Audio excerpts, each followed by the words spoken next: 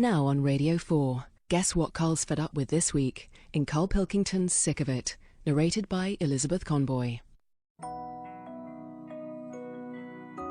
Karl Pilkington is sick of people telling him he should be on Twitter. In years to come we'll look back on it and go, what was all that about? They're sort of obsessed, aren't they, about having mates, all this online stuff, the Twitter stuff. That's not mates. They're not mates. Some people think that's what they do. They go, "Oh, yeah, mates." some people got imaginary friends as well. Some people sit in an attic and cover their head in tinfoil and think they're talking to God and aliens, but they're not. I wasn't really looking at them. So Karl has decided to put Twitter to the test. Yeah. Who are you looking for? By the power of tweets, he's going to see if he can become proper friends with the site's best-known user, Stephen Fry. Stephen Fry. The reason I'd like Stephen Fry as a mate is because he's brainy, and I haven't got a brainy mate. But can Karl really become friends with Stephen through Twitter?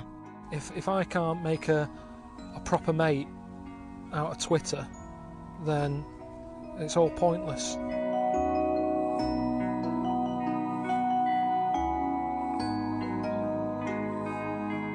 Going right back, Snow White only had 7 mates. She never went off, did she? She never went off from them dwarfs she knocked about with. There was never a new member. But 7 mates, she had it all done. 7 was enough for her. She had a happy one and a grumpy one and a sleepy one or whatever. I don't know what they all did. I can't remember. But she had it covered in 7. Now that says a lot, doesn't it? That she had all the different sorts of characteristics done in 7 dwarfs. So that's all I think we need, really. 7 different mates. One for moaning, you know, sometimes it's nice to have a mate who moans because it makes you feel better. That's when she would have seen grumpy. One when she's not in the mood for a lot of chat, knock about with sleepy. I think there's something in that. So you don't need more than 7 mates. So this is where I need to find Stephen Fry, innit? Along with Ricky Gervais and Steve Merchant, Karl is the star of the world's best-selling podcast. But despite his success on the internet, he has never joined a social networking site like Facebook or Twitter. To track down Stephen Fry, he'll have to.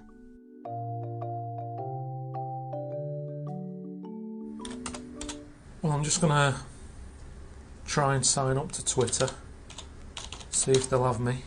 I don't know if there's any sort of, you know, questionnaire, if it's like joining the army, or if they'll just have, you know, if they'll have anyone.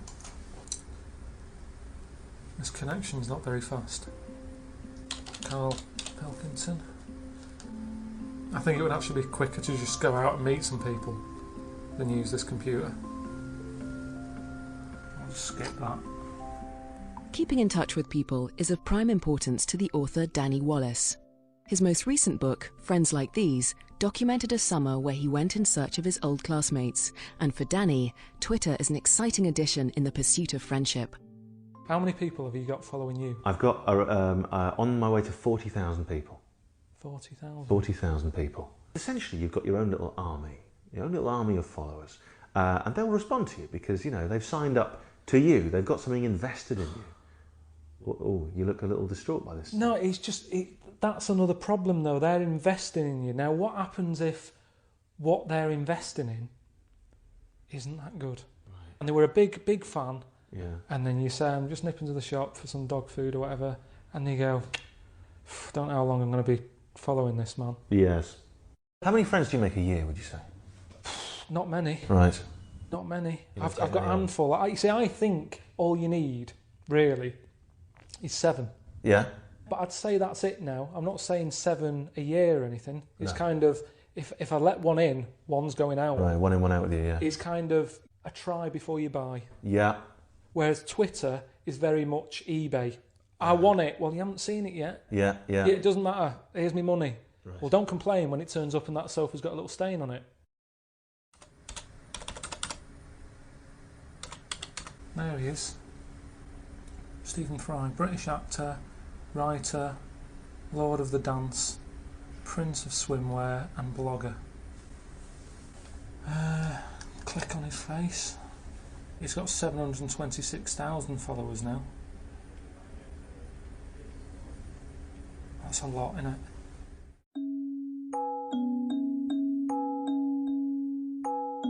You know, I don't think you can have 1,000 friends. I certainly don't think you can have 1,000 acquaintances. I don't think, you know, sending tweets to each other count as friendship. Amongst Karl's friends is the star of hit TV show The Office, Ricky Gervais. I think friends are up there with the most precious things anyone can ever have in life. What? There's no replacement. Well, you see, they used to say a dog is man's best friend. Yeah. And I'd probably agree with that when I was younger. But since they've brought in this law that you've now got to pick up its shit, I've gone off them.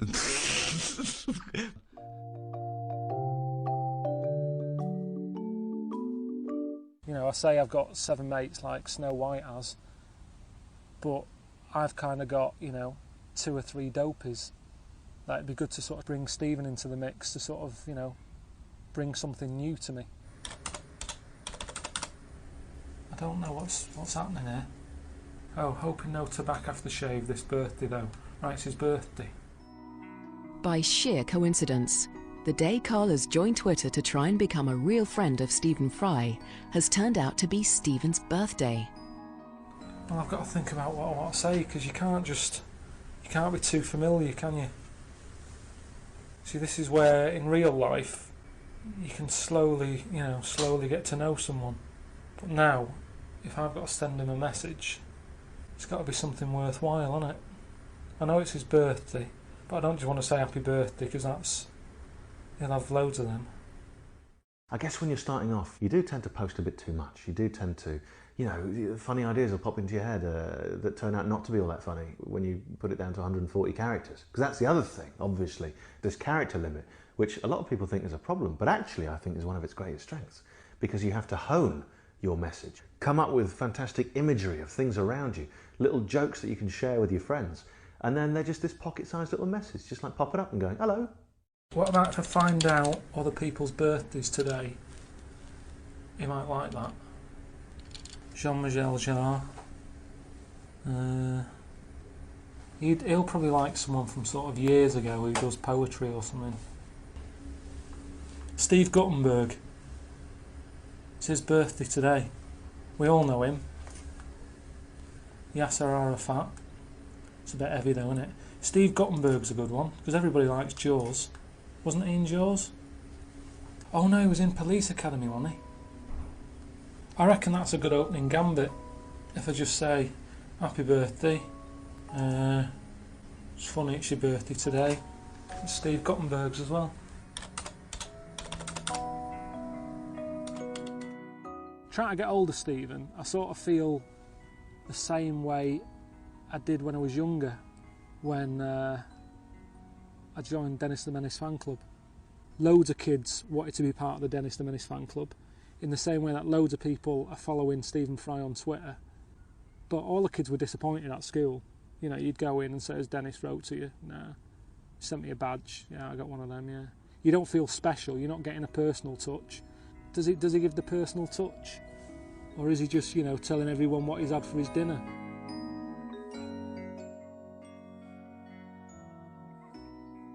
In an effort to understand more about what makes a good tweet, Karl goes to visit the author David Baddiel. I got interviewed by John Humphreys on Today about Twitter, and he doesn't like Twitter.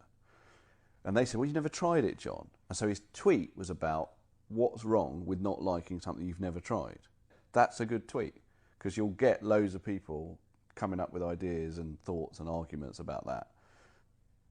I wouldn't skydive. Well, I've never skydived, and I've never done it, and I wouldn't do it because I just have a sense that I'll be too frightened.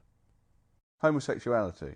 Go on. Well, I know I'm not gay, even though I've never tried it. Now, you could argue, well, if you tried it, you would find out, but I am... I reckon you'd probably find it all right. Do you think? It's like all that weird stuff that people get up to, you know, like having it away with a dead body or whatever. Yeah. Now, I never think about that, but I imagine that if you think about it a lot, you can convince yourself to do it, and then you'll go, actually, it's all right. Like olives. I never used to like olives, and then you try a couple and you go, What was I worried about? Karl also seems to be developing more of a taste for Twitter. I'll sign in again, just to see if Stephen has got back to me. So I sent the message saying Steve Guttenberg has a birthday on that day. Then he's going on about, I'm in a Greek restaurant in Midtown Manhattan. Very scrummy. See, what I don't get is, I mean, all this, it's clear now that he's not in his house. He could get his house robbed, because everyone knows he's in New York. I wouldn't tell anyone anything. He said, I'm not doing this. They don't need to know. So basically then, he hasn't got back to me. These are just all group messages. Having so far failed to make friends with Stephen Fry, Karl decides to find out who else he might be able to chum up with on Twitter. There's a lot of people on there that you'd expect, but then one that I sort of came across and I thought, what's he doing on there? What's he doing on Twitter? Alan Bennett on Twitter. I mean, he must be what? He must be in his 70s. Surely he's got enough friends, you know, true friends that he's known along the years. He doesn't need any new ones. I didn't think, you know, he'd have time in his life for, you know, talking to numbnuts all over the place. If you went to a load of train spotters and said, there are no more trains, but you can still meet up here every Tuesday and chat, they'd be happy with that. Because really, they're finding each other. It's all about sort of companionship or knowing you're part of the world. Ricky Gervais is responding to Karl's suggestion that life will be better with no friends at all. You're in a hut in the Outer Hebrides. I don't know, how is that being alive, really? If there's absolutely no interaction between you and the rest of the world, and I mean on a personal level, I mean with another human being. Yeah, but you're making it... I'm not talking about living on a hill and being able to walk about in just my underpants because no one's ever going to see me. Yeah. I'm talking about... Why have your underpants on? Well, there could be something. I'm just saying, someone could pass and go, hello, and then the first thing they see is me walking around with my tackle out. I just don't think it's... But who are they there's no gonna tell? problem wearing underpants. They're comfy pants. The ones I get are very, you know, they're never a problem. You're not a fan of nudists, are you? I don't they like meet it. up. They make friends. Are the nudists? They go along and they go, look, we're all in the same boat here. None of us like clothes. Well, they say that, but then they're wearing a hat, or they've got a rucksack on, or flip-flops. Yeah, exactly. It's just the pants they don't like. That's the only bit. They're not nudists, they're pant haters. They're quite happy, they've got a beard. That's like wearing clothes to me. That's a balaclava. Have a shave. And down there. I'd rather have no mates than a bloke who goes, I've seen an Intercity 128 today. Not interested. Leave me alone. And maybe I'll look back on this little venture, you know. I'll look back in years to come and think, why did I want Stephen as a mate? What was I thinking? Just in the same way in King Kong, where that woman, you know, knocks about with the ape and the ape thinks he's going to get off with a woman. It's like, it's never going to happen. Forget it. Maybe that's what it's like with Stephen. I don't know which one's the ape. Basically, the you know, long and short of it is, he still hasn't got back to me. And we're on day 3 now. Danny Wallace is keen to help Karl become friends with Stephen Fry through Twitter. But what are you going to do about Stephen Fry then? I mean, so He's not even acknowledging me. I think to get his attention, what perhaps you should do is say something funny, or come up with something interesting that's like a gift to him. Well, I told him the other day, it was his birthday the other day, I said, you share it with Steve Guttenberg. Okay. Nothing. Right. Okay. Nothing back. Or you know, you sort of along those lines maybe, but maybe less Gutenberg based.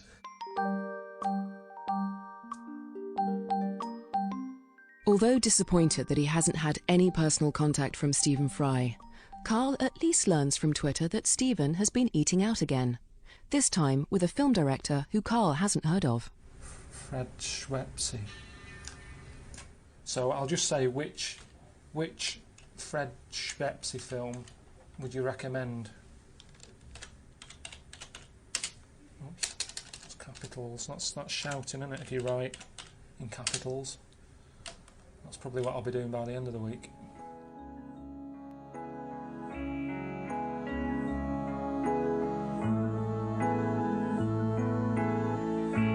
Well, I sort of chased the Alan Bennett thing because I thought, you know, if I was to do Twitter, I'd be quite good having Alan Bennett as a mate, wouldn't it? Because he seems a bit like me. I can imagine him not having that many mates, you know. I sort of look at myself as almost like a slug, bit of a loner. You know, you always see a slug on its own.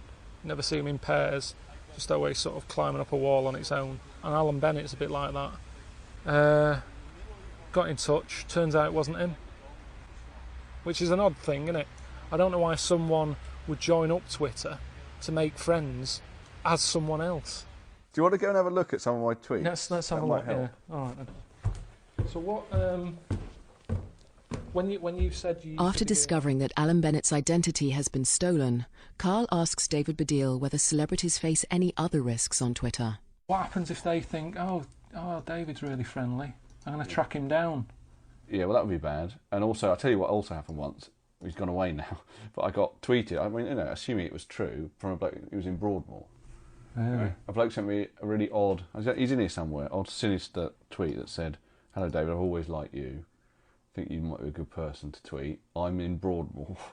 And then his next tweet said, "Guess who's sitting next to me? Go on, you'll never guess." And I didn't say anything, but I thought, well, he's a Yorkshire Ripper, isn't it? It's got to be. Yeah, that's who's in Broadmoor. Or Dennis Nielsen, I think, might be there too. That's an odd one to sort of say you'd never guess. It's kind of... Yeah, it is odd. But I suppose if you're in Broadmoor, that's the way of, like, you know... But then again, you see, a part of me would be quite interested to hear from someone who's got a totally different life to me. Right. Karl, apart from Suzanne, your girlfriend, have you got a better mate than me in the world? Well, I've got like my mate from school, the one mate I keep in touch with, and I use him as like almost like a memory stick.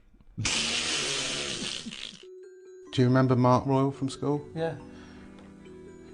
This is what he looks like now. That isn't Mark Royal. Laurie Peters is the only friend Karl is still in contact with from school. So everyone's going to see that who haven't seen him for a while and think that's him. And has Mark Royal said anything to you about that? Has he seen that? Yeah, he's not that happy about it.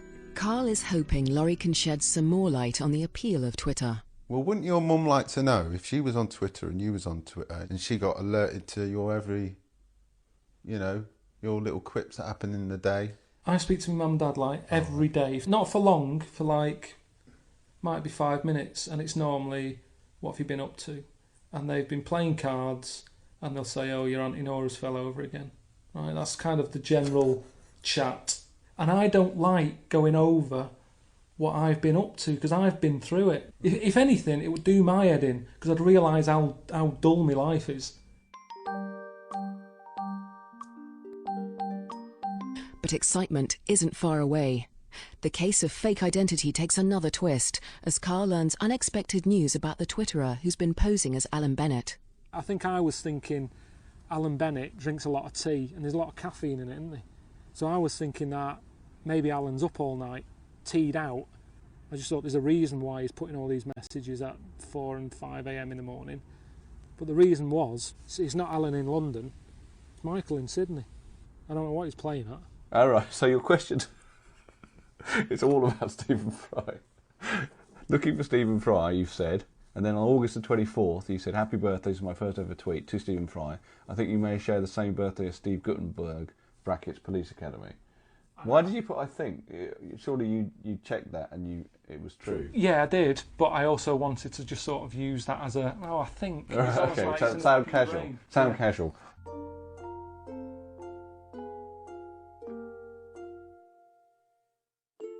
It's over a week now since Karl set out to test Twitter by seeing if he could become real friends with Stephen Fry. But he hasn't received as much as a hello. I keep being nice to him, but eventually I will get annoyed. However, Karl has managed to track down the Australian Alan Bennett impersonator. I signed on as myself, and then I thought, well, I haven't got anything to say, and I just thought it would be really funny if somebody like Alan Bennett was doing Twitter, because he's got so much to say, and I thought most of the people on Twitter don't have anything to say at all. Do they think you are Alan. I think quite a few have been sceptical and saying, well, if you are the real Alan, well, hello, it's nice to hear from you. But there's already been a few people saying, I can't believe Alan Bennett is on Twitter doing tweets every day. Yeah. So, I think they're kind of sceptical too. So what do you sort of, get out of it? Being from Yorkshire originally, I like it almost as a way of keeping in touch with my roots. And I did something about talking about mashing the tea, because I occasionally hear these phrases which you don't hear anymore in common speech. And I just heard somebody say, oh, the tea's mashed. And I thought that's something people don't say these days. He was a bit upset about it. Can you understand why he'd feel that way, or? I could understand that, yeah. I'm sorry if he is upset. I think it's such a low-key thing that just a few hundred people have been following me. I don't want to upset Alan because I'm a big fan of his. Maybe I'll stop.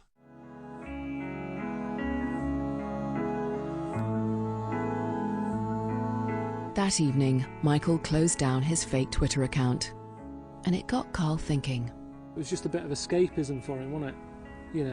He's probably fed up of being Michael in the same way that I have days when I get sick of being Karl, and I think, what would it, be like to be someone else? Because that's how I used to use CB. When I was younger, I had the CB radio. Yeah, 19, anyone out there out of trash, you got a copy?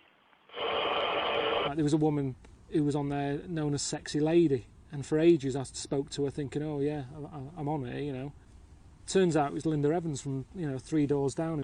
Yeah, she old Red Devil, eh? Believe me, she was far from, a sexy lady. I mean, there was a few giveaways. Now and again you could hear her eating when she was talking to me, but, for quite a while I was quite happy with myself, thinking, oh, I'm keeping a sexy lady interested. Try and catch you later on, gone, bye.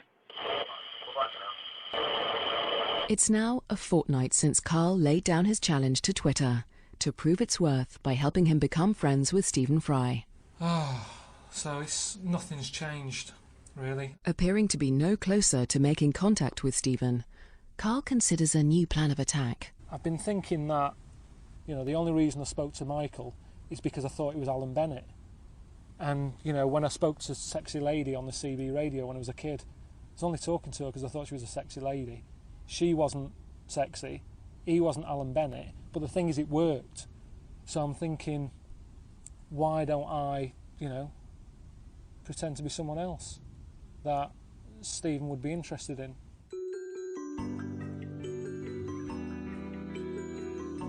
I'm thinking of being someone else. Who are you going to be? Well, who would Stephen, who's Stephen a fan of, who he wouldn't actually know, so he couldn't text them and say, "This is you." Yeah. You want to be careful, because if you said, "Hi, I'm Tom Hanks," what he'd do is he'd check your page and he'd find out you had 1 follower or 2 followers. He'd think, that can't be Tom Hanks. Well, but if I just go, "Hey Stephen, I'm new round here," he'd sort of say that thing. I've just joined. Yeah. You've convinced me to do it. I'll be honest, Karl, I think he'll see through it. But that's why I think you might go for a writer, you see, because writers, someone like Martin Amis, he'll be respected by Stephen Fry, but he might not have that many people following him on Twitter, because he's not like a film star. All right. But then Stephen might respond to him. Have a look. Just check if he's there.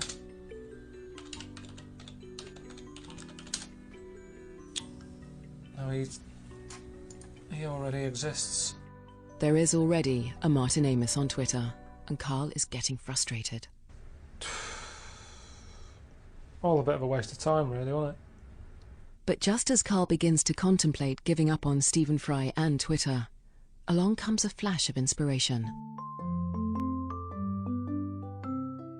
Got it. Got a great idea. Someone who I know that he likes. I've heard him talk about him on the telly. I know he hasn't got a Twitter account. Alan Bennett, innit? Alan Bennett. I could just say something like, "Alright Stephen, it's Alan here. Are you into mashing tea?" Something like that. That'll probably get his attention. All that's left for Karl now is a nervous wait and a chance to reflect. Maybe it's my fault, really, when I think about it, that I don't have that many mates, because it's like I can't sort of put up with people. Even when I was younger, you know, I didn't have mates round and that, just because my dad worked nights, and you know, so it was like you can't bring people round because you wake your dad up. So I ended up just staying in and watching, you know, telly with subtitles on it, or playing Operation with the batteries taken out, which, you know, I mean, I was quite good at it, but not the same, is it?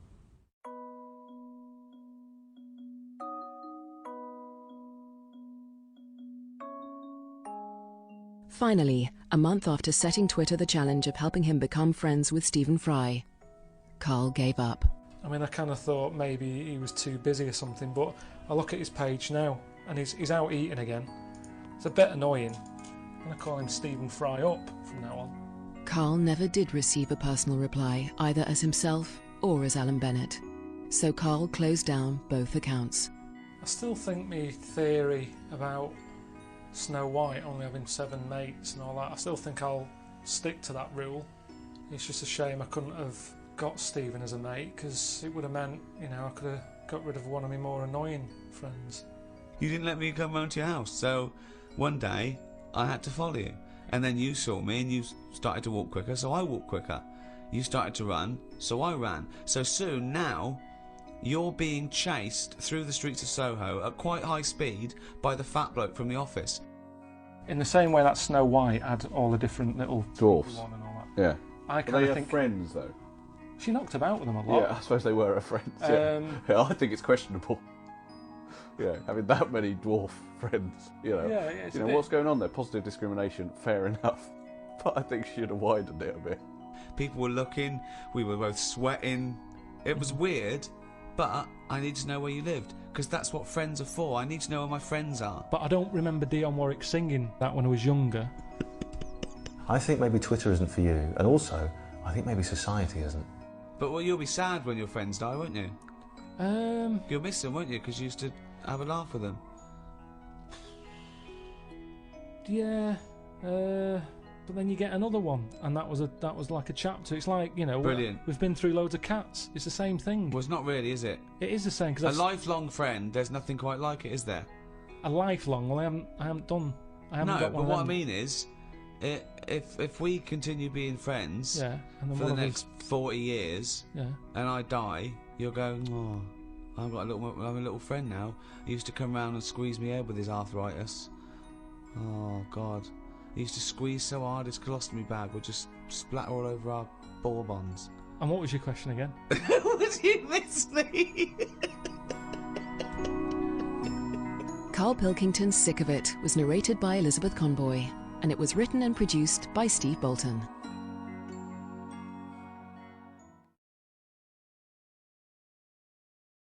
Okay, now just moving quickly on, just the last item on Karl's re-education this week. Rasputin, you read a little book about Rasputin? What did you know about Rasputin before you read the book, Karl? Can I just tell you, when I handed him this book, it was my house, I said, right, he went, is he the one that lived under the bridge? And I went, what do you mean? He went, the fella lived under the bridge, and he went, and you had to pass him with a, and Jane went, you're thinking of Rapunzel. And he went, yeah, and I went, well, that's not Rapunzel either. Rapunzel's, you had to say, isn't that, you know, you had to guess his The person who lived under the bridge was a troll in the Three Little Brick Rough. I'm a troll, foldy well. So, to answer your question, Steve, that's what he knew about Rasputin. Okay? So have you read this whole book? Can I just have a look at it, Rick? This whole book, it's about the size of a beer mat. Yeah, I'm just thinking it. But did you read the whole thing? No. You didn't Well, manage you to read didn't the whole even thing? do that. Well, again, some of the names in there are so long and foreign sounding that I just thought, I can't remember all these. So I just got to the meat of the story. Go on, Okay, what what is did it you then? learn about Rasputin? Right. He was a monk, Yep. and Mad? he. Was he a madman? Hang on a minute. Don't confuse mess it him. up. Sorry, Right. go on. God. You see, this is what happened in the exams. Right. He was. Oh, don't do that when I'm drinking, Karl, please, mate. He loved his women. That's how the story started off. He had really nice. Story started off. Yeah. He had really nice eyes, and that's what everyone fell for, especially the women. Yeah. Anyway, the people back then thought he had special powers because he could hypnotise people or something. Oh yeah. And it was about a little lad who had some sort of blood clot on his leg. and he said, just calm down, and you'll be all right. And people thought he had special powers, but what he was doing, he was saying calm down, and he relaxed, and it stopped the blood flowing sort of as fast, and that's how he got better. But anyway, that's the only bit of special work that he did. And then he kept going on, and he was going in brothels and all that. And the people in the town thought, this isn't right, he shouldn't be going about doing this. And Where did he live? Russia. Right. Is that right? Yep. What sort of era? I thought you'd might know. No, about 1800. Okay. Oh, right. Okay. And then... Do you want to check that, Steve? You got the book? People Well, I got know sick for a of fact that's him. not right. People got sick of him, and they said, "Oh, we'll have to get rid of him." So they tried to. He loved cakes as well as women. Okay. So they said, "Let's poison a cake," and they poisoned a load of Easier than cakes. poisoning a woman, wouldn't it? And he ate these cakes, and it just didn't kill him. And they were like, "God, what's going on?" And they kept giving him more and more cakes, and He was suspicious. and that didn't work. So the fella said, "That's it. I'm going to shoot him." So. Well, I imagine it was the end of his tether. So- I mean, he was back and forth to Mr. Kipling's. He go on. shot him once, and that didn't work, and the fella thought, oh my god, and he started running away, and Rasputin's running after him, and he shoots him like another, I think he took 4 Face bullets. full of Battenberg. Four bullets. Who's It going to took, swear then? 4 bullets it took to kill him, and then this fella who was after him chucked him in an icy lake, and that was the end of him. But I don't understand, sort of, What don't you understand, Carl? well, the fact that, you know, he's a bit of a name in history, and I don't understand why, because it just sounds a bit like my brother. Does he love women and cakes? And do you think that'll be his downfall? Right, I want you to study it. Right, if you want to do, that's the first introduction. Right, if you want to do some extracurricular, What would that get me? There's a song by Boney M that lays it out. Suzanne told me about that, saying about Russia's greatest love machine. Yeah. But it didn't say anything about cakes. No, I think if you get the 12-inch mix, no, but they say according to Boney M, and I don't know who's correct, the bloke who wrote that or M. They put some poison into his wine. Now I don't know if M have done their research or whether they did shoot him until he was dead. According to them, he was the greatest love machine in Russia. I don't think it says that in the book, but M might know more than that fella. So what's your final verdict on Rasputin? Just a normal bloke who didn't have that much luck, really.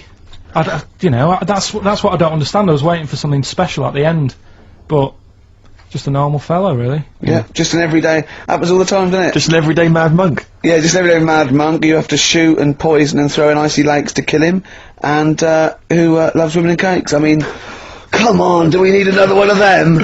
Boring. So what would you say about him then? How would you sum him up? I think you've done it. I think you've done it. There you go. So next week, Che Guevara, you going to read the book? I don't know. Come on. Next week, Che Guevara. Take it home. There he is. Give it here then. Nice one. Good luck. Cheers. You can't have your critics. Do you know what I mean? You've got to have your critics. Of course you have. If everybody liked what you did, then you're not doing the right thing. But think how angry she must have been to have bothered writing this letter to the Sunday Times. Well, that's good. I mean, though. you It's made me really do must something. have- It's all about getting people thinking. That's what I always say to you. As long as I'm getting people thinking about what I've said, she remembered what I said. Yeah. I'll tell you now, right? This, if I don't know if Wendy's, listen to this, but Almost certainly not. But listen, right? I was saying about the museums, right, and how they're big and everything, and they've Brilliant. got dinosaurs all over the shop. I read that in that museum, they've got something like 7 million bits of stuff in there, right? Now, when I spend 2 hours in somewhere, just show me the good stuff. Don't be saying we've got 7 million bits, because there was a fella who opened it. Right, I did a bit of research on the museum. What museum was it? It was the London one. Oh, the London one, yeah. So he's in there and he's collecting all this, bits of stuff. What stuff? Just whatever's knocking about at that time. okay. It seemed like You he have never, researched it. he never chucked anything away. He's like, I won't put it in the bin, pop it on a shelf. Okay, So yeah. he's put everything on a shelf in right, this yeah. museum. Then as time I went think you're on, going into too much detail, but just give us the gist of it. No, but all I'm saying is, he keeps everything, and if you keep everything, sometimes it'll be good stuff, right? And a lot of the stuff was going missing. the good stuff. But people who set these museums up are just as crafty. What? The fella who found Tutankhamun, he was pocketing all sorts of fingers and stuff in his pockets on the way out. That had rings on them and stuff. So all I'm saying is, why is she having a go? But She's hang on, learned wait, something. look, but we just gave you the chance then to defend yourself, and you just confirmed Wendy's point 1,000 times over. What was all this waffle about people nicking stuff? What's that got to do with anything? Because she's having a go at me. I didn't nick But she's anything. having a go at you for talking nonsense that's of no consequence, which is what you just did What then. sort of nonsense? But what was your point? Well, all right, then we'll watch Wendy's little programme when that goes out. Let's see what she's got to talk about.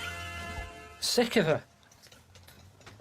This is why Wendy's having a go, though, because you're not being open-minded. You're not thinking about... But we're being open-minded to good ideas, to sensible thought, to intellectual considerations. We're not being open-minded to this utter drivel.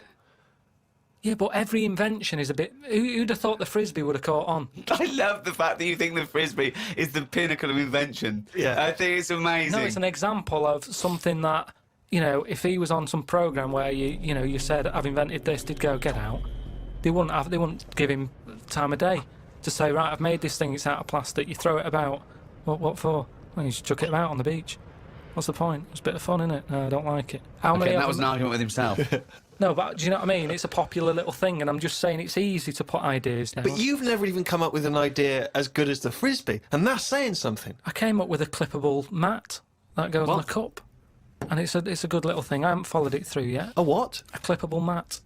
What's a clippable mat? What does that Clippable involve? mat that you stick on a cup, so you can put your cup down on a table without having to go, oh, where's that mat? It's clipped to the cup all the time, and you put the cup down wherever you want because it's got a mat on it. I think I've seen that. But why does it have No, to you be haven't. clipped to No, I it? think Why I couldn't it have. just be built into the cup? Because So it clips onto, you've got to have special cups. It doesn't Yeah. clip onto every cup. no, but just the same way that every sauce is different. You don't say, oh, I'm sick of this sauce, it doesn't fit a mug. You use the sauce of that. I mean, I don't use sauces. Just don't buy that sort But of isn't a furniture. saucer what you're talking about? Kind of, yeah, but it's clippable. See, Karl, when he disses all these great inventions and design, when he says you don't need them, it's just faffing, what he means is he's a little bit annoyed that no one's picked up on his ideas, like the clippable mat for the mug, or, I don't know, what's the one about the tie? The tie that had a pocket. Loads of pockets. But I didn't come up with that. That's something I saw somewhere. It never caught on. I've never seen anyone wearing one yet. It's such a good... It's not a good idea. It's It like is a having good a idea. carrier bag round your neck.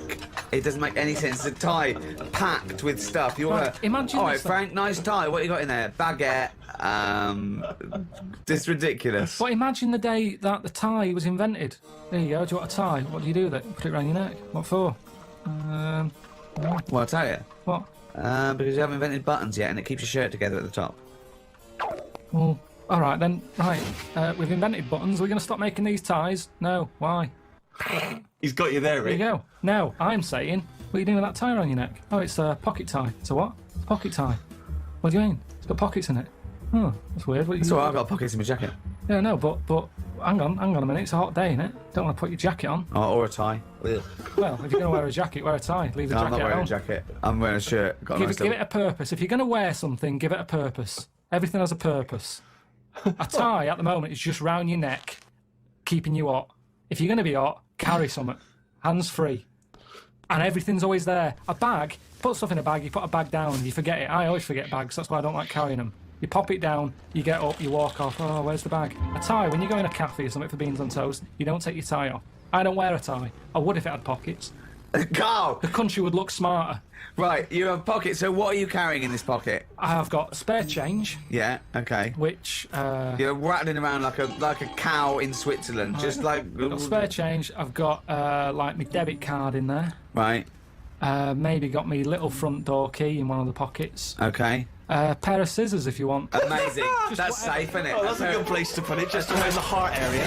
Yeah, and then near the throat. It's facing upwards. Brilliant. Karl, think what you're saying.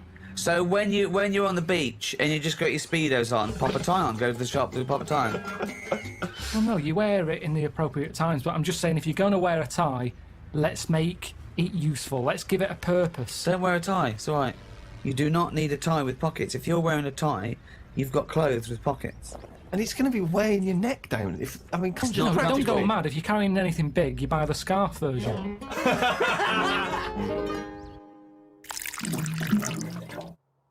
Karl said the most exciting words. He said, "I've had another film idea." Wow. Does it star Clive Warren? Sell it to me like I'm a Hollywood executive. Sell me the film. So what I was thinking is, I'm picturing probably. It doesn't matter. It's not as fixed. It doesn't have to be this person. But I'm thinking Tom Cruise. Okay, Cruisey. Yeah. Excellent. And the way it works is. Do you know Tom, by the way, or have you got an in there, or No. no? Okay, but you just no. I think it's a sort of film that would appeal to Tom. he'd sort of be into. I think it would excite him. Okay. Great. Okay. Great.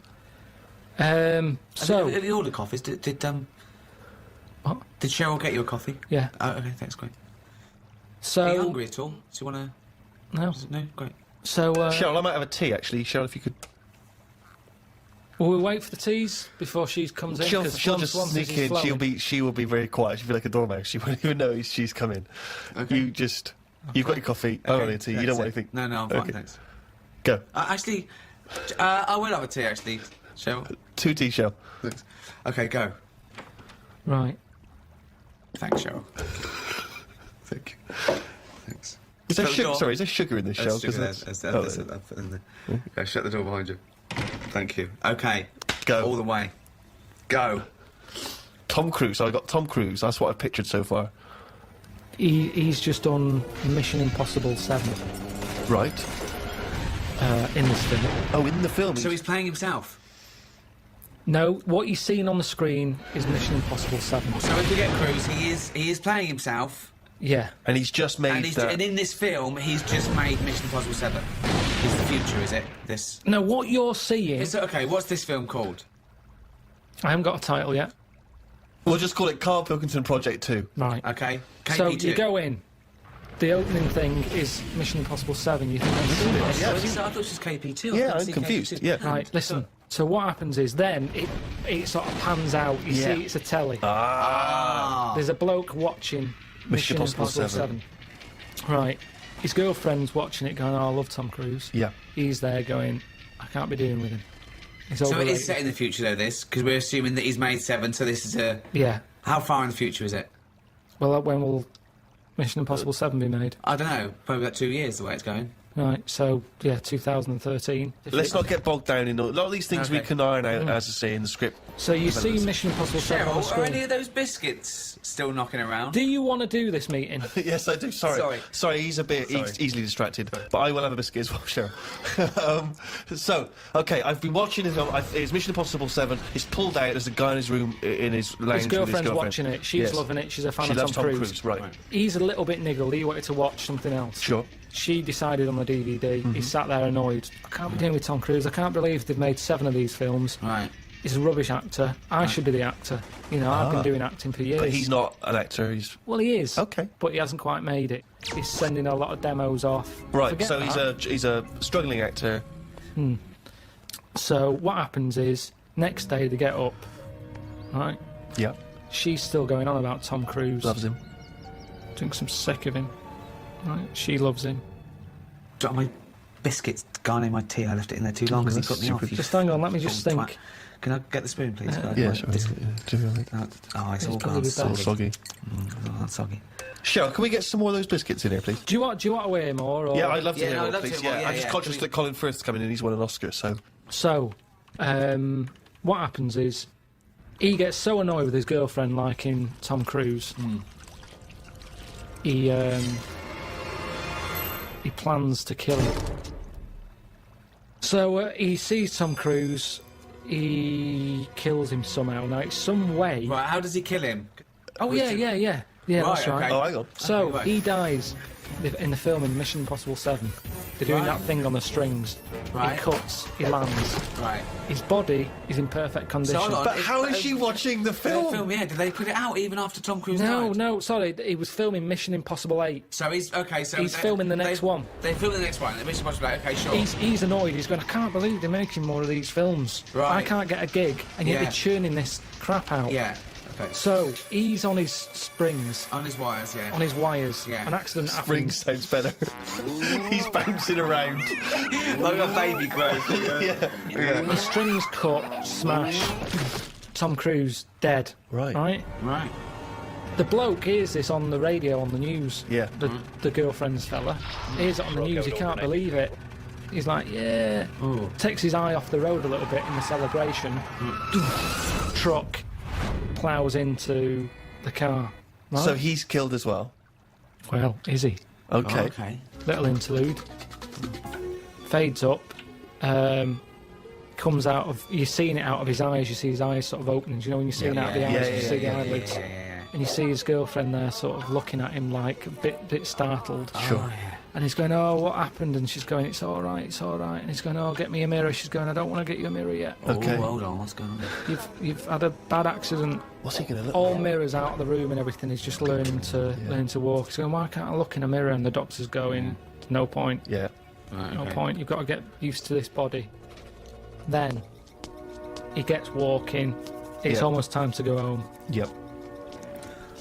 His girlfriend comes in. Yep. It's her job to tell him the news. Oh the my God, shocking what news. is the news?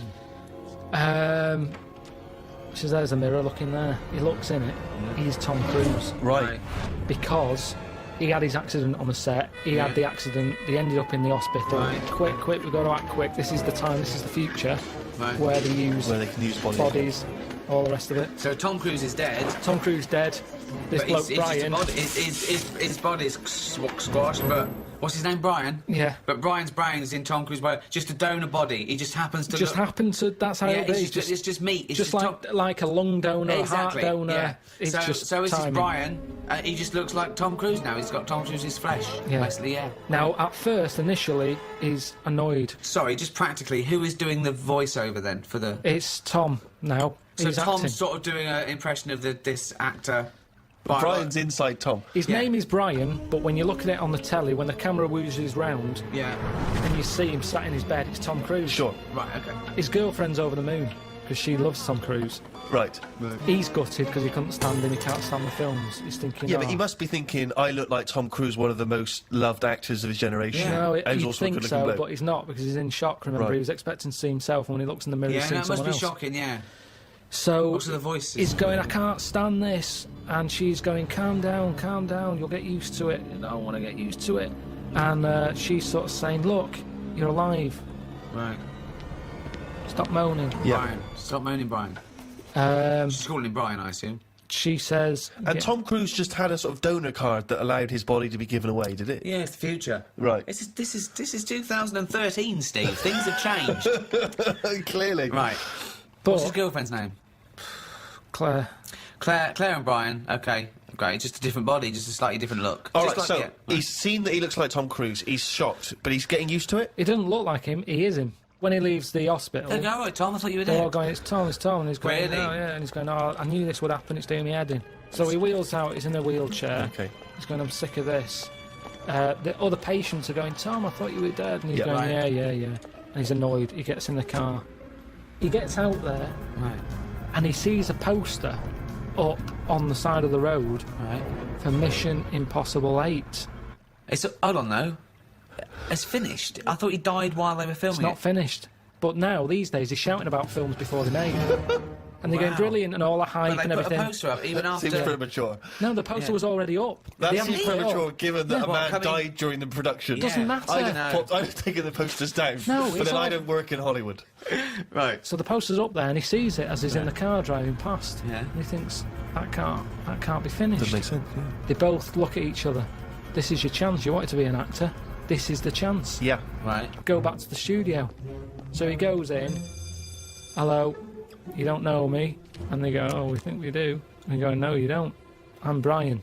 Tom Right. died on your film set Well, they must presumed. know that. They must know that Tom Cruise is dead.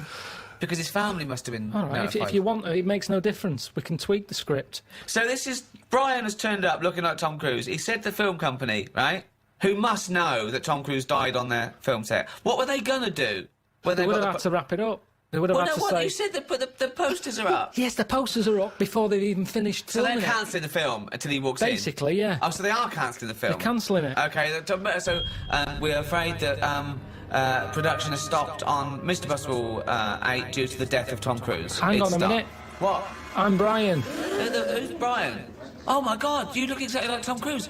Oh, have they done that thing where they put Brian's brain in Tom Cruise's body? Yeah. Ah, but it's not Tom Cruise. You can't act like him. I'm an actor. Yeah, but he was good because he was like one of the best actors. He's not that good. I never rated him. Yeah, but a lot of people did. And Yeah, a lot of people didn't. So let me bring in a new audience for you here. I can bring a bit to this. Right. So this, of course, gives it a boost because... the flagging franchise has been rejuvenated. The press, the news that's out there. Yeah. Tom Cruise in his new film. Well, it's not Tom Cruise. They can't say that. Well, it is, though. When you look at it and you go, oh, it's Tom Cruise. Well, no, you got to say a bloke that looks like Tom Cruise. The body of Tom Cruise. Yeah. The acting of this killed Brian. In a new movie. Mission Impossible 8, starring bones and skin and stuff of Tom Cruise with Brian's brain. I forget Do it. you like Tom Cruise's face, but not his acting? And you'll enjoy Mission Impossible 8. Can't be bothered. Oh, Mission Impossible 8. From the people who bought you the first 7, and the hair of the bloke who was in the first 7, but with Brian doing all the lines. It's Brian. It's some guy I've never heard of. On the 7th sequel. No, wait, sorry, I really want to hear the ending of this movie. Please let me ask questions. You had your chance to ask him questions. Right. So where are we? In a sort of 90-minute running time of a movie, where are we now in the film? Are we about two-thirds of the way through? We're close to the end. Okay, so Mission Impossible 8 has been made. So what's the end of our movie? Not of Mission Impossible 8, but the movie you're making. What's the ending there? Do we ever get to see him in Mission Impossible 8? Yeah, but I think what happens is he becomes the person who he never liked. Right. And it's I just want to get across the moral that who are we? Are we the people in our body or the people we look like? What's important in life? Is it the way you look or the way you think? And he changes because he looks like Tom Cruise. He becomes the man he never liked. Oh, and what's his girlfriend think of this? Who's? Brian's. She's loving it, isn't she? Because she always liked Tom Cruise. She's over What did the moon. Brian look like? Who would play him in this film? Probably. What's his name? The bloke who was in Cheers, probably. Ted Danson. Ted Danson. So Ted Danson is Brian. So Claire, right? This is so confusing because Ted Danson's supposed to be someone that we've never heard of, even though he's Ted Danson, and Tom Cruise is playing himself, the famous actor Tom Cruise, who is now inhabited by Ted Danson, who's not Ted Danson. Ted Danson. Ted Danson as Brian. Ted Danson as Brian, as Tom Cruise, as Ethan Hunt in Mission Impossible 8. Wow. Who's played Claire? I'm up for you. You know, that's why I've come to you. I thought There's you'd an know. obvious suggestion. Rebecca De Mornay. Okay. Yeah. She is so hot after the love of a brain or whatever it was called.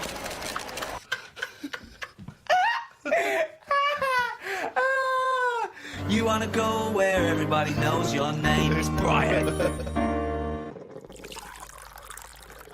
Red Nose Day, Comic Relief, has come round again. Yeah, Red Nose Day is obviously the very specific date in the calendar for the whole generic term Comic Relief, I think. It's normally when the telecast happens. Yeah. People know that that's the day when they can dress up, do charitable acts. But of course, Comic Relief is a charity that's working all the time for disenfranchised all over the world. Have you always been a strong champion of Comic Relief, Karl? Not really. Why was I expecting that answer? But I do loads of stuff without going on about it. My gift to the world has been you, Karl. to be quite honest. I feel that you're the world's I'm now. sure there's people in Africa going, we prefer blankets. Yeah. Doing a wills charity, isn't it? Is it? Sort of. I mean, No, it is. if you make a donation to a charity within the will, I suppose that's quite charitable. But Do you just mean- giving money to your relatives isn't, is it? Of course it is. Well, They it shouldn't is, have it's- it. They're They getting shouldn't- something for nothing, but it's... I mean, I don't know. It's giving something away that you have no use for. Exactly. Yeah, mean, but forget that. It's someone is getting something when Yeah. they've done nothing for it, really. Well, it is. I suppose it is charity, but charity is usually infused with some sort of altruism. It's like it's not charity on your part because you're literally not around anymore. So it's no longer you giving it. It's just some Yeah, but money I could that either there give was. it them or not give it them. Once I'm dead and I've turned to mush, I shouldn't be worrying about Suzanne's mum getting a table. Is that but what you you're know- leaving her? Well, I've called up my dad first. Why are you and said- doing a will for the show? Because of this travel thing that I'm Right, yeah. doing, and it can get dangerous, you know. But why haven't you done a will up to now? Because you sort of, I don't know, I felt sort of young and free. Whereas now I'm... That's never two words I've associated with Karl. He's always seemed like a man who's in his late 50s. Yeah, and exactly, I've certainly yeah. never the idea that you're free. Even if we're just talking about the head alone, it's the head of a late 50-year-old. Free of hair? Yeah, totally free of fucking hair. I'm sort of getting on first name terms with my doctor. Oh, really? Chatting more. Oh, what is it this time? How's your middle finger? You Not know. too bad, Karl. All that sort of thing. So it's just made me think. Have you had that done for the will, by the way, for insurance I think and you stuff? need to, don't you, for a will? I think you do. There's nothing on the prostate paper. exam? No. No, listen, for insurance purposes, I think you need to have a testicular exam for testicular cancer. You're just leaving the high risk for testicular cancer, actually, and you're entering the high risk for prostate cancer. And you can have both at the same time. You could have both the at the same examination time, at the same time. if he's a very dexterous doctor. I wouldn't want that. Why? Too much like... It's just too Too much playful. going on. It's like someone juggling you. Yeah, it's like being examined by Squiddly Diddly. And so you said you called up your dad. Called him up. I said, "Is there anything you want if I die?" Right. And presumably, you know, Suzanne, she's getting the lion's share. She is. But then the fella who was on the end of the phone talking us through it all was going, "Oh, you should get married." I was going, "Oh, shut up." He's saying, "Well, it make things a lot easier when it comes to this." And it's like, well, that isn't a reason to get married, is it? Well, so she can have all my stuff. I said, I've wrote on a bit of paper that she can have it. But it's something about tax. If you're not married, you have to hand over more. I think you get so much, and then it's like ridiculous tax rate. yeah. But she's going, that's why we should get married. I'm going to be paying tax. Going, hang on a minute. She's already like thinking about money loss instead of me disappearing. Yeah. She's going, yeah, we should. I'm saying, look, you'll be getting a load of money. I said, if I die on this programme anyway, I'm insured. You'll be Yeah. getting about £1 million for that. Yeah, I said, so that's something you haven't got now. yeah, Got nowhere near that now. I said, so even if you have to pay tax on that, yeah. I don't think it'd be right to get married just in case I get killed. Have your two sets of parents met? No. That'd be good, would it? Well, I suppose it's the reason to, isn't it? At least if you're getting married, there's a reason for them to meet. At the moment, there's no reason for them to meet. They'd get on each other's nerves. My dad wouldn't get on with a man. Why? Just wouldn't. She doesn't like me, so she won't like me dad. Because he's just an exaggerated version. So, I think it doesn't need to happen. But you could just nip down the registry office, get it done and dusted, and you just phone up your folks and say, it's already happened. I it's too said late." that. I said, listen, if we had to do it, I said, if it was like we've got to do it for some reason, I said, I'd do that. We can have it done by 2, you can be back in work for 3. Because at the end of the day, there's no, you know, we've known each other for years. Yeah. We're not going to suddenly turn into some sort of Tom Hanks, Meg Ryan film just because we've got married. Yeah. It's going to be the same, exactly the same. Yeah. Me and Jane were out with them and Suzanne the other night, right, at dinner, and honestly, he is so grumpy. He was saying about for Christmas, right? He said, "You've had a flaw." You've had a flaw. Now, what did that mean? We had a new floor put in. But how is that her floor? Because she wanted it. But you walk on it too. I paid for it. I don't understand what But you don't mean. you understand that, like, you know, a romantic break or clothes or perfumes, you know, sort of things that are kind of indulgent for a lady, that's a gift. not a new floor. That is like something that you give to some little African fella on Comic Relief. In fact, I think I saw it once. He didn't have a floor. Exactly. They built him the floor. I remember watching it with you, and they gave him a new pair of shoes and the floor. He went, hold on, floor or shoes, not both. So you think charity is all right as long as people don't get above their station with charity? I think it should be there as a little booster. Right. They've always got their hand out. Right. And it's been like that since I was a kid. Yeah. I remember being a kid, people knocking on the door, my mum going, don't look at the door, there's someone there. And we'd just pretend they weren't Charity there. starts at home, not at your home. No, but because it's all the time. I mean, my mum didn't like answering the door anyway, even if it was the pools man, she'd sort of say, don't move, and he might not see that we're here. So you just froze where a man was at the door. Well, you just, because the front room was near the door, so people Right. could see in. Right. So you just sort of stayed there and pretend that either you Well, so can't like hear some sort of predator, like they can't see if you don't move. Well, even if he was peering in through the window and he could see you in there not moving. So he looked through and there was 3 people just frozen, right, like statues, right, just their eyes looking at him, Yeah. and him confused. Well, not- they're clearly dead. I'll move on. There's obviously been a gas leak. And did you say sitting or stand up, or did you sort of like throw yourself No, to we the just, floor? we just sat on the, you know, where you were, and you just stayed still. But did he ever look in and see? I don't know, because you didn't turn around, did you? So you would pretend you couldn't hear the door? It seemed to be the 80s, had a lot of it, because it was all the Avon thing, wasn't it? It was perfume, Yeah. Tupperware. What? Tupperware. Tupperware. Yeah, the plastic boxes. It's dishes for fat people. Here we go. Oh, these are big. God, they are. They're for fat fuckers like you to eat out of. Just a lot of charity stuff. Just a lot. It seemed to be the time, the 80s, that they suddenly found out they can sort of scav money off people. Okay, right. Let's do the scenario. I'm at the door. I can see you in there. You might as well come open the door. Karl, why are you staying so still? Are you trying to avoid me? It's working. Karl, your eyes are moving. Can you come to the door, please?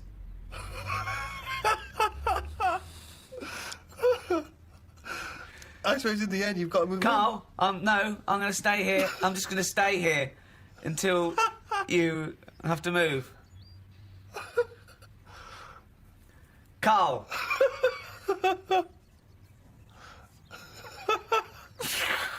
Okay, and I'll move on then. Right. It works.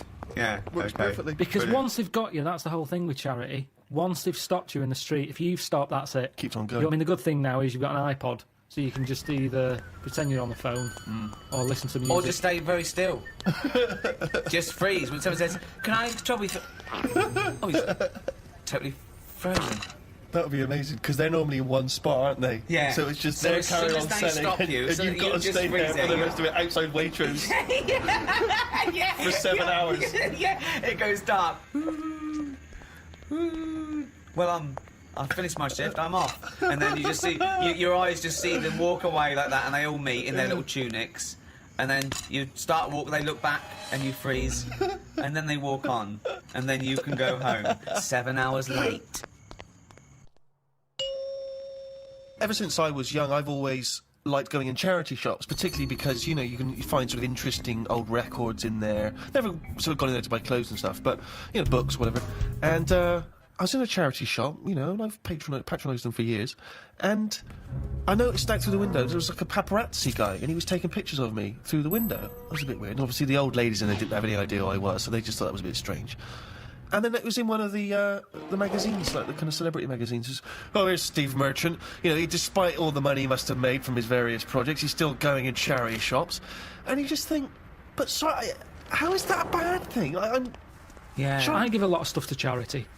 A lot. Most of the time, just because it's nearer than the wheelie bin is. It's just a way of getting rid of garbage most of the time with me. Stick it all in a bin bag, good stuff on the top, the stuff that you're embarrassed about, Yeah. stick it in the bottom of the bag. What are you Run embarrassed in, about? Just old shoes, trainers, Some of the books you've written.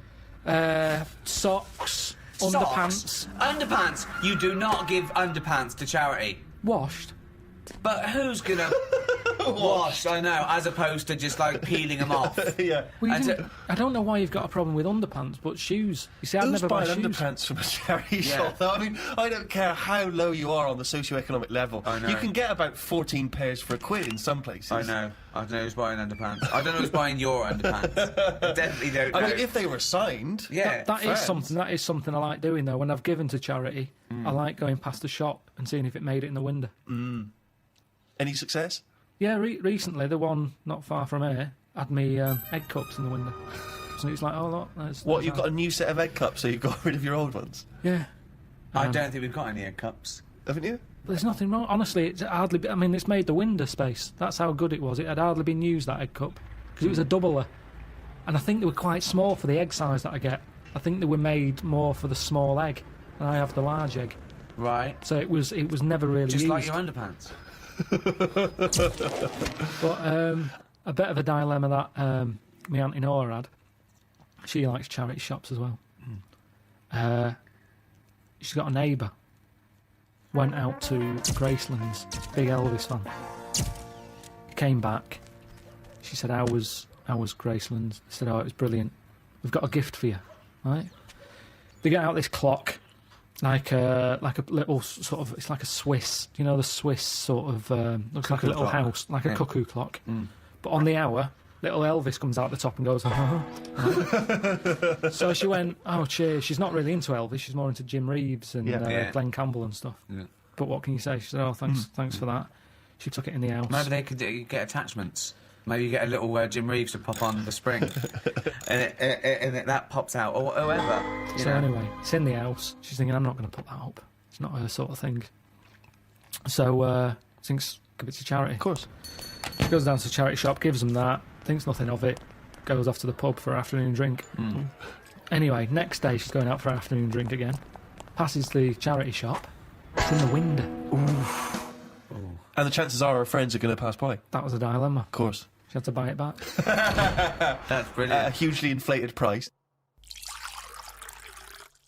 Comic relief here is sort of it happens every other year, and people often do things in their workplace or at school. They can dress up, they can raise money in different fun ways, and we were told in a school assembly, was Comic Relief next Friday, everyone has to come along dressed up in fancy dress to school on that day. Has to. Yeah, they said have to dress up. That's annoying, isn't it? So of course, I'm looking forward to this because I'm a sort of aspiring comedian and that. Get to dress up like a clown, right? Spent quite a lot of time getting the old clown outfit together. What did that look like? The shoes, obviously, I just wore my regular shoes. Exactly, yeah. But I had the red nose, a wig, the whole deal. Big bow tie that my mum made for me. I thought this would be the best day ever, right?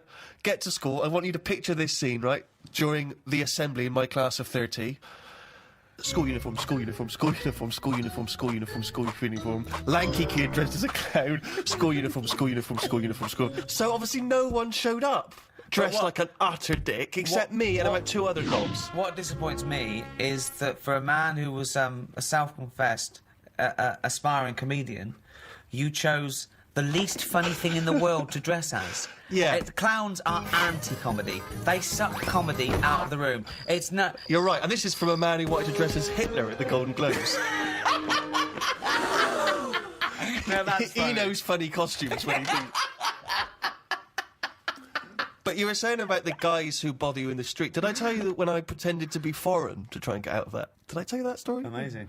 I've periodically used this method throughout my life, and not so long ago a guy stopped me with one of those charity tunics, and I sprang into my old trick. I was like, "Sorry, I don't." An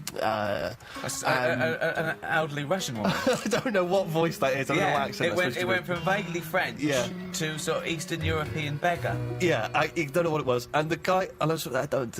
Well, just let me explain to you about it. Sorry, I'm not from. And the guy, this world. Yeah. I am from planet Snorg. And the guy said, "Are you Stephen Merchant?" No. Sorry. Not when you were famous. Oh yeah. No, you didn't. Yeah, because it hadn't occurred to me. It was like a lapse of concentration. God. It was a lapse of concentration because And did your bow tie spin round and you squirted in water and ran away? That's what I did, Dad. because it's one of those things where you don't always remember that you've been on the. It's not like I instantly remembered that. Amazing. So he says, "Are you Steve Merchant?" And then you're at this position where you've got to go. Either you've got to admit what you did, or you've got to carry on the lie. And I chose the second one. So I was kind of like, I don't know who that is. What? I don't know what you're... And he was like, oh, God. Really? You look a lot like him. I was going, I've never heard... I don't... In fact, you are Stephen Merchant. Freeze. I'm always getting stopped for... I mean, there's so many charities now. It's not just starving people anymore, it's everything. Yeah. One little fault, they're out there with a clipboard. Yeah, a lot of new diseases have cropped up. But that shouldn't be allowed. I think they should have, like, 1 year where they go, this year, hungry people. Right. Next year, people with a limp. Or... Just like they do with the China thing, with the year of the cat, year of the rabbit. It's very clear. Yeah. It's that year. That's who we're helping this year. Right. If you've got that problem, it's your year. You're going to have a good one. And who decides? Right. Just have some meeting. Just have a meeting with what would be the charity. first year? So what would be the first year? This year? Right. Well, we'd look at it and we'd go, right, what are we hearing a lot of problems about? And someone goes, so-and-so's hungry. Go, right, are we all in? Are we in to give this lot food?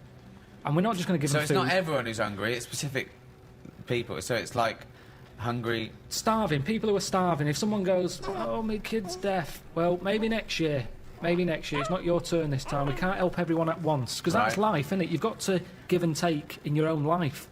There's things that I want, I can't have, I do without, have something else that's more important. But there's so many causes that but that's it could what I'm wait saying, 20 Steve. years before your charity I know, comes but round. what can you do then? Because we're not sorting it all out anyway.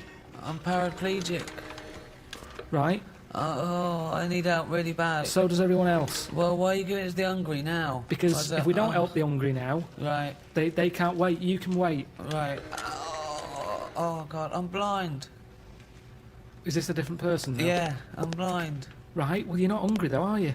Well, a bit peckish. Yeah, well... Where's the fridge? I can't find the fridge. Can you help me to the fridge? Yeah. Otherwise I'll be hungry as well. I'm blind and hungry. I'm blind and hungry because I don't know where the fridge is. Who's let you in?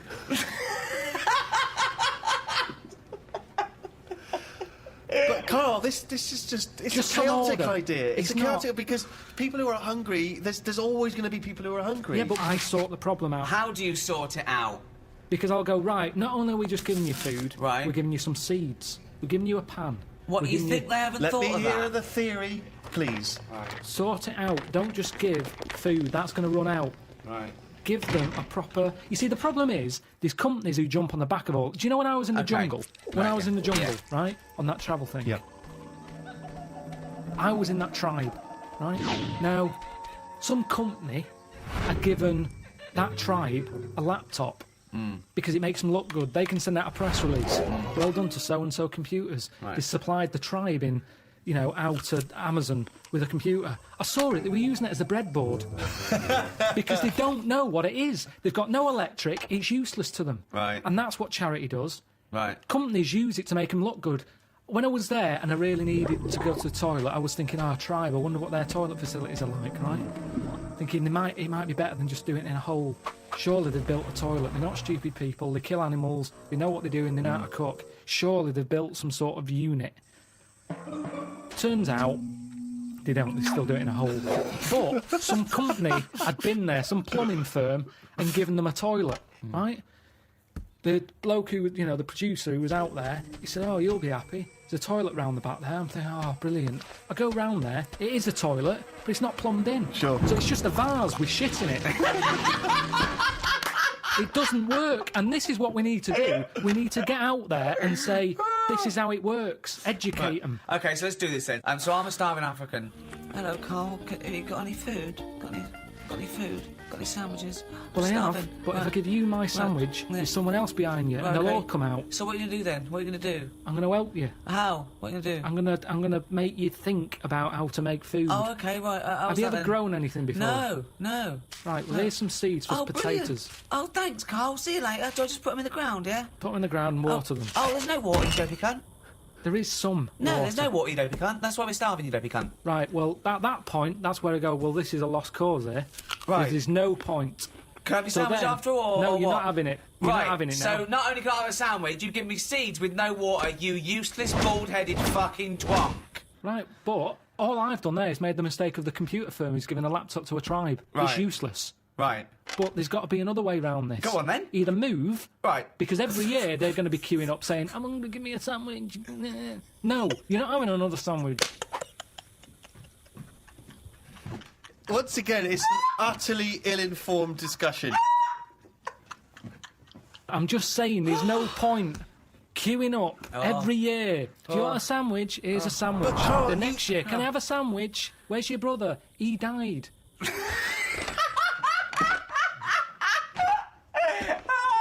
It's not sorting anything. It's buying him an extra day, an extra month or something. But It's Carl, pointless. the point is, like Ricky's just flagged up, is that some of these countries, the conditions, He died! the conditions are not there to just be able to plant potato seeds. So what are they meant to do then? Do you think we should go out every month, every year with sandwiches? Is that your answer, like some sort of buffet, an all-you-can-eat thing once a year?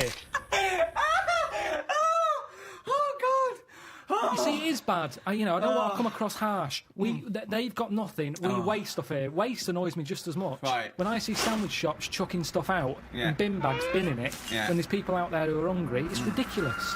Yeah. But I don't understand. Right. It's a problem that isn't being solved. So your conclusion for these people, because there's no water where they are, right, is move.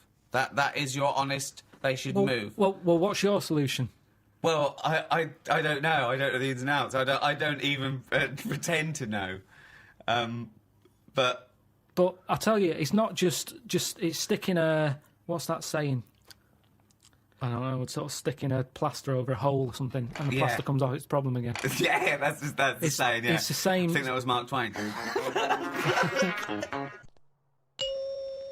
It's come to our attention that the Allied forces, all around the world, in active service, fighting for their country, even though they're in danger and they're missing their loved ones, they all have one thing in common: the love of one man, the respect of one fellow soldier. He's a civilian, but he's one of them.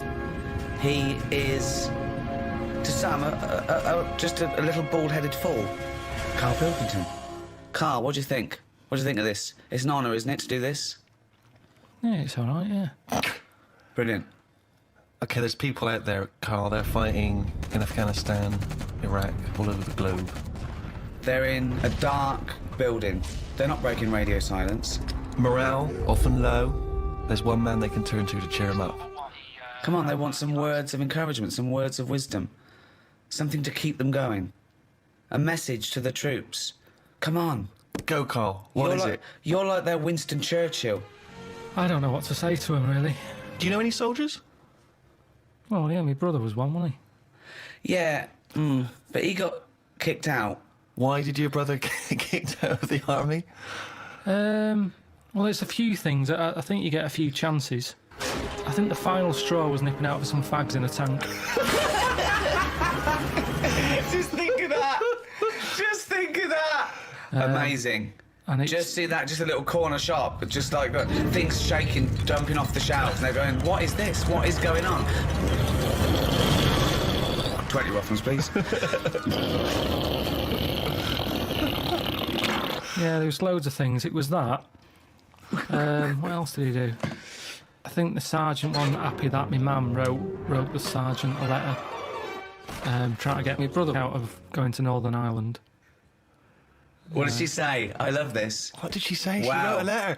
Like, trying to get him out of PE. Yeah, I know, yeah. It was all Let's like... not He's had a forget- chesty cough. Let's not forget, your mum is a person who put Tipex on a spider so your dad couldn't kill it, so she knew it was the right so it didn't spider. get backed In up. case your dad killed a real spider, then thought I better replace it. I mean, the It wasn't just that. It was Tipex, so that when my dad was vacking up or my mum was vacking up, it stood out. It wasn't like branding a sheep. Right. It was there, so it stood out because they used to have like what's the name? Laminate flooring. Right. And my dad changed it to darker carpet, so all of a sudden you couldn't see it anymore. I've never heard anything like this. I don't remember this story. She had a pet spider? What do you mean? It was just a spider? Yeah, she kept a spider. They had a spider, but then it became a pet because it was there all the time, as opposed to just getting rid of it straight away.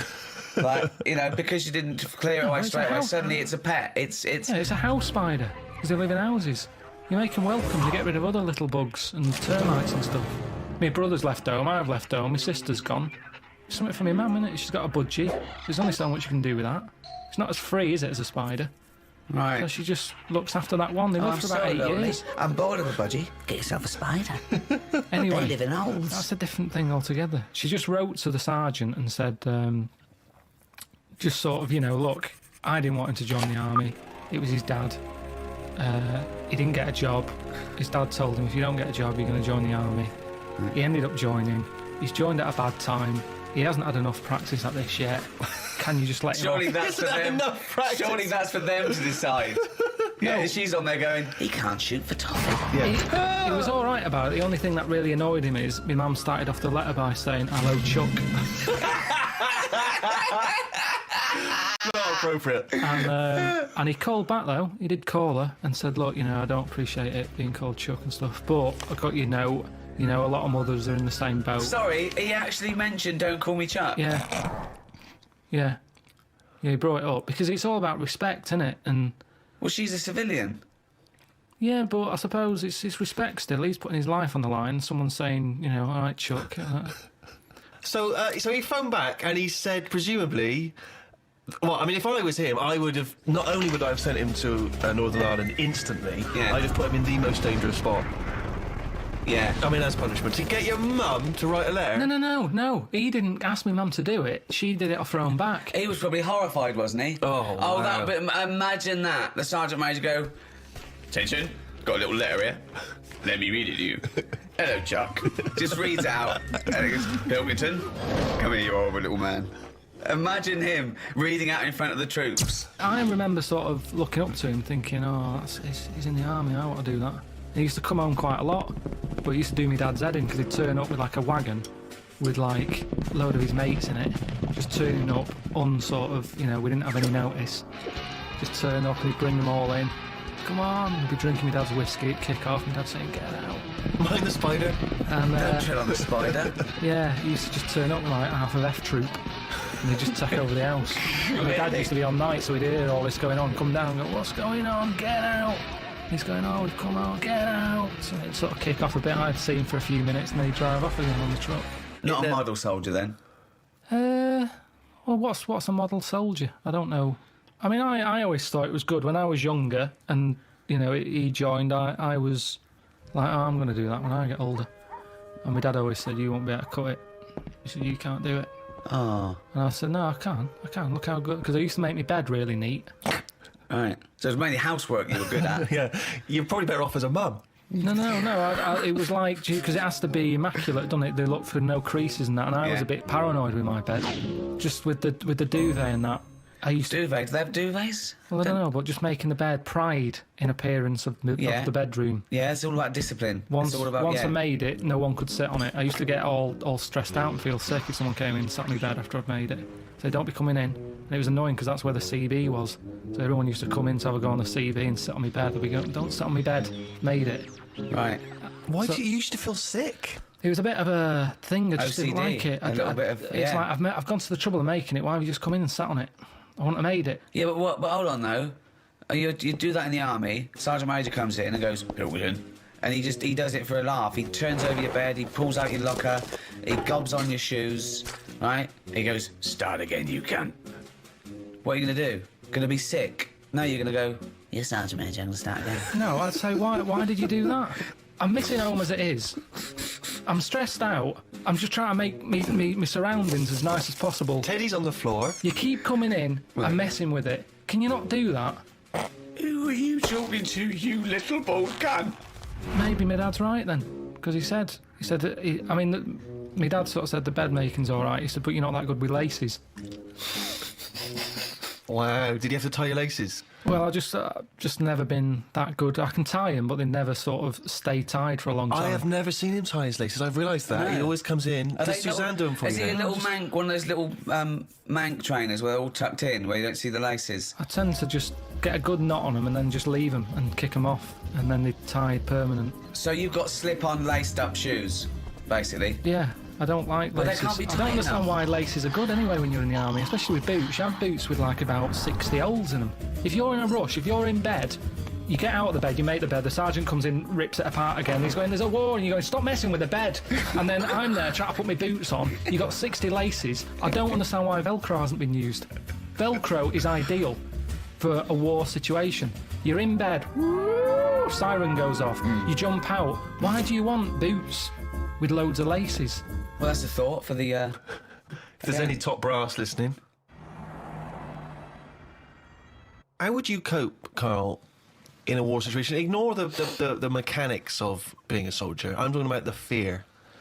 I mean, these men and women are brave beyond compare. Constantly under duress. I was told he had good pain threshold. By whom? A woman at that face rub place I went to. Right. She, because they ask you when you go in. She said, what's your pain threshold like? I said, I don't know. Try and avoid it. She was going, yeah, but, you know, would you say you're very, very good, medium, or bad? I can't imagine you getting hurt much because the signals to the brain, you've got, you know, it's dulled, isn't it, with you? So you don't really... Yeah, but then Suzanne always moans at me when I'm going, oh, God, my wisdom teeth is aching. She's going, oh, shut up. She said, you haven't got any wisdom teeth, you dopey cunt. No, she just always goes, I had it, and I didn't make a fuss, but it's one of them things that you can't get through to people pain, isn't it? Yeah. And they don't know what your pain threshold is. So, like I say, I've got brilliant pain threshold.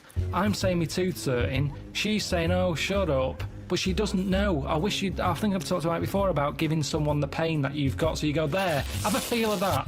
I'm in agony here. Yeah, but you've made it up that you've got a high pain threshold. This isn't... This is not scientifically the woman told me. The woman told me. Well, does she know? Because I haven't got to it yet. When I had the face rub, she was sticking electric into my head. And she was going... What sort of place is this? This wasn't a spa. No, it was. It's what they do now. Jesus Christ! What, she I don't know, so she just plugged something into the mains? She plugged something in and rolled it. Did she have an assistant called Igor? Was it in a castle in Bavaria? She plugged this thing in, rolled it over my head, and said, is that hurting? I was going, no. She went, oh, right. And she said, and then by the end of it, she said, look at that, I had that on full. I said, what is it? She said, it's an electric current. That does something. I was going, really? That does something. She's a scientist. And, She's a maniac. She said, no, when you fill out that form, just put you really good at pain threshold. Put you really good at pain. You're going to come again? Well, yeah, 50 quid. I said, let's try it on your testicles next time. So, you know... Sorry, how was this? What was this supposed to be achieving? It was like a face rub. You've gone in for a facial and she's testing out what your pain threshold is? Well, that's what I said. Hang on a minute, what do you mean? It's meant to be relaxing, this. Yeah. You didn't normally have whale noises happening. Yeah. And now it's going to be me screaming. She said, no, it's just, you know, we have to ask, we have to make sure, because there is a bit of pain. Well, you know, yeah. heat. There's heat and there's hot cloths. Bit of a rub. Better thumb screws. Let's get the thumb screws out now. And plus all that kidney stone pain that I Yeah, had. but you just were in agony when you had the kidney stones. I don't remember you having this triumphant pain threshold. You gave up instantly. Whinged and whinged. Yeah, because you have to get seen. If I go in there and I'm going, I'm in agony, and they're going, you don't look like you're in agony. I'd be at the back of the queue. So you have to go in and go, and they're going, quick, get him in. So pain threshold is good for yourself, but it's not good for other people. So you were bullshitting? You didn't feel pain at all? I was in agony, but I can hold it off. I can sit there and be quiet and have a sweat on. But if you do that in a hospital waiting room, it'll be the little div who's coming with a pan on his head, who's screaming saying his head's throbbing. That's what I'm saying. So to get seen, you have to put it on. It's like a baby crying. There's nothing wrong with it. What's he crying for? He's probably hungry. Well, I'm hungry. I'm not crying. But that's what they use, isn't it, to get attention. So you're braver than a baby, is what you're saying. You're braver than a baby. That's all we've established here. In some cases, not in others. When you fill out the form. Not in others. Sometimes babies are braver. When are babies braver? You can chuck them in a pool and they don't panic. I'm rubbish. Sorry, will you leave my baby alone? No, I'm doing an experiment. Mr. Pilkington, will you stop throwing children in the pool? No, babies. You're barred from this swimming pool from now on. I mean babies. It's the same way you can chuck one out of a window and it can land and it won't break its back. No, that's not true. Do not do that. Not do that. If you are a maniac, you listening cannot to this. throw a baby out of a window. It's just what Who I've do heard. you hear that? You're thinking of a cat, and don't throw cats out. Don't throw any living thing out of a... It's just what I've heard. You can't throw a baby out of the window and it won't break its back. What are you talking No, about? it's just there's a certain height. It's all about us tensing up. We tense up, don't we? It's like how once someone who fell out of a plane, they passed out, and because they passed out when they landed, they were relaxed. They woke up, they were like, "Oh yeah, what happened then?" Someone fell out of a plane. That's bollocks. It's not, honestly. How far up was the plane? Oh, high up. It's a plane, isn't it? Well, what's the lowest height that a plane could be at? Even if it was at 30 feet, that's a height, isn't it, to fall without... Yeah, well, exactly. But if it was higher... Was the plane just on the runway? No, it was high and up. It was high up enough. Is this where you went for the holiday? We're going to up enough. Fuck me. Can't even talk. So, yeah, pain threshold. I'm very good at it. So, would you say you've ever been brave? Because I was thinking, before we did this, I can't think of a time when I've ever been brave. I don't think I've been cowardly. I've just never been in a situation where I needed to be brave, particularly. And I've always managed to avoid fights, conflicts. Yeah. See, when I was in Salford, I'd nipped to Greggs to get a pasty. I heard some bells going off. I came out, just thought, I don't know what that is. Went over to the car, sort of thinking, I can't wait to have this pasty when I get home. Cup of tea, nice cup of tea, maybe a bit of bread. I love the fact that his head was just filled with food because he was buying food and thinking food. When he's eating, I'm thinking I'm eating food. Just one big globular mess of food cells in his head for the duration of the food experience. I can remember that food thought going on now, and it was probably like 15 years ago. But I remember how happy I was. I'm out at the Greggs, I've got what I want, I'm on my way home, this pie's hot, it's going to be hot when I get home, it's going to be a nice cup of tea, bread. These are the things you save, and yet you forget really important facts. Yeah, he doesn't know why wars are happening, Yeah. but he does remember this. Yeah, but listen, this is why I remember it. Like I said, you forgot the bit that I said. A bell going off. I don't know what's going on there. I'm walking over the road, put the key in the car, I turn round, bloke comes running out of the post office, obviously the bell's gone off, he's got a big shotgun, balaclava on, and he stops and looks at me. He's there with a big gun in his hand, and he's looking at me. And I wasn't scared. I just was thinking, does he want me pie? I remember thinking, if he said, I want that, I'd have to give it up. So a man with a gun... I told Suzanne, she said, no, he's probably thinking about nicking your car. He's got Well, your he key. didn't have a car ready. He came, No, he he had the liked it. balaclava, the gun, and goes, fuck me, I forgot the car. In the end, he sort of ran off down the back alley. I love the fact that he looked over at you for a split second and you thought he might be interested in your Was pie. there other people around? Were you sure this happened and you weren't reading a comic book? No, it happened. And so he looked you in the face. He saw through you. his balaclava, he made eye contact. I looked at him. Everything sort of stopped for a minute, and then he just sort of legged it off down the back alley. And what did you say to the police when you obviously I didn't. I just went. Well, you were a witness to the crime. Have me pie. Like I said, it was warm. It's not going to stay warm forever, is it? But when it was on Crime Watch a few weeks later, No, I it said, wasn't. That's what was weird. I said to Suzanne, let's watch like Granada Reports tonight, see if I'm on the telly or anything. Nothing. Didn't even get reported. Why would you be on the telly if you just ran Just away? didn't say CCTV or something like that. If I was involved in it, if they went, this happened today in Salford outside Greggs. Are you this man with the pie? I wanted to make sure I was well out of this one. Because Suzanne sort of said, should you get involved? But you shouldn't get involved, because then I'm at risk, aren't I? Nobody was Well, there killed. you are. We're back to bravery again, aren't we? Yeah, it's bravery. Go on then. Next door but one, there's a fella there. He likes a drink. He came home late one night, banging on the door. Obviously forgot his key. He was trying to kick the door in. I looked out the window, and who's that, thinking someone's breaking in. Right? I see it's him. I saw all the curtains twitching. He just went back to bed. Now I kept an eye on him. He kicked so hard, he fell back, dropped his curry, landed in the road. Dropped his curry! Right. Oh, God, why didn't he get a pie from Greggs? Because that lands and it's still fine. So, anyway, he passes out. Right. Curry all over the shop. Yeah. Head in the road. Cars come down that road. Yeah. Sometimes pretty fast. Yeah, It's of course. night time. You could Yeah. get his head squashed. Yeah. Like I said, curtains are still a-twitching, no one's a-helping.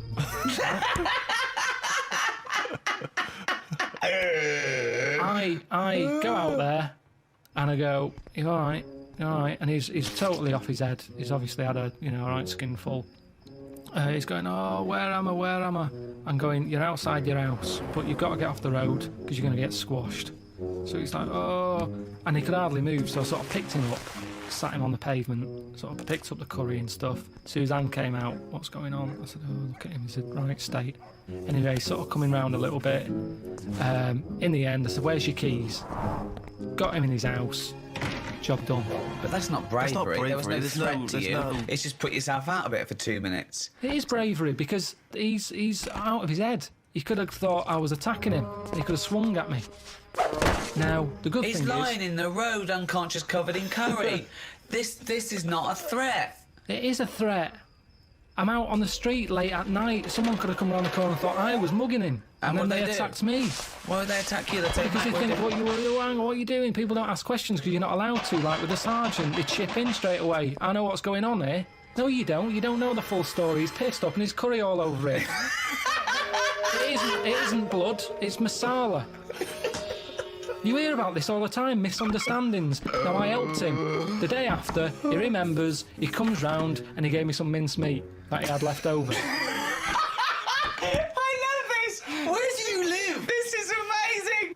Oh my God! So the thing is, it goes to show that I put myself out, he appreciated it, he said, you're right, the way Karl's come round here, I'd had a bit of a week, I'd had a lot to drink, good on you.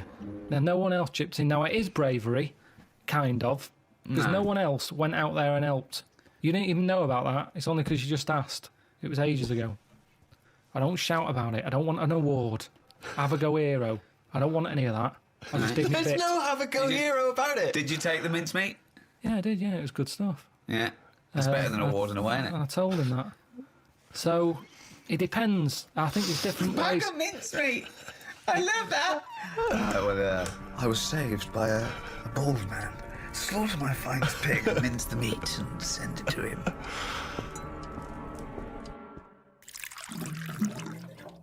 What about phrases from the war days? What about things like careless talk costs lives? What do you make of that? Careless talk. I suppose just busy chatting in a trench rather than getting out there. No, it doesn't! It doesn't mean that! Have another go. Careless talk costs lives. They used to have posters up all over London and other cities. Careless talk costs lives. There was another one, there's another saying that means the saying that might give you a clue. The walls have ears. Yeah, but that just means don't be slagging someone off because someone will hear it, pass it on, and then they'll end up fighting their own instead of who they should be fighting. Well, no, you're almost there, but think about what you mean. It's not about gossip, it's not about... Well, in a way it is, but it's very specific gossip. Much more important, tittle-tattle. Careless whispers. No, that's George Michael. Say again, what's the first one again? Careless talk costs lives.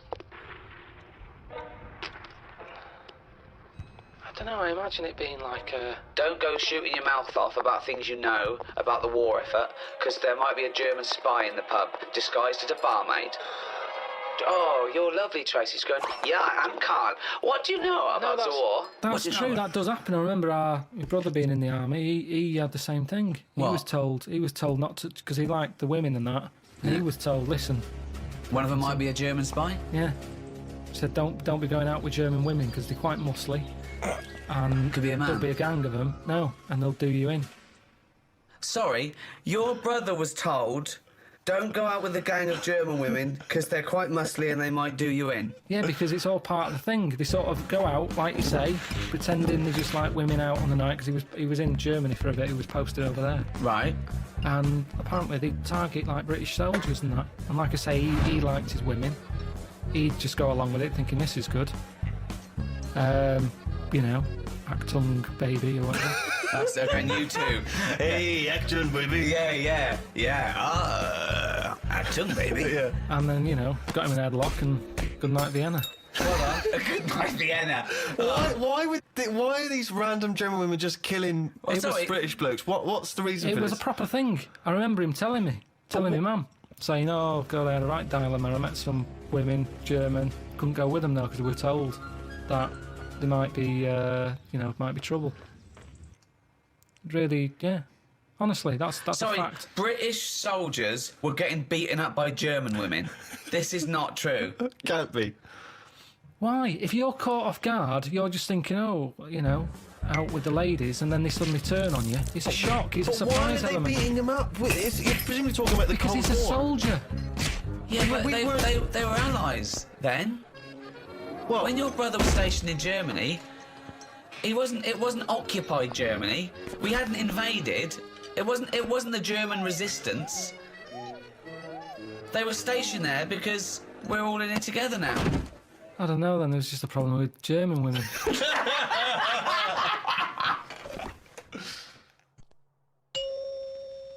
I thought we could play Room 101. Room 101, of course, is taken from George Orwell's 1984. Room of all your fears and terrors. So, is there a copyright issue here? Can we just steal this idea? Well, yeah. Well, let's play Room 102. Clever. This is the room next door to Room 101, which is worse, in my opinion. So, Karl, these are things that really annoy you. Slugs was in there. Slugs. So, then there's you have to put a case forward, and me and Steve decide whether slugs go in or whether they stay out, whether they've got a purpose. It's just because I'm having a problem with slugs at the moment. There's a lot of slugs coming in the house. Why? Don't know. They can get where like water can't. You know what I mean? Because they're boneless, aren't they? So I need a little gap. So is water boneless? There's not many bones in water. No, that's what I said. Why banish them all to Room 102, slugs? Because they're harmless, aren't they? All I know is they're clogging up my piping. I had to go out and buy a plunger. I hadn't seen them since like comics when I was a kid. And I suddenly thought I need one of them things that I always saw in comics. I never thought I'd need one of them in my life. I've got slugs in my pipes. So I went out, £3 it was. I had no idea what the going rate is for a plunger. Gave it a bit of a plunge. And I think it was slugs. All bits of black stuff came up. I think it was slugs in there, broken up slugs. Well, hang on. It could just be black gunk, couldn't it? No, it looked very sluggish.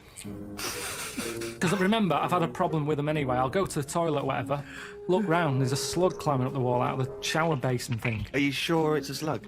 Yeah, definitely slugs. I have to keep chucking them out because I don't like killing anything. Right. I didn't want to kill the slugs with slug pellets. I bought some copper ribbon. Right, they don't like going over that, They don't do they? like that. They get a little shock charge, yeah. But now that should be a warning. But instead they're diverting. They've done a diversion. They've gone up the wall and across.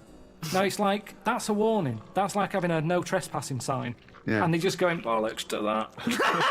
And they're getting in. And it's annoying me. And now you get to a point when you do say, well, if they carry on like this, I'll have to kill them because they're not... They're not playing by the rules. I don't know what they're doing. I don't know what the purpose is. They just sit there still. I don't see them doing anything. I was looking at one close up. But what do you want to do? Be reading Rousseau. What do you want a slug to do? In the same way you see a bee collecting pollen, good, it's doing its little work. But they're ants carrying big leaves or whatever. But a slug's just sat in the They're middle all of the doing the kitchen. same thing. They're all doing the same thing. That slug is out. It's eating. It's finding food. There's no food in our kitchen for a slug, believe me. There's not enough there for me sometimes. But never mind a slug. There's nothing for it. Definitely not in the shower. What's it doing? So I told you ages ago about how they cause more problems than good. They eat cabbage. Right. When they shouldn't be. They get in letterboxes and nick stamps. They don't nick stamps. They eat the stamps. They like the glue on it. Right. Is this a big problem, though? Is there an epidemic of slugs eating stamps? But I think it is, and that's why they're so slow. I think they're sweating glue. And it's slowing them They're down. eating all them, and that's why they're sticking to stuff. Have you ever picked up a slug? Well sticky. They give off this glue. It's like all the glue they've eaten off stamps. They panic, and when they sweat glue. Sweat! Think of a slug! What do you mean they sweat glue? You're making up nature. It makes sense. This is just a nonsense theory. It's just what I've noticed on them. Right, Rick, do you allow slugs in room 102? Well, I think we should, if they're going to be gone forever, then we should put a case forward. They're amazing creatures. What do they do for the world? They're food. It's not good enough, that. It's not good enough. What do you mean? That's the ultimate sacrifice. Surely them being food. Just having problems with them at the moment. I spent £3 on a plunger, and I don't like the idea that every time I get up in the night to go into the toilet or whatever, I've got to put the light on because I might have a bit of sluggage between my toes. Sluggage? A little bit of sluggage between my toes. Right, okay, so we need to move on. So you are not putting them in? I'm not putting slugs in. All right, slugs have not gone in, Karl, I'm afraid. What's your next one? Okay, number 2. People who don't want to do what the brains would be better at doing. Right, okay, no, I'll get around that sentence. Now, tell me again. Brains that don't want to do what their owners are good at. Ah, so now it's the brain's fault. Can you just expand on that point, please, KP? Do you know, like, people decide what they want to do, Right. don't they, for a living? Mm-hmm. But sometimes they're not good enough. Right. You mean they have a dream and they can't fulfil it because they haven't got the skill or... Yeah, but that doesn't mean they're not good for anything. No. It's just that they haven't unlocked the thing that they're good at. They want to go Of course. So, I mean, there's much bigger issues there that the poor working class people don't get the same opportunities. When you're worrying about whether you're going to live through the next few days, you don't start thinking, I wonder if I can play the cello. Can I refer you back though, Rick? You made an interesting point there, but I fear that's not exactly what Karl was saying. I don't think that his point was quite that profound. Yeah, that's kind of what I meant. Yeah, I don't know. There was something to do with the brain not allowing its owner. Yeah, because that's the bit that annoys me. Fair enough if a brain hasn't decided what it wants to do. Because What is this? Let him finish. God, this thing it about the brain. Shut up. Because it hasn't found its destiny type thing. A brain hasn't found its destiny. When someone is good at something and they know the brain is good at something, but then they don't want to do it and they want to go off and do something else. Now, they say in this country the problem is we haven't got enough tradesmen. Right. We don't have enough plumbers. Right. There's enough plumbers' brains. I don't know what the fuck that means. Shut up. What are you talking about? Shut up. Let him please finish. Because This is like beds and pillows brains have not changed over the years. The brain is exactly the same. But it's the owner of the brain that's in charge. The brain could be going, I want to go for a walk. But if your body's too lazy to get up and go and see the stuff, the brain isn't going to get what it wants. It doesn't make sense, Karl. All right, You imagine are your this. brain. All right, let's go to the extreme. People with no legs who want to be swimmers. Don't be stupid. Oh, God! Oh, God! I'm so annoyed. Is this a big problem? It's madness, isn't it? It's mad that the brain wants to do that so much. The brain's in the wrong body almost. Yeah. Are you with me? No. A plumber who can plumb is annoying when he jacks it in as a living because there's other brains who can't do plumbing. They don't get their head round it. This means I don't know what you're putting in room 102 because you're saying it's like this brain's wandering around looking for a body and it goes, oh, I'll choose that body. Hang on, this body doesn't even want to do some plumbing. It's a matter of taste. It's just a matter of taste. I'm not putting the brain in. It's just people. If I had a really good skill, I'd hope that I'd use it. So people who don't fulfil their own potential. Is that a better point? Yeah, that's what I meant. Who am I talking to now, Karl or his brain? We're both listening. Well, I will put in people who don't feel their full potential. Slugs are safe. What's your next thing to try and get in room 102? It's a tricky one, this. Go on. It's people who think that humans are special. Do you know what I mean? But you think that? No, I don't. I don't think humans are special. I think some of us are. Look at it like this. You see, we think we're important because we just do. Well, I don't, but some do. And they're the ones I want to get rid of. Another argument with himself. Now, we think we're special. There might be something else going on that's more important. We're in this universe, aren't we? Yeah. They're trying to make a new universe. What do you mean? There's a machine somewhere. What? A Big Bang. They're making a Big Bang again. Right, well you've got that completely wrong, but sure. They're not trying to create a new world. They're trying to recreate the conditions that happened at the beginning of the Big Bang. All right, but the It's world completely came different. But the world came from the Big Bang. Yeah, they're trying to recreate the conditions so they can test and they can experiment to see the conditions before. So why are they doing that? Who's allowed that? This is what annoys me. It's because humans think they're special. Oh, who made the Big Bang? Oh, I'd like my name on that. I want to claim it. Why do people always want to better someone else? It's happened. Let them have it. Okay, right, okay, Karl. You're in charge of the world now. You are this... You're all-powerful. You're like a god, okay? You can do anything. You call all the scientists, and they go, what do you want of us? Oh, orange-headed one. What the fuck do you want of us? Right? What do you want them to do? Go. What do you say?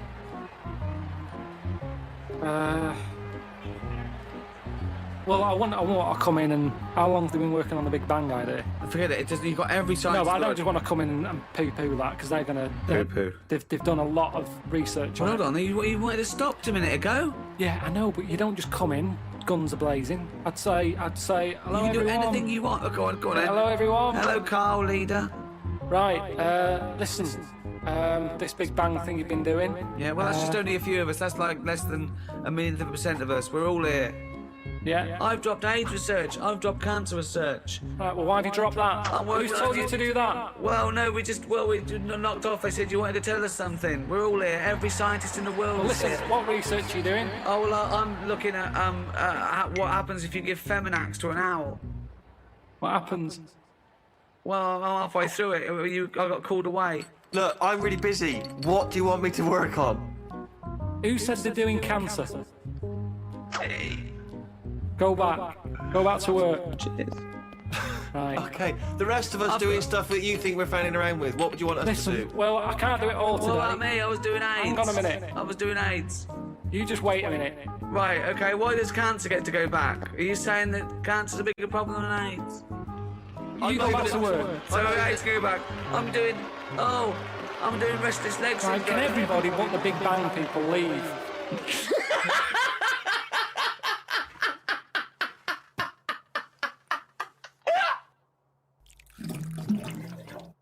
Tell you another problem that I've worked out. It might make a slight difference on fat people. Don't put a light in a fridge. Because that's just at night when they get peckish. They can see everything that's in there. Don't put the light there. You don't need a light in a fridge. There's no lights in other cupboards. Yet where there's food, it's like fatties getting up at 4 a.m. What can they have? What's that at the back? Get rid of the light, they'd eat less. There might be some logic in that. That's interesting. Well, what's it there for? Tell me what that light is there for. They say turn off your standby light, yet you've got a light in your fridge. Well, no, it is showing you where tomatoes is. But it's turned off when you shut the light's not on when the door's not open. Yes, but a fat person who's always got the fridge door open. So what are you saying, in a way, is that the free market, capitalism being what it is, which has allowed companies, food manufacturers to make them more full of more salt, more fat in order to attract you, in order to make more profits, is actually resulting in obesity? I was in a cafe, right? I normally like to go in there, and I might have beans on toast, cheese on cup top. of tea. I might have a bit of cheese. Yeah, cheddar on top. Only if they offer. I sometimes sort of think I shouldn't have it, so I'll only have it if they say, "Do you want cheese?" Oh, okay. And then it's down to their problem. Do you know what I mean? It's kind of like they made me have that. Yeah. So anyway, I'm sat in there. This little fella, I'd say he was from like Africa or something. Came in, had a little top hat on, suitcase, and red jeans. Dead happy he was. I think he just turned up to London. It's his first day out, and he's probably thinking, I can't believe me. Look at the choice here. Anyway, the difference was... All conjecture. Yeah. The difference was, he went in, and he said, have you got any porridge? He asked for 2 bowls for the price of 1. It was a little bit of a... A kerfuffle. Yeah, a little bit, because he couldn't understand why. You've got loads of porridge, give me 2 portions. But what I found interesting is, he didn't want to go for the donut or the pastry, because in his country they don't have it. So food where he's from is for what food is for, isn't it? Giving you energy. Yeah. Here it's not about that, is it? No. You go, oh, I'd love a little muffin. So I just found it interesting. That's all my point is, that he could have anything. He's come over here. He's in London. He's got loads of stuff on offer. Yeah. He still wants his porridge. Do you think that? Well, firstly, do you think perhaps he had travelled from the past in some kind of time machine? But secondly, do you think that now that he'll have his first taste of a donut, won't he, or a pain au chocolat? Do you think he'll get the taste of it next time you see him? Well, maybe that's how it works, isn't it? I mean, why do I like? Next time when they go, hello, usual. No, chef de porridge. I want a donut. That's what happens, isn't it? It's all about a mixture. You need a mixture in your body. You need to have like I've said to you before, I get an urge for things that I don't even know about. Do you know what I mean? What, like what? Anything.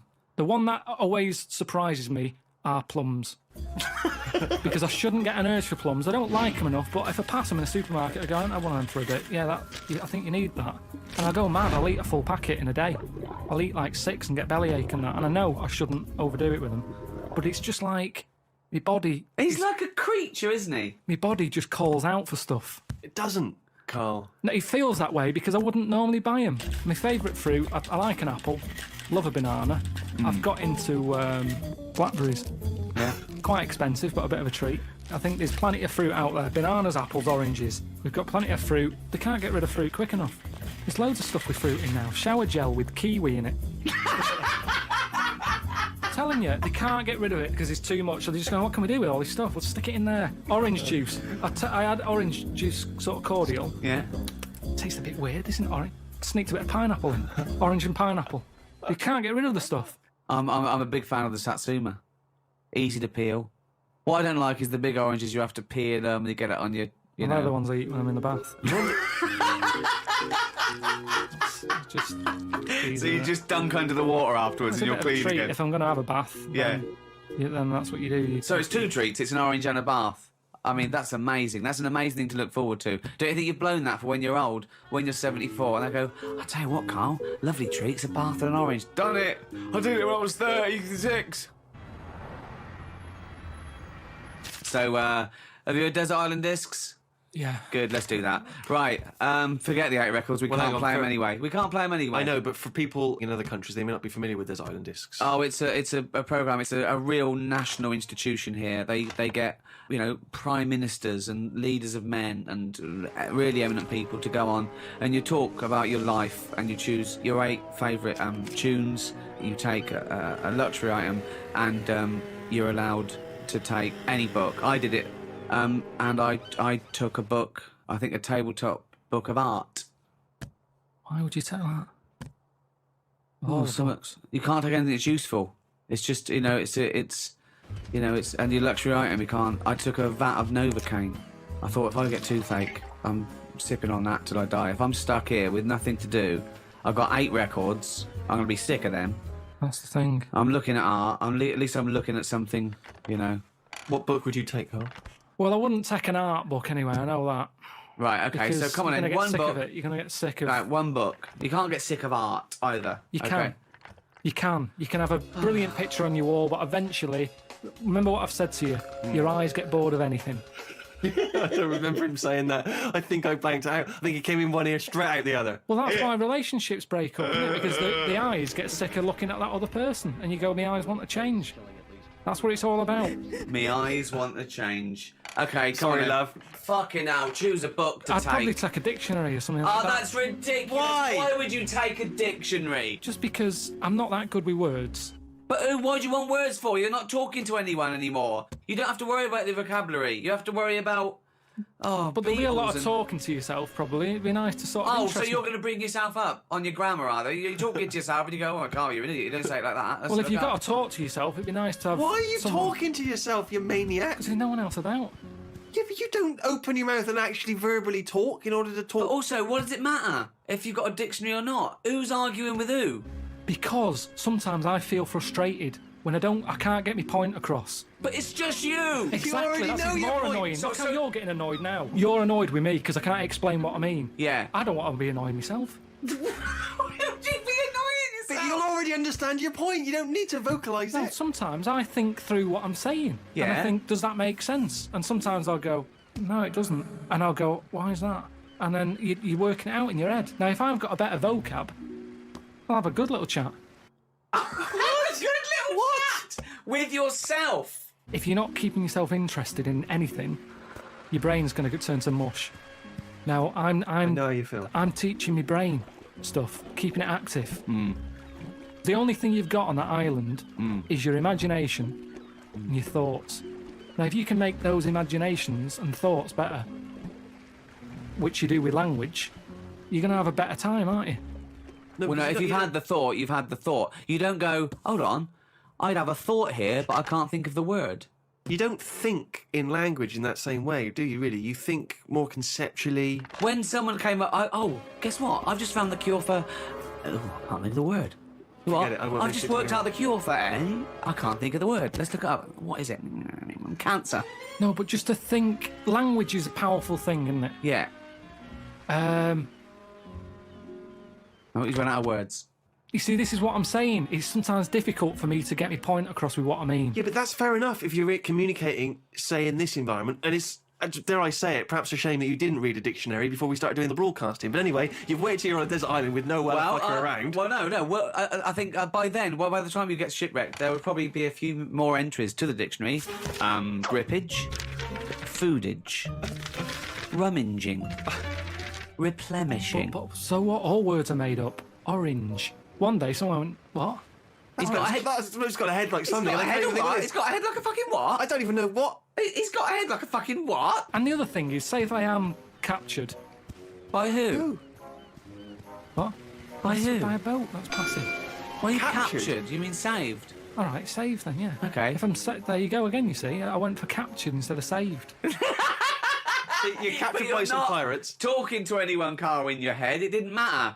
You knew what you meant. When you sat there on that desert island, you thought, oh, if I'm captured by a boat. They didn't come over and go, hi, Karl, we've come to save you. You wouldn't go, well, no, I don't want saving, I want capturing. I go, right, sorry, wait for the next boat. It didn't matter. You knew what you meant. You'd go, help, and you'd get on the boat. Do you think in words that you don't use? You've only got yourself a company. Yes, but if you bore yourself, what's the point? What is the point, seriously? But how are you going to... What, so you think you're going to read that dictionary and you're going to be better company because you're going to be impressing yourself with longer words. You're going to go... If a boat passes and they go, there's a fella over there on that island, let's go and get him. Now, the way I am at the moment, they'd go, you all right? And I'd go, you what? And they go, oh, don't stop. That's it! Imagine that! Whereas if I sort of say something with a big word that I can't think of right now, they'll go, oh, who's that? He sounds like he knows his stuff. Yoo-hoo! Anti-disestablishmentarianism! Get him on this boat now! We must have that wit! All right, you can get... Come through. But then I'm on the news and they go, oh, Karl, what was it like on the island? And I can start saying stuff. It was scramblerious. No, but then I think it makes it more interesting, whereas at this moment in time, I'd struggle telling them what it's like. I like the idea of you trying to educate and better yourself. I love the idea. But do it now. But there's so many other books. If I'm stuck with one... Okay, the dictionary. You've got a dictionary. What's your luxury item? What's your luxury item? Quick. Let's get off this island. Come on. What did you take for your luxury? A vat of Novocaine. Oh, yeah. Some Revels, a big sort of bag. Big bag of Revels. A big bag of Revels. Just for variety. But there's no variety particularly in Revels. They're all chocolate, aren't they? No, all different. You've got orange ones, you've got coffee, caramel, Malteser. I mean, taking Novocaine isn't great, is it? If you don't get toothache, you'll be going, why don't they bring Revels?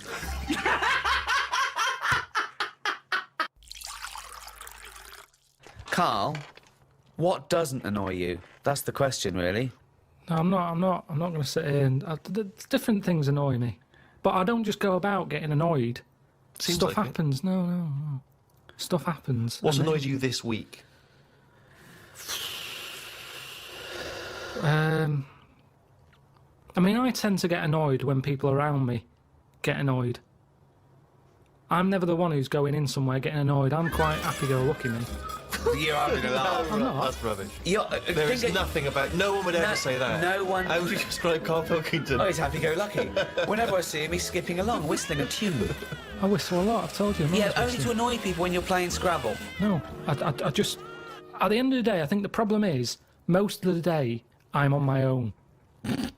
Right. Right? I'm doing DIY at home. I'm quite happy.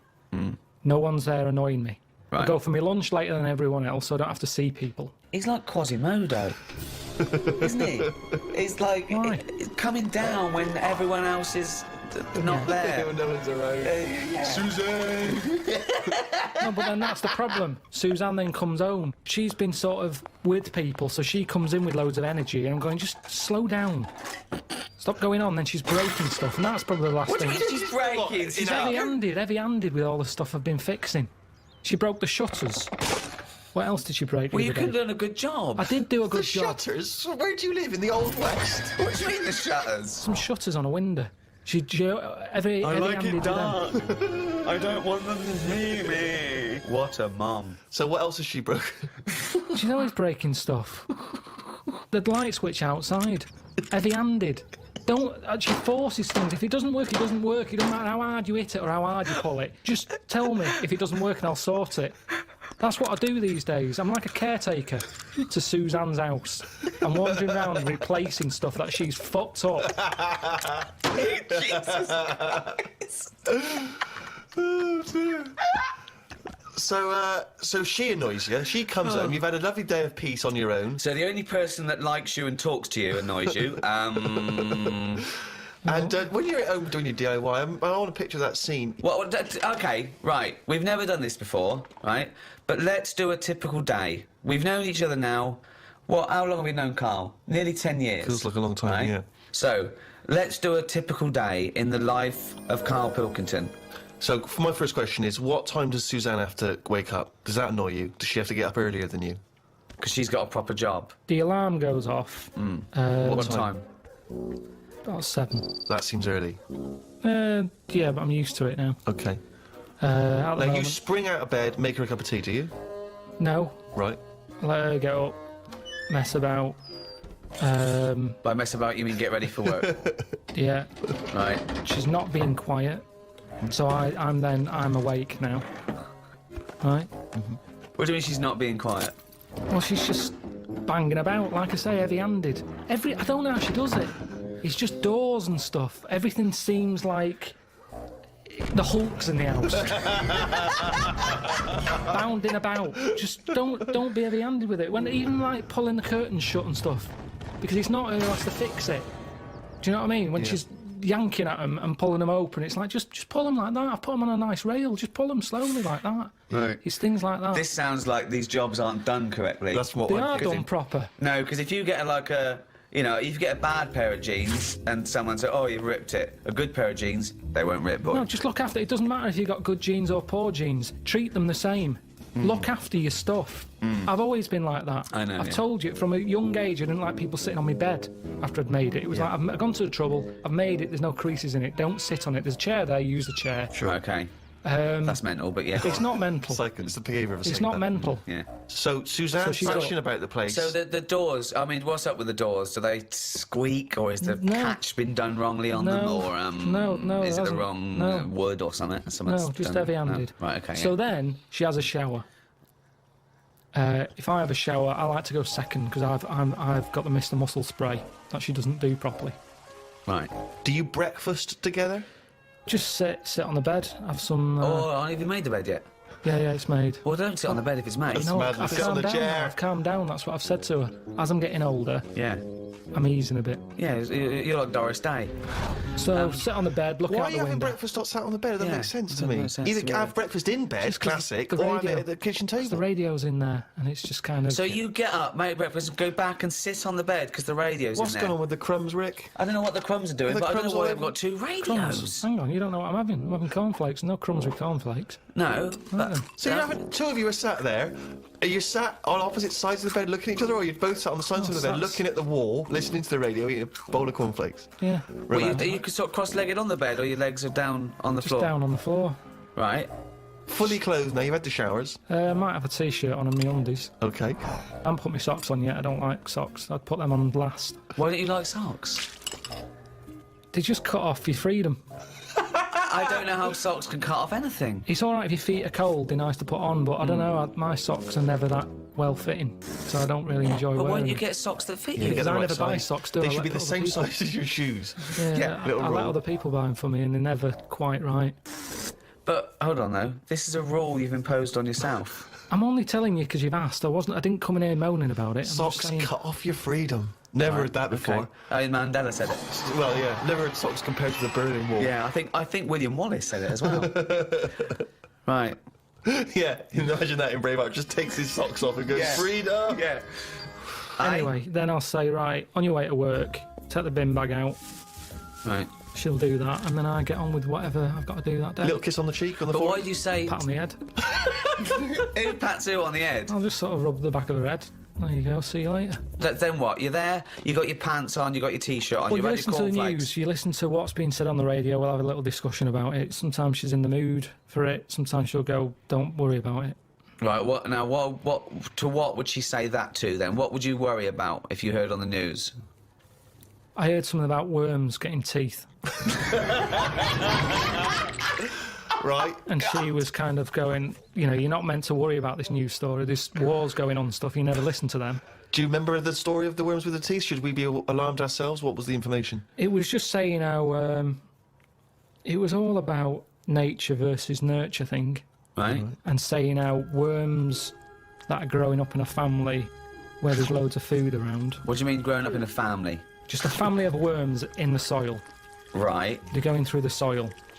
If there's loads of food for everyone and they don't have to fight for food, right, they're quite happy they don't have teeth. The ones, like the rougher worms, where there's not enough, it's like a massive family, the kids left, right and centre, but they haven't got the nutrients to feed them all. They fight against each other, and the ones, they're growing teeth now. I didn't hear the news story, so I'm going out on a limb here. I don't think it was about a worm being maybe more working class and chavvy, though. With like big families, look at that, big family can't even feed them all. And then you've got middle class worms going, we've got enough food for everyone because we haven't overbred. You know what people are like now? They've got researchers watching all sorts of stuff. Right. Keeping their eye on everything. When you don't have to worry about it. A worm with teeth, if they've got teeth or not, to me it is not a problem. Not a problem at all. I normally save a worm if I see one. So, in the rain, on a pavement. If I see it there, I go, someone's going to stand on that, and I chuck it, and I sort of watch it for a bit, see which way it was going, give it an helping hand. See which way it was going, like it had an aim. Well, they do. No, they do though, don't they? They're always going somewhere. Yeah. He's going to the dentist. You can't tell. You don't know which end its head's on. Okay, so it's 8:05. Suzanne's gone out. You've rubbed the back of her head. She's took the rubbish out. You're there. Pants, T-shirt. No socks. No socks yet. What happens to the bowls of ex-cornflakes? Where do they go? Have you got? I wash up. You wash up. That's the next thing you do, is it? Right. Okay. Now then, do you plan ahead for the day? Do you think to yourself, Carl, make a list of stuff to do, or do you just let it go? I let it happen. I don't like the worst thing for me is planning. Yeah, I told you before. Yeah. You don't get anything done by planning, is what you said. I don't like the idea of waking up going, I've got to do that today, because that's when you don't look forward to doing the thing. Yep. Whereas I get up, I'm washing up, I'll look at a wall and I'll go, those tiles aren't very good. I'm going to rip them off. So, Jesus Christ. This is amazing. This is amazing. I mean, forget Idiot Abroad. Forget the Ricky Gervais show. Let's just have 24/7 Karl Cam. Just think how that would look. He gets up, Suzanne leaves, we get him to, he looks at a wall. He starts tearing the tiles off. It looks like the behaviour of a psychopath, doesn't it? Oh, so this is what worries me, though. The fact that you're always doing DIY suggests that you didn't do a good job in the first place. no, Steve, am I wrong? I never ever do the same thing twice. No, Once it's done, it's done. I do it right. I take my time. I get it done So right. this is other people's workmanship that you're undoing and doing Definitely. properly. Okay, right. Now, the radio's in the bedroom, so you can't listen to the radio when you're doing your work. I normally drag it through. You drag it through. How big is it? No, it's just a little clock radio thing. So it's plugged in, it's plug it in, yeah. okay. Then, So if it wasn't for meeting up with me and Steve and Suzanne being home between, I don't know, 6 o'clock at night and 8 the next morning, you wouldn't talk to anyone, would you? Do you have any friends that you might talk to? yeah, I talk to some people on the phone. But then I soon get bored with that. Right. About 5 minutes in, I realise I'm not listening anymore. So what were you talking about that you got bored about? I can't remember because I got bored with it. Yeah. And he was talking, and I kind of thought, I hope he doesn't say, what do you think of that in a minute, because I wasn't listening. Right. So what's the point of having the conversation? I don't know. But hold on, I call you up. It's presumably the first phone call you get. It's the first phone call I make. I call you up, and I go, what's going on, boy? Right? Yeah, but most of the time I don't tell you, because you'll go, right, what are you doing DIY? Pay someone to do it. And we have to have all that every day, the same chat.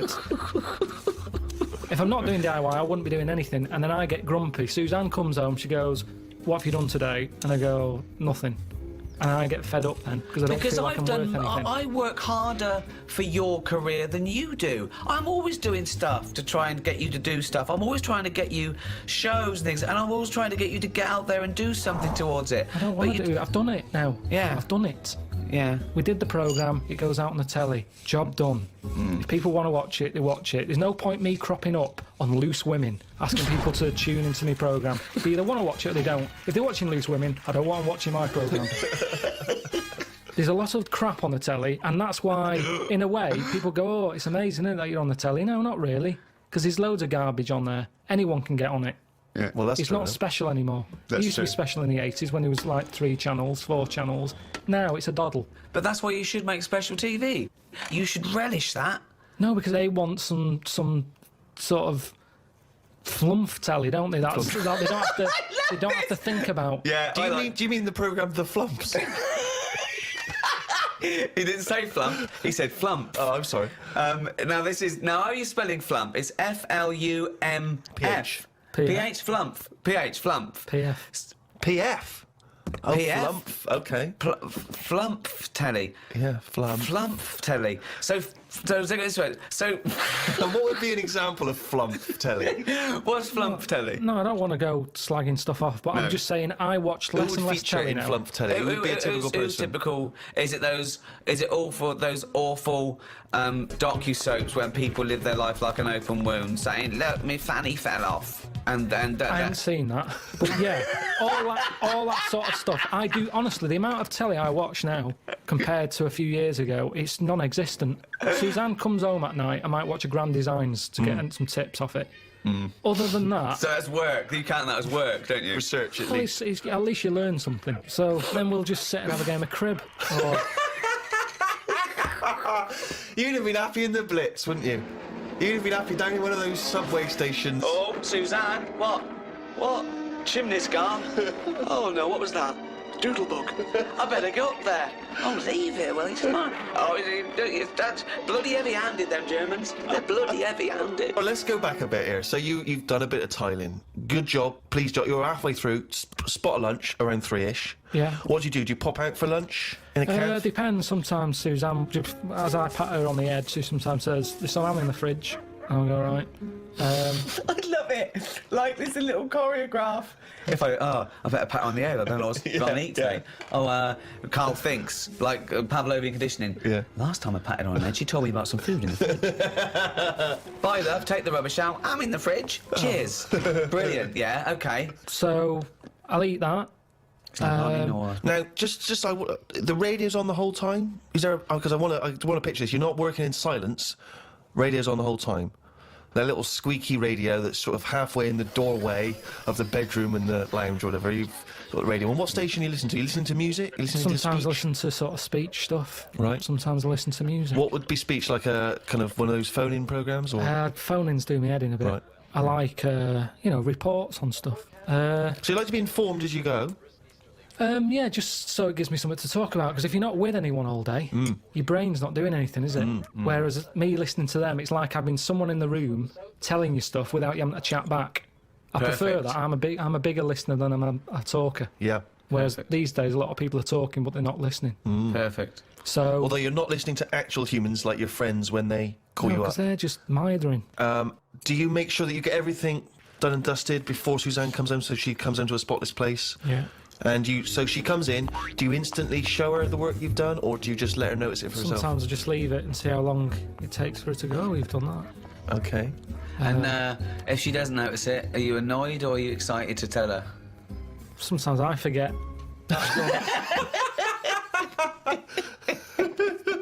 He does it again the next day. Yeah, that time looks a bit shoddy. I should do that. Wow, sometimes you forget.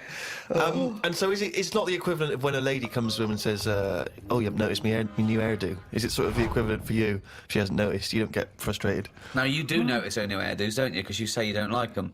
So what does she say about your tiling? No, most of the stuff I do, she goes, that's good. But sometimes she'll go, why don't we just get someone in to do it? What, before or after?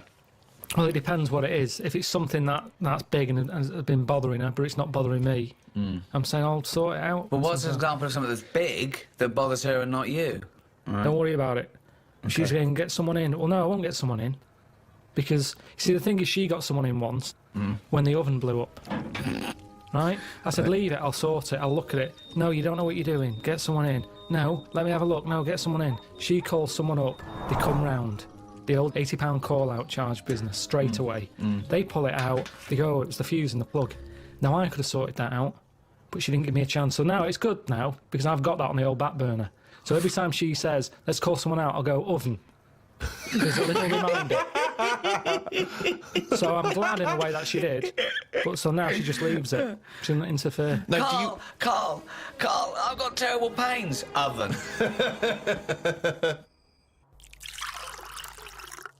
I normally speak to my mum and dad at some point every day. Really? Do you? Every day you speak to your mum and dad? Yeah. Could you take us through a typical conversation with your dad? He calls up. What does he say? What does he say? He said, I've just been out, got your mum some medicine.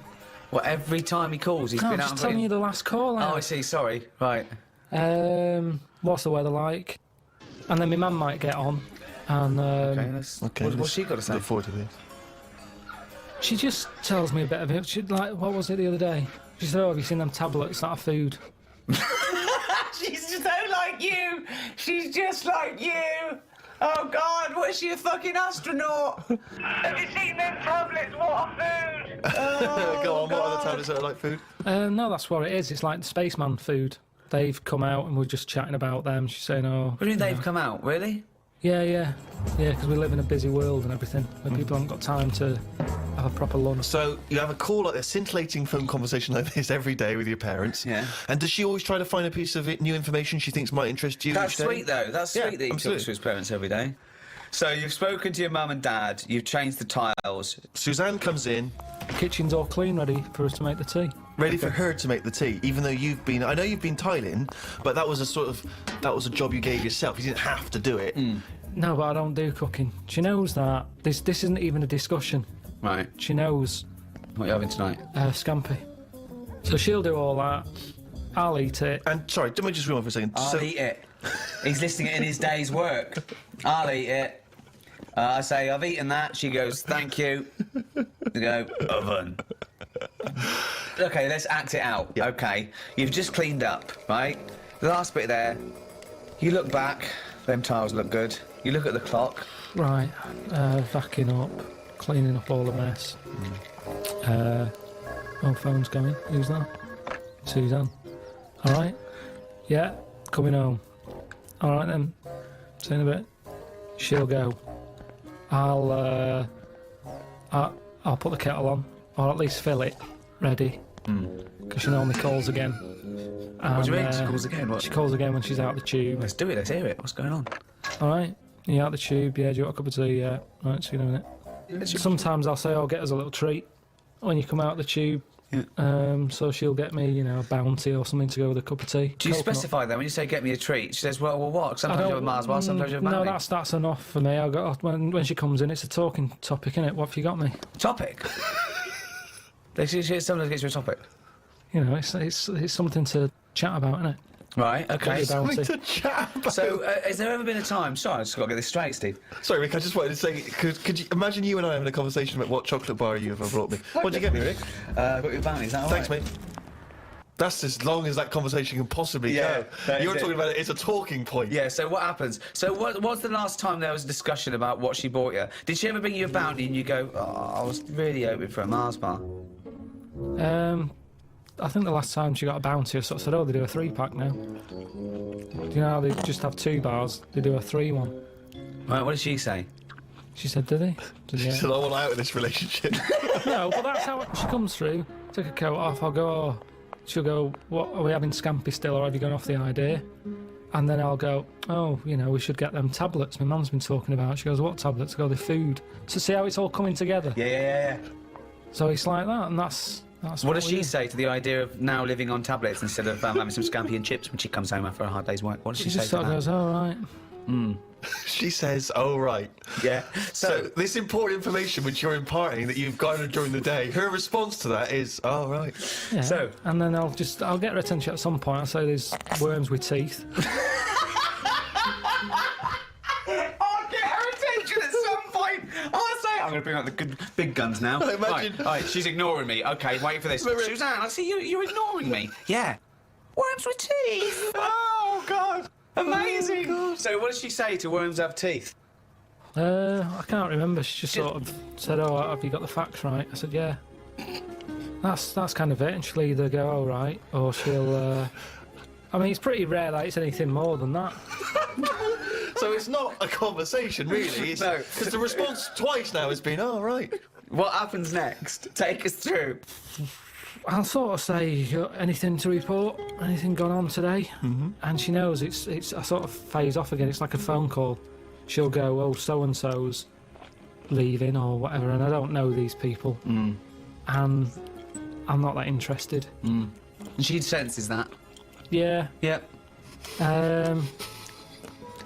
So she'll go, "Oh, have you paid the insurance?" I go, "No, I forgot." She'll go, "Yeah, I've told you to do that." I said, "Yeah, but I've been doing the tiling."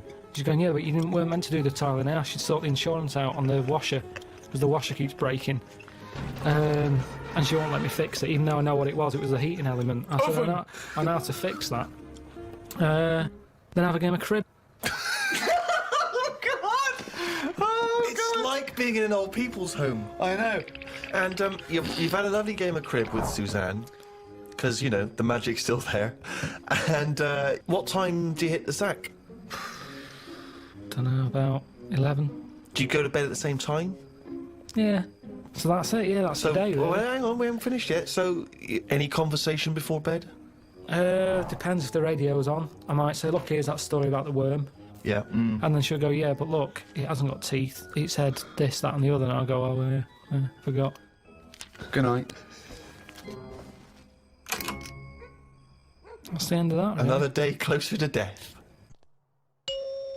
The idea of Englishness and England, it's quite a vague term, isn't it? You can play loose and fast with it. I mean, for instance, I was looking at some quotes about England, and John Major, former Prime Minister, he typified England as being a place of long shadows on county cricket grounds, warm beer, invincible green suburbs, dog lovers, and old maids bicycling through the morning mist.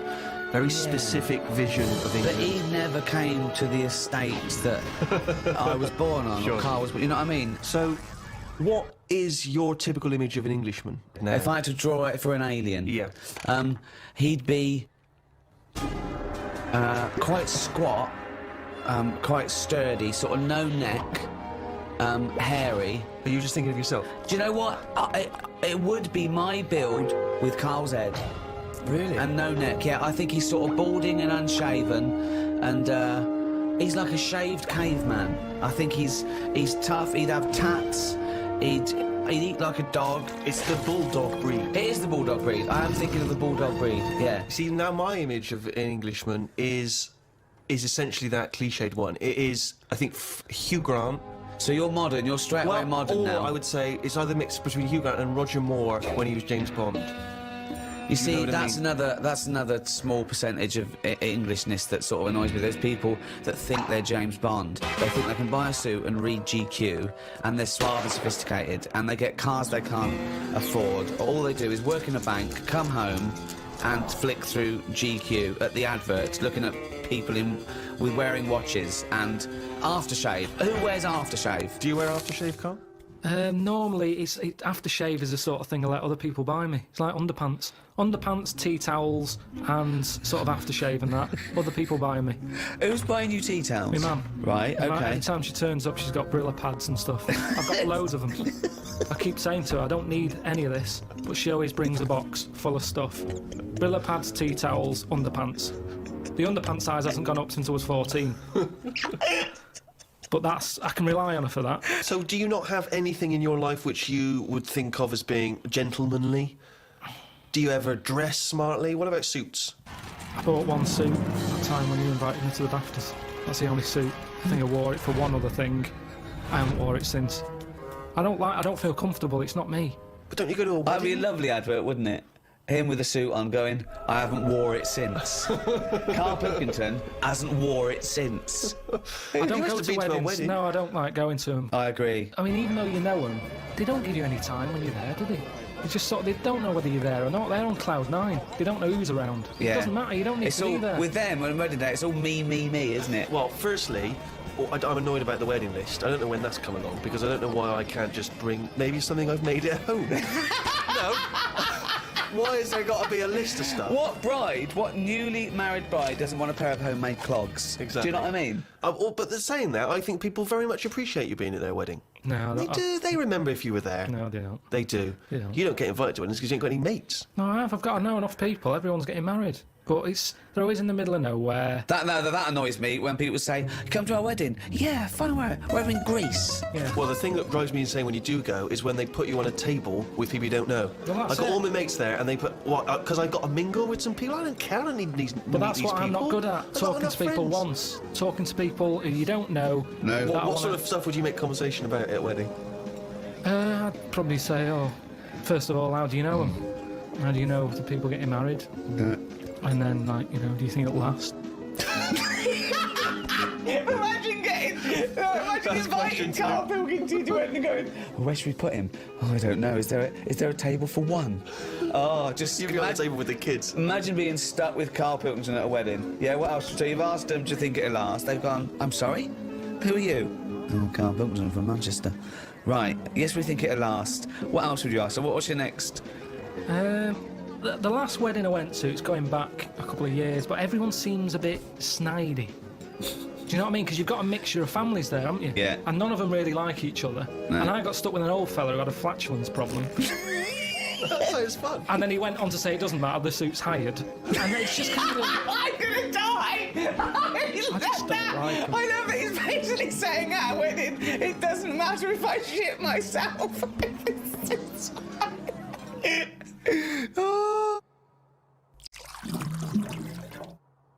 Maybe it's that thing that I don't appreciate what I've got. But to me, being English isn't anything that great. Really? Why not? Because it's just what I've been dealt with. If you could be any nationality, what would you be and why? Probably be Italian. Okay, why? Well, just yeah, I like the idea of it. I like Italians are alright. Where would you live? Rome? I probably wouldn't want to be in the middle of Rome. It's too much hassle. Have you been to Rome? Yeah, it's nice to visit and stuff. Yeah. It's good. A lot of old stuff. Why have you chosen Italy? I'm interested to know why of all the countries you've chosen Italy. I was a late comer to pasta. But it's one year round. I like it now. It's like one of my favourite things I have. Which there isn't really anything like that in England. That even though it's Well, except pasta. Pasta's No, almost but it's- exactly like it. Yeah, No, but we've it's got, not- we've got pasta, haven't it's we? not ours though, is it? And we No, don't know we've how got- to eat it. What do you mean we don't know how to eat it? We do it all wrong. You stick it up your arse again. Look at me, I know how to fucking eat it. No, but what I mean is, if you saw a proper Italian and they saw what we did to pasta, they would not be happy. What are we doing wrong? Tell me what we're doing wrong Well, I with don't pasta. know that, otherwise we wouldn't be doing Well, it how wrong. do How do you know we're doing it how do you wrong? know I've they just don't? heard we do it wrong. It's like how we have the coffee at all the wrong times. I ordered a cappuccino somewhere and the Italian fella said you shouldn't be having that now. It's a breakfast coffee. Yeah, it is, yeah. Before 12 o'clock, Yeah, yeah. but I was having it at like 4 to 11 at night. Oh, It looks wow. like it Well, was that's mental. absurd. How are you going to get to sleep with a lovely cup of coffee? Yeah, that's Well, a I good don't one. sleep anyway. You Yeah. shouldn't drink coffee anyway at night, full stop. So, hang on. So you love pasta, but you're not eating it right. So you'd like to be Italian in order to be able to eat pasta correctly, even though you enjoy the pasta you What eat. do you feel being Italian is, and what's It's just, attractive it's to just being... very sort of it's a relaxed lifestyle. Whenever you go to Italy, everyone's sat outside a cafe. It doesn't matter what sort of person Carl, you are. that's all you do now with your spare time is sit Yes, outside a cafe. But they get more respect over there. For Why? it. It's like it's okay to do that. There's older people sat outside cafes who do nothing. I and it's love the just fact that he they're wants to probably be retired. Italian so he can sit outside a cafe and get more respect than he does now sitting outside a cafe. No, but everyone's rushing about here. People have like colder coffee. They have frappuccinos here because they haven't got time to have a hot coffee. It's like they've got a coffee with ice in so I can neck it. Get it down my neck and get on with my day. Relax, enjoy your coffee. I don't understand the rush. But the reason you enjoy Italy is because when you're there, you're on holiday. That's why you're able to chill out and No, relax. no. When you say it's old people sat in some little Sicilian village. Of course they got no money. Here, I went to the Salvation Army, right? Why? Because It's nice. What do you mean? You can get toast and a cup of tea for £1. Go, you little skinflint. That's just that should be the going rate, Steve. I'm surprised I haven't seen you in there, to be honest. But the thing is, where is now, just near Camden. What is it? Is it like old people? A lot of old people, mainly old people. And this is what I'm saying. These are people who are old and they sat in a cafe, but they don't get any respect. People are walking past and they don't want to go in. The way you reacted when I said I was in the Salvation Army, that's the reaction they get. Yet an old Italian person, they looked after better. Well, it's certainly true they look after their older families, don't they? Right, and that's all I'm saying. Whereas, I mean, it's a lovely place, Salvation Army. Every old fella in there's got a tie on. Yeah. They make an effort. Yeah. So anyway, yeah, that's what I like about Italians and that. There's a lot of So you want to be respect. Italian because when you're old, you can sit outside a cafe and get more respect than you do here. Yeah, look at the old people in this country. They never look happy, do they, really? Most of the time, when you see them walking around, they go to pot.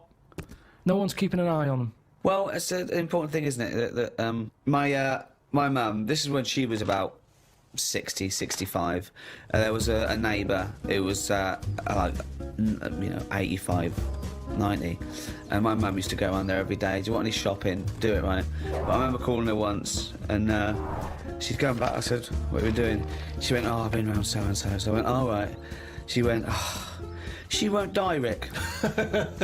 Like she's helping her, but she's thinking this is getting silly now. You were meant to go years ago here. Well, that's the problem, you know. If you get pally with an old person, then you could be stuck with them for years. And having to do stuff, you know, that's what you don't want to do, is that you meet an old fella, and then you've got to start popping in his sort of piles or whatever when he can't do them himself. You know, what do you do if you're? It depends how friendly you are, though. I mean, I'm just talking about someone you meet at the bus stop, as opposed to popping the piles back in. How does that happen? Jesus. Just the ones on the estate I grew up on. As soon as he got to a certain age, there was Mrs. Knowles who went mental. One day she seemed fine, next day she was chucking cans in everyone's garden. You could just hear her coming. Which was weird. Aren't you? Now you've brought up weird people. There was a fella called Shorts Man, right? So pedestrian. I love that. Shortest man wore some shorts. Now, what I like, yeah, he did, but they were really short. They were that sort where, you know, it's almost pointless having them on. What do you mean? They were just, you know, like shorts now for blokes. They go up to your knees, don't they? There's no chance. There's no accident happening there. There's nothing going to pop out. Yeah. No. But Shorts Man, he liked it. He liked the fact that happened, and he used to walk with big strides to sort of help the chance along. So that he knew with the big strides and the short shorts, yeah, they were going to pop out. Did you ever see it pop out? Yeah. Why did you look at the shorts? Just because it was like playing Buckaroo. It was like, when are they going to pop out? But what? It's just what happened. So, right, but Shorts Man. So he was an exhibitionist. He basically wanted people to see his veg. Yeah. And they were out more than they were in. I mean, they had a tan. Right? Now the thing is, what we like in England, I think we like that. We like local characters. The eccentric. Yeah. Eccentric's that's very British. Eccentric. Yeah. I'm glad I grew up round there with all them people because they're interesting.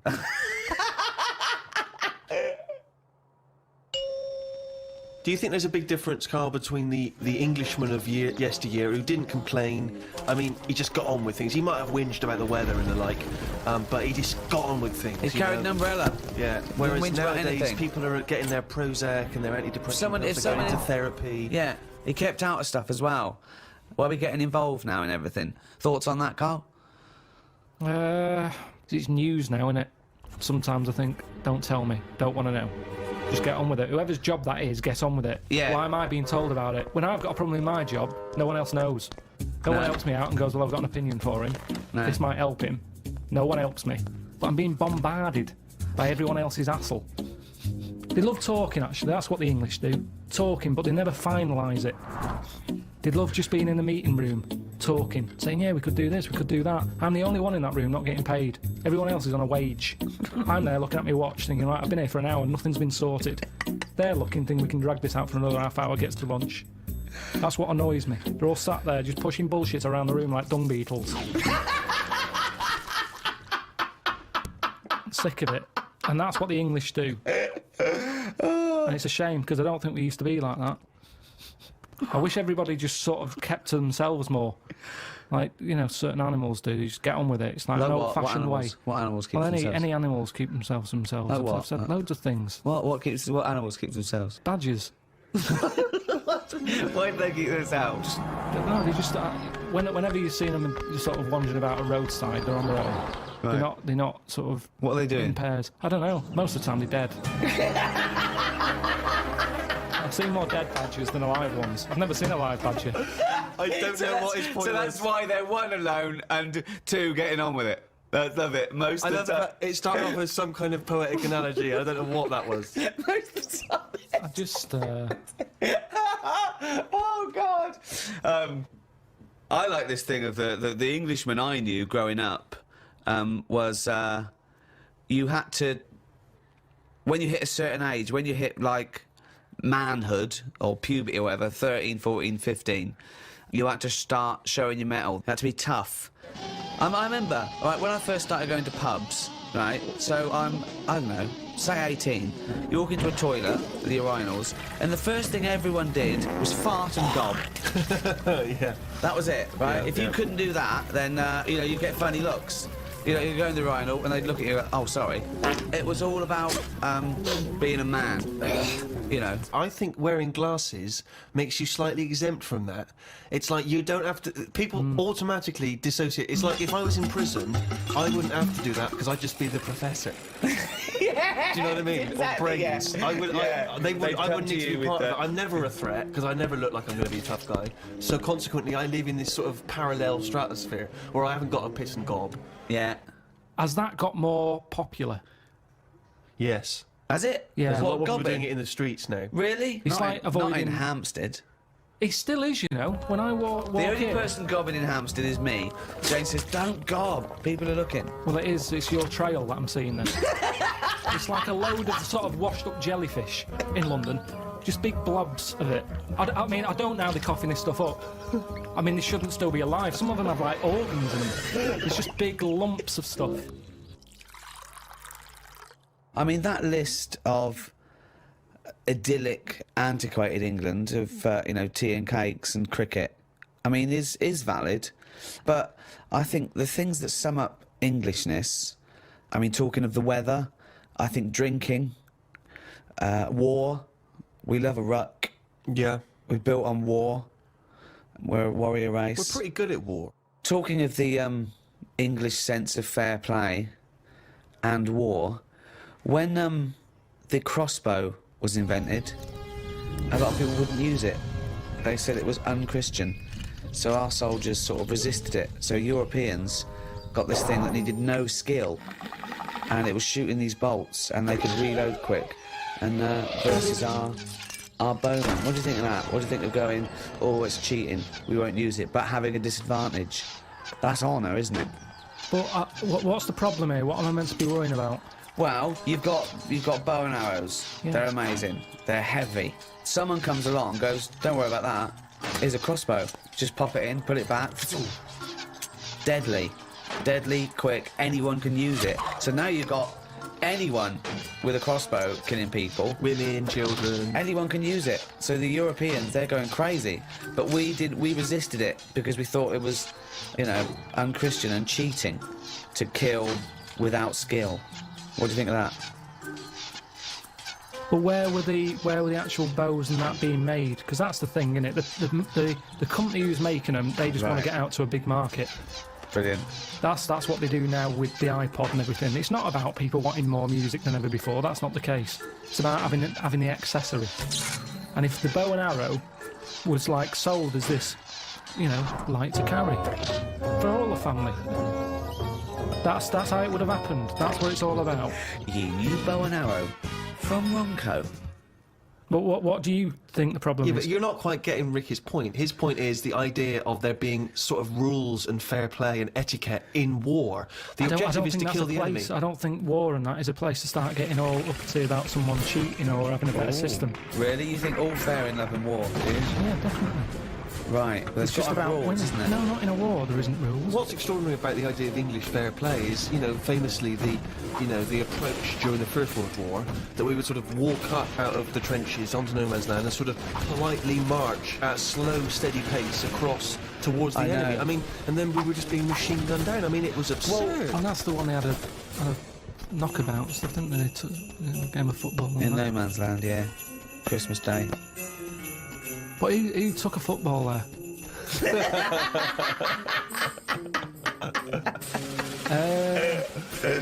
If I was on the front line, I would not be getting out the rule book. I can tell you that much. I'd be going mental. Are you saying there should be some rules or no rules?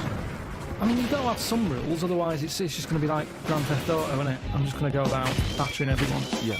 And you soon get bored of that. Which rules would you repeal that already exist, that you don't like?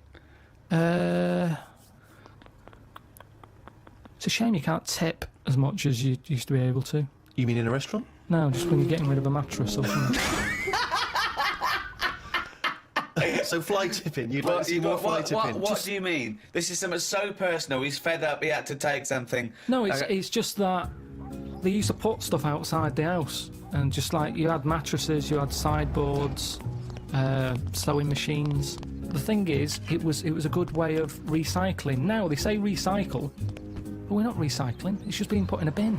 I'm saying if you've got old furniture, you should be allowed to leave it outside your house without the council going, move that, it's dangerous, someone's going to trip over it. Well, if they trip over it, should have been looking where they're going. Well, what if they're blind? What? What if they're blind? That's why you don't leave things out in the pavement, because blind people will fall over and smack their face in. No, because I'm leaving it. I'm not leaving it on the pavement. Well, you just said you were. Where are you leaving it? Sort of outside the house. Where are you leaving it, Carl? You haven't established where you're leaving this yet. Because so far, a blind person's fallen over and broken his nose. I've never seen a blind person trip over anything. You've never seen a blind person trip over anything? Definitely not. They're better on the feet than some people because they're more cautious, aren't they? So make it more fun for them, if anything. Why can't you just have this stuff collected by a second-hand shop or because send it to they a don't come, charity? Steve. Honestly, they don't. I've called up people and they're saying, yeah, we'll be there in an hour. And I say, right, I'm going to put it out on the street and are you going to come and get it? Yeah, we'll be there. An hour passes by. They haven't been. Suddenly the council goes past. On the floor, bloodied noses. And the council said, I call them up, do you want to shift it? Well, we might, but don't know when. Well, it's outside the house now. Well, you can't leave it there. It's your responsibility. You'll have to stay with it. Suddenly I'm wasting time sat outside the house with rubbish that someone else might want. But you're not allowed to leave there because a blind person might come along. What's the dog doing?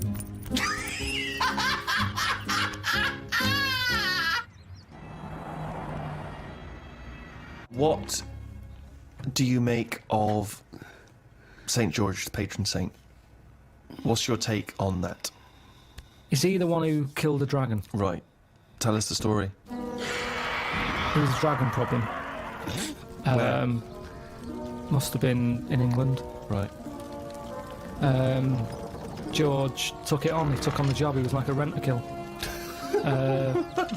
He came out. The interesting thing with him is, right, he was a hero then. I honestly think if he did that now, there'd be an uproar. Because it's the last dragon. It's the same way we try to save the panda and all that now. If he came out and said, I've done it, and he's done what? They've just killed the last dragon. They'd go mental. There'd be marches. Idiot, bloody idiot. And that's what's interesting. But it was going around burning people. Doesn't matter, we shouldn't have killed the last one. It's the last one. And that's what we'd be like. You say you should have saved it, you should have captured it and put it in a cage so we can all look at it. There's no point, it couldn't have bred anyway, it was the last one. Was it definitely the last one?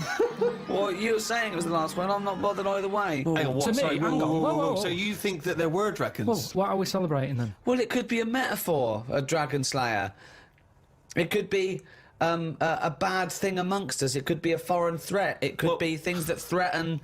It could be anything. It's not to be taken literally, is it? But the real legend of George was that he was a figure who stood up for Christianity. Have you ever done anything brave? There was a kid at school who used to have epileptic fits a lot, and the teacher used to always say, if it happens, grab his tongue. And I sort of had a go at that once. His tongue. His tongue? Yeah. What do you have a tongue for? To pick stuff up? What do you mean, a tongue? His tongue in his mouth. Oh, his tongue. Oh, his tongue. Yeah. Right, go on. And they used to say, if he starts doing it, grab his tongue and that. And I sort of had a go at that once, and it wasn't nice. Well, how'd you grab it? Would you grab his tongue, did you? Well, I tried to. It's like grabbing a slug. And plus his mouth's going up and down, like you think he's going to have me hand here. So you sort of do that thing where you go... So you were trying to grab hold of a kid's tongue, yeah? And he's throwing himself all over the place. It was in the physics lesson. I sort of had a go, and then I thought, this isn't happening. So I just sort of kept putting my hand in, like I'm having a go. But in my head, I was going, I'm not going to get hold of it. What you could have used is a pair of tongs. Well, firstly, I don't see why this is brave. Kids having an epileptic fit and you're just supposed to help them out. I don't know why that's bravery, but even given that, the fact that you were thinking more about yourself in that situation than this other kid. You were thinking, I'll make it look like I'm helping, but I'm not really. And yet there's this kid having an epileptic fit. I did at the beginning. Doesn't that sum you up, Karl? Selfish. No, it doesn't. Because no one else was having a go. At least I did try and grab it at one point. You weren't doing anything. You were just making it look like you were. Have you ever tried to grab a tongue? It's like chasing a chicken. It's murder. And after a while, it wears you out. And it was weird anyway, because it was like... What was he doing it for? I don't know. Why do you know after hours of chasing this kid's tongue? I love the idea. Have you ever tried grabbing a tongue? It's a valid question. I love that he's annoyed. He's annoyed that this kid's having What's your technique? Were you trying to grab it? Just with your thumb and your... What's it finger? Like a pincher thing. Yeah. But it was because his mouth's going down and... Was he shouting or just... No, just throwing himself around. So that's your one attempt at bravery. Well, hang on a minute, let me just think. Trying to grab a tongue.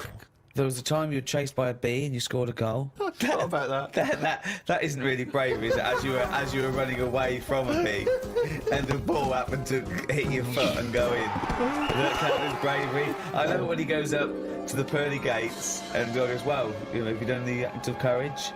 I pretended to grab a tongue. A what? A tongue. A tongue. Yeah. Got chased by a bee, scored a goal. It doesn't count as brave at all. Law and Order. I'm not that interested in it, to be honest. What do you mean? I've got no interest in Law and Order whatsoever. It's not part of my life. That's the problem. You keep picking topics that don't buzz me. Of course they do. They don't. Well, let's talk about this. Let's talk about this. You're a man quite obsessed with Law and Order. Law and Order is basically to protect the innocent, isn't it? When someone wrongs us, we want justice. It's fundamental. And you do. You were sitting in your old flat in London, phoning me every day that you wanted to go downstairs and smack their heads in for being late and shouting around and being drunk, and you could hear it. You wanted some justice. Yeah, but nothing would have happened if I'd have called someone up and said there's people doing noise pollution. But you are concerned with Law and Order. No, you but wanted your point. Rights, and you ended up moving. Yeah, so but I shouldn't have to move because of some noisy people. No, you shouldn't. But I'm saying you were stressed. No one cares, though. And you wanted justice, but you thought you couldn't get justice, so you moved away. Yeah, so I dealt with it in my way. Yeah. I hated them. Right. Because they didn't care about anyone else. Exactly. But the police wouldn't get involved. There's other people who live around there who had to put up with it. No one cared. So what did it feel like every night when you were trying to watch telly and it's hot and you've got the window open, or...? Yeah, you could just hear stuff, and it's that thing of you get a lot of tourists in London, so they're talking. It's not even as if you can listen in to what they're saying and have a view on their opinion because they're foreign. Would that be entertaining for you? Well, yeah, because if you can hear what people are saying, you go, oh, yeah, that's switch the telly off. That's a good point. I don't want to hear anyone talking. But isn't it your own fault for living in central London? Well, not really, because it wasn't always like that. I'd been there years, and then all of a sudden, Goodfellas turn up. They sat down there making a racket. What can you say to them? You call down, they can't hear the phone ringing. But it's louder, I think it is louder abroad than it is here. Whenever I go away on holiday, I always notice that it's always a couple of decibels higher. Really? Always. Like the sound of bird noises and that are louder abroad. Because they're trying to get a nut above the noise of the noisy people. No, that's not true. They are. When I was in... Where was I? Menorca or something. It was like lying there. If it wasn't a noisy local, it was the people in the villa next door. If it's not them, they suddenly collected the bottles from the bottle bank. That's a nice noise when you're just relaxing. The bottle bank. Pop that there where the villa is. So that was a racket. there was always there's just so much noise. Animals, creatures. You can't escape. It's the one thing you can't escape. Noise. Your ears never turn off. No. They're always there. But I've told you before, wear earplugs if you have to. I don't like it. But he doesn't like. He says he can hear the sound of his own art. Well, there's always a sound. Like your eyes, you can close them. My eyes close all the time, and if I don't like the look of something, if I don't like the look of something, they close before even I've thought about if I want to see it or not. What do you think? What do you think exactly? I just mean if I see something on the telly or like one of those casualty programmes or something, it's like my eyes know that I'm not going to like the look of it. No. So they close quicker. No. My ears, they seem to be interested in everything, even though I'm not.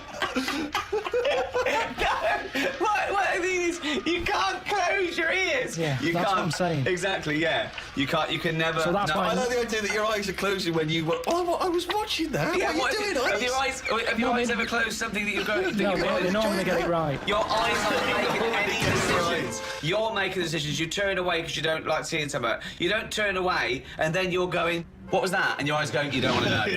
You do not know. You don't know. I'm just saying anyway. Lovely pair of tits here. I just mean noise pollution. It's the one thing you can't escape. But the thing about law and order is, you don't have to take it. You can combat being wronged. It's not just punishment or retribution. It's justice. You want to know that you're valued. You know, this is a big issue, isn't it, Rick? Is one life more important than another?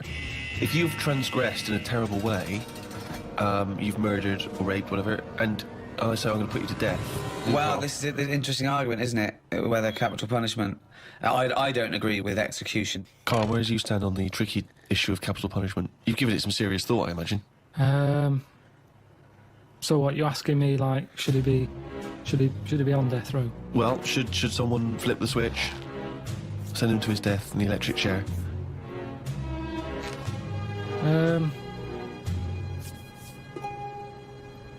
Yeah.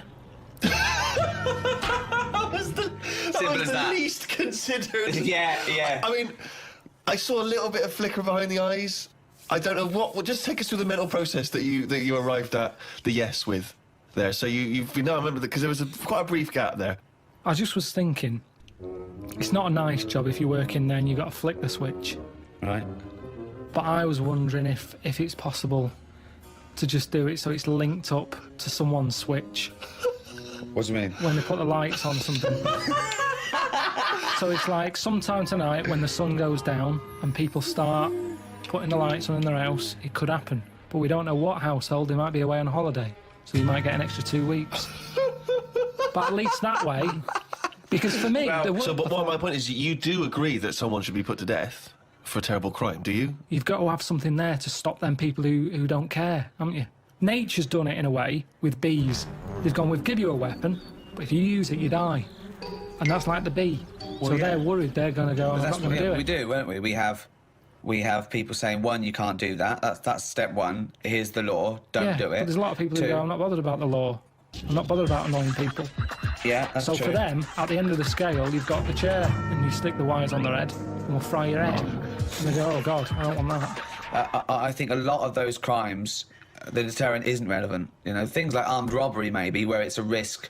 What can I get versus what my crime? Maybe then it might be a deterrent. But then, of course, if you start getting capital punishment for crimes that aren't murdering someone, then that thing brings in you might as well murder them because then you've got more chance of getting away with it. So it's very delicate what you make people be killed for. You've made an interesting and reasoned argument there, Rick. I'm looking forward to hearing the riposte. Right. When I was younger, I used to nick Mars bars. Okay. Right.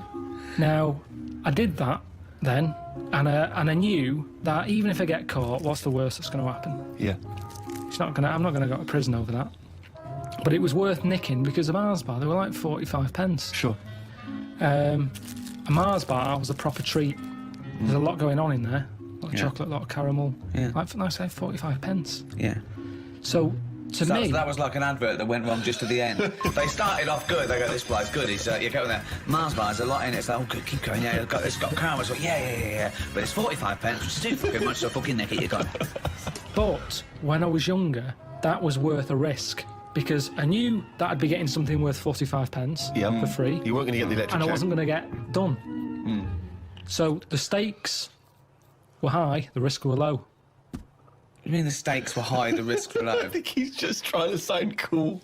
The stakes weren't high. The stakes are what can happen to you, and the risk. The stakes and the risk are the same. The risk is the stake, okay? Yeah, unless you're nicking meat from a butcher's, then the stakes are high and the risk is low. I don't know what the fuck you're talking about, but what you meant was the gain was high. The game was high. Yeah, the game was high. Yeah, the risk was low. Yeah. But no, it wasn't, was it? Because 45p isn't a lot unless you're a kid. It is when you're a kid. Most of the time, I didn't want to say which shop it was that I nicked it from, but it's where I did my paper round. Now the thing is, So you're nicking from your own boss? but listen, I used to wake him up. That I helped is him terrible. run. No, because I. That is terrible. This is awful. That Go is- on, hang on. I that want to is hear him. really I want to hear him bad. rationalise his Because that terrible sweet crime. old man who used to give... He's not an old man. I used to go around and Sweet wake him old up, man. right? He hated running that place. Right. If anything, I'd say I was his best asset. Not really. Yeah. Because I don't You know were what... nicking from him. You were thieving from him. I don't know how much he Business. made on papers, but he'd probably go 45p profit. Hold on. They got their papers really early because I got up early. Yeah. I used to go round to the Well, you know, shop at miles a 4:30. day helps you work, rest, and steal. So I used to go round there, wake him up. He'd be like, "What are you doing round here so early?" Don't know. I'm just hungry. What? I'm just hungry for work. No. Oh well, good boy. Pip. I'm just going to turn away a minute.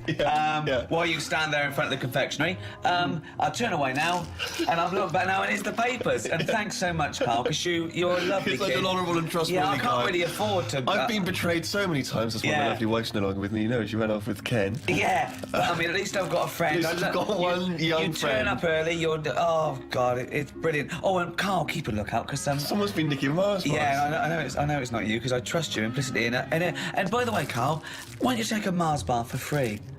Oh, thanks. Well, that never happened. All right. So I'm getting 50 pence a day for delivering papers, but I needed the energy. Right. Now, if I spent my 50p on a Mars bar, Yeah. 5p profit a day, it's not worth it. No. So, help yourself. I knew I was doing a good job for you. No, so help yourself. That doesn't follow. So help yourself. Get another job, leave that job, negotiate a pay rise. Not help myself. That doesn't go. That's ridiculous. Where does it stop? If you worked in a nuclear power plant, well, they're not paying me much. Have a little bit of uranium. A lovely little bit of uranium. Yeah. I do. That's a strange analogy, Rick. Sort of left straight from a bloke nicking stuff from work. So he works in a power plant, he's having himself a bit of uranium. What's he doing with the uranium? Well, you know, Mars a day and all that, and that's for energy, and so's uranium. But more energy than a Mars bar. Yeah. A lot of the laws of the land are from the Bible. I mean, that kicked it off. I mean, there was laws before, obviously, and there were different gods before this one was invented. But let's have a look at the Ten Commandments. Oh, yeah, sure. I'm just going to go through. Just going to go down these, see which ones I commit. Thou shalt have no other god. I don't have any god, so I haven't broken that one. 2, craven images. No, I don't have any craven. I don't accept there's a god. 3, thou shalt not take the name of the Lord. Again, I don't take his name in vain because I don't believe he exists, so I'm fine there. Remember the Sabbath. I always remember Sunday. I know I've got a calendar and everything, so I haven't done that one. Honour thy father. Yeah, I do that. Never commit adultery. Don't do that. Ever killed anyone? No, never killed anyone. Don't steal. I don't lie, and I don't covet. So I am an amazing Christian. Pretty clean. Yeah, you're a pretty clean living guy. Wow. There you go. Well, whereas, I don't know, Karl, have you ever... What's your view? I still open like post that isn't for me. Why do you open other people's mail? But it's just a fella called Bruce who he's the bloke who used to own the flat before me, and I don't know. I started off and I thought, should I pass it on? you know, because when people move, it's a lot of messing about tracking down where they've gone. So I thought, should I just leave them for a bit? And I collected some for a bit. And then there was one that sort of said, this is important on the front of it. So I thought, how important is it? So I opened it. What was it? Was it important? Not really, it was from a tattooist. What did they say? It was just something They about... said, oh, we used the AIDS needle on you. Can you come in for a little test? So I just started, I just kind of thought, oh, I'll start opening it, having a look. And it was weird, because, do you know like how you get fed up of being yourself? No, but go on. Well, I'm intrigued. Of course. No, you can just have days where you're like, I wish I was Brad Pitt, yeah. Well, you know, and Bruce Willis in your case, well, isn't it? Well, this bloke was Bruce, so I just go, oh, let's see what, you know, if I was Bruce, would I be happier being him? Do you know, like I've said to you before, you never know if you don't feel well because they can't put you in someone else's body to sort of compare. So I think, well, would I enjoy being Bruce more? Sure. And what have you gleaned from Bruce? He's got a tattoo. We know that.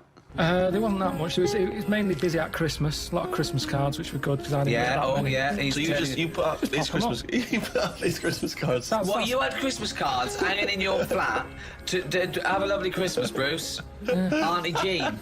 That's crazy. Well, hang on a minute, because when you put them on your mantelpiece or your shelf or whatever, you're not looking at them every day. It's just a picture of Father Christmas. It doesn't matter who it's to or from. But why have them up at all? Well, why not just buy some make blank... it a bit Christmassy. You can just buy some blank cards and put them up. Use them every There's no year. point I have to. Bruce has got a lot of friends.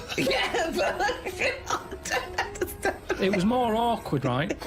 Because the bloke downstairs, because I used to always collect the stuff for Bruce, I got talking to a bloke who's in the same block, and like he used to see me picking stuff up for Bruce. He'd always say, you know, all right, Bruce. No! You've never told him that you're not Bruce? Well, no point. It's time for the re-education of Karl Pilkington. This week Karl was studying the life and times of Winston Churchill. What do you make of it, Karl? What did Churchill do for you? Well, last week I made a bit of an error with Hitler. Yeah, you tried to remember too much, and it was way too much for me. Sure. So what I've done this week, sort of flicked through, got a few of them basic facts. Yeah. And what I've learned, right? Bit weird the way all these people have something in common, that they're all a bit weird when they're younger. Okay. They've got some sort of illness. Go on. Well, you know, Rasputin, he wasn't well as a kid. Yeah. Che Guevara. Oh, this is Rasputin, the mad monk, wasn't well. Yeah. Yeah. Che Guevara. Yeah. Asthma, really bad asthma. Hitler, he was only a bit mental. Yeah. Only one. His mother. He was a bit mental. That could be libelous. Yeah. And who've we done? And Churchill. Yeah. Very weak child. Was he? He only spoke to his dad 4 times in his whole lifetime. Really? Yeah. Didn't get on with his dad. Right. And I think one of the times when his dad spoke to him, he was having a go, saying he didn't do as well in the army as he wanted him to. Right. So that's pretty sad bit I picked up of it. Yeah. Anyway. So that spurred him on, anyway. Yeah. I'm not going in all the ins and outs. Very important bloke. Okay. No, seriously. I mean, your dad bought the tapes, didn't he? Yes. And I can understand why. Because he did change a lot for us. You know what I mean? We wouldn't be sat here now talking like this. Why? We could have been German. Yep.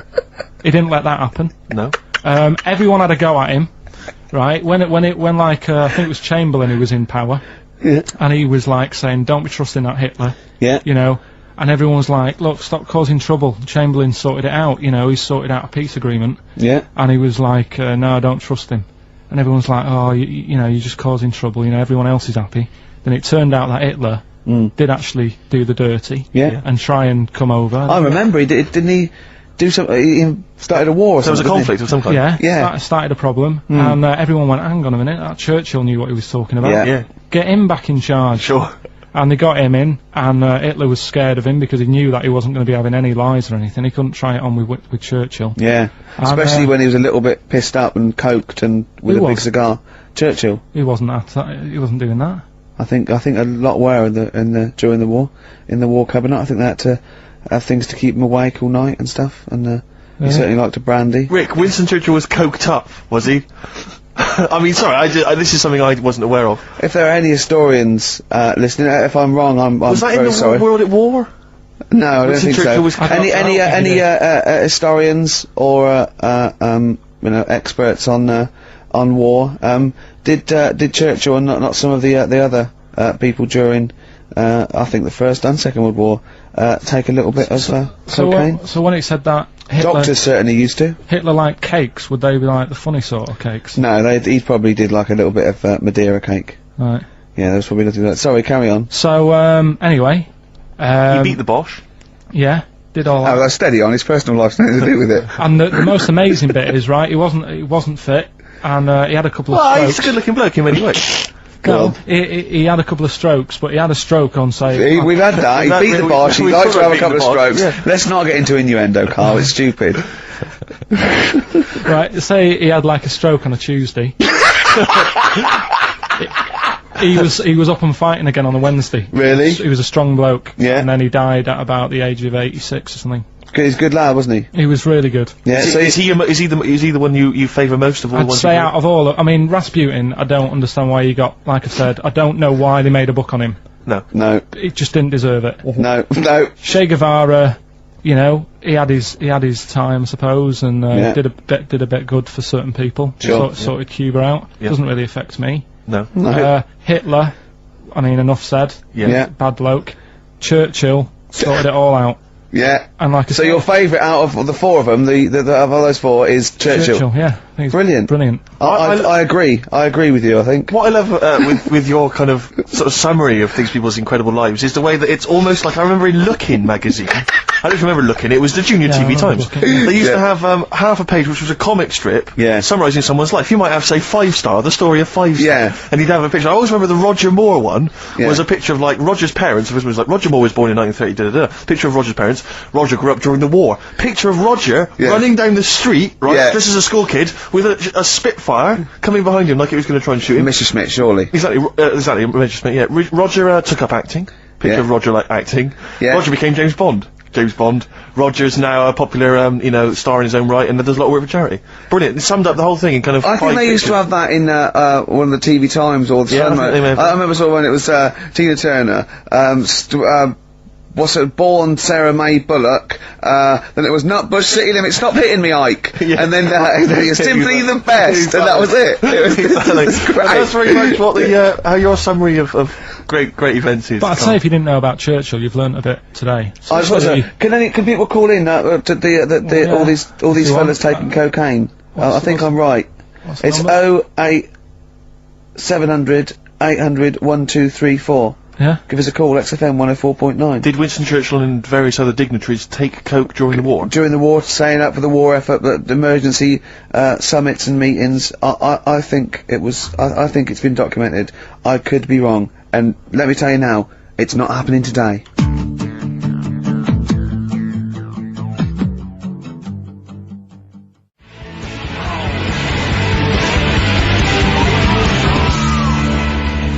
Wow.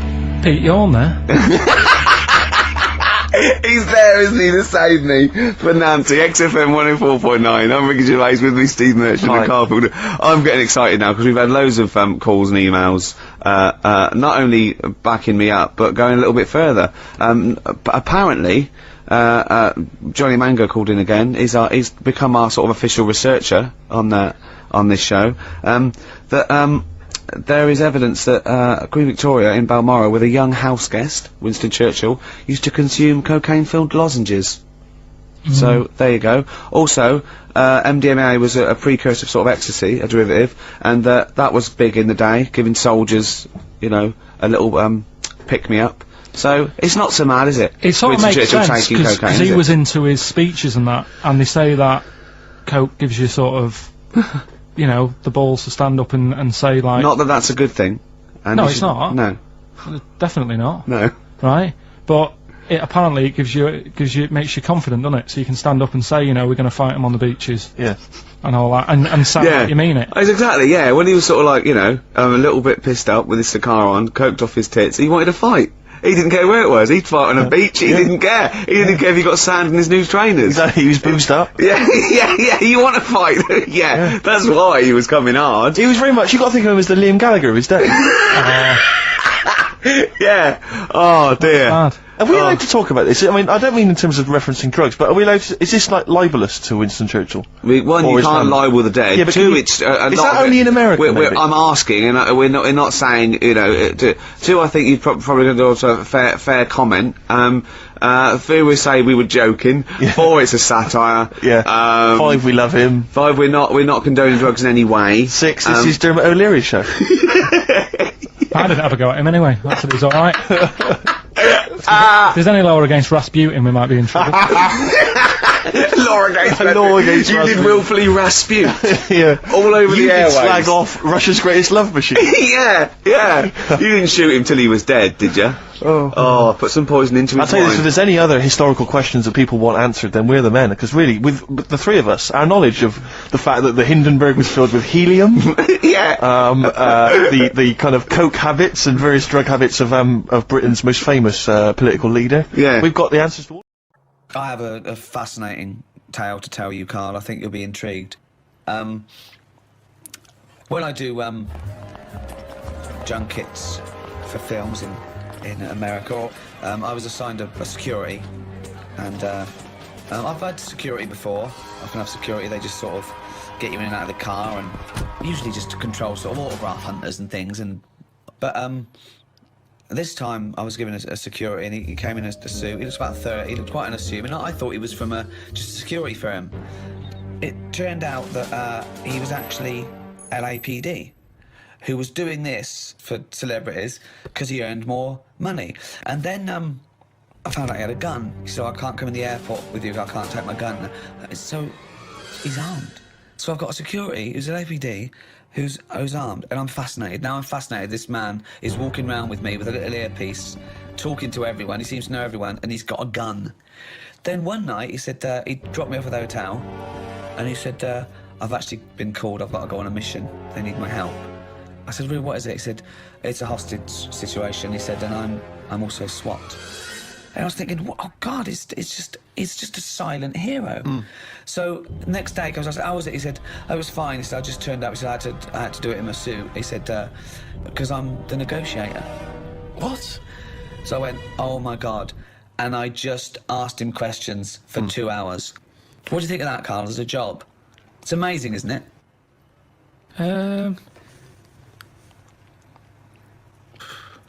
Yeah, I mean, once you've done one, though, it's like any job, isn't it, I suppose? Yeah. Once you've done one. Yeah, not impressed? Boring, yeah. No, it's good. Could you do it? Do you reckon you could do it? Do you reckon you could negotiate someone out of a hostage situation? Well, I think in one of them things, there's nothing you can do. It's like, it doesn't matter if it goes wrong, because it you does. did your bit. No, it's like being a vet, isn't it? Not really. Not really, because that's what it is. What I mean is, you're expected to make a little kitten live. No, there's loads of it. Because I was saying, so he says, I need a car by 5 o'clock, or I'm going to kill someone. He then makes sure that he doesn't kill anyone, but he makes sure that car doesn't come till 5:15. But he's not bothered, is he?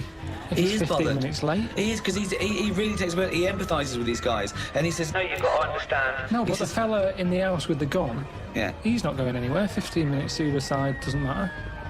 Why is he in a rush? I don't think Carl's getting how important how amazing you he is. you said Yeah. they make the car 15 minutes late. Yeah. He's getting his car. That bloke's not in a rush. He's never going to get in the car, is he? And he has to get in their head. But to do that, he says that he has to empathise with them to a certain extent. He has to understand why they're doing it, to talk to them and go, yeah, you've had a bad day. That would send anyone. But he has to get their trust. Karl, try and talk me out. You think it's that easy? Right, I've got a hostage situation, right? They go, there's only one person we can ask for. Get me Karl Pilkington. The police know that you're their top man, and there's a guy in here, he's got a gun, he's got a hostage, okay? He's just done a crime. They don't know what to do, okay? Right. You turn up. What's your first question to them? I'm talking to you. Well, no, you got to assess. Right, I'd say right. I think there's a saying, actually. You say, where's brass? Right? Right. I found that out. I heard that. I overheard that. What's that? It was something... You're wasting time. It was that bull cunt that's just turned up. I'm gonna fucking kill him. Right, where's brass? What does it mean? I heard it at school when they... I don't know what the fuck you're talking about. Just you... It means I heard someone use it on the. Well, I don't know what the fuck it means. It means the top person of the police who are around at the moment. Yeah, well, sure, I'm the fucking top brass here. I've got a fucking gun against this kid's head. Who the fuck are you, bald little shithead? Where's my car? What car? I've asked for a car. Where's my fucking car? Am I talking to you now, am I? Are you the negotiator? Yeah. Right, get me a fucking car. Where do you want to go? I'm fucking sore from shouting. Throw a phone through the window so I can talk to you over the phone. No. All right, in a minute. Don't ever fucking say no to me. In a minute, I said. Okay. Right, the clock's going. Where's this fucking phone? Listen. I've got a just sore hang on a throat. minute. Why are you putting the phone through, you dopey cunt? You want to talk to him? Because I don't want to give you a phone straight away. You said you've got to delay him. No, you've got to talk to them. You shouldn't even demand a phone. You should make sure you've got a phone, you dopey twat. Give him a phone. Right, thanks. All right, how's it going? That's better. Right. Who are you, by the way? Who are you? Bruce. I can't give you them details. Well, you can, because I've got to trust you, dopey sod. Are you police, or just some fucking cunt walking by? I'm a policeman. Right, I don't trust policemen. No, but I'm a bit higher than that. So listen.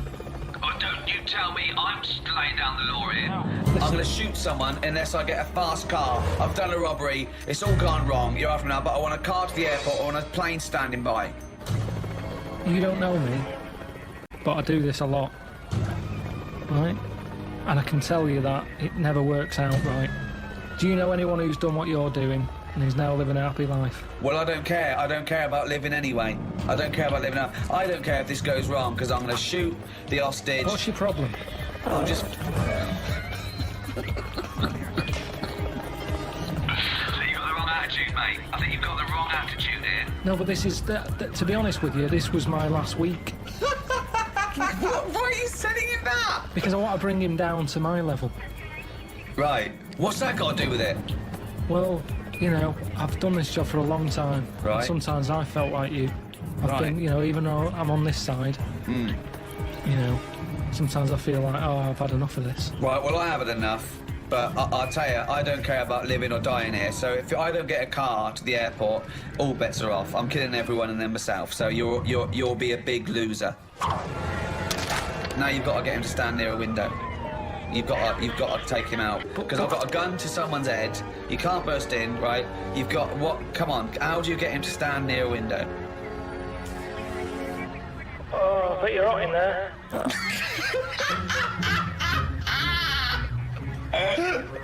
Keep going. I am not. Yeah, that's why I've just drawn the curtains and keep away from the window because the sun's blazing in. It's not too bad away from the window. It's sun's gone round the back now. Just come and have a look. It's a lovely evening. Why do you want me to stand near a window? I think just because when you see how nice an evening it is. Worst load of drivel ever. When you see how... Keep going, I'm interested. When you see how... No, it's that thing. I've heard that if you smile, you feel better. So have a little smile. Think of a happy moment in your life. I'll tell you what a happy moment in my life would be. Putting a bullet through your little round head, you cunt. Keep thinking about that image. Right. And you can see that round head. Just come to the window, I'll show you the round head. That would probably work, actually. What? No, I'm not going to come near the window. You come near the window. You come near my window. Let me come. Are you coming near the window? No, not yet. Where? Delaying it again. Right, I'm coming near the window. Well, I'm going to shoot you if you come near the window, you dopey prat. Why? I thought we were getting somewhere here. No, I'm going to shoot you. I've conned you. I've negotiated you to come near the window, and I'm going to shoot you in the head, you prat. I'll just leave then.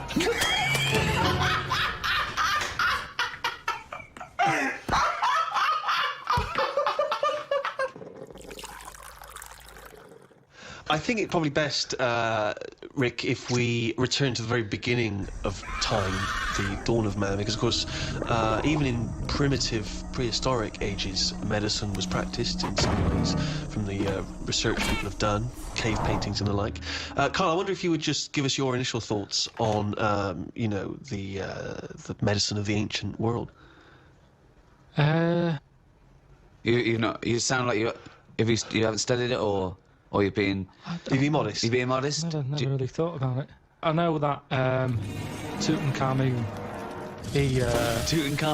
he died of having a knee injury.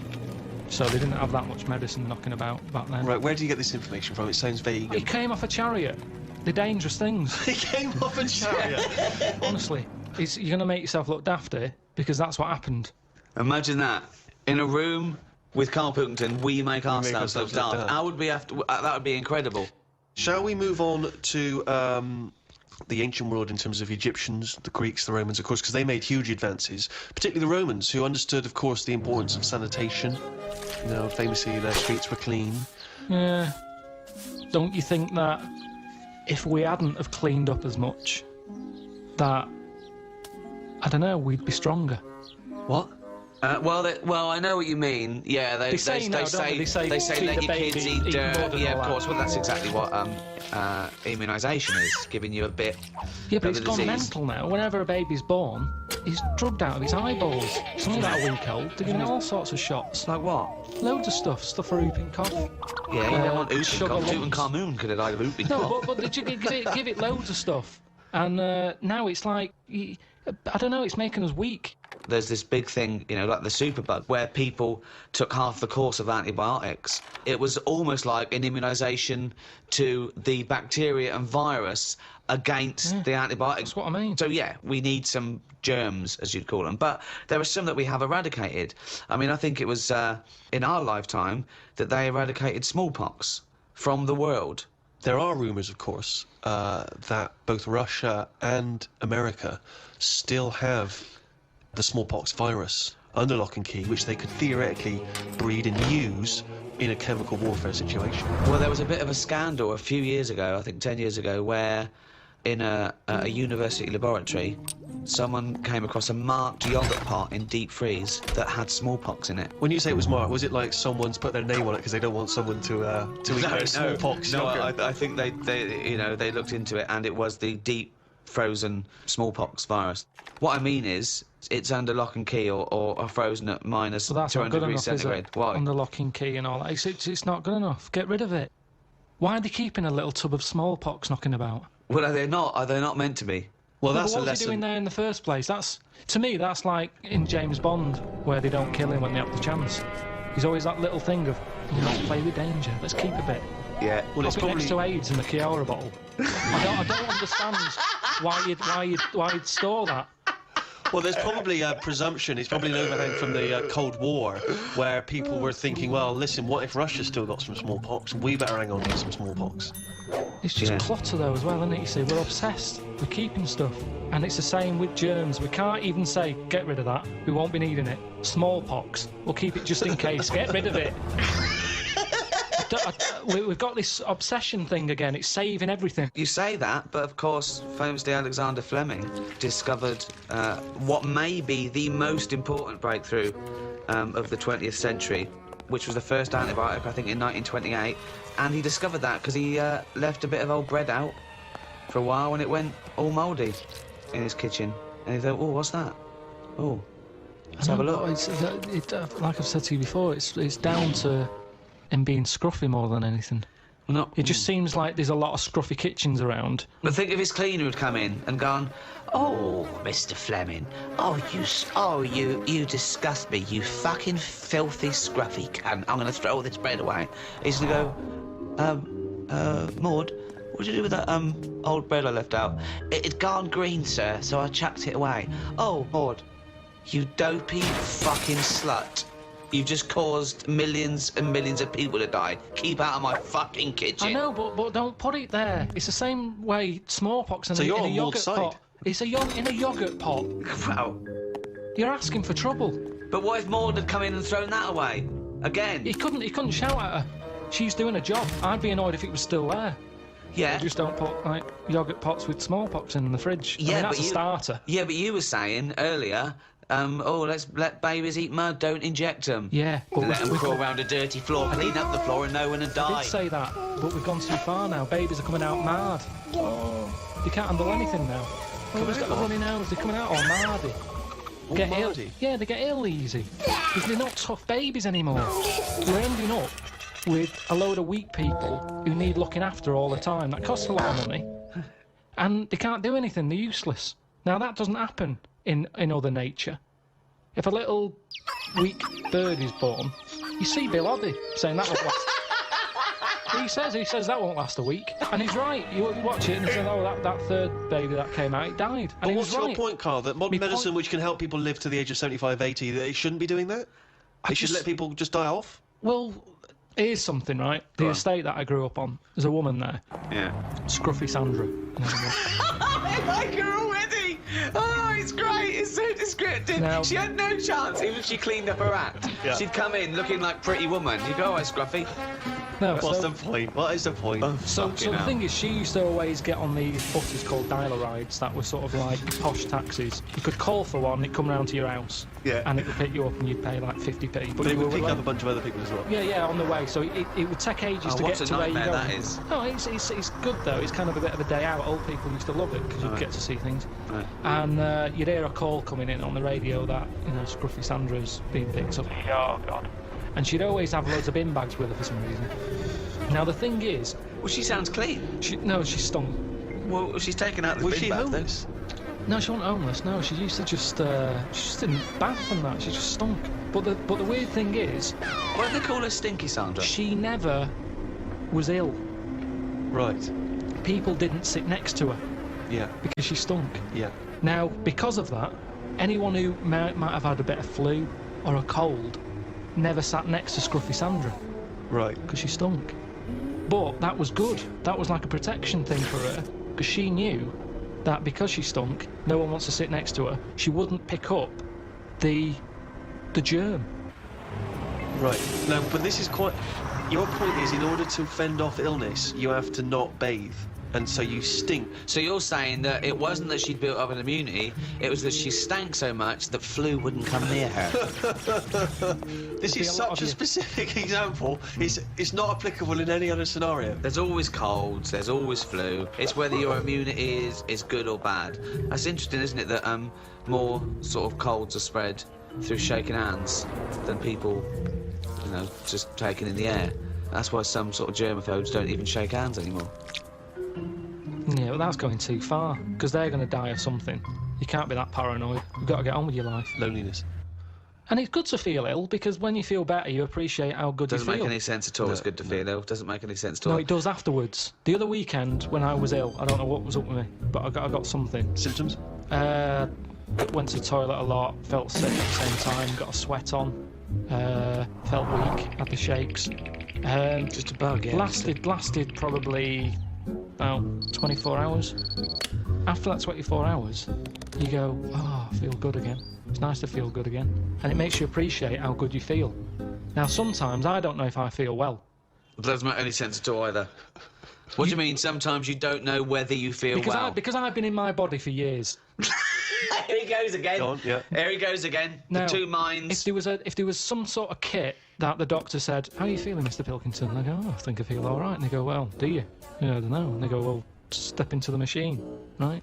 Get into the machine, and if he could somehow transfer my feeling into his body so I could feel how he feels, and then he can feel how I feel, and he'll go, oh, you're not well at all. Your heartbeat's irregular for a start. You're a maniac. This is... I don't know what's going on here. Because why don't you just accept that if you feel well, Because you don't know if you feel well. Hang on, let's get this machine built. Sorry, why are people bothering studying AIDS? We've got to get this machine built. Listen, this machine could do a lot of good if they could do it. Why? Because some people, you hear about people who go, oh, I think I've got a bit of wind. Before you know it, they drop down dead. Right? Because they didn't know. They just, well, didn't Mr. Jones have a sweat on, Mrs. Jones, before? Oh, yeah, he did, but he always had a sweat on. Well, didn't it bother him? No, he was used to it. Happened for years. Why didn't you come in? Oh, So, he and felt what would all the right. machine do again? The machine would make my doctor feel like me. So because there's too Mr. many ill Jones went to people. the doctor and said, oh, I've got a sweat on, right? Right, so he'd go, well, I'll tell you what, get in the machine. So Mr. Jones gets in the machine. Yeah. The doctor hits the button. Mr. Jones gets into the doctor. The doctor goes, you have got a sweat on. I'm familiar with this because I had a fella in the other day with a similar thing. Take 3 of these. You are a mental case. I don't know what this is. Because why can't the doctor make that observation like a doctor does? Why can't the doctor, using his knowledge, observe the person with the sweat on? This is like a scene from Ghost. This is like Patrick Swayze. Listen, when my nerves were short. Are they not short already? Have they extended since then? Well, I just have to do stretches and it's pull them about. Right. But when I had that, I'm not very good with words.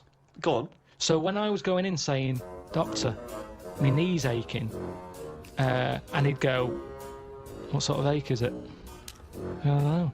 Yeah. I don't know. It's just an ache. Toothache. It's like a toothache in my leg. No, but it's different. It's a different ache. Now the thing Arse ache. is, It's like an arse ache. it's hard to explain an ache. So he'd have to feel the ache, and then he could make an assumption from it. Thank you. So he would presumably go through training, going in the machine, and they'd bring in various sick people, and he would experience and feel every single ailment. Great. Yeah, but over... Doctor, I'm going to let you know now what a swift kick in the bollocks feels like, just in case you ever have to diagnose that. Oh, you I can't remember that one. Yeah, but... Doctor, now you're going to feel a spike up the arse. It's all about... Oh, I can't remember that one. Okay. No, Doctor... couldn't I just wait until the man comes in with a spike up the arse? No, you got to tell you so you know But when I you reckon feel I it. could assess it if he's coming, he's got a spike up his arse. I'd be You've able got to to tell. experience everything before someone comes in and gets into your body like Ghost, and you'll know what it is. Hey, listen, let's not dismiss this idea out of hand, of course, because you'll famously remember, Rick, that Karl had the idea of a man who can grow backwards.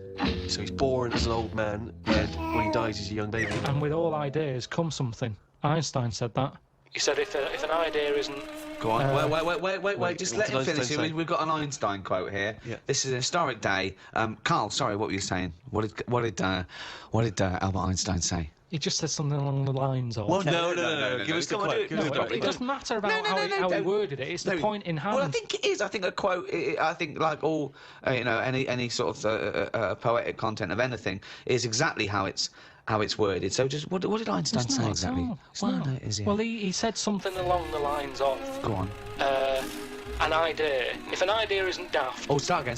No, come on, let's hear it. No, because he started... He said if an idea isn't daft, it isn't worth thinking about. What?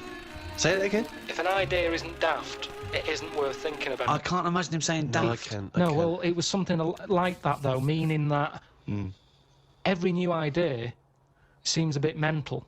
Yeah. Right? It's a good point. But then it leads to something. Well, I'm not sure that but I think if we were sat with Einstein now and you'd brought up the machine that allows doctors to feel, I don't think he'd be saying we should pursue that idea. There's some ideas that go, I think the Earth might be round. People go, oh, it is flat. And then there's people who stand in doorways covered in crucifixes with tinfoil on their head saying, Jesus is in my cock. Yeah. But now, he's a mentalist. Yes, but what I'm saying is, wouldn't you have said it was mental years ago when someone said, I'm going to make a machine so I can look inside your head? Years on, hello, get in the machine, we've got an MRI scanner.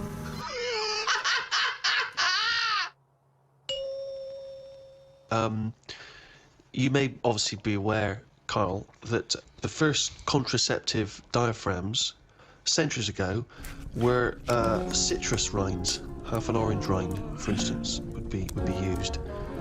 I mean, more selfish men turned them inside out. I believe that's also still being used in parts of Manchester. For what? An orange. Just think of your head. And it worked? Well, we don't know at this juncture. I mean, maybe... It works for contraception because women went, fuck off, what are you going to do with a fucking orange on your cock for, you don't cunt? But it could, I mean, again, it's that thing, innit, of we look at it now and we laugh, but look at what's happening. People now are always trying to get us to eat more fruit. I don't know. Amazing. That's a way of getting... I thought for a minute he was going to say, okay, so they start with... Then they went from the orange rind to, say, a coconut shell. Yeah. That was too big. That didn't work.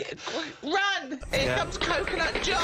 No, don't put half a pineapple on your cock. That's insane. Yeah, that's mental. And then somewhere down the line, they finally got to contraception as we understand it. Is that? I thought that's where you're going. But no, something about eating oranges is healthy for you. What I'm saying is, if you go into any well-known supermarket and you look at, say, some young kid who's had a kid, and you look at stuff in their shopping basket, they're not buying fruit.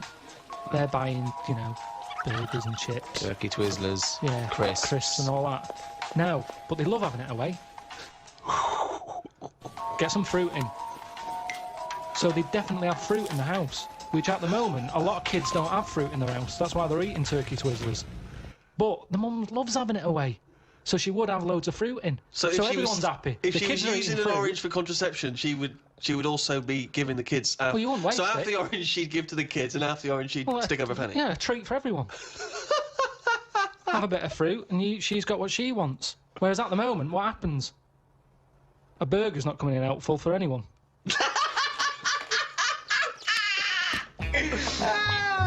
If you want me tonight, pop a sesame seed bone on your cock. Take out the fucking pickle. No one likes a fucking pickle up the fanny. Oh, I always a bloody romantic. Oh, he popped a plum roast sausage up my fanny yesterday. He loves me. Oh, fuck no. Modern man, in a sense, with all the technology we have, can play God. And this is something which is huge now. A lot of ethical discussions about things like stem cell research. Should we be interfering in what should be a godly terrain? You say no straight away. Straight away, no. I think it's sort of like messing about now. I think that's the problem. We've got the tools and they like to use them. And that's what happens. I've got a sander for Christmas, and I can't wait to sand stuff. I can't even think of enough things that need sanding, but I want to use it. And Not scruffy sander. And that's the problem, innit? If you've got the tools, you can't have the tools and say, pop them in the shed. Well, no, I don't want to use them. A new tool, eh? Right, sand the shed down. That's the problem, innit? All these, you know, medical people. That's what happened in the Hulk, isn't it? Yeah, well, again, that's. I was just gonna say that is a work of fiction. The Hulk Yeah, but with all fiction comes the future. Yeah. Certainly in science fiction. But the problem is, this is what I say is the problem. Go on, no, this is a. Is it a quote from someone? Let's sum it up there. Carl, shoot me. People are living too long. No, that's not a summary yet. Sum it up. One more go. So- This is the real one. It'll be something like, today's cure is tomorrow's headache. It's all right. That's all right. Because what I'm saying there is, go on. We can come up with stuff. We can come up with a tablet to get rid of headache. Tomorrow, your headache's gone. Your leg's hurting. So today's cure is actually tomorrow's leg ache. So today's cure is tomorrow's leg ache. Yeah, but ages ago I Go said on. to you, don't solve problems. Yeah. Because a problem solved is a problem caused. I'm gonna die. I'm gonna die. I don't remember that quote.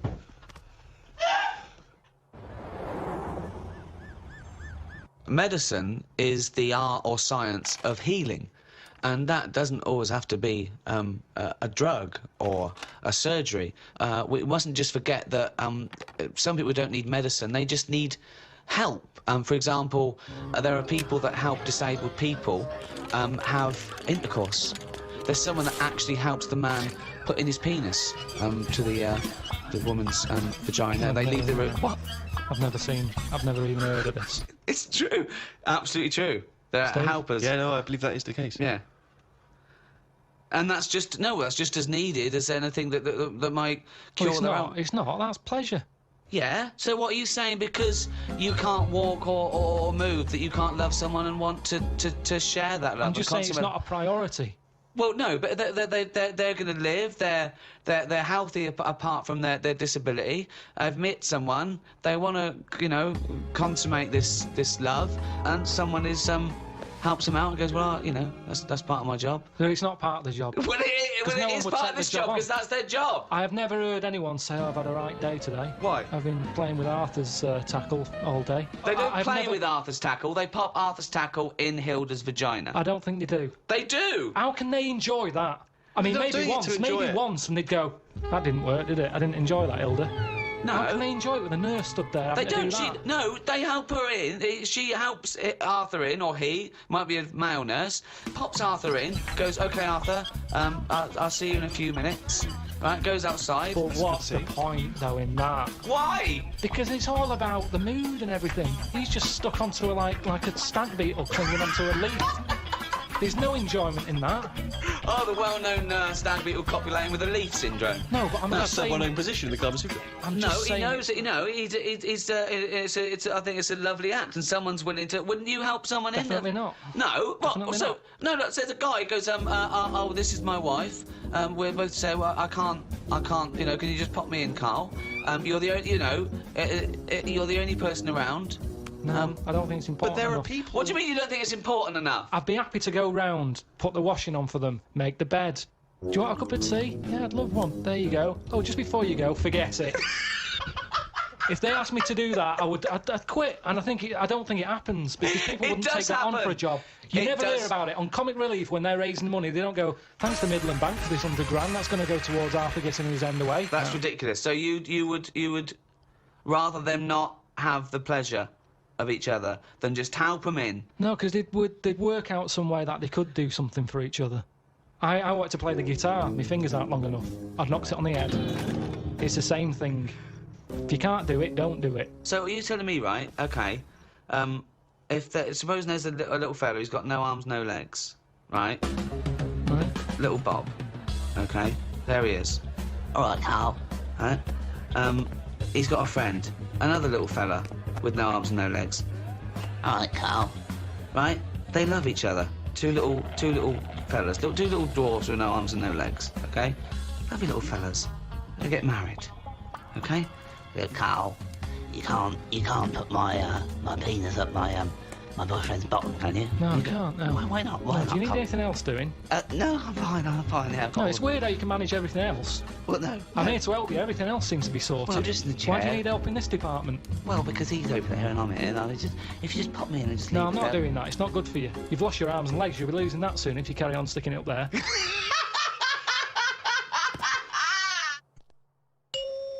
Let's accept, right, that at some point, about 13, 14 billion years ago, there was nothing. There was no space for the nothing to be in. There was no darkness, no light, nothing. Okay, literally nothing, except what is nearly a point in space that contained everything in the known universe, okay? Suddenly, that exploded, and in a matter of minutes, the universe was pretty much as it is now. And in all the debris, all the dust, things started to cling together, one of which was the Earth. Can I have Karl pick up the story from there? Probably nothing for quite a bit. Okay. Yeah. Just sort of floated about. Mm-hmm. Yeah. But it wasn't causing a problem because it wasn't annoying anyone. No. You see, we don't get a chance of that these days. No. You pop something down, someone says, move that. Dangerous, what is it? Yeah. Back then, nothing. So it's hanging around, and if you leave something somewhere, something will sit on it. Right. Okay, if you leave something somewhere, something will sit on it. Yeah. Yeah, something had to sort of happen, didn't it? I tell you what it's like. Go on. In the same way, penicillin Go on. happened. Go on. It was the bread was sat there. It goes off. Air would have created the greenness. Oh God! This sounds like the Bible. That is like the Bible. Air created the greenness. That's amazing. Carry on, because I want to. I'm learning here. I'm learning. And once you've got something, that leads to otherness. This is like a monk that sat down. Oh, We're all that's sat cross-legged amazing. listening to the wise old man. I know. What are you going to do? I'm going to write a thing of how everything was created. But hang on, carry on, because Really? I'm interested. Yeah. So where What- are we? So we had greenness, and now we've got So something. the air created the greenness, and then what is it?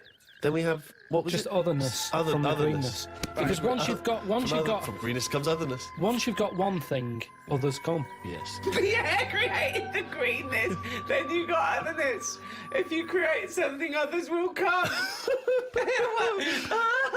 Build it and they will But come. it's sort of right. Yeah, no, I'm not saying I agree. No, so, but take me on. Continue this story because this is fascinating. So, where are we now then? What if I was to stand on the Earth at this moment in time? What would I see? Not that much. You wouldn't want to stay. But there's greenness. little patches Little of greenness. patches of greenness. Okay. A little bit of rubble knocking around. A bit of rubble. There was a bit of rubble. Okay. We've still got a long way to go. We want to get to life, don't we? Okay, let's skip forward then, Karl, to life. So everything was right, okay? It was the right distance from the sun, okay? Yeah, but even if it wasn't, we would still been creative. No, we wouldn't. Something would have done. No, we wouldn't have. I want to hear Karl's opinion on this, Rick. I'm not interested in facts. I want to hear Karl's opinion. So are you saying if the atmosphere, right, around the Earth wasn't about 99% nitrogen and oxygen with 1% other gases, we'd have still had something else? Something would have been around. I'm not saying it might be better than us. It might be worse than us. What would it look like? Well, it's hard to say because they say, don't they, that it's the conditions that mould you into the shape and colour. Sure. And, you know, everything else that makes you the person that you are. Okay, let's take Pluto. We know that's the farthest away. So it is dark and cold there. Right. How do you imagine the creatures that will develop there will Big look eyes like? and hairy. But how did they evolve? How did they evolve, though? Because we evolved. Hang on. You always say animals change to suit the conditions. I'd have thought if planet's dark, you don't need eyes because things that live underground or at the bottom of the ocean, they don't have eyes or colour because there's no point. Yeah, but what I'm talking about, are we saying we're living inside Pluto or on the top of it like we do here? Why would we live inside Pluto? It couldn't support life, full stop. But this, I mean, it's one of the most ridiculous conversations we've ever had. Seriously, because everything's based on a ridiculously false premise. No, Karl, we're saying now that the world's overcrowded. Right. There's too many people on it. Right. We're running out of houses. People are living in basements. Now that's only one step away from being molish. We're already going underground because we're running out of space. Being molish! Okay. Yeah. Right, come on. I want to hear his point. Is that like being Amish? So what you're saying Polish people, they don't acknowledge the crust of the Earth. So you're saying within 5 years there's going to be sort of mole-like people living in basement flats with no eyes? But hold on though, according to you, the lower they go, the colder and darker they go, the hairier and better eyes they'll have. Well, it depends now. I was only saying they'd have better eyes if they're on a dark planet where they're outside, so they still have to look out for things that they could trip over. If we're going underground, They're so concerned. That's the whole evolution. It's like, oh, we don't want to trip over. I don't want to graze my knees. You've got knees. They got them on Earth. Coincidence, isn't it? Do you recycle? I don't really do all it. I don't separate stuff. I don't sort of put there's the cans, there's the paper. You don't do that? You just throw it away, do you? Yeah. Because that's not bad. recycling. That They annoys can't me. do anything with that. That annoys me when you're just putting it in landfill, mate. Come on. Yeah. But I haven't got all the annoys me, bins. There that. isn't enough room for all the bins. Yeah, we have to do. You've got a recycle box you stick outside. Yeah. What are you on about? Recycle box. Yeah. I haven't got one. Well, no, you got to ask for one. I tried to get rid of a sofa. Right, I was getting a new sofa. Had the old one. You try and get rid of one of them, it's murder. Right, called up the council and said I want to get rid of it. They said we're not coming round there till Friday. It was like a Monday. I said it's in the way, so I'll put it outside. I said you put it outside, you'll get a fine. I said yeah, but you don't know where I'm going to put it outside. Yeah. It's not outside my house. No. So they said well, if you do that, we've got your number. What's the now. sofa like? It's a base. Well, if we see that. Right. So they said if you want to pay to have it collected, we can come and get it tomorrow. 30 quid. I said I'm not paying for it. It's madness. Yeah. So hung up, annoyed. Called my dad up. He said, oh, I saw this thing on the telly saying that you can donate your furniture to people who haven't got a sofa. Look it up on the internet. So I looked it up. There's a firm that does it. Right. Right, cheeky sods. Called them up, said, I've got this sofa here. I want to donate it to someone who hasn't got a sofa. He said, oh, what's it like? Is it in good condition? Yeah, it's all right, yeah. Well, why are you getting rid of it? I said, because we've moved into a bit of a bigger place and the sofa looks daft in the corner. It's too small, so I'm getting a bigger one. There's nothing wrong with it. How big is it? How many people does it sit? So it depends how big you are. You can sit two people on it, but it's not the comfiest. But it's in good condition. It's none of your nonsense-like stuff. It was expensive when I bought it. He said, right. He said, is it safe? I said, what do you mean? He said, is it fag-proof? So I said, I don't smoke. He said, well, go and get the lift the thing up. He's got me running around looking at my sofa when I'm giving it away. I had to lift it up. It had a picture of a fag on it. I said, yeah, it's got a picture of a fag on it. Could I just point out, fag is a slang for cigarette. When he says, is it fag-proof, he's not going to open the cushion and someone's go, it's me! So I should explain that straight away. So anyway, it turned out it was fag-proof. They came and picked it up, took it away. That was that. But look at the hassle. Look at the hassle it takes to get rid of something. And then they say to you, do not be dumping stuff on the street. You know, it's that thing of having to wait for certain days of the week, and you can't always keep hold of something for a certain day of the week because it's big. A mattress it's one of them things you can't get sort of rid of, or you can't stick it somewhere because it's in the way. It's a big clumpy bit of furniture, isn't it? Yeah. It's not a bit of furniture really, a mattress, but I know what you mean. Well, it's a new sideboard. Yeah, don't lean on it. It's a bit spongy. What do you keep in it? We can't keep anything in it. It's just full of springs and stuff. No, but you know what I mean. It's a furniture, to be honest. Well, it should be on a bed, to be honest. It's part of a furniture bit, isn't it? Did I tell you that time when? I don't think you could even ever count a mattress as a piece of furniture. Of course you can. It's functional. And where do you stop? Is a pillow a piece of furniture?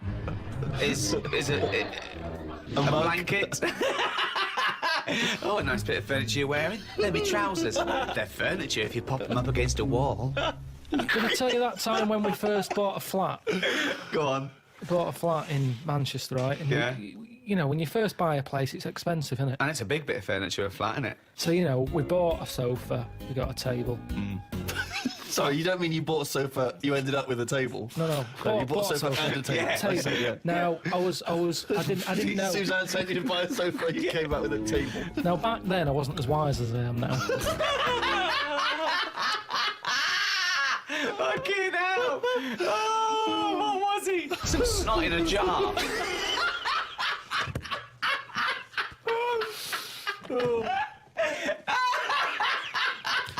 Can I just apologise to any snot in a jar that's listening and was offended by that comment? All right. So I ordered a bed.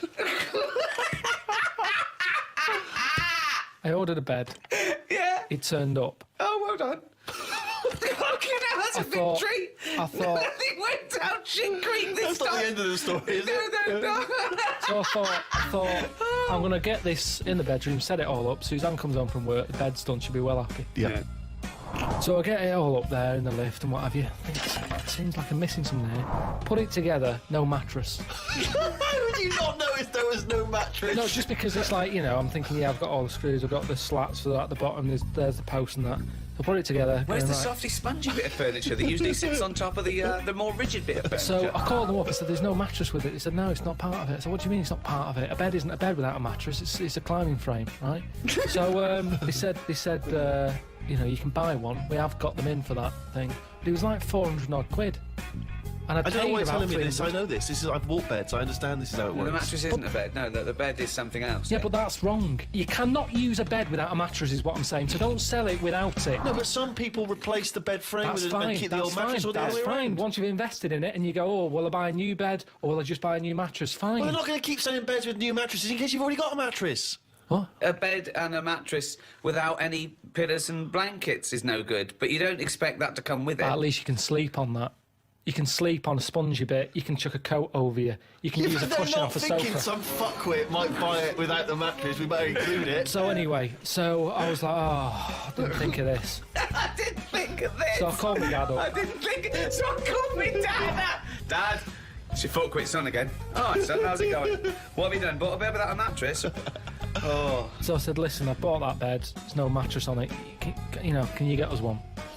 So he said, oh, I'll have a word. I'll call around, right? So he calls back like an hour and a half later.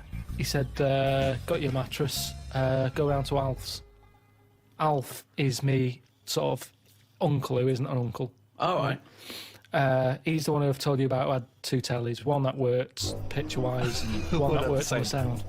Slept in a rubber dinghy, right? Now the thing is... I remember Alf, yeah. He said, yeah, we've got a mattress, come and get it. So I go round there. Why does he sleep on the fucking mattress if he's got one? Why does he sleep in a fucking boat if he's got a mattress? He's terrified of flooding. Yeah. I get there and it's in his van. Right. He's driving around with a mattress in the back of a van. What is he, a fucking serial killer?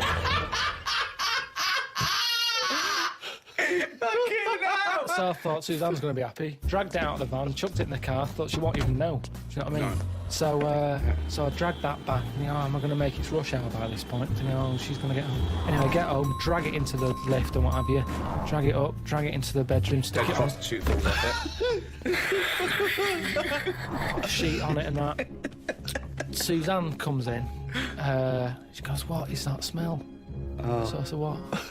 She said, "It's like oil and diesel." But hold on, why didn't you smell it? I know, it doesn't make sense. I think I just sort of got used to, maybe because I got in the back of the van, smelt that, thought that's in the van, then I got used to that smell. Yeah. It's in the back of my car, folded up. I'm concentrating on trying to get this bed made before she gets in. Sure. So anyway, she's going, "What is it?" I said, "I've got this off Alf." She said, "We can't have that." She said, "It's a new flat, nice clean flat and everything. We've got this old thing that stinks. Get rid of it." It was murder getting rid of that. And I had to tip it. I went round the back of some supermarket and left it there. Because you call around... Illegal fly tipping? Well, no, because I think it's illegal and bad when you're chucking it out, say, at a bus stop or somewhere on a high street or something, and people are going, "That looks a mess." I chucked it near the bins at a supermarket. I'd gone out of my way. I thought, where is this not going to be offensive? Why couldn't you just go down the tip? I think I did try the tip. Oh, no, there's a massive queue. There's a massive queue. Laziness, Rick, sorry. A queue at the tip? A massive queue. I Where remember was it this? now. Laziness, Stretford, that Why one. I is there remember. a queue for the tip? Don't know. I remember driving past it and I haven't got time for that. And that's... So don't go on about you couldn't get rid of it. It's because you could be asked to queue up, you lazy bastard. Couldn't get rid of it. But what was he thinking? Why was he panicking? One, why did he get a bed without a mattress? Two, why does he call his dad to get him out of mattress-related problems? His dad goes to Alf's got one in the back of a dirty old fucking van. Oh, wait, that should be all right. No, but the thing is, what I'm saying is, when I was in that bed shop and I'm going, "Oh yeah, good bed, I'm sitting on it, I'm sitting on a mattress with it." At no point did he say, "Now, have you thought about what sort of mattress you want? Have you got orthopaedic problems or whatever?" That didn't come up. He said, "There's your order, there's your address. I'm not a bed man, I go to the bed man to get bed advice." In the same way, same problem here. I've had work done recently with... Dad, what? How to get rid of a body? Let me call out. I'd work done recently, right? Bathroom retiled. Yeah. Right? It's been a nightmare. Polish fella. Right. Not a word of English, which makes it hard. I've got him in as a professional to do it. He's sticking grout down the toilet. And after they put like the grout in the tiles to finish it off, anything that's left, he didn't put it in the bin and dispose of it properly. He stuck it down the toilet. Yeah. And now it's there, the grout's there at the bottom of the toilet. Is it really? Yeah, with a screw in it. Well, you can drain it, can't you? You can turn the water off, get rid of it, drain the water No, off. it won't seem to go around the U-bend. Well, no, you get it out there, you dry it off, wouldn't you, so there's no water in there. Well, just stick your hand in. Get your hand in there. Why don't you put a Well, last time I did that, last time you called up when I had my hand down a grid and you were going, "What are you doing? Get someone out to do that." You called up here, I was up to my shoulder, Steve, in like glunge. What annoys me, Rick, is he makes up his own words. Well, I'm going to use that for Flanimals, mate. Do you know the carrier bag problem? Sure. I was in the supermarket, and it's that point when they turned round and said, "You want a carrier bag?" And I said, "Yeah." I bought like milk, loaf. I think I bought some pikelets. Some what? That's a pikelet! It's like a thin crumpet. I think you told me that before. There's a word I'd get rid of. Pikelet. There's a word I would get rid of. Thin crumpet. I've got time to say thin crumpet. I do not need a specific thin word. Crumpet. That's not a crumpet. Why? Too thin. Call it a The thing pikelet. is, Fuck off. I'd spent over a tenner anyway, right? Right. I get to the till. What? Can you make a pikelet by squashing a crumpet thin? It's tough to... I've tried that. What if you cut one in half? No, it doesn't. It's not the same. No? I've tried squashing a crumpet. How dense is a crumpet that you need a It thin depends one? where you go. They've got thicker. I'm not enjoying the thicker crumpet at the moment. Why? Because the outside burns and the inside does nothing. It's like eating dough. I've cut them out of my diet. Have you? Yeah, Well, no, you I'm go straight to pikelets now. Is It's that also because it's not the 1950s anymore. Yeah. So I bought all this stuff. It's over a tenner. She said, "Do you want a carrier bag?" I said, "Of course I do with all this, you know." She said, 5 pence. I said, "You what?" She said, 5 pence for a carrier bag. I said, "I come here all the time for the pikelets." No, I'm right behind this. Right behind this. Why? charging for carry bags, Yeah, it makes you absolutely. think, like- Lazy bastards. I take carry bags down to the supermarket every time I go down there. Yeah, we've got a drawer full of carry bags. I use reuse them. Steve, can I just put a question in? Go on. I do normally. I reuse them. But I didn't know. I was on my way home from work that day. Fine, Suzanne but this is the called problem. up. So be it. So- That's Come you on, bought come paid on. through the nose, 5p, otherwise you carry one with and you. you got another one. You got Right, so I said, how's that going to help? How's my 5 pence going to help the environment? Typical, that is the attitude. That sums it up, doesn't it? Well, at Sums least it it up. goes What can I towards do? something else, doesn't it? It's It's the just making you think. turtles. It's the turtles. Right, she said. yeah, turtles. That's right. They get caught up in them. Yeah, terrible. She said. They think they're a jellyfish, and they kind of they swallow it. Yeah, and they choke. So I said, right. So it's all right. I can kill a turtle, can I, for 5 pence? You're not that bothered then? Why do you want to kill a turtle at all? Because if carrier bags shouldn't be out there, Yeah. ban them.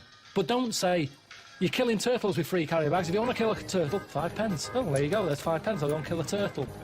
That's what's annoying me. It's not compulsory, though, is it? But what they're saying is that 5 pence goes towards something, doesn't it? She said, we can't give you carrier bags anymore because you're killing turtles. There's no way. She said, we can't give you... Karl Pilkington, stop killing fucking turtles. 5 pence. All I'm saying is, if carrier bags are killing turtles, stop making carrier bags. Because the thing is, I can afford 2 carrier bags. 2 turtles are dead since I've been going in there. So what? So does it matter? Does it matter that much or not enough or what? What's the point here? There could be, for that 5p, you could get a little fella out there, when he sees a turtle going, he goes and sticks his finger down his throat. But what taste are they getting out of a jellyfish anyway? Wow. Will they? Carrier bag's better, isn't it? Yeah, it gives... Oh, it's pikelet. Someone threw a perfectly good pikelet away. Talking about the Earth, Karl is going around the Earth. I've only done Egypt so far. What do you think of it? They're probably the greatest and earliest civilizations. Yeah, but they harp on about that, haven't they? Well, and it's like that's slowing them down, I think. Unlike the English, we don't drone on about our great past. No, but we shouldn't. I don't think we should. Karl, move on. You go on about doing boxing when you turned up once and got battered by Leroy. Yeah, because you asked me about it. But the thing is, they're constantly... It's like they haven't moved on. Everywhere you go, you see the Sphinx or a pyramid on something. And it builds it up too much. So that when you actually get there, you feel like you've seen it so many times that it doesn't impress you that much. But I like the, you know, it's different. I liked all the, you know, locals and stuff and the way they are and that. And that's good, isn't it? Are they? Just a lot of old people. Yeah. A lot of old and the young mix more than our lot do. There was only a couple of things that I didn't like, and that was the toilets. Toilets are pretty depressing. Sure. Why? What's up with them? Just, it's just a hole in the ground, isn't it? Right. And I like the toilet. It's sort of, you know, me time. And to sort of go in one of them, you don't want to hang around. It's sort of, you just want to do the job and get out. But my insides don't work like that. They like to sort of relax a bit. And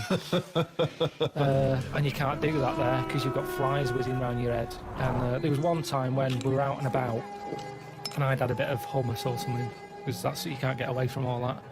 I'd been dipping my bread in it and I suddenly thought, oh, it barely feels funny. I've got to find the toilet. Cut through this market, didn't know one was there, but you sort of smell it. It's like, I'm getting close to one. Yeah, it stinks. Go in, there's like a fella sat there, really old, he must have been about 93, about 2 teeth.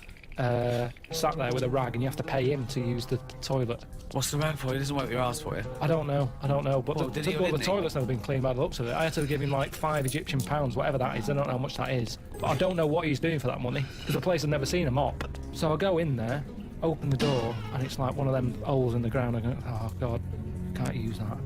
Push the next door open, that's the same. You know, get to the end one, open it. Normal toilet. All right. Ding dong. Brilliant. Sit down there, do what I do, look round, no toilet paper. Oh no. He's waving the rag over the top of the cubicle. Yeah. More money. £10. So I'm thinking, oh God. I'm thinking, can I just get up? Because it was quite a clean, you know, I thought... It was quite a clean drop. Sure. Yeah. So I'm thinking... Don't they use water, though? Don't they use water? Well, they have a hose pipe, yeah. Yeah. But I didn't fancy that. Well, that's cleaner, though, isn't it? A hose pipe, really getting a proper wash. Why? How can it be? Why? Because that's just gonna... That's not gonna clean it properly. It's gonna get rid of some bits, isn't it? It's like when you clean a car. Yeah, use a hose, but where's a sponge? Sure. So, yeah, so, that's true. You rinse off a plate, but then you always give it a little wipe as well. Exactly, but I like it. That's when the bloke knocks on the door and goes, "You need sponge?" Yes. So I'm in there, I look at the door, there's no handle on the door. So I'm trapped in there anyway. Someone's nicked the handle. So I can't open the door. I'm sat there, there's no toilet paper. I'm calling like the people who I'm out there with. Did they bring you some toilet paper then? No, they got it from the fella with the money to. He had a should have supply. paid for some on the way in. I think that's what you do. But they don't give you a full roll. They give you like a strip. Right. Which I'm pretty wasteful with toilet paper. I prefer to do a good job, use it up, replace it, rather than 5 sheets. I've never done that in my life. Right. So my brother taught me something. When he was in the army, he said you used to have to sort of put your hand through it, get it all, then use that paper to get it off your hand. What?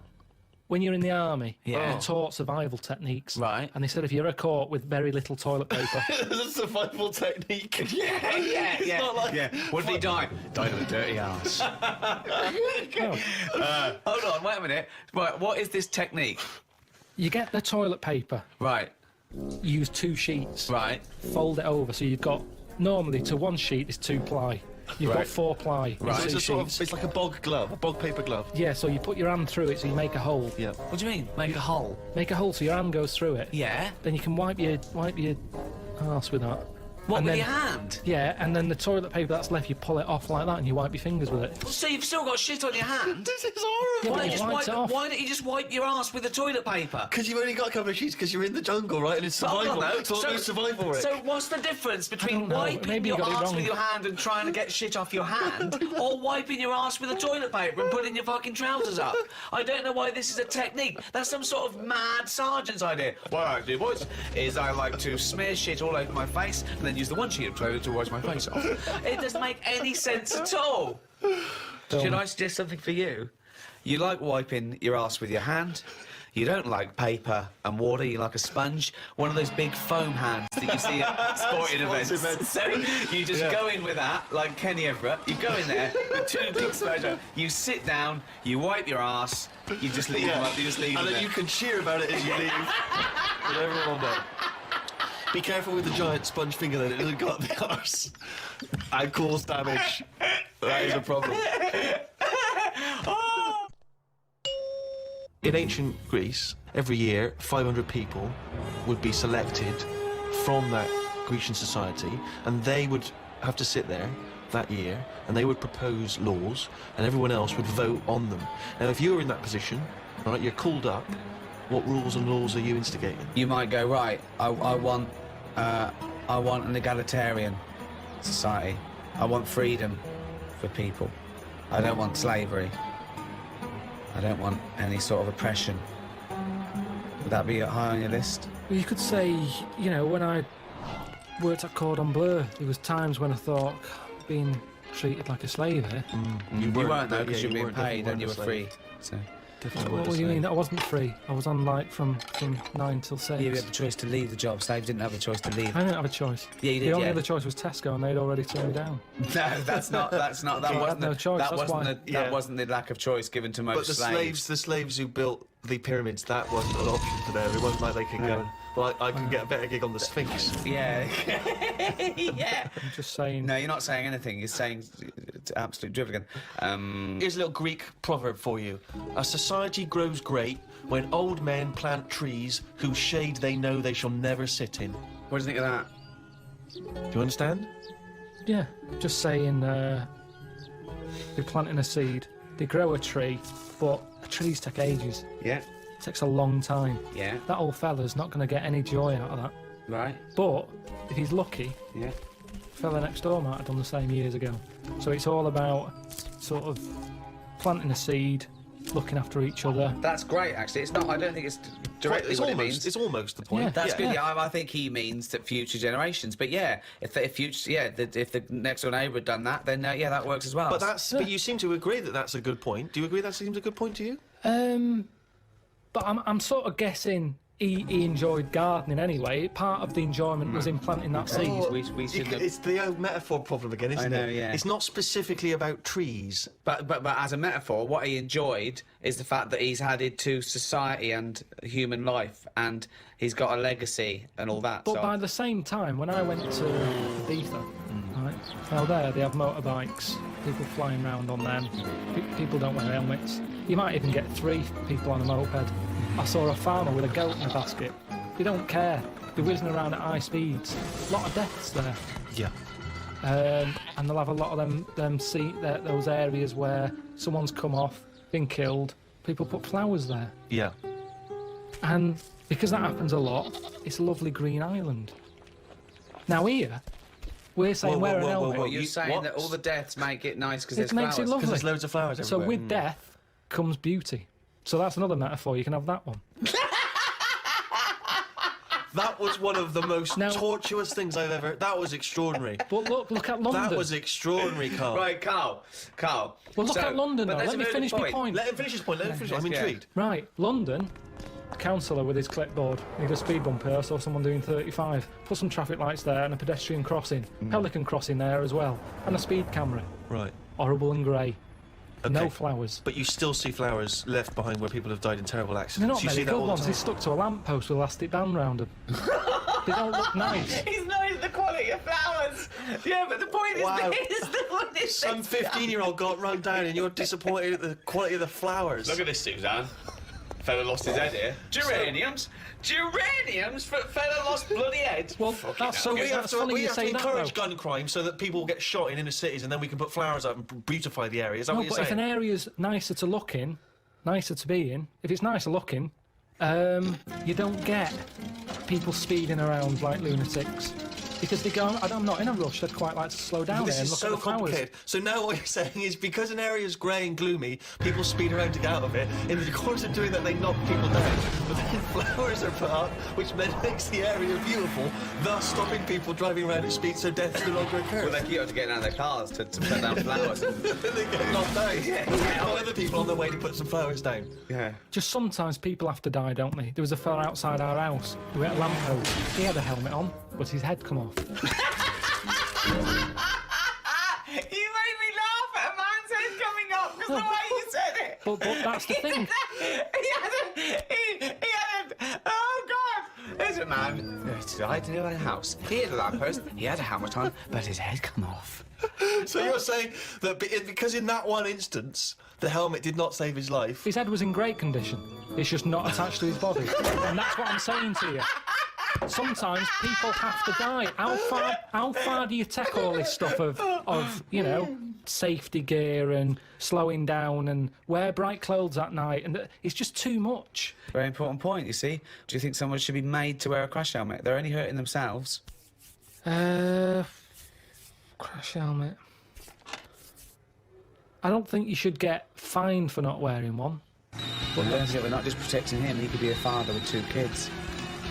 So you're going, oh, let him, if he doesn't want to wear a crash helmet, let him get brain damage. Is that what you're saying?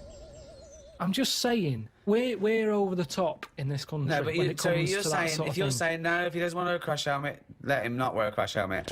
He smacks his head in.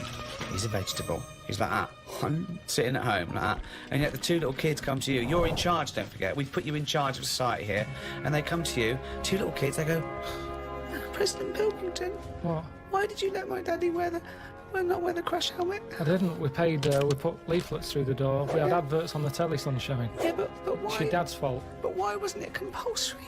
Because he wanted... It's not the world we live in, Sonny. Yeah, now I haven't got a daddy. Has he got an helmet at all? Have you seen an helmet knocking about? No, he's a vegetable now. Yeah. Yeah, he didn't want to wear a crash helmet, but why didn't you make him wear a crash helmet? It wasn't just him, it was us. Why did you turn my daddy into a vegetable? Where's your mum? Mum left when he kept going on about not wearing a crash helmet. They'll put you in a home.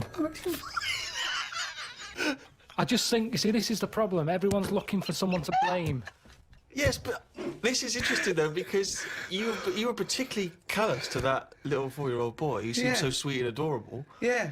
But why wasn't he giving this stick to his dad? Well, his dad's dead. He's a vegetable. He's dead. He's good as dead to him. His dad went within the law. It was not the law to wear a crash helmet anymore, because you said, forget it, I don't want a nanny state. I don't want... If you wear a crash helmet or not.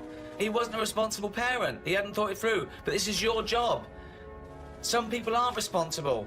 Society keeps them on track. This was you were in charge. You should have made him wear a crash helmet. He had 2 kids. We've heard from one of the kids. What's the other one's attitude? Is he younger? He's a bit younger. Is he even younger still? Yeah. President Pilkington.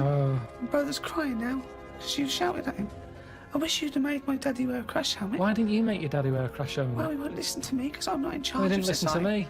Yeah, it seems like a bit of a numbnut, to be No, he honest. did listen to you. What did he do because for a you made a living? new rule saying people don't have to Right. wear crash helmets. Right. What? And he listened to you. Did he pop shoes on in the morning when he went out? Or did he need to be here to tell him to do that as well? No, there's certain Oh, so he has things got some common sense then? Well, have you? Oh, right, interesting. So he can be bothered with his trainers, but he can be bothered with helmet. I haven't got a daddy. Jesus. Why can't they just put a leaflet through saying, hello everyone, use your common sense? Yeah. That's all I'm asking. because- That's what I take Because if I some was people don't president. have common sense. Everyone's some got people common are sense. fucking idiots. Yeah, mate. it's not my fault That's then. why that's Not why my there is fault. a government. If we let people, they'd be fucking idiots. Well, it's what we've talked about here. Social responsibility. This is your approach. I wash my hands of the whole affair. Yeah, I'd hope that the people who don't wear a helmet sort of they do themselves in, and that's cleared them off. That's one problem sorted. So you think you're being Darwinian? You're thinking survival of the fittest. The idiots will soon, but they don't, because they're not just the victims. The dead person isn't the victim. We've talked about it before. You know, people who smoke know that it's dangerous, but why is that still legal?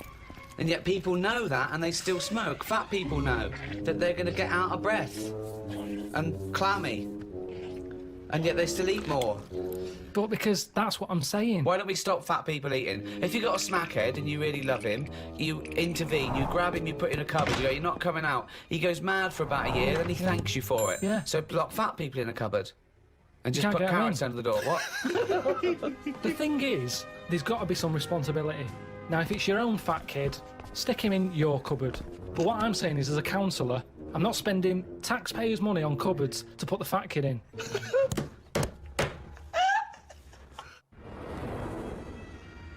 Obviously, in China, you can only have one child, can't you? Is that something you feel we should bring in here? Yeah, I think we've got to. I don't know about one kid. I just sort of concentrate on who can have a kid, as Okay. opposed to if someone's got a load of money and they're good at looking after kids, let Madonna have as many as she wants. But if it's someone who's but then... So social engineering you want to do Yeah, there. but hold on, though. Well, what this you is- said then, if you're bringing them into a poor family, what's the plan? What good is that for anyone? It's not good for the people who've had the kids. So it's not good for who's the kid who can't have deciding anything. who's allowed to have how many kids? Yeah, Are you but deciding? I was brought into the poor family, wasn't I? What? I was brought into a poor family. No, I'm talking really poor. So, third world. No, What, poorer than that? Poorer than no money at all? I just mean like the people who I've told you about on the estate sometimes, who had that one who chased cars and stuff. He wasn't happy. They didn't care if he was there or not. What's the point? Right. So hang on. So let's imagine So- that Ricky and I are husband and wife. We've come in, right? What's your questions to us to establish whether we are allowed to have a couple of kids? Hello. Hello. Thanks for And me coming. and my husband, we can't have children. Why Because he's got no sperm at all. Okay. He had one sperm and it was ridiculous. It was awful. It just came out like a dead anchovy. Right, And what's... you're meant to have 300 million tiny ones, and he had one big one. It was horrible. I had to pull it out. It was like a leech. And also, it was I haven't got a vagina, so there was no place to Completely put it. smooth down there, like an action man. Yeah, it was just that. I don't know, but we love children, and we wondered if we could have a child. What do you do for a living? What do you do? What's your work? I'm a rapist. Right. And I dispose of the bodies. Right. Fill out this form. I should have clarified. A rapist murderer. Fill out the form. He does it in the wrong order as well, I must say. So, no, number of times I've disposed of the body. Said I haven't made that one. I just wondered what else you need to know about us. Because even though That was our little joke, by the way. He doesn't Of course rate. not. I work in an office. He works in an office in the town. But yeah, I'm a housewife. I She's think a that housewife. I'm making a little nest for when we adopt a little child. we don't earn a great deal of money, but we're good parents. We're we very think. good parents. How, what's that based on? How have you Well, we're managed to good come up- people, you know. I mean, aside from a few naughty jokes. We're God-fearing people. We believe that God is watching all of us, and we believe in the Old Testament. And sometimes he tells us to kill and rape. Yeah, sometimes he does, yeah. We're joking again. We're of joking course. again. Or We just a joke, don't, just we a don't joke. believe in God. We're from an atheist and believe that our time on earth is all we have, and then when we die, we become worms, mate. Right. Well, you filled out. But we've already painted the back bedroom. That's ready for the little child. We painted it black. Yeah. Because we want our child to be a Satanist. Right. Joking again. Little joke Joking from again. us. We want him to be an accountant. Yeah. Gay accountant. And there's too much in society where people are pressured to be heterosexual, so we're going to try and make ours a homosexual. Right, so you filled out the form. Filled out the form. Yeah, we'll pop that in, get it processed. Right. Okay, but what kind of questions are you going to ask us? None really. None. It's just my job. You're happy. Just my job to pass the forms on. We've passed the interview. Because that's the sort of world we live in now. God. You've obviously heard of the famous Rosa Parks incident, in which she was obliged to move on the bus from where she was sat to somewhere else, and she chose not to, and she was arrested for it. Became very much a sort of figurehead of the civil rights movement. Had you been travelling on that bus? What did you do? And am I far from where I'm getting off? So once again, you can't just nip out at the next stop so you can wash your hands of the whole affair. No, you're on that bus. You've still got a number of stops, so you've got to stay on that bus. You've seen this bus driver demanding that she gets up, gives up that seat. Maybe she's giving up that seat for you. I'd probably go, it's all right. I'm standing, I'm all right. What if Suzanne wasn't allowed to sit with you on buses? What if now a law came in that women were second-class citizens and she can't come with you? Wouldn't you go, no, fuck that, she's sitting with me? I'd say we're only going around the block. We've been to the shopping centre. We're only 15 minutes. Can you take that bag with you? Because there's no one sat next to you down here. I'm a bit crammed in up here. There's more blokes on the bus. See you in a minute. Carl, let's put this to... I mean, obviously, this is too much for your head to... You're on a bus, right, and there's a few white people, and they're... I'm the driver. And they're being racist to a black kid. Right, I'd go... If I'm driving, I'd go... Listen, lads, stop that, will you? If you're going to be racist, can you get off at the next stop and do it there? You know, we've all had a tough day. It's the end of the day. We just all want to go home. We've all been working. He's not in your way. He's sat in his own seat. Sit back. Calm down. Had enough. Surely you want to be on the side of right. I'm just doing my job here. I'm sat driving a bus. I'm driving a bus for 30 quid a week here and getting a load of grief off some people at the end of the day. But think bigger than the bus rule. It's not just a bus thing, all right? Just imagine that you're not a bus driver. All right? No, but that's what we're bigger. talking about here. But yes, but Ricky's trying to make a point. It's an analogy again. It's about you taking some kind of responsibility that could put you in harm's way. Yeah. That could mean that you've got to stand up to danger or to bullies or to aggression. If someone's attacking Suzanne, she goes, Carl, help. You go, no, I could get her here. Because I know the full story here. But this is what I'm saying about do you mean you know the full Rosie. story here? Rosie, what's it? I'm just saying, she sat on the bus.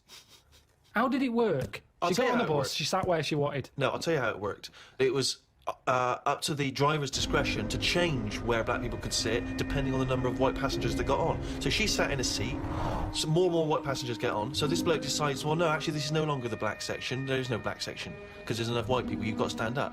And she decided, no, I'm not going to get up. It's my right to be able to sit on this bus as a person, as a human being, not whether or black or white. And that was why she got arrested. On a different bus, on a different day, it might not have turned out that way. That's what I'm saying. It might have been, you know, someone else who goes, get off, who's been in a right mood, might have been in the pub all afternoon. And she's there going, I'm not moving, and he's fed up, he's up to here with it. Sorry, he's been so working she's all pissed week. up now. She's pissed up now. No, the person sat next to her. Yeah. Might have even been a black bloke who's been working hard. And he's like, I don't want this. It's difficult, isn't it? If I was on there, I'd weigh her up. You know, is this woman doing this as like a good cause, or is she just a trouble causer? Because she just seemed like, you know, I'll do what I want. Now that's fine. You'll always get people who do what they want, and they do change the little rules along the way. But I bet when she was doing it, it wasn't like a big stand up. This is the day I'm going to do it. It's just happened to. She was fed up that day. She didn't want to get up. Lazy. She might just go around law breaking all the time. And she's remembered now because she'd made a change about bus seats. But when she got up that morning, did she say I'm going to do that, or has she been fly tipping before she got on the bus? This is what I'm saying. Is she just you know? No, she's not a troublemaker. She's someone who already had a burgeoning interest in the civil rights. I mean, I really thought the Rosa Parks incident was pretty cut and dry. The fact that Karl's managed to find an ambiguity in it is extraordinary. I love it. Tell me something else about Rosie Parks. Oh, for God's sake. I don't know what she's got to do to win you round, Karl. Honestly, I didn't realise it would be this difficult. There was a bit of trouble in our yard the other day. Right. Between a wasp and a cricket. No, the thing is there any point to this at all, or are you just going to tell us you saw? Are you going to extrapolate some analogy from this? I think so. Okay. Yeah, well, let's see. So there's a wasp. Yeah. Well, so look at the whole scenario. As you said, sorry, just to clarify, as you said, it was kicking off. Right. Okay. Scenario. So you're looking out your window. No, I'm in the kitchen by the sink. Yeah. I'm washing up the few plates. Right. The kitchen door's open. Right. Suzanne says, "Oh my God, look at that." What? There's a wasp and a cricket having a wrestle. I've never seen it before. Right. Wait! Are you sure this wasn't Mexican television and it actually was a sporting event? Dressed up. Yeah. So they're there wrestling, and I was like, "Well, stop them then." So Stop! Whoa! You don't interfere with fucking Rosa Parks. Why are you interfering with a wasp and a cricket? Because one, I didn't even know they didn't get on, to be honest. Because they were sort of wrestling. I said, and my hands were wet, so I couldn't do anything. I always overdo it with the fairy liquid. Yeah. So she's there. I say, separate them. So she uses a tea towel, flicks them. Clever. Good thinking. The wasp goes its own way. The cricket's sort of jumping about a bit.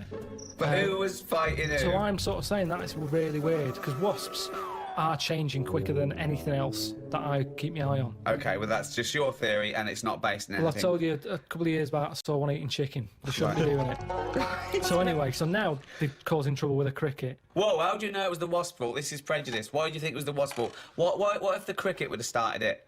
What if the cricket's got a society, they go, we hate wasps, we hate their stripes. We hate them. If they come here, fight them. If everyone comes down here, fight them. How do you know it wasn't the cricket that started that? Well, I suppose at that time I didn't, but since... subsequent information's come through. Sorry. Okay, so anyway... Like Columbo, isn't it? So I saw all that, we broke it up, the cricket was sort of shaking a bit. Definitely not! Definitely not! It was shaking a little bit. Yeah. So I sort of prodded it, put a little leaf over it because it was a hot day. Thought I'd put a leaf there so it doesn't get overheated. I love I'll this. keep an eye Like on it's it. doing the marathon. It's got it's got Mars on the leaf, written on the leaf, and now it's just walking over the little medal. So Suzanne, I leave it for a bit. Leave it. On. What did you say? Half an hour. About left it for half an hour. What did Suzanne want to do? She wanted to interfere, did she? What did she want to do? Just sort of like... No, she just sort of said, leave it, stop messing with it. It's probably a little bit knocked out, a little bit stunned. Sure, let's get on with our lives, she said. Yeah. So I put the leaf on it. We go off, and half an hour later, I get back in. I said, I'm going to go and see the Where'd cricket. you go? Where did you go? Just for a walk. So I've been out, back in, have a look. Cricket's still there. Noticed one of its legs gone. Oh. Don't know if the wasp did that or the tea towel flick. Well, Right. this is when I got the computer out. Right. Had a look. What happened is the wasp apparently does this a lot, and it stings them in the head. Right, not this particular. If there wasn't a little profile of this particular wasp. It's just an incident that happens a lot between wasps and crickets. Right. So it stung it in the head, and what happens is it's that whole thing that we've talked about before, where it lays an egg. Right. So I was sort of having a look, seeing if I could see any sort of holes in its head, and it just kept sort of moving its one leg, like, oh, I can't handle this. We've got one big leg. One big leg at the back now. It's normally got two that it uses to jump. So you were worried that crickets aren't aware of the dangers of wasps? I just had a look online and saw that, it's a popular thing that happens. It's sort of like a bit of a mugging. It said you can leave them for about half an hour. They normally come round and they don't know they've had an egg put in their head. But there's no way it said leave them for half an hour and they come round, they don't have an egg put in. There's no way it said But he that. said they normally stun for about half hour. Have you had an egg put in your head? Fucking ostrich egg, by the look of it, it's coming out the top. So anyway, I picked it up, I placed it under a little tree. I said, it's in the shade again. No wasps can see it there. Let's just leave it. But you've just left that cricket to now die in agony when that maggot goes round his head and comes out a wasp and leaves the carcass. Well, this is when Suzanne came up and said it wasn't moving. I sorted it. You sorted it. Just sorted it. What did you do? What do you mean? Well, I said, what do you mean you sorted it? She said, oh, it's best that I don't tell you. Well, sorry. She said she sorted it. Wait. Do you think that we're in the mafia and we're being wiretapped? Say what happened. No, well, she just said she sorted it, and I said, what, sorted what? Because I'd forgotten about it at that point, I was painting. And she said the cricket. Right, what do you think she meant by sorted it? Well, by the look on her face, the way she said it, I've known her for long enough, so I know that she meant it's not good news. Yeah, so what happened? So from that, I took for granted she means... Say it! I've stopped it being... It's no longer in misery. So what do you mean? What? What did she do? She crushed its head with a stone. So you got a tiny head-shaped stone and squashed it, because that's where all the action is, isn't it? So she said it was too cruel watching it sort of shaking about with its one leg and stuff. You had to kill it. I imagine I had this vision that one day Suzanne just having to say to his parents, I sorted it. I sorted it.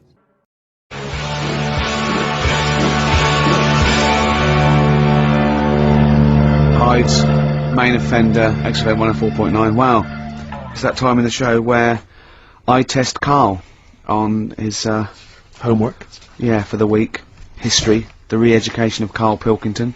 As you know, we found out last week that he'd taken one GCSE and he'd got an E, and it was history. Do you know, Steve, I haven't told you this, went shopping on Sunday, buy some new jeans. Was in a shop, saw an old lad who I haven't seen for about 2.5 years. Went, you alright, mate, how you doing? First thing he said, sorry to hear about your exam results. God. Had he listened to the show, or someone had just told him? Yeah, he was on a train listening to it on the way to a football match or something. He knew that you were on the show, did he? He was a regular listener. First thing he said, Wow. so sorry about your exam results. Haven't people have been coming up to you in the station going, you alright, do you want to talk about it, or...? God. I know. Well, you did take it pretty badly for a 29-year-old man. Just a bit of a shock, because it annoyed me that... It wasn't a shock. You knew you hadn't got any. No, I thought I'd have got a bit more than that. I wasn't expecting, you know... But you didn't even think you took history, so that must have been a bonus. Yeah, that's what my girlfriend said. Yeah. So, well, but didn't she say something quite philosophical, which was like, you know, you didn't even have an E this morning? Yeah, she said yesterday, you know, you didn't have anything today. Exactly. Which was good. Yeah. But anyway. Anyway, okay then, well, you were tested on Che Guevara. Right, Karl. We should hang on, we should just remind people what happened, because This is a little series, I've got lots of these little books, right, they're about, like, 2.5 inches long by about, 2 inches wide. Those tiny little things you see in the, sort of, on the front counter of Waterstones or Smiths, and it's, The Life and Times, a series of all the greats in history. Last week you read about Rasputin, you wasn't impressed. No. This week... This book's a little bit thicker than the Rasputin one. No, it's the same, I think, was it? Maybe the writing's Bigger writing or something. But, okay, Che Guevara. Who was Che Guevara? Just, now, you learnt to pronounce it, right? And how do you remember? You told me the week how you remembered what his name was. Che is like shake, and his surname is like guitar. Right. Guevara. Okay.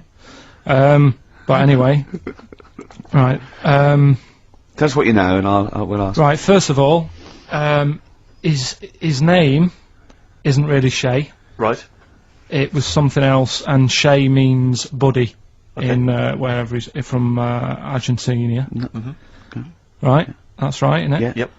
Right. So anyway, he was born, and he was. By the way, Karl's not reading this from a book now. This is all out of his own head. This is not pre-planned notes. No, this is. I mean, I know it sounds written, but he's just Right. Here we go. Go on. He was born. He had bad asthma as a kid. Right. Which I thought was quite interesting, because they didn't have cars and that back then, and that's what they're blaming asthma on these days. The bad build-up of traffic and that. Well, they did have cars, Karl. Not as many as they have now. Okay. So that was something I picked up early in the story. He had asthma, yeah. His dad was into he wasn't a politician or anything, but he was, you know, they were into the politics. Sure. So he sort of grew up around a family who was into, you know, watching the news and that and keeping up to date on what's going on in the world. So that sort of rubbed off on him. He went to school. He was doing stuff on medicine. Yeah. Yeah, he wanted to be a doctor, or he thought he did. Yeah. Anyway, he learned really quick. He did like 6 months work in about 3 months. So he could have some time off school or something. Right. So he took that time off and went to travel South America with his mate on a motorbike. Yeah. Yeah. And he saw all this bad going on in the world, and he thought, oh, this is bad, this. Yeah. You know, I could do something here. I could change this, make it a nicer place to live. So he said, what I'm going to do is join a gang that sort of is against the like the government. Yeah. Right. Right. Am I right so far? Yeah. You're doing very well. Right, and the woman who he met, who was like running this gang, is a woman called Hilda, who he later married. All right. And Hilda introduced him to Castro. Right. Who was like the head cheese of the gang. Right. Who wanted to change things. Okay. And so she said, like, this is I think his real name was Engelbert or something like that. Ernesto. What? Ernesto. She said, this is Ernesto. He does medicine. Should have him in our sort of army. So when there's injuries and that, he can make people better. Yeah. So he said, yeah, all right then. So he joined the gang, and they went like went to sort of. I'm chopping it down a bit. No, sure. You're condensing it. It's not in real time. No. So anyway, so they go. It feels like it. You see, this is why I just wanted you to ask me questions. Well, listen. Let's cut to the chase then. So, obviously, he made his name as part of the Cuban Revolution. Yeah. Yeah. Do you know what date that was? About. No, I don't. Okay. And obviously, so he was a big involvement in that. Yeah. In which country was he caught? He was caught in Bolivia. Yeah. How did he die?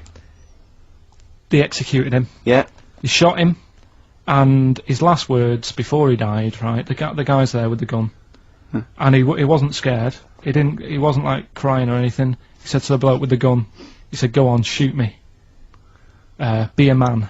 Yeah. He said, and they shot him. And did it tell you what happened to him after that? His dead body? No, but Suzanne was telling me about this the other night. She said there's more to it than that. They stuck it in a glass coffin, didn't they? Well, no, but before that, they cut off his hands and his feet and sent them to the. No, and because they buried them in different places, and then they buried the body. I think they might have sent the hands to Fidel, but they buried him in an unmarked grave because they didn't want anyone to start using his grave or his tomb as a place of martyrdom. But of course, that just made him even more of a martyr because no one knew where he was buried. So it just meant that he was even more of a. Yeah, but that wouldn't work anyway, because if they did find out, that's more places people can go and sort of grieve. Do you know what I mean? If you've got all these different graves... What, with different parts of his body? Well, you've got a foot over there, and it's like, well, you know, oh God. His head over there. Thanks for what you're doing. Yeah. So all in all, essentially, what's your summary of Che? Yeah, you like him more than Rasputin, don't you? A lot better bloke than Rasputin. I can understand why he gets one of those little books. Well worth knowing about, and good bloke. Did a lot, you know. Crammed a lot into his short life. Yeah. But, yeah, interesting bloke. But just on the subject of Che Guevara, Steve called me up in the week because he was going through the duty log. We love the complaints on the BBC duty log, and someone had written in because one of the Blue Peter presenters was wearing a Che Guevara T-shirt, and what did the bloke say? Yeah, this is a series of people can phone in and write and complain to the BBC about different things. Why would you complain about wearing something? Well, this was the thing. Is you complain about the best one. I mean, there's been some amazing complaints. Oh, there's some great ones. The best one, my favourite one that wasn't a complaint but was actually just someone had to phone in was what an excellent edition of Kilroy this morning. Yeah, but there's lots of that. There's things like Esther was superb. Woman call one. Woman called. There was a brilliant one I remember once, which was Robbie Williams was wearing a Nike T-shirt on Top of the Pops last night. Product placement on the BBC.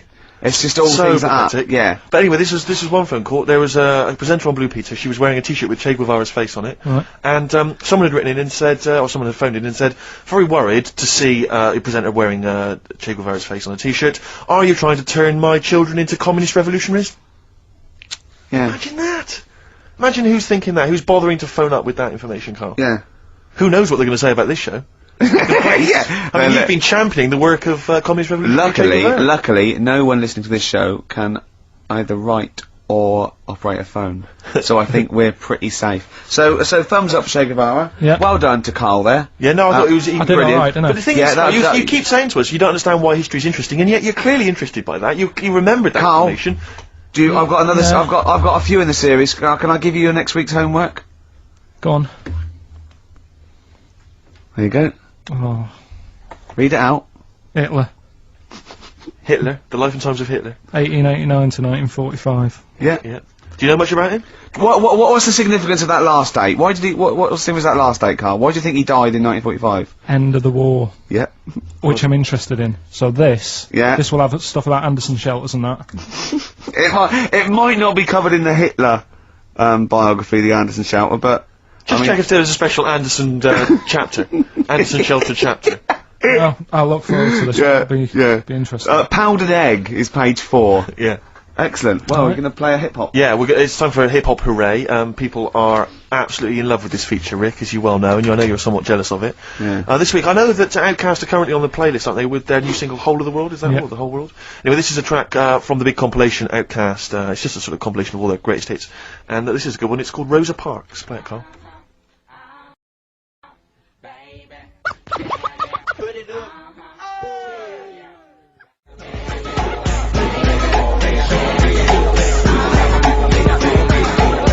Their greatest hits album, that's Outkast, and a track called Rosa Parks. Like it. Yeah, enjoy it. Now, we just had a call from someone impressed by Karl, and Karl's very pleased because this guy has actually done a PhD on Che Guevara. So in theory, whatever subject he chose, in theory, he's probably one of the experts in the world on this particular field. Now, hello, are you there? Yeah, I'm here. Hello, what's your name? My name's David. David, now where did you do your PhD? Did it at UCL. Did it at UCL? My old college. And what was the actual title of the PhD? It was Che Guevara's influence on class struggle in Europe in the 60s. And what did you think of Karl's performance? I thought he did really, really well. The only thing, I'd never heard those last words before. So Karl actually knows something you don't know. Yeah, possibly. Although you presumably not take that as verified information. You probably wouldn't take everything Karl said as gospel. You'd probably look it up yourself, would you? I probably would have a look, yeah. Did you know about babies' eyes? Sorry? Did you know that babies' eyes don't grow? I didn't know that. You see, that's why you shouldn't take things Karl says as gospel. Because it'll come out with something, you know, vaguely intelligent, and then say, "Did you know about babies' eyes don't grow?" Any questions that you'd want to test Karl on? Any thoughts? Anything he missed there on the history of Che Guevara? I think he did really well, and I think he should be congratulated. Because Karl has problems with understanding why people are interested in history, and even though he's been reading these books, he keeps saying, "Why does anyone care about history? Why is it important?"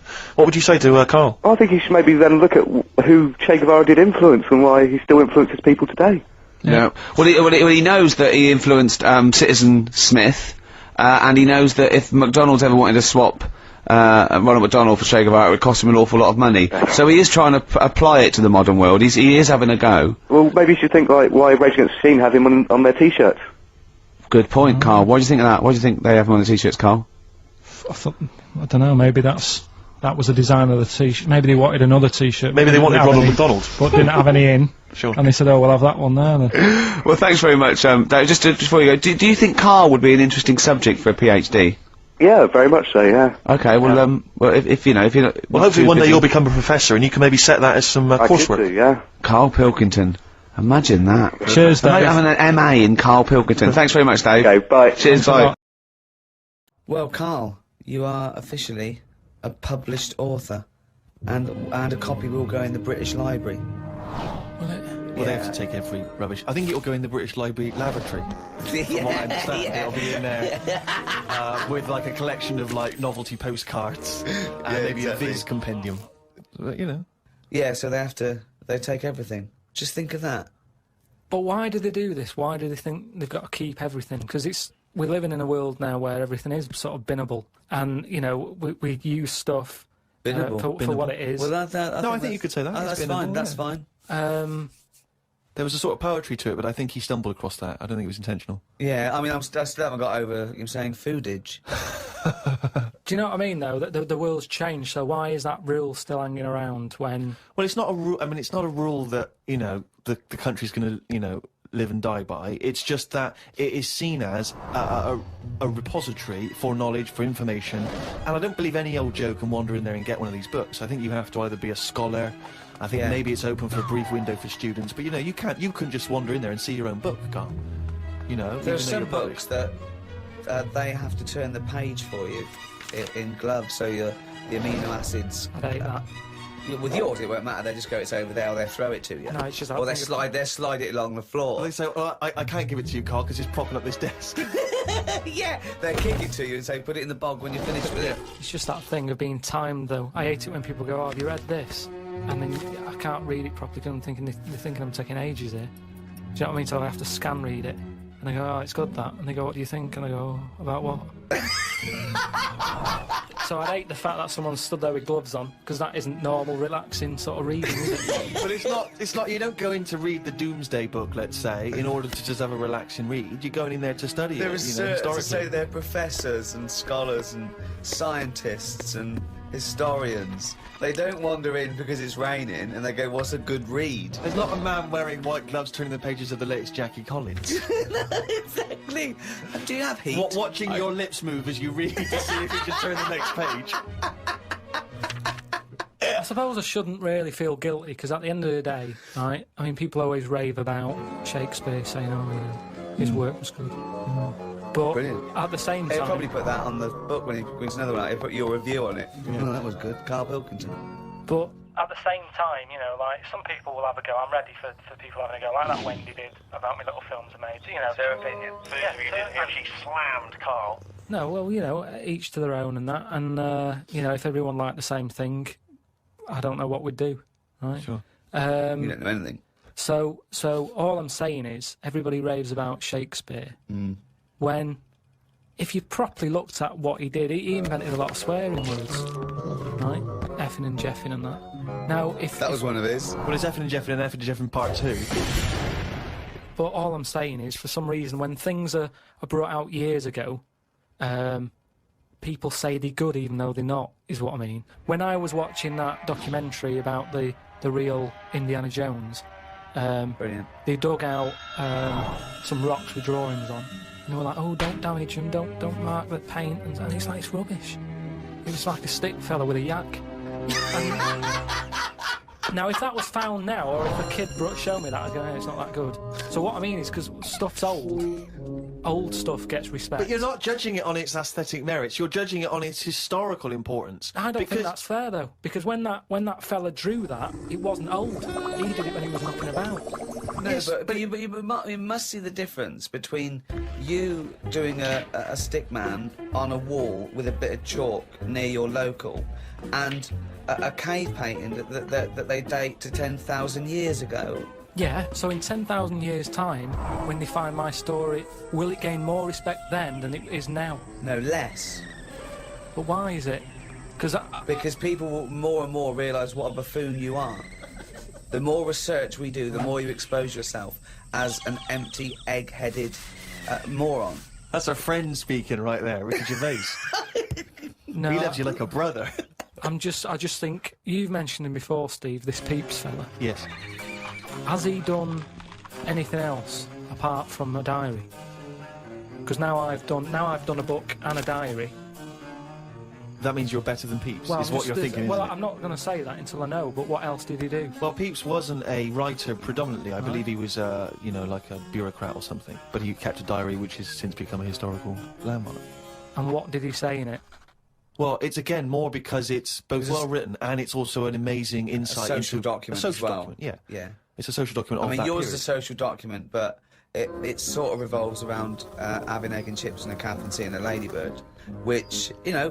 But that's today's living. That's well, his describes the Great Fire of London, which is what it's most... We haven't had one of them. If we had one, I'd write it down. I'm only writing what's happening. He was just lucky. He was about in London when that happened. The thing is, if they read your diary, they'd think, well, nothing happened that year. Nothing important in the world happened that year. Because your diary doesn't just mention... I mean, OK, yes, it does. It fails to mention any disasters in London, because we haven't had any. It doesn't mention any world events. It doesn't mention wars in Iraq, terrorism. It doesn't mention anything. But that's all been wrote about anyway. If you're saying there's a museum that's keeping everything, there's loads of other books for that. Who's looking at the fella whose skulls fell off? What? We see. It's interesting, isn't it? A fella's skull has fell off. What do you mean, his skull has fell off? It's something to do with circulation. But what do you mean his skull fell off? Well, it's in the diary. But how can a skull fall off? Because it's surrounded by tissue and it's got a brain. How can just his skull... How can it detach itself from all the stuff surrounding it? He mislaid all his dreams. But all I'm saying is, that's not getting a look in. No, because it's not significant or probably true. Karl, you have the same concepts that you worked out and decided that were true at about 10, I think. I look at life like a Box big of chocolates? book. Like a big book. Right, okay, yeah. Right? And, you know, sometimes you get halfway through it and you go, even though I've been enjoying it, I've had enough. Give us another book. No. Your metaphor, analogy, whatever you're trying to create there, falls down with let's have another book. Yeah. No. You can either opt out of life or stick with it till the end. You can't go, be someone else now. You can't do that. I know you think you can, and I think in your world you can, you possibly be injected into an old woman's head when you've had enough and you come out a little baby. What I mean is, at the moment, my life, I'm going to live to 74, 75, right? Okay. Right. So, yeah, I'm probably on page... What am I on? A book that's got about 200... This is painful, Steve. This is really painful. Carry on. I'm on... I say if my book's got 300 pages in it. Yeah. Few pictures and that. It's a picture book. That's the great thing about Karl's life. It's a book for children. It's a pop-up book. And it just, every page he pops in, he goes, all right. I'm probably on, like, page about 170. Yeah. He's going to die at 74. Yeah. He's reading a book with a few pictures in with 300 pages and he's on 170. Go on then. So, right, if the book was too thick, right, and there was loads more pages... Let me tell you, this book is way too thick. Yeah. If the book was more thick, yeah. The book could not be thicker. If there was loads more pages left, I'd go, I can't be bothered reading on. Right. Okay, let him finish the analogy. He must have known that when he saw the book. You've got to finish this analogy, Right. otherwise we're going to be here all night. Listen, he must have known how many pages there were when he got the book out of the library. Yeah, but the way they write books, they're painting pictures more at the beginning, you're going, this is good. And then it gets a bit boring as it goes on, doesn't it? Okay, well that works. So you're saying that you were young... No, it doesn't work. Well, You just accepted that that's what all books are like. No, but there's a little bit of poetry in that, because he's actually saying that when he was young, his whole life was ahead of him. He couldn't wait the whole world, the promise that he was given of this world. And now he's a bit jaded and he's more cynical, and he realises that the world hasn't got as much to offer him as he thought it was. Is that what you meant? Yeah. Liar. Actually, Karl, you like sayings, don't you? Got a list here of some of the sayings and phrases that Shakespeare made up, really. In a pickle was his. Yeah.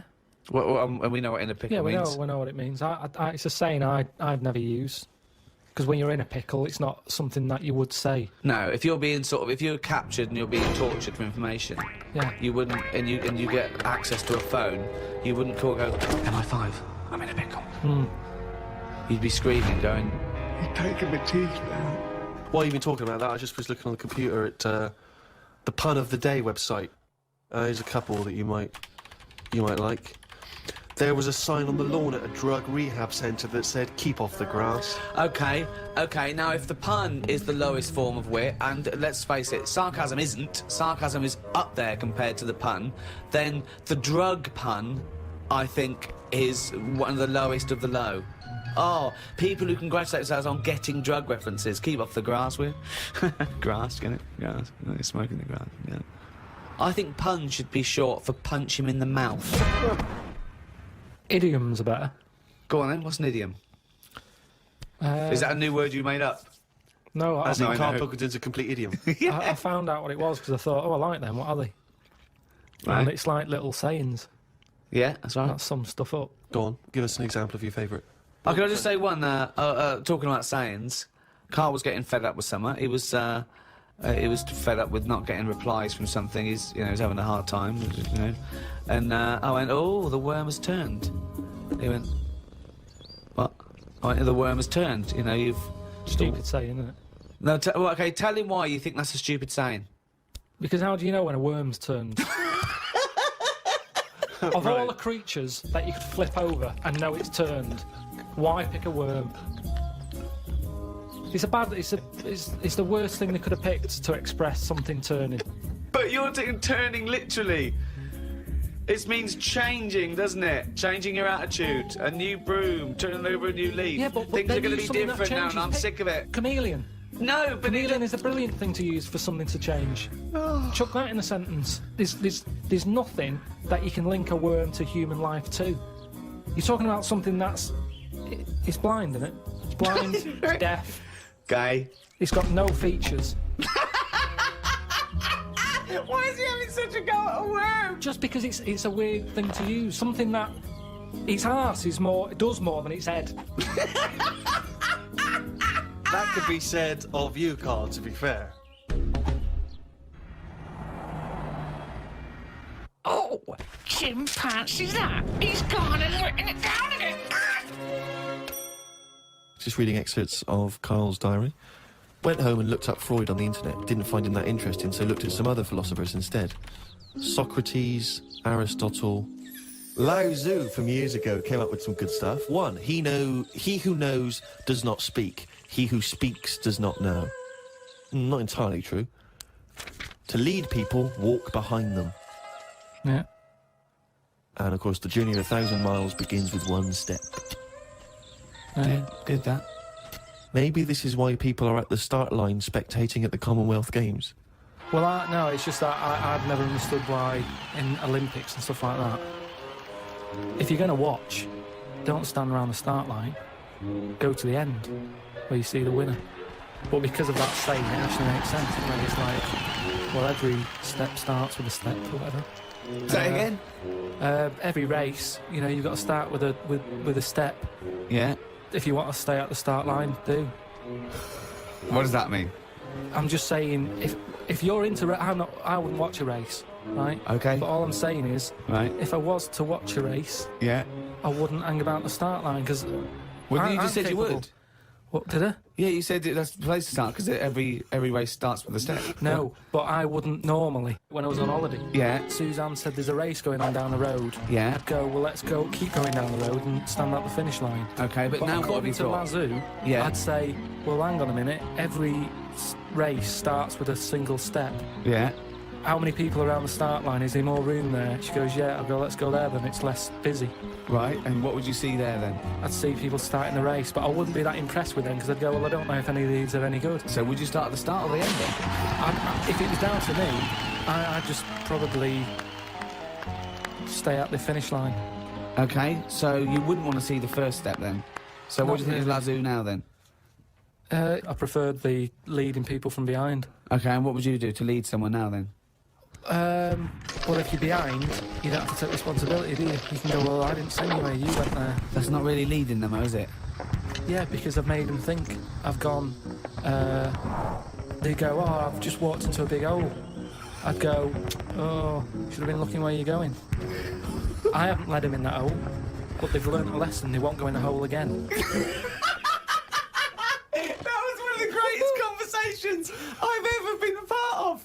I mean, that was incredible. Never mind Aristotle and Socrates. That was incredible, That was incredible, Karl. One of the key catchphrases, if you like, from the war, Karl, was, of course, keep the home fires burning. Is that like saying, you're away, but don't worry, when you come home, the house is warm? Pretty much. Sort of. Yeah. Never forget where you're from, we're remembering We're you. here, waiting for you. Yeah. Again, it doesn't say what it means, so there's you risking your life, and you're getting a letter from home saying we've got the heating on. Again, working hard, paying the bills, they've got the heating blaring.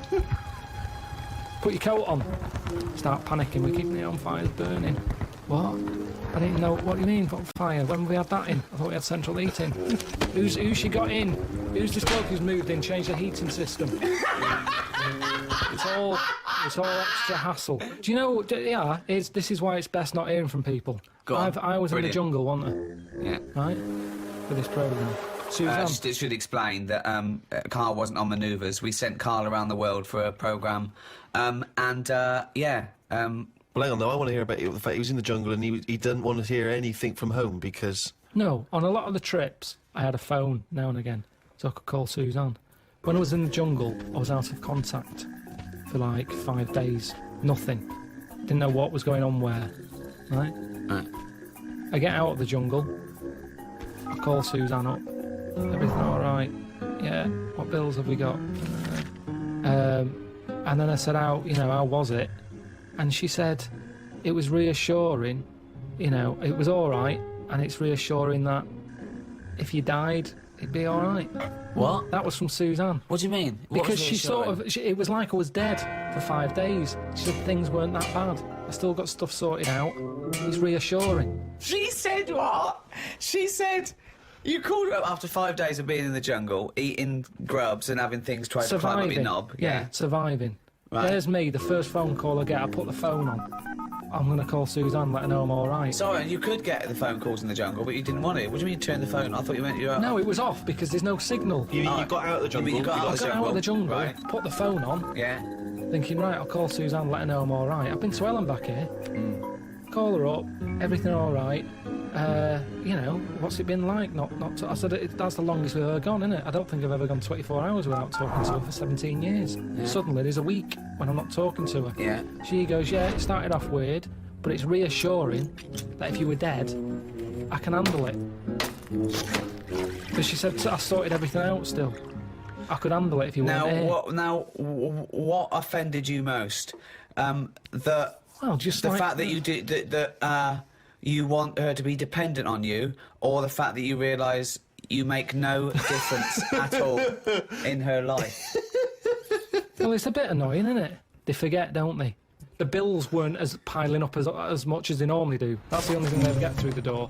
When there's a postal strike, carry on. I'm not interested. You're only bringing bills to the door anyway. Carry on striking. There wasn't that much post.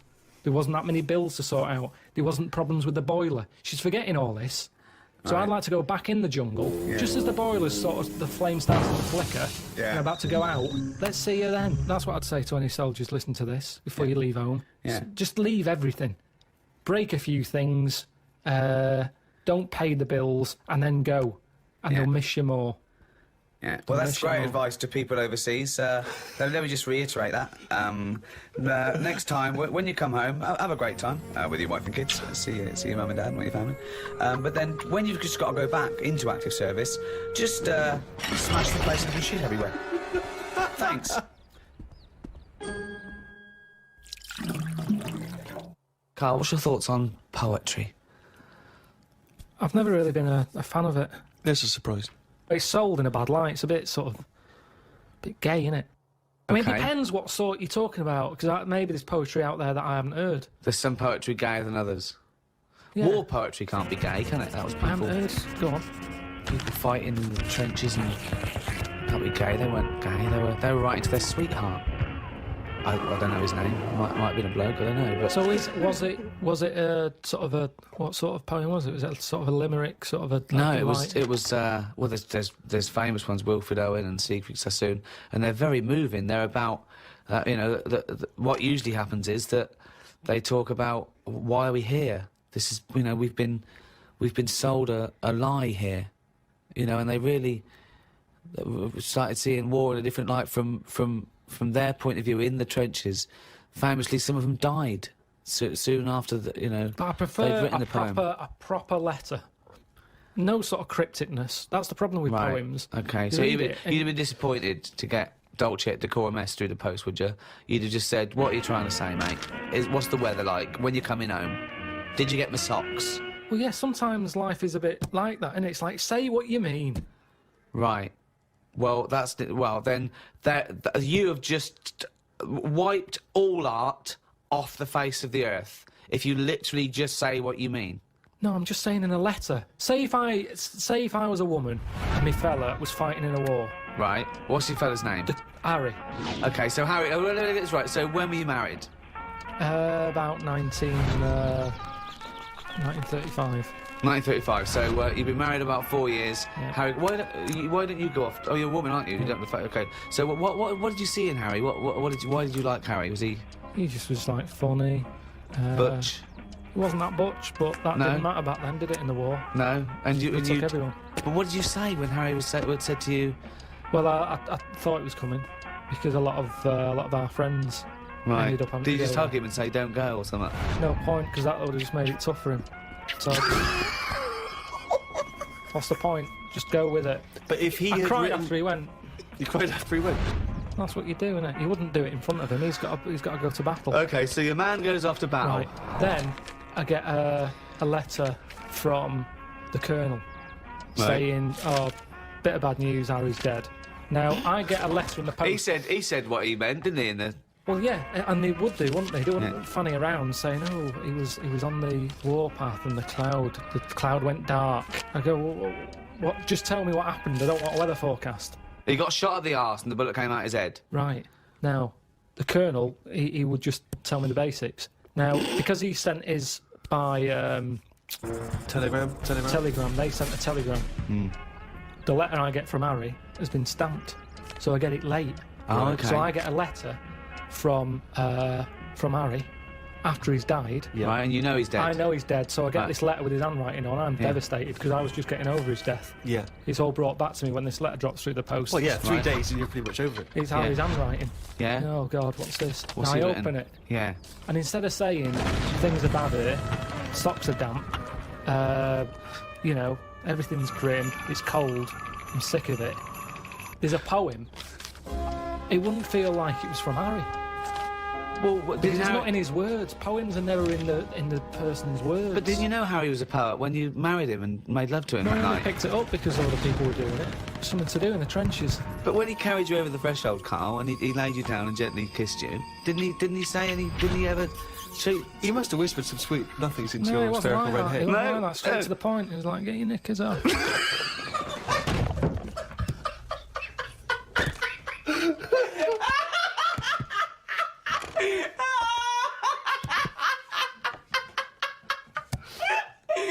That's one of the weirdest fucking scenarios I've ever heard. Why was the telegram coming before the letter? So specific. It wasn't like Harry. The fuck's Harry? Oh God.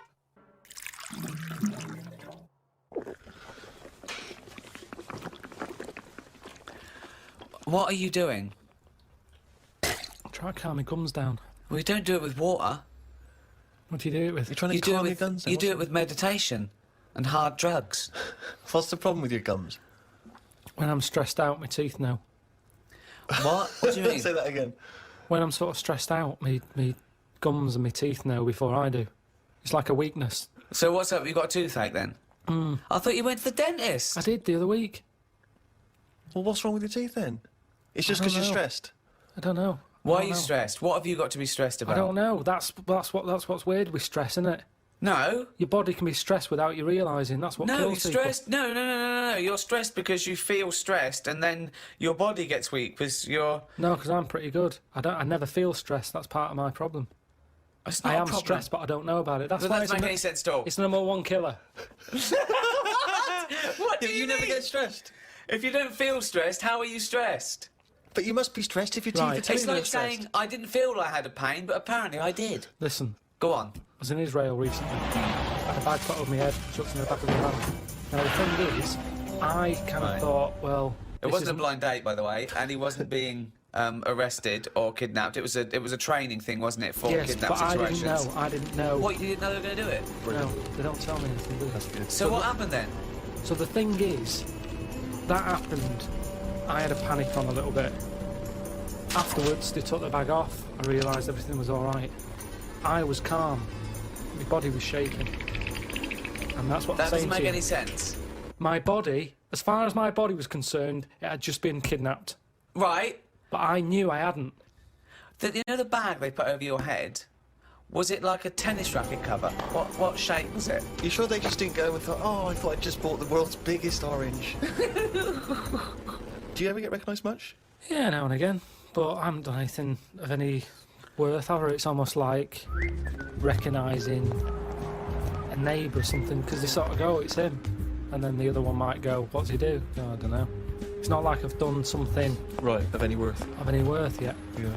I think you're forgetting all those emails I pass on to you for those people that have had traumas in their lives. You know, the earthquake victims. There's people that have lost relatives or had, terrible life-threatening diseases, and they say the podcast got them through. Doesn't that warm the cockles of your heart?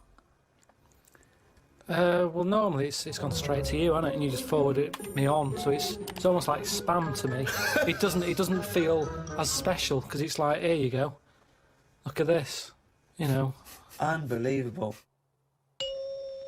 I've watched the World Cup a few times with Ricky.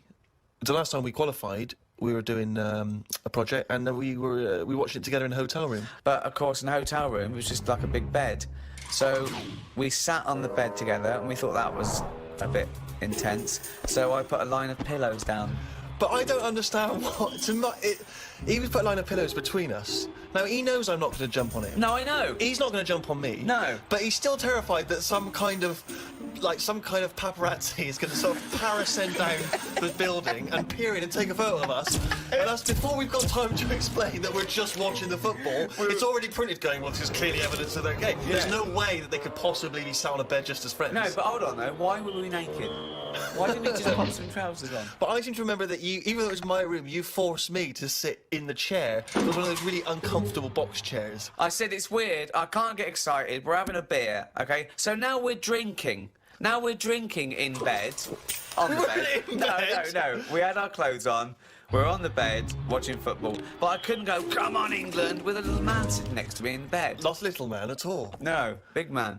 And so I just thought, let's pop the pillows down. That wasn't enough. I said, Steve, I can't do this. I can't watch football with a man on a bed. I said, so go in the chair. And he sat in the chair. I sat in his chair, which is, for a man of my size, those tiny little crappy hotel box chairs are no good. It's 90 bloody minutes plus the interview.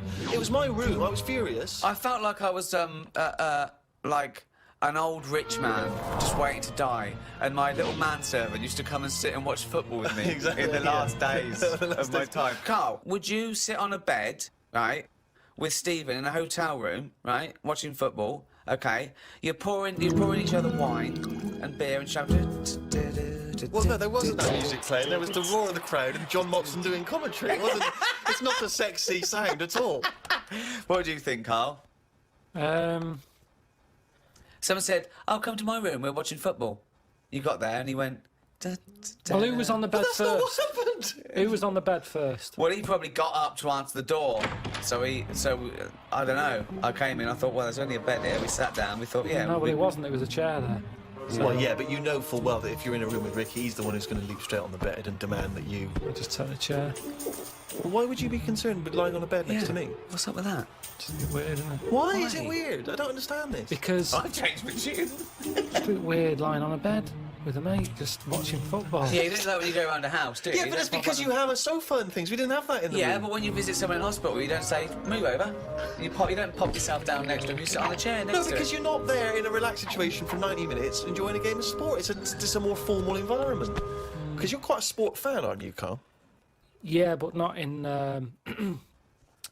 I don't like getting into things too much because it can only be disappointing. I've never seen him get into anything, to be quite honest. No, I am a football fan, but I've got it now to a point where if they lose, it only bothers me for about half an hour. Yeah, and then I move on because the thing is, I'm not in control of it. There's nothing I can do to alter that team. If I could go in and say, listen, you're lazy, you get your finger out, you move up front a bit, it's different, but it's totally... It's like getting annoyed with nature. There's nothing you can do. So let it happen, watch it if you want, but don't get annoyed about it, because it's totally out of your hands. Interesting that Karl's team tactics also sounds like he could be directing a gay porn. You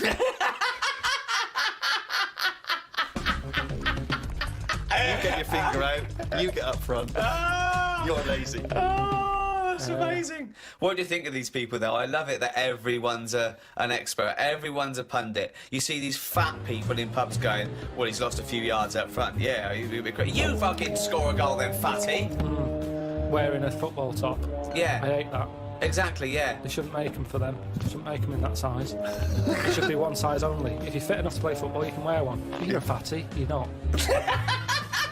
You look ridiculous anyway. But what's that? What are you talking about? So you were a big fat slob with his belly out in an England shirt going, I could score from there. Go on then, let's have a go. If Fat Bob in the pub,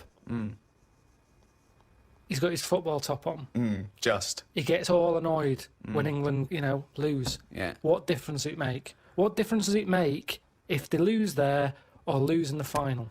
Well, what's the point? Well, I'll tell you what difference it makes. I knew a Fat Bob, okay? That wasn't his name, but I'm changing the name to protect the innocent. And him. And he's not innocent, right? Was it Fat Dave? It was a big fat bloke, right? And he worked on one of the crews that used to bring in equipment where I used to work at the Students' Union, okay?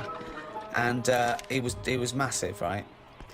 And I think it was 1992, the Euro, right, when England got knocked out. And he went mental. And he was so angry, he went out and he wanted retribution, okay?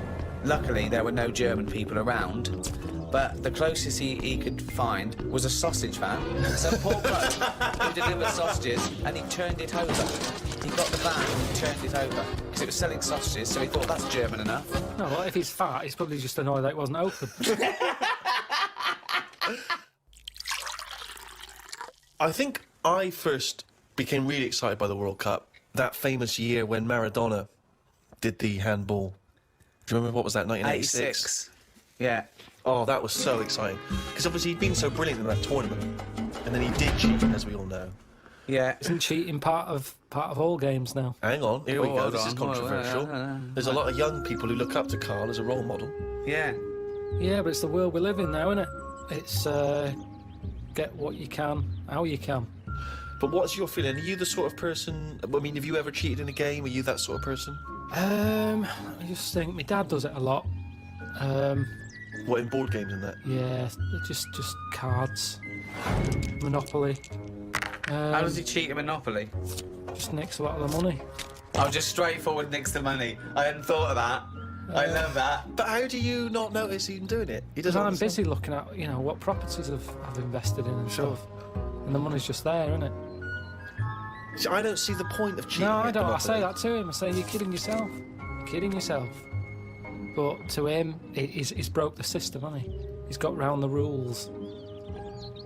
What do you mean I can only have that much? Who says I can? Bosh. Get some more money. Buy some more hotels. And in a way, that's life, innit? All people with loads of money now, you kind of go, have they made that honestly? Right. I pass big houses in London and I think gangsters, got to be gangsters to have a house like that. Yeah. There's no way a normal job, someone who's... Because I know, I'm trying to make money.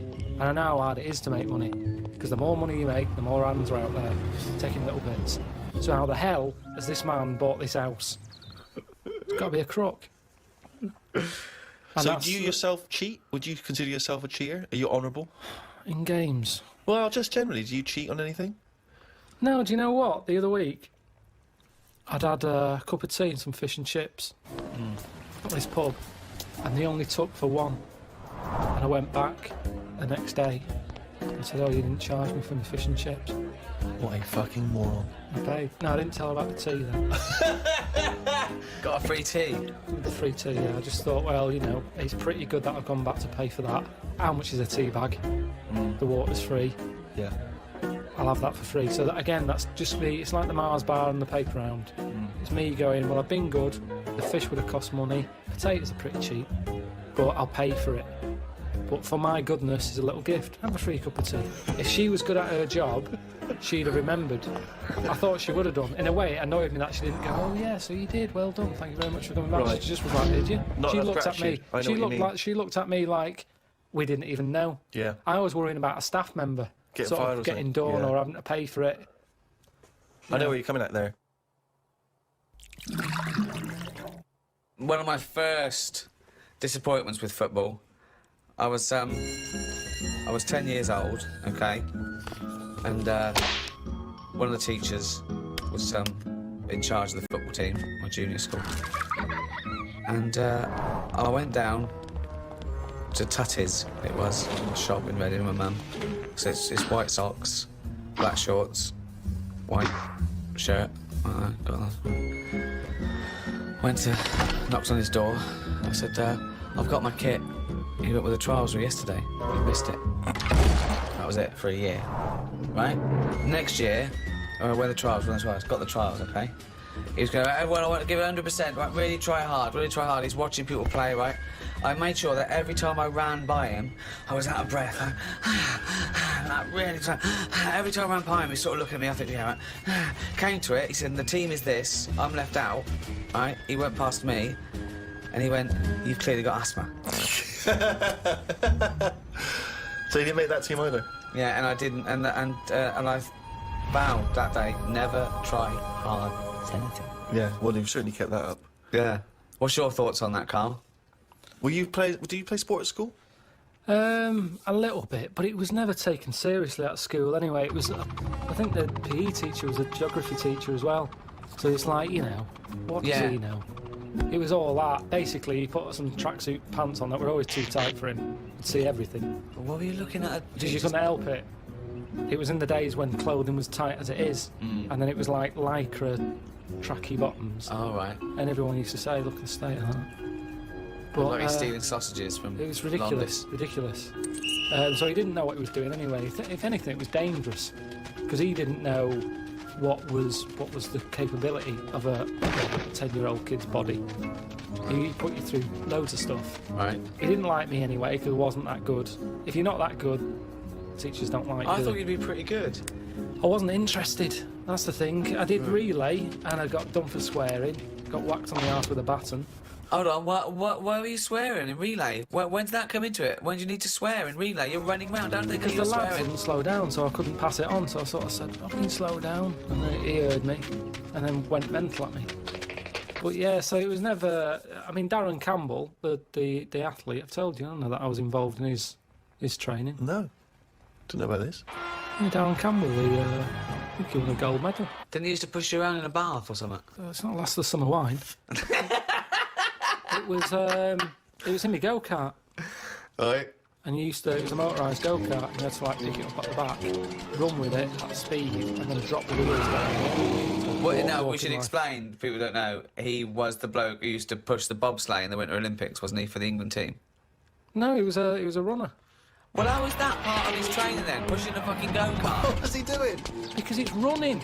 But he's running about a yard. No, sometimes more than that. Quite a lot. And it's just, God, what do you want? It's Darren Campbell pushing me go-kart. Yeah, but you seem to be taking half the credit for his gold medal. All you've done is sat on your arse, you lazy twat. I just kind of think he was at the age where it's important. He could have made a decision not to go into it at that point, and I think he was never keen to get in the go-kart. Yeah. He was always keen to push it, and I used to let him. And if I said, no, I don't want you pushing me go-kart, who knows? I'm just saying I was there at the start. Doing nothing. Providing nothing. Sitting on your arse. Sitting around. Well, letting someone else all right, do it. what athletes have you helped? You've not helped him. I bet if he ever did a book, an autobiography, he'd go, the early years, Darren Campbell. No, I want to know if he has done an autobiography, because we're going to be looking this up. I remember the training. I'm making a note of that for the next time we do anything. Round at Pilkington's. Darren Campbell. Pushing a go-kart. Pushing bald in crap, cheap Wasn't. go-kart. 120 quid it was. You know how many paper rounds that is? What I like when you're watching football on the television is if it goes to a close-up of a footballer, it's just kick the ball out, missed the goal, it's gone for a free kick or whatever. If you stay on any footballer for more than 10 seconds, they will either swear or gob. Yeah. Yeah. I mean, that's a fact. Oh, yeah. I've never needed to gob that much. I don't care how knackered I am, I'm never gobbing like that. It's weird, though.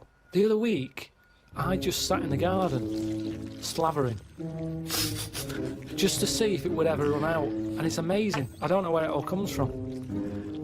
What is the strangest? Extraordinary. That's amazing. Just to see if it would run out. So now he's got to the point in his life where, as a hobby or a pastime, or just to count down the minutes before he dies, he sat in the garden creating sputum, slavering to see if he'd ever run out.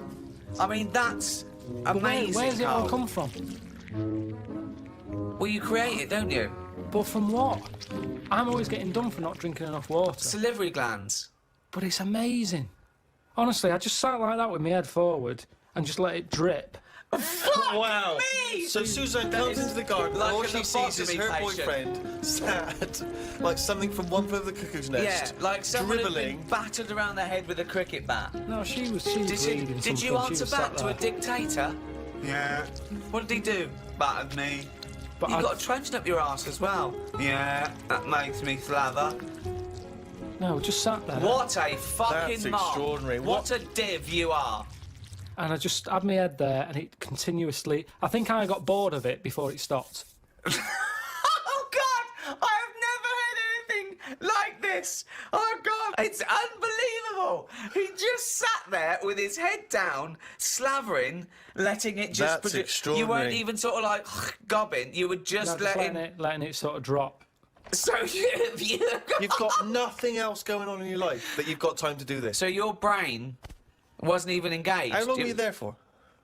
I tell you what, no joking, probably a good 15 minutes. 15 minutes of sitting with his head forward, Amazing. letting him salivate onto the grass. But do you reckon you could do that amount? I would Well, never we do never it. try. Never we do never it. try. I'm Why not never try? gonna have that amount of time. I tell you now, you will never see either of us sat there for no reason in the garden with our head forward and our mouth open, seeing how long we can create saliva. Unless I've just come out of a coma. Yeah, or a gas attack. Yeah. No, I have a lot of... I'm sort of goes unlimited. That's a great new dance duo. Please welcome to the stage. It's Goes Unlimited. Amazing. What do you think about George Best using up his liver, then getting another one and getting pissed at it? Well, that's always going to encourage it, isn't it? I've always said that. What? The moment we can replace stuff, people just go, oh, sod it. Like What would you do smokers. if you gave someone a kidney and Mess then with it. and they started just Someone's down the pub again. doing drugs and shit and Well, I wouldn't hand it out to someone just like that, would I? I think you should be allowed to say, right, who's it for? Can I meet them? Right. And then have a chat with them, right. saying, have you learnt your lesson? Well, I'm going to do it. Okay. I'm a little kid who wants a kidney. Okay. And you've come to me. I'm at the top of the list. Hello. Hello. Hello. How you doing? Good. Are you going to give me one of your kidneys so I can live? I don't know. Well, I'm at the top of the list, so why's your head so round? Right, so definitely not. Why? Definitely He's a little not. Kid, look He's at a him. little kid. Pale. But I need a He's kidney. cheeky though, isn't he? No, Cheeky. please, Lovely little please, kid. roundhead. What Please, can I have your kidney? No, you can't. Oh, have it. come on, Right, you've got let's see two. another kid. Let's see another kid. No, Lesson I'm at the top. learned, I'm lesson top of the learned. fucking list. Give me one of your kidneys, you round-headed twat. No, I would not feel bad about walking away from that kid and saying you cannot have a kidney. So you're gonna. Do you know what? I'm going to take this kidney out and bin it. Hey, wait. Do you know who that kid went on to become? Go on. Winston Churchill. Right, well, maybe I helped. It's like Darren Campbell all over again. I made him stronger. I was tough with him. He saw how tough the world is. No, but he didn't. This is an alternative universe where he died because you never gave him that kidney. Yeah. Yeah, well, you can't worry about that then, can you? If you're gonna start going that far back and forward and stuff. But I think I don't know what I'd expect someone to be like. Just want them to go, what do you eat? I'd say, write down your diet. Oh yeah, I'm gonna treasure this kidney. I'm gonna treasure it. Yeah. Yeah. I'm gonna really work hard, and I'm gonna make something like more than you did. So I'll.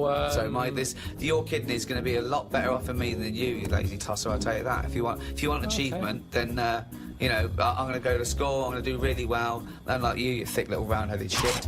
So the quicker you get the fucking kidney out of your Eustace body and into mine, we'll all be happy, won't we? Okay, well, I'll go away and think about it for a month. Well, no. There you go. Don't have to get nasty. Sick of it. I'm always helping people out. That's a big ask, isn't it? Would you give anyone a kidney, Carl? Suzanne? I'm sure you would give Suzanne a kidney. It's tricky. Well, obviously you'd give Suzanne a kidney, wouldn't you? Yeah. Well, would you, or are you just saying that? Suppose I would. I don't really like the idea of it. So if what are you saying to Suzanne right now? Bit of good luck. You know I need a kidney, and it's got quite rare. Well, we've got the same sort of blood group and everything, so, yeah, you've got 2, I've got none. Bibbidi bob, 1 each. Let's have a good life. Yeah? Don't know. Yeah, you'll have to have it. Which one are you thinking of going for? Because I think the right one's a bit dodgy because they had the kidney stones. Well, you keep that. Do you want that one? I'll have the left one. No, I'll tell you what, you have that one, because when I was in all the pain, you were going, it can't be that bad. So you have it. It's in good working order. They've looked at it. Yeah. But it is prone to stones. That he's using this to get back at her for saying it can't be that bad. It's like poetic justice. He can give her the kidney she didn't believe was that painful. Don't like talking about it. It's all... it freaks me out. Freaks me out. It's all doing stuff now. The kidney's doing stuff. Yeah. My teeth are hurting still. Still got a little bit of toothache going on there. I've got a sweat on. All stuff's going on without me knowing. Germs whizzing round. I've had jabs for rabies. I've had hepatitis A and B. I don't know what that does. I've had A and I've had B. That's whizzing round my body. Body's in shock, innit, at the moment. It doesn't know what's going on. I've had... How is it notifying you of the shock? Well, I think, like I say, I keep getting this sweat. And, what else have I had? Typhoid. Doesn't that, all this stuff shouldn't be in my body, should it? And we don't really know, do we? You're saying, yeah, have this, have that, shove it in your arm, it's alright. But we don't really know. Long-term effect. I've got rabies in me. I never thought I'd have to have that. Tetanus. TB. One for if I get bit by a dirty monkey.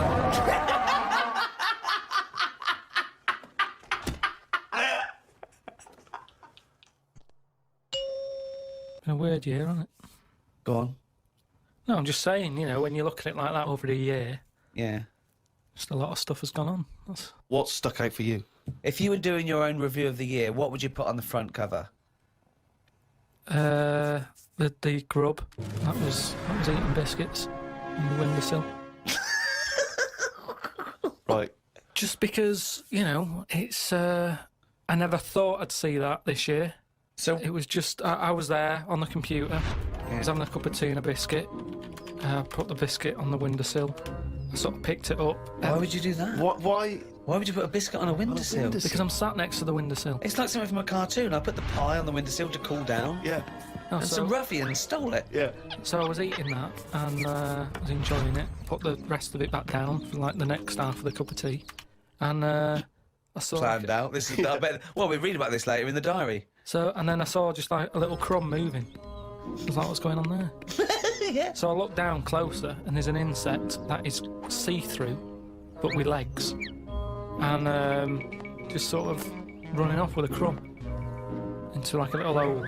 And then when I looked and noticed there was loads of these little see-through things.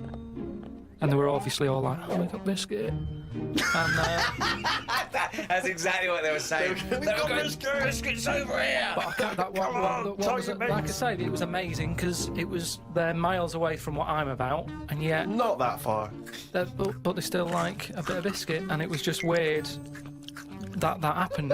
And that's what's nice, isn't it? That's what's nice about the nature of the world. You know, we can invent iPods. We can bring out better vacuum cleaners. But at the end of the day, you can't make nature up. And to see this see-through thing... You do. Eating a biscuit. That's where I've sort of gone this year. I'd say out of anything, I've sort of gone out of my way to to learn more stuff about weird stuff that's out I don't know what you've learned. You've learned that a creature which you can't even identify that or you name. don't know, right? You don't know what it is, right? Looked like it nicked a bit of crumb. I don't know what knowledge is that. What is that? How is that useful? Just because everything is changing. But it's not useful. It's not useful to you, and it's not useful to anyone. You can't pass on that as knowledge because we don't know what it was, but Karl or where thinks, it happened, or why it happened. But Rick, Karl thinks that the grub has an inkling, has a taste for McVitie's in the same way that Karl does. That's what he's from makes. He's thinking, I can't believe it. We both love hobnobs. No, as opposed to just being taking the starch from the flour. Yeah. Exactly. Yeah. But what I'm saying is that these things have been around for years. Yes. Maybe longer than us. Yes. Right? Now, their life isn't changing in the way that ours have. They still live in a little crack in the wall. Yeah. But they're eating biscuit. And that was never meant to happen. The squirrels in the park, because people are feeding them Mars bars and everything, they're getting fatter, they're getting bigger, they're getting more violent. Now, over time, you know, they're going to cause more trouble than they are now. What evidence have you got that they get more violent? Just because when I'm sat in the park and what have you, they're really like cocky. They come up to you now and sort of jump up on the bench and sort of attack you for food. They're not happy with acorns now. They want a bit of croissant. And that's what I'm saying. They've changed. They're changing over time. Just like that grub having a biscuit. Everything's trying different food out. He'll want a gatto soon. Everything's getting more intelligent. The goldfish memory's got better. Chickens are more intelligent than people thought they were, apparently. Everything's... Time makes you more intelligent. Well... No, they do. That's a fact, isn't it? If you're knocking around longer, then you're learning more, because more stuff's going on, and you soak it up. And that's what these insects are doing. They're all learning. You know what I mean? No. I saw a cockroach playing Pac-Man. It was on the internet, right, and somebody had linked up a cockroach to some... I can't even be bothered explaining it, but that's what I'm saying. Everything's moving on. Yeah, but Pac-Man's like such an old hat game, man. It's like from the 1980s. Yeah, that cockroach is so... Oh, God. Get a life, man. Hello, PlayStation 3. Hello. Hello. Yesterday's cockroach. Oh. Fucking hell. All I'm saying is, I do watch a lot of insects and stuff, and you never see them wasting time. They're always doing something. An ant's carrying something somewhere. Sometimes I watch it and it goes somewhere and comes back again. You think, does it know what it's doing? But at least it's trying. Now, if there was a... What is it doing, though? What is that ant doing? Work. It's building a house or... What's the point? Everything it does is pointless.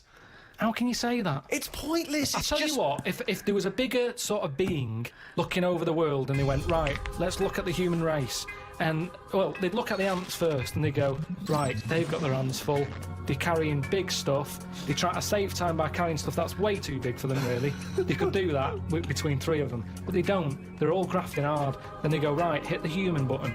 They hit the human button, they watch the humans. The amount of people who are just sat about doing now, Lily Allen in London at 2 a.m. So what? What are we doing? I agree with you, but what are you doing? You see, the ant analogy, joking aside, I think there you hit on the fact that life is about working for what you get.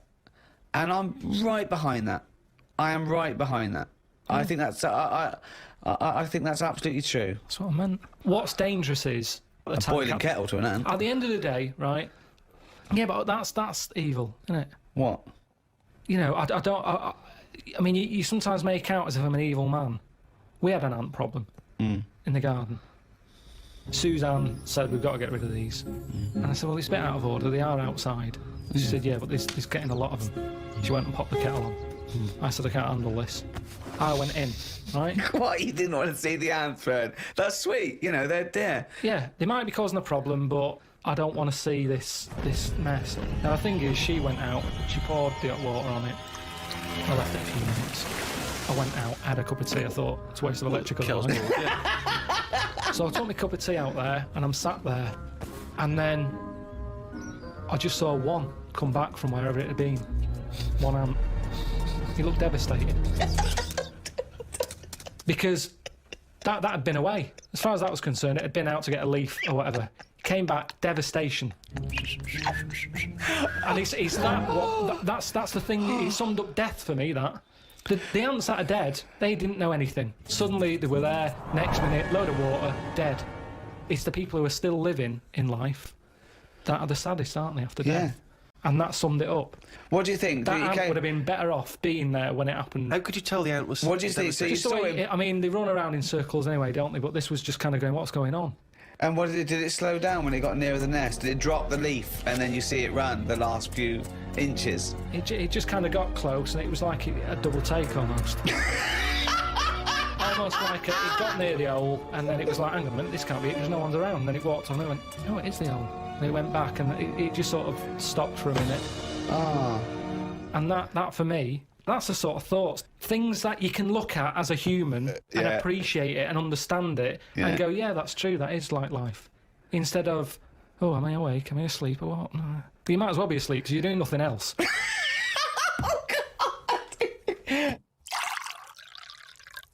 was in the supermarket recently, just walking past the condoms, and you never know when you're going to run out of balloons. and I was weird because the condoms in the supermarket are contained in a kind of cage, in a plastic cage, so it makes it all the more embarrassing buying them. So I'm trying to open this thing, and this guy who works there, sort of this middle-aged guy who works there, goes, you have to take that to the checkout. So you can't open that yourself. And so I just left it. I thought, forget it, I'm not gonna take these to the counter, because you never know. It's like if you get served by a woman, it's sort of a bit embarrassing, particularly if that's all you're buying, because she knows what you're up to. You're gonna fill her up with war and throw it at students. And anyway, the reason I mention this is because it reminded me of the conversation we've all enjoyed in the past, Rick, about when Karl bought for his girlfriend for Christmas. Was it a 2-pack? A 2-pack of what was it? Condoms. Wasn't it about buy one get one free? Yeah. So that was a couple of years ago, Karl, the famous condom gate. Have you bucked your ideas up since then? I just think that as time goes on, you don't sort of buy each other as many presents. Sorry, that was a bumper year, was it? That was a hell of a. She went. Oh, I remember when you used to buy me stuff like condoms. It's gone downhill since then. Well, no, she didn't know presents. she was getting them. What I mean is, there's less. Of course, surprises. she didn't. That's what I mean. Though it was sort of interesting to when I gave them her and said, "There you go, open them." She was not expecting that.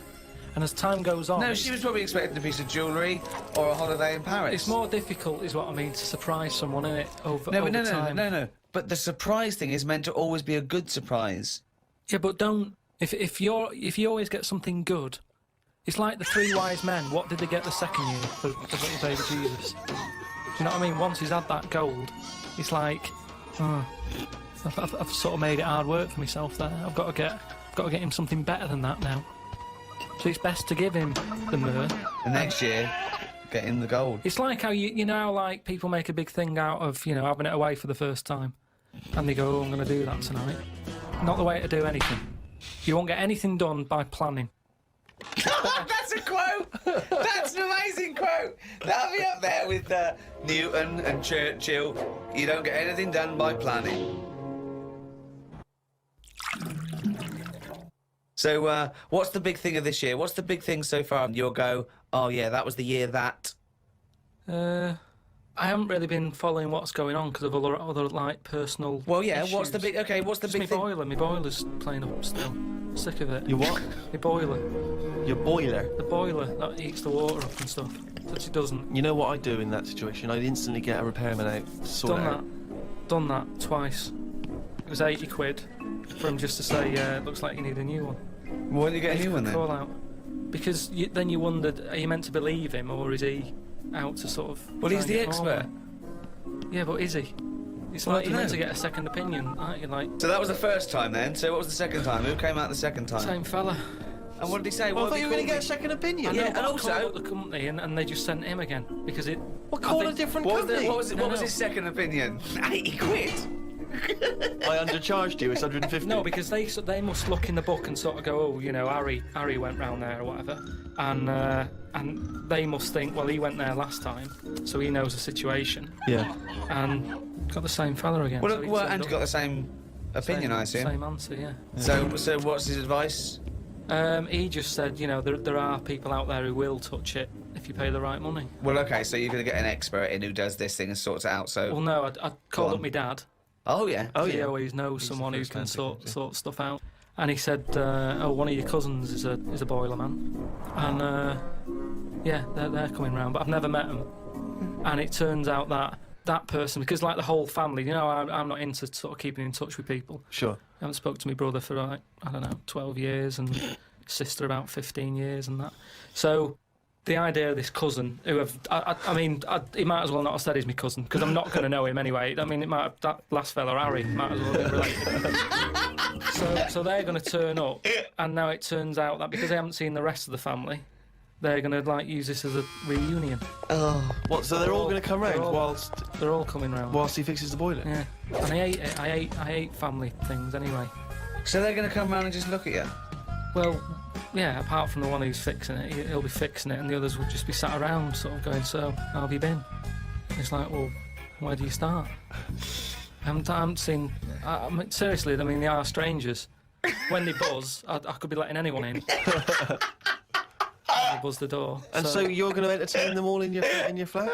Well, I said to my dad that I might just say that I've got to go to a meeting, let them in, and then shoot off. And all it's going to do is dig up problems, innit? If my cousin was Einstein, very nice. Yeah. But at the end of the day, that's If going to your add extra cousin was pressure. Einstein, then you really are an underachiever. No, but do you know what? If he was, I'd know about it. I don't reckon you would know about it. I don't reckon your family would be that impressed with Einstein. They would have stayed in touch. He was always the weird one with the scruffy hair and his tongue out. Yeah.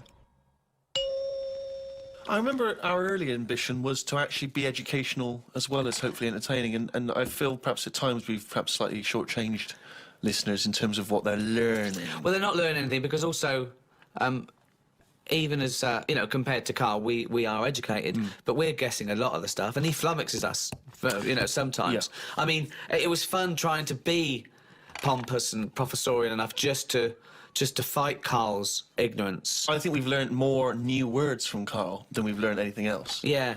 There's been a lot of the made-up words, perhaps more than ever before. And also some of the most abstract conversations I think we've ever had. I mean, Karl's, as he gets older, becomes more and more arrogant and confident. He said a new one to me the other day. There was a problem downloading, and he said they've added to the fuckerage. Which is good. Yeah. Nah, I reckon the stuff we know is enough now, and all we tend to do is find problems. All the mysteries still in the world. The mind-body problem. What a prick. How to save the world. Yeah, but we're not, are we? We know it's dying. We don't know how to fix it. Not yet, we don't. Turn your lights off. But then we didn't. You turn yours off. Just get sick of it. Leaflets through the door all the time. Turn your heating off. Turn the lights off. Living like a mole. I love his little internal dialogues out loud. They're fantastic. The little discussions he has with himself. Oh, I can't wait till he's old. That's going to be amazing, us three. When we're about 75, 80 years, he's fucking moaning. Oh, we're in a little home together. I just fucking... fucking hell. Oh, Karl.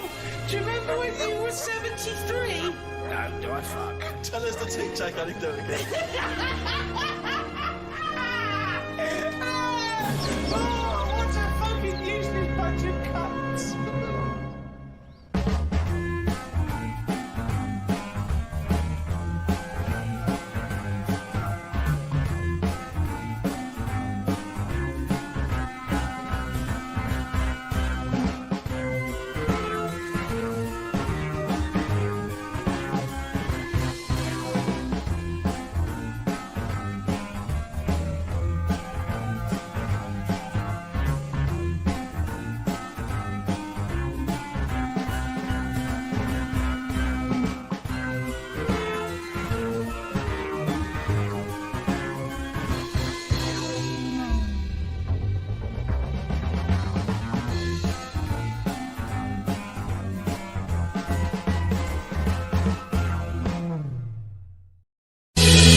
Table 60. Lisa Tarbuck. That's Corner Shop. Lessons learned from Rocky 1 to Rocky. I love that guitar. That's great. It's real glam rock. That's T-Rex and Bowie. I was gonna play something from Ziggy Stardust today, but instead I brought in a different album. I want to play a bit of Bowie. Is that all right? Oh, of course, yeah, always. Yeah, bit of Beatles. Still to come up, by the way. With The Education of Karl, last week he did Che Guevara. He did very well. Before that, the week before that, he learned all about Rasputin, didn't you? And this week you've been studying Hitler, haven't you? How does that go? How would you look at that? It's a bit tough. Okay. I mean, I'll give you the full story later, Steve. Do you know much about him? No. It's, they're all linked. All these stories I've been reading, they've all got a similar sort of thing going through them. They have a bit of a tough upbringing. Things aren't going well, and they seem to take it out on other people. Okay. But I'll tell you more later. Okay. Yeah, I don't think you can... I mean, I don't think Hitler and Che Guevara... It's the same thing. Che Guevara, when he was a kid, had, like, asthma. Right? He wasn't an happy kid. Hitler, he only had one ball. Well, I was trying to find about that. Yeah, seriously, he phoned me up in the week. I said, how's it going? He went, I've skimmed it, I've just skimmed it. I was looking for the testicle thing. Now, I don't know if they left that out, or it's not true. Right. So he was trying to look up that Hitler has only got one ball. I think they only did it to wind him up. Because it's like, you know, yeah, you might be taking over the world, but we're all saying you've only got one testicle. Sure. And it's so did you look in the index and it's sort of Hitler, Adolf, family life, early childhood, testicles? Testicles, absence of. Sort of skimmed through, because... One of. Mother, brackets other. Albert Hall. The only thing I could find was at one point in like, when he was trying to run the place, there was a meeting going on, and somebody had put a bag in the meeting room and it blew up. And I'm wondering whether it was under the table. Yeah, but... What, you're wondering if it blew a testicle? It was the testicle was under the table. No, the bag blew off the ball. No, the ball sack was probably hanging below the protective top, and so that's where he could have lost. But why would he have only just lost the one? Because the way he was sitting. Cross-legged or something. Sure. Okay. Well, I mean, again. I mean, last week we had a Che Guevara expert who phoned up. Maybe they could. Maybe there's a Hitler expert this time who could maybe phone up and confirm the testicle theory. Yeah. What's the number again, Karl? 08700 800 1234. You need to have at least done a PhD or something. I don't think we should invite calls about Hitler. I think we're asking for trouble. No, I'm talking about someone who's done a study of him and who's done a PhD. Oh, okay. I'm not talking about any old nutter. Back announced that track and just mentioned it was Elliott Smith and the track Son of Sam. Well, I think I'd just better ask Karl a couple of quick questions about Hitler. Then we can, you know, get on with our lives. Okay, we can take that particular box. Yeah, put that, Okay, Karl. Put that particular dictator to bed. It's week 3 of his education. You've now Rasputin and Che Guevara. I don't want to lose complete sight of those. I'll maybe ask you a couple of those in the week just to so you keep your mind on it. But Hitler. Tell us the story. What have you learned? Do you want to ask some questions? No, not really. Just sum it up in a minute. What do you think? Can't do it in a minute. Well, can I ask some questions then? Where was he born? Austria. Tell us about his early life. Right, he was a young lad. Brilliant. What in his early life? Okay. Yeah. What's the name? His mum was his dad's second cousin, which is a bit weird. Yeah, that is weird. They had 5 kids. Steve's going, yeah, it's usually first cousin where I come from. Oh, that's unfair, isn't it? There's no need for that. There was 5 kids, but only 2 of them, including Hitler, including him and his sister survived. The others died at an early age. Okay. Right. Anyway, so they grew up, and the mum died and the dad died and that, and he thought, oh, what am I going to do? Because he didn't do well at school, didn't have many qualifications. No. Liked art. Did he have a GCSE in history? Liked art, right. And then, so he said, right, I'm going to go to Munich. I missed a bit out, actually. Jewish people were in Austria, he didn't really like them. Okay. He thought they got, you know, special treatments and stuff, and just didn't like them. So he went to Munich, and he joined the army. Right. Yeah? Yeah. And he was in the army, and he got injured. Right. So he went to hospital, and whilst he was in hospital, the World War I ended, and he was like, oh God, I want to... I was enjoying that. Yeah, well, you know. So... Don't, because you're breaking the concentration. Yeah, sorry. I'm not even sure I want to join in on this one, just in case. Okay. Right, go on. Right, so He was in hospital. He's in hospital. He gets a bit better. He's never that fit, though. He's one of these blokes who was always ill. Was on something like 30 tablets a day or something. Comes out of there, joins some other army. God, you know, I knew it all this morning.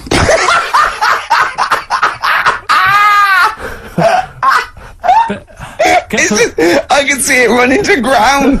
I just see his face going, I'm not nailing the fact, am I? And joined another army, and it was... Listen, let's try and help you. So Here's a good bit. I remember this bit. He thought that war to men, right, was like childbirth is to women. That's how important he thought it was. All right. Right? So it's like, you know, you fight for 9 months, and at the end of it, you own something, right? Yeah. So, he goes on and all that. He's in Berlin. Yeah. And he's fighting his way through, like, you know, trying to take over countries and that. And he does he do Berlin? Does he? Sorry, wait a minute. Is he Chancellor yet? What year is it? So it's 35. Let's skip the kind of climb to power. Then he's now the dictator of Germany. Right, he's in charge, yeah. And this is when, you know, he gets his own back on the Jewish people and that, and he's got his own little armies, and he's setting fire to Jewish businesses and all this. And anyway, cut a long story short, he please do.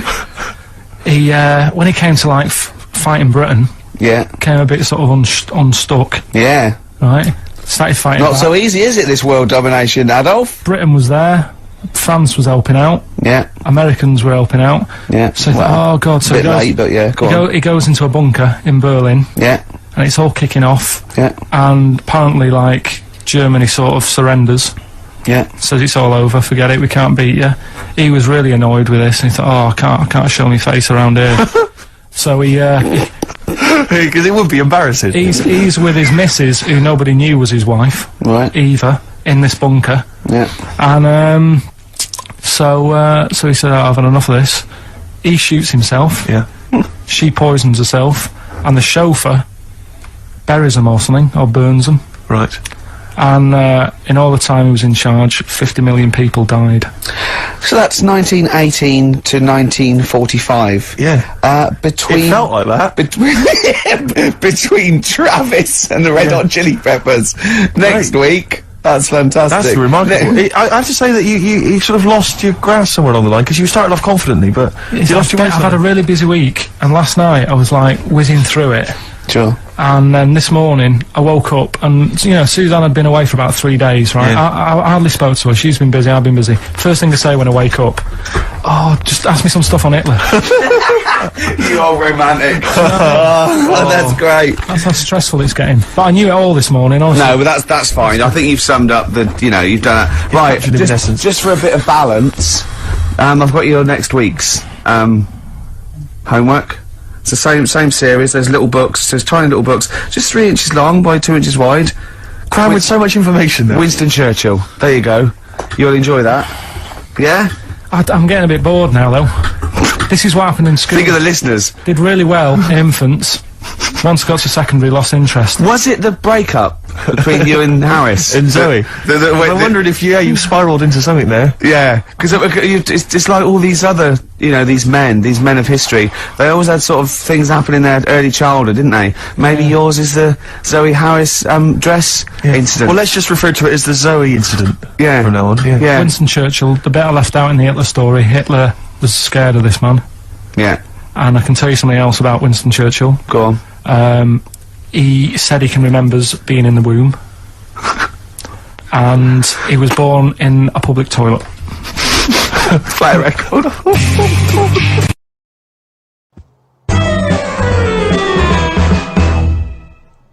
You know, speaking of like weird stuff and that, I've got a new... Well, we weren't, but go on. No, got a new book. Do you know I had that Freaks book? Top 50 Freaks. Got a new one sent to me. Really? Yeah, and do you know, like, everything normally has a name. So, like, if it's the two-headed fella, you know, they're all nicknames like that, aren't they? They've got 2 nicknames, I imagine. But this new book I've got, right? On the cover of this one, it's got like a woman with 3 breasts, right? And she's called the 3-breasted woman, as you'd expect. The one face. Why is she posing nude, though? That's what I want to know.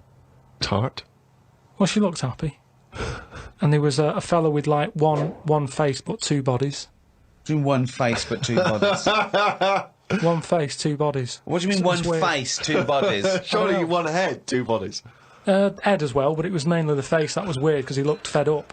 What are you talking about? What are you talking about? Without a head? How can you have? What do you mean? How did it join to the neck? No, it did. It did have a head, but the fact is, it was weird that it had one face to me. What do you mean? Well, if you've got one head, you'll have one face. Yeah, I know, but it was the fact that he had one face and 2 bodies that I didn't think. But why do you keep saying one face and 2 bodies as opposed to one head and 2 bodies? We're all the man with one face. Yeah, but now I've got one body. Yeah, well, surely he's the man with 2 bodies then. Again, the description. Roll up, see the man with one face. I know, yeah. So it's full of stuff like that, right? And what I'm saying is, that fella, you know, the one-faced man, the 3-breasted woman. He wouldn't be known as the one-faced man, is what I'm saying. Well, that isn't the peculiar thing about him. No, well, they all had names like that. Right. But there was one thing in it that didn't even have a nickname. It was so weird. What do you mean? It just said unidentified. What does it look like? Sort of testicles for eyes. That's. It just reminded me when you. What do you mean testicles for eyes? And what is it? Do they have a normal body? I didn't even look at that. Oh. So that's what I'm saying, though. You're attracted to the oddness of the thing, and that's what I was saying about Warren when he walks in. Warwick. You know, it'll be odd for a minute, and then I'm sure for him it will be. Yeah, he'll get used to you. I've got my head round it a bit more, and the way that there's loads of people in the world, and yet you don't see people with like dangly eyes more often. It amazes me. I love the fact that he's amazed by not seeing freaks. Yeah. It's incredible. He's walking down the street going, oh, everyone's got one head. That's weird. Suzanne, see any dangly eyes today? No, me neither. It's weird, isn't it? What's going on in the world? Oh, he's only gonna bring it down.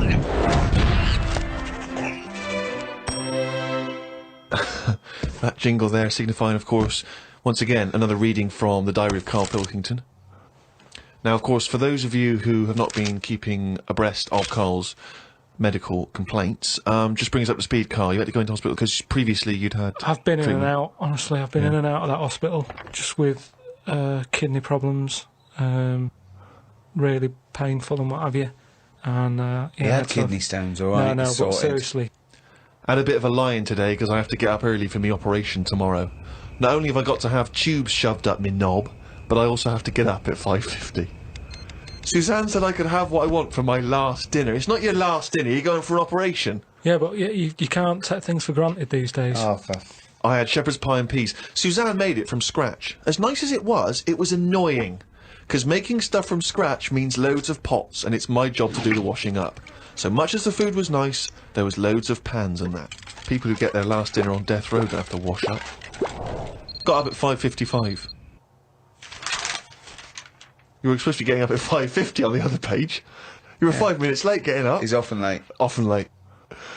Got to the hospital and had to wait in the waiting room. There was another 9 people in there waiting to be sorted. I got called in. They sat me on a bed and took all my details down. 5 minutes later I'd been knocked out. I got woke up when they were ripping a pipe out of my throat. I felt more rough this time. The doctor came to see me and said he couldn't find a stone, so I must have passed it. I said, are you sure? He said, yeah, we filled your kidney with water and expanded it and there was no hiding place. I sat in the recovery room for an hour while they found me a bed. One of the fellows who was sat in the room with me this morning got wheeled in. They couldn't wake him up. All the nurses were laughing because he didn't want to wake up. I bet they were laughing at me when I was in the theatre. Someone told me they totally strip you when they're operating. I would have looked like the alien on the Boswell incident. Boswell! Boswell! It's quite a nice analogy if it weren't for the fact that you said Boswell. It's the Roswell incident. Didn't sleep much through the night because there was a 60-year-old fella shouting at the nurse about his pillows. I don't think I slept through a full hour with one thing or another going on. My bed was next to the toilet, so I kept hearing the flush. How do they sleep in hospitals, though? They wake you up to give you fucking sleeping pills and things, don't they? How do you sleep in there? I don't know what it is. There's no air. There was an old fella across from me who kept breaking wind. He didn't even try and cover it. He was just of that age where he didn't care. Just like, that's what I do. I'm in the hospital, leave me alone. What do you mean? Just, I don't know what was wrong with him. I talked to him because at first I felt sorry for him. I was a little bit like, he's had no visitors. No one's calling him up, so I'll talk to him. But then he got that familiar with me that he'd just be doing it whilst I'm chatting to him. Just like he's my granddad or something. It's just like, oh, that's what he does. It's like, well, I'm ill as well. Stop doing that. Honestly, unbelievable. He didn't even try and cover it with a cough. It was just like, that's... with a cough? How would you cover it with a cough? Just non-stop. Got home and sat down. My pains are coming back, but the doctor said this would happen, that my insides are still in shock, so I need to take it easy. It's 9 o'clock. I'm in agony. I can't do the diary for the rest of the day. Jesus. So you may as well just tell us then what happened. Suzanne just got frustrated with me because I was rolling about on the floor and she was trying to watch Arthur. Right? So that was on the other night. I thought it was when you lodge her. So, And she said, look, if you're in pain, do something. She said, You went and got a cold plate. Yeah. No, use an ashtray. Plates are for liver damage. Got in a taxi. He filled up on the way, which was annoying. He didn't. That is cheeky. That really, I mean, he could On the way to the hospital. So, because he's not an ambulance driver. So anyway, he gets us there and he doesn't charge us, which is pretty decent. Oh, that's all right, yeah. So this gay fella came through. How do you know he was gay? Just the way he was. I'm not having a go. He was a good fella. Do you know what I mean? A doctor, you mean? No, he was a nurse. Right. And he came through and just sort of went, oh, how are you? And I was like, oh, I've had better days. So he got As you mentioned in the diary, I remember the first time when I came here, they said the nurse might put a tablet up my arse. I thought the chances of that happening had just increased. Oh, Karl! Yeah, but I would have let him do it. Honestly, I was that sort of out of it. That... Of course you'd let him do it. He's a qualified nurse. No, but the way I am now, say if it was just a tablet for sorting out my blood pressure, and I walked in there and he went, oh, hello, and he said, yeah, let's pop that. I'd go, hang on a minute. But what I mean is that night, I would have just let him put 3 up, honestly. It's just weird, isn't it, how your body just goes, let them get on with it, and you trust anyone, don't you? When you're in that much pain and you need help. And they're a qualified nurse, yes. Karl, of course, has written a poem about the experience entitled My Ward. All I've done here, I've been through I don't know what the word is, a bad experience. Trauma? A trauma, yeah. I've been through a load of trauma. So I'm just finishing it off with a little sort of picture for people. Go on then. Me, a Chinese fella, and an old bloke who looked like Mr. Burns from The Simpsons. Don't know what was wrong with him, but breaking wind was the symptoms. No one visited him or called him. He seemed quite lost to me. As well as wind problems, he had a colostomy. When I left, I said, see you to the old man. Turned out the other fella wasn't Chinese. He was from Japan. I never found out what was up with him. You've got a little picture there, haven't you, of me sat in my ward. I'm sat there with that fella who I didn't talk to, the old fella who had wind problems. And that's what a poem is, isn't it? But the detail about you thought he was Chinese and he turned out to be Japanese, how is that evocative? That's just a piece of misinformation. It's just I like it. I imagine a lot of people make the same mistake. I like it, because you know why? It's like, he even makes digressions within his poem. Yeah. Do you know what I mean? It's like, he could have gone back and erased that, but he didn't. He left that digression in, and I think that's great. To be honest, I had a late night last night because I stayed up to watch a programme about monkeys. It's already good. Of course he did. It's already good. Now, before I read on, I mean, is this not some kind of monkey news? Is this not a late return to monkey news? Well, it's not that good. Is it not? Whereas the other monkey news is... Oh, chimpanzee, that's more shit! This is what he says. This is what he gleaned from the programme about monkeys. It sat on a bridge and wanted stuff off people to walk over the bridge. What? So it was acting as some kind of toll booth, This is ridiculous. No, it was a bridge in like, the jungle. Oh, shut the fuck up. And it's a monkey that sat on a bridge, and a lot of tourists go through the area. No, it's a monkey who realised that if he sits there, he'll get stuff because it look like it's a cute little chimp begging. No, but every time. Yeah, because you give a monkey, I'm as bad as him now. If you give a chimpanzee a banana, and he starts realising that humans have things to give. Yeah, but it's all Squirrels sorts of learn that. But you don't go, you wouldn't say, went to the park, there's squirrels waiting at the gate. You have to give them a toll to go in. They're only going to give them a nuts. They come up to you every time. You fucking idiot. Went to bed after watching it and fell asleep thinking about it on the bridge right now. It's a bit bad, really, because the monkey should work harder for its food. It made me remember the slug I saw yesterday that was eating bird poo. Nobody would ever help a slug with food like they do with ducks and monkeys. A slug's life is pretty bad. The only time they come out of their den is when it's raining. Den. So even their days out are depressing. Do you know what I mean? No. It is like, it's a horrible thing to be, innit? A slug. Love him talking about what is it like to be a slug. No, just because, like, the monkey, even though it's been quite aggressive, everyone was like, oh, give it some water, and it was well, like, kitted out. It had, like, you know, chocolate bars, bottled water, some, like, you know, fizzy stuff, and all that. An iPod, it was listening to Monkey News. It could have had one if it wanted one. It was getting away with murder on that bridge. And that's just because it was furry. Yeah, if that was like a blob, like a slug, there's no way people would be that friendly towards it. And it just annoys me how you get this pecking order for, like, no matter what creature you are, favouritism. And that slug was only eating that bird poo because it wasn't being offered stuff. If it was offered toffees or whatever. Well, it's just sad, isn't it? It's come to that. That's what its life has come to. Yeah, but it's not as mollusk that's down on its fucking luck. It didn't live in a big country house, No, and its but wife it left is. it, the I kids was went, it started hitting the watching bowl. it, and I kind of thought, and look, they do only come out in the rain, and it's depressing, and it'll probably get killed in a bit, and that was its last meal. I just... Last meal? But it wouldn't prefer steak and chips, Carl. It No, doesn't a leaf. have... It must like a leaf or, you know, at the end of the day, it's an insect. They love it. It's not an insect. Well, it's part of that gang. It's part of that... No, it's part of They that... hang out together. They hang out together. Why do you think it's part of that Because gang? it knocks about in the woods in the same place as a spider does. But what I'm saying is they're eating boring stuff because that is what's It's in not their boring area. stuff to them. They're not. I have no opinion of it at all. They take in sustenance. No, but where you are is what you eat. When I'm in London, I'll have beans on toast for lunch. On holiday, what? Tapas? Go on, I'll have a bit. So it's whatever you eat, what's in that area. Suzanne went off to work and I went to the shop to buy some envelopes. The shop was empty, but the fella behind the counter was on the phone and just kept talking even though he could see I was waiting. I started to count backwards from 20. When I got to 6, he hung up and served me. I won't use the shop again. Question, why count backwards from 20? So he's thinking, what's going to happen at 1? If I start counting from 1, he's going, well, let him carry on. What, out loud? So, not really loud, but like more of a mouth action, so he could see who was doing it. Do you know, like Sorry, you just started miming counting backwards to a man in a shop. He's on the phone. The Yes. shop is empty. I Yes. thought he'd like me custom. He could have served me and stay on the phone. Even though I don't like that, at least he's still doing what you know he needs to do. I'd have said, working sorry, the can I shop. just get these, please? Yeah. Well, I stood there and I thought, it's annoying me now. My kidneys aching, and I started to get a bit of a sweat on. So I thought, right, I'm going to give him 20 seconds, and if he hasn't got off the phone, I'm leaving. You are giving one yourself... of the strangest people. It's just giving yourself a thing. I could have been stood there for Free. ages. He's one of the strangest people who's free to walk It's the about, streets. No, I set myself a little target, and I thought, I don't want to waste another 30 seconds in here. I'll give him 20. It worked. He served me at 6. But it didn't work.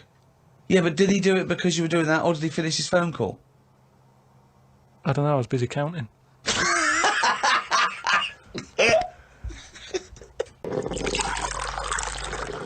One prediction for the future, Karl, is from an academic study, what the world will be like in about 75 years from now.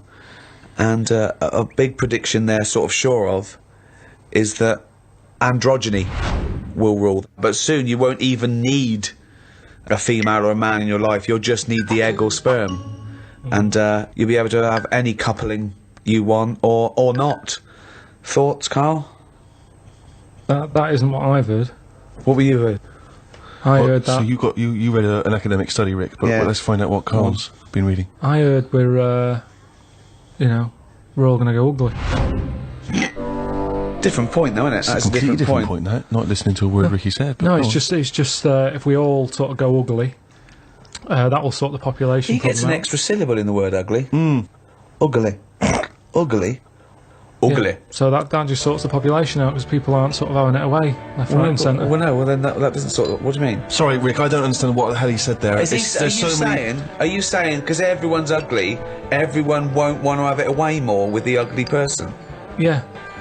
Okay, I still don't... You seem to understand what he's talking about, Rick. I'm still confused. But what he thinks is that if we're all ugly, then we still have this strange paradigm of beauty that won't exist, so we won't fancy anyone as much. No, they'll still sort of fancy, because at the end of the day, we're animals, aren't we? Yeah. So we'll still have it away, but not as much as they'd like to do now, because it's all based on looks.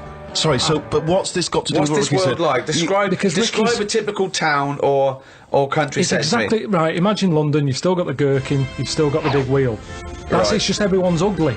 Right, and they're doing all the same jobs, are they? Everyone's still the world's got to carry on. What do they look like? What's ugly?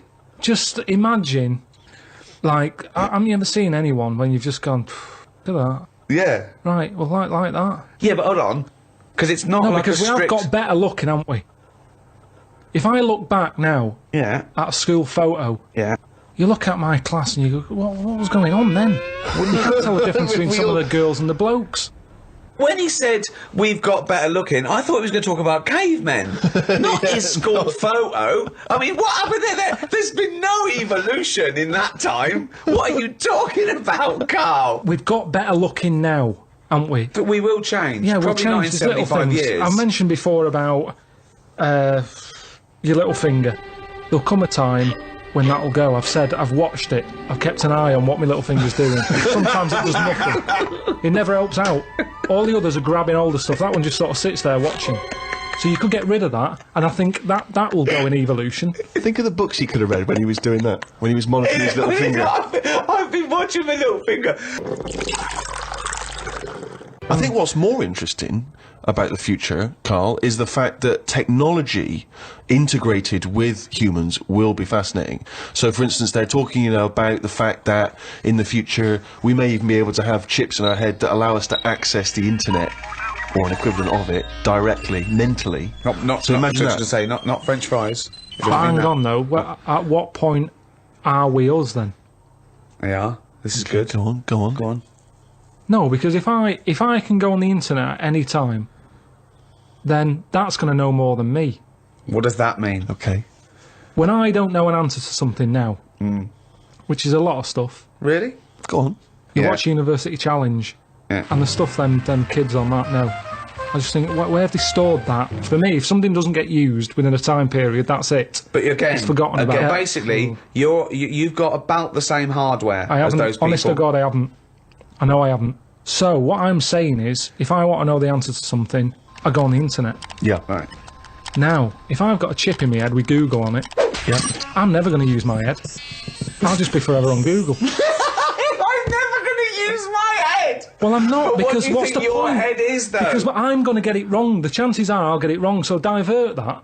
It's like saying... No, you can't bypass the brain straight to Google. When you're having a chat socially, it's not like they're going, all right, Karl, how are you? And you're not there. You're asleep and Google's talking. I think you'll find that. No, only... You want to see naked ladies? Come this way. No. I don't watch University Challenge and go, I want to be like them, I'm going to start reading books. I've accepted I'm never going to be like them. I can't play along. All I tend to do is I say to Suzanne, right, so every question now, I'm going to have egg as the answer. And I'm hoping that one day... What an amazing game! What an amazing intellectual pursuit that is! What a lucky lady. What does Suzanne say to that? Well, she just sees if it works. She just plays along, and then I'm saying, oh, it might be this one or whatever. I love that, because I remember once, it was about 5 years ago, Karl and Suzanne were round near Christmas, and me and Jane were there. We were playing different parlour games, like charades and that, and then one game, you have to do that thing where you have to beat, and you have to do animals, and you have to go, first one is A, then B. So you say aardvark, next one goes beaver, next one goes cat. It came to Karl, he panicked, and he went egg. And he was on air. So you're sat there watching University Challenge, and on a good night, it's, you know, well-known jeweller Fabergé's, well known for his jewel-encrusted egg. Humpty Dumpty is commonly pictured as a living egg. That's what I'm saying. If you keep saying the same thing, eventually, it's like a broken watch. Karl Pilkington's head right, looks like hay. Yeah. I think Steve's right, and I don't know, I haven't read it, but I imagine he's saying it's the next step in convenience with technology and an interface between a human and a research tool or fun. You know, computers went from being the size of a room to a thing you can wear on your watch. So the next step may be, you won't forget your Palm Top, you won't forget your iPod, you won't forget your laptop. It's in there, it's an interface. I know, but it makes us lazy. Karl, it's not a question of. It's not that Google is now Karl. It looks like Karl, but it's just spouting, you know, little pop-ups about offers you can buy and cheap holidays here and there. He's not the man I'm married. Right, look at it like this. Jesus. Look, I see it all the time now. Go on. You go, where are you going, to someone? And they go, I'm going to Dorset. Aye. Oh, aye. What road are you taking? Don't know, just pop on the sat-nav. Now, that's a start, isn't it? Okay. Let's act that out with me, okay? I'm going away for the weekend, Karl. Are you? Yeah. Where are you going? Dorset. Oh, yeah.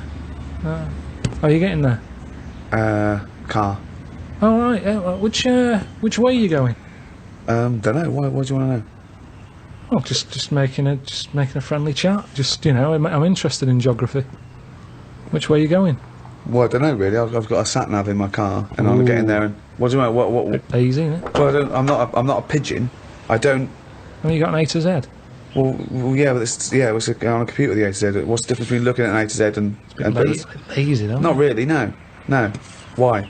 Why is it any different that I've got it computerised so I can go along? A to Z's a bit dangerous, isn't it? It's a bit. Don't go to A to Z when you're driving along. Clive, who are you talking to? Because we need to hit the road. We need to get going. Well, it's this fucking idiot who wants to know what road I'm taking, which is a fucking boring thing to ask anyway. Sorry, who is this twat? Because we really got to get going. He's a fucking dickhead. I think he's an A to Z salesman by the door. I mean, just tell him we're using the sat nav because it's the quickest, most efficient way to do it. It's the quickest, most efficient way of doing it. No, but look what's happened. Who the fuck are you? Would Columbus found America if he had a sat nav? Yes! No, he wouldn't. He'd have put in America and he would have taken it He wouldn't. He only found it because he got lost. Now, if everybody just goes... Hold on. How would an undiscovered country be on a sat-nav? No. Go on. But I just What's the difference between the sat-nav and the map in that regard? Because I've found some lovely little cafes on roads I've never been on. And I've instantly gone from finding a continent to a little cafe. I love that! Little greasy spoon. I am off to discover the unknown world. Where are you going? Well, I don't know yet, it's the unknown world. What are you taking? Just a boat, lazy swim, you cunt. I love the fact that he's so Luddite now, he's annoyed at the sat-nav. I mean, you'd have probably given Columbus a hard time. Oh, got a compass. Don't you know where north is, you twat? I just think there's something in being lost. I never feel lost. I just think, I've had a diversion. Because you find new things. I'm forever going down... Suzanne's asking the French peasant where the... I just think, Columbus... Alright, what's the most interesting thing you found when lost? Like I say, I found a shop that was like a fancy dress shop. Amazing. Do you need fancy dress stuff? Dressed you up never as go Columbus, out. went and bought a sat-nav, went to Dorset for the weekend. You never go out. Why do you need a fancy dress shop? That sounds like the one thing you would hate is fancy dress. No, but I like looking at they have like a space helmet in there. Right, so you found a fancy dress shop. Where are you supposed to be going that you had time to get sidetracked and go in a... I think I was going to a meeting. Amazing, that's the last time! You don't want to get lost! Yeah, you don't want to get lost, do we? Because I always give myself loads of time because I get lost a lot. I always give myself... Get a sat-nav! I'm just saying, that's how you find little treats along the way, and next time you pass it, or next time someone says, do you know where the fancy dress shop is? You can go, yeah, I do. You go, I have no idea because I was lost, I didn't know where it was. No, normally I learn. I'm not going to tell you, lazy cunt. Have you got an A to Z? Oh, that's harsh. Yeah, find it yourself, you lazy twat. So... What have you learned? You keep going on about all this learning. What have you learned? What have you learned? Okay, sum up mankind's foray into the future. I want this. This will be the introduction to a book about the future. It will then be read in 100 years' time and go, Karl Pilkington was the most prophetic genius that's ever walked the earth. These are his words from 2010. Just some predictions. Just sum it up. Just sum it up. I believe. Start off with. I, Karl Pilkington, believe that mankind in the future will. Okay, start off with that And then what? sentence. Just have like a top 5. Well, no, or just maybe just predictions. Just predictions. Yeah. So and then a little thing to remember. And remember ye this. So I, Karl Pilkington, predict that in the future mankind will. Start off with that. Start off with that sentence. I've given you that one. All right, I'm Karl, and the future. He's already gone off road. It's a scary place, but the future's got to happen. Right? There's no getting away from that. Yep. Okay, your predictions are. Well, we're all. It's not a soundbite. Keep going. Give him space. This is in a book. I've got to think about. I don't want to get it wrong. Think first. Think and then say it. Okay, starting from now. These words of wisdom will be inscribed on a wall of a museum one day. Proceed. I think trousers are going to be stopped being made. Just because you see kids now, they've got pants around their ankles. They're going further and further down. So I think that's evolution, just getting rid of the trouser. Right. It's just dropping naturally. That's the evolution of the trouser, because it's dropping incrementally Well, you see now, you can see arse. kids' underpants, so they're just dropping. Yeah. I think they'll get to a point when they just don't bother wearing them anymore. Right. Prediction 1. Okay, That's an amazing one. They'll stop making trousers in the future. Good. Okay. We're going to get weaker. That's already happened. They used to say, an apple a day keeps the doctor away. Now they're saying eat 5 fruits. Right. So we've definitely that's evidence. You can't argue with that. I'll probably put that first because he goes right. What's number 2? So swap that round. Okay, that's number 1. Give him the pants second. Yep. I'm gonna die. Okay, number 3. They used to say an apple a day keeps the doctor away. They used to say pull your trousers up. Now they're saying put them down. You can. I've never had such fucking dribble. Number 3. Right, number 3. Oh, the scholars are now waiting with bated breath when they find this old scroll, and they go, "Ooh, what can number 3 be?" I reckon we'll blend all our food. Oh God! No, because He was going to make a point about race. He said, I never thought it would be. We'll blend all our food. like they do for babies, you mean? I just think when you think about all the stuff we eat now, cavemen chewing on big lumps of meat. Yeah. We had wisdom teeth. Yep. Now they say, take them out, you're not using them. Yep. Why are you not using them? Because your food's soft. Yep. Sorbet. Yep. Soups. Yeah. Everything's softer, isn't it? When you get an avocado, they say, is it soft? Everyone's squeezing the food before they buy it. Yeah. No one wants anything tough. Yeah. So I think chewing is a sort of thing of the past. We haven't got the time to chew. Everyone's like, hurry up, eat that.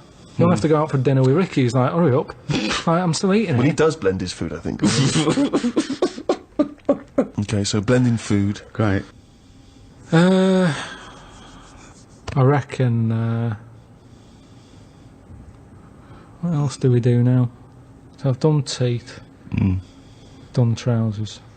I've come up with this idea. It's sort of like glasses, but you can live wherever you want to live. What do you mean? Everything that's real, you're not looking at that anymore. This is really the future. I'd put this at number 10. This is like... We're only doing 5, fuck me. So what you mean is that you look through the glasses and instead of seeing the real world, you see a tropical paradise. What you want to see. So if you're a young kid and you like the idea of living in the urban ghetto with all graffiti on the walls and that, you can see that. Yeah, but hold on, aren't you walking round? Because you'll be bumping into stuff, won't you? No. Why not? No, what you mean is that the stuff that's there in the real world is being digitally reimagined in your glasses. So what was a nice country lane is suddenly now an urban It's got loads of ghetto. graffiti on it. Sure. Absolutely mental, pointless, will never work. Absolutely one of the maddest things you've ever said. Really weird, that one. Yeah, It could be done. I reckon it could be easily Why done. would it be? Okay, Because- that last one, that's number 4. That's a load of bollocks. So what's number 5? There'll be more letters in the alphabet. Why? Why? Because we're running out of words now, aren't we? No, we're not running out of No, words. we are. We are definitely running out Just of words. using the letters we've already got and making new words. Yeah, we're making, No, but we haven't got enough now. Of course we have. Have you any idea? You could have a word with 9 L's Yes. before you run out. Yeah, and they do in Wales and what have you. That's because their alphabet is shorter than ours. They've only got something like 24 letters over there. Right. They go mental with the L. Now what we do is we've got 26 letters, but we are now struggling. We're not struggling at all. We are. We're not. I mean, it's a stupid... Boswallocks in shampoo. Now there's a word where they've gone, well, we've invented something here. We've got something we're putting in shampoo. Boswallocks? Boswallocks. You just made that up? No, it's now they go, I knew with Boswallocks and ceramide R. Yeah, but that's a new word because they have to, they come up with a new word. But it's a terrible word. Why? Boswallocks. It's another word. Is that real? You've made that up, No, I haven't. It's a real word. Yeah. Now this is what I'm saying. So years ago when they came up with all the sensible ingredients, sodium. That sounds that sounds all right. He likes sodium. He doesn't like Boswallocks. Because it sounds like something in it, like an ingredient. Well, yeah, but that's because you're used to it. Is this a load of Boswallocks? Are you winding me up? No, the two it's of you? real. It's real, and that's because 26 letters. We've wasted them. Years ago, we went mental with the, pneumonia, sticking a P on it, and there's loads of words where you go, what's that letter doing in there? Whereas now, they can't do that. They've gone, whoa, pull that back. Why is that letter there? And now you've got stuff like abbreviations and stuff. Yeah. Let's not waste letters. Let's just control it a little bit. Cars are called things like, GTI or something, because they're going, well, I can't think of the word to call this. So they're giving them letters. Think of a word now. Think of a word that hasn't been made up. What do you mean? Well, tell me a word that hasn't been made up. All words have been made up. No, one that hasn't. That could be used. Say if I invent something now to put in shampoo, what can I call it? Quick. Cranberry. No, it's too close to that. No, we can't get that past the advertising person. Scrimpton. Scrimpton. Yeah. It took Ricky 2 goes and you accepted his second one. Well, I think we've sorted out the future.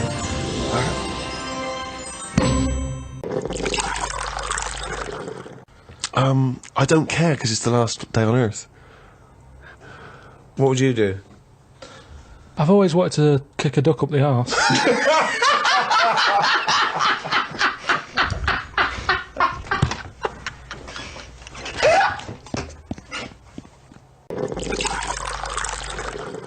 These spiders, the deadly ones you're aware of, the ones that are just pottering about, you go, don't even worry about them, don't even give them a name. They're not doing anything. But what if there's another poisonous spider they haven't identified yet, lurking in the undergrowth? I'd be very surprised. So you'd be very surprised? I'd be surprised if there was something... It sounds like laziness on your part. But they're discovering new species all the time. We know about all the dangerous stuff now, because we have to. We live in a world now. We do. We know about a lot of the dangerous stuff. Whenever they find something new now, it's like a new butterfly or... Well, no, look at AIDS. When I was a kid, no one had ever heard of AIDS. Yeah, but that's not a natural thing, is it? That's not like a spider or... What do you mean it's not a natural thing? It's not a natural thing. It's not something that's... AIDS hasn't been, like, living under the soil for millions of years, but I'll wait till the 1980s and I'll come out and kill a load of people. No, but it is a natural thing. It's a new thing. It's new. Yeah, but loads of animals are new, aren't they?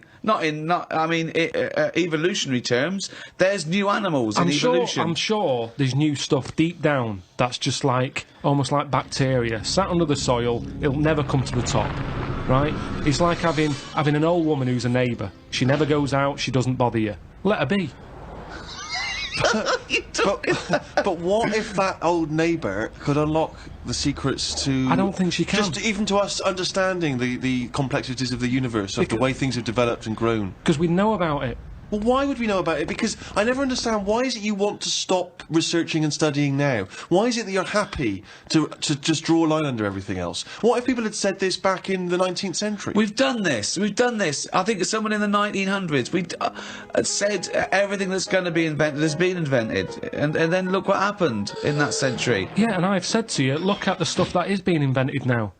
The frisbee and stuff like that. It's all stuff that you kind of go, it's all right, it's a good idea, but we don't need it. Yeah, but the frisbee wasn't being worked on by the top brains of our generation. That was some novelty toy that some manufacturer made. Yeah, but it's like, look at the fuss we made over that fella who came up with a Dyson vac. Everyone was like, he's up there with Einstein. Well, he's not. It's a good vac. It cleans up floors well and everything. Who said he's up there with Einstein? In one of those programmes where they did, like, great inventions of our time, it was easy early on. You go, Einstein, you know, Newton did this, Archimedes, Dyson. And they started to run out, because it is harder to come up with something new now. Because everything that's needed, remember, the things we've invented are things that we sort of go, we could do with that.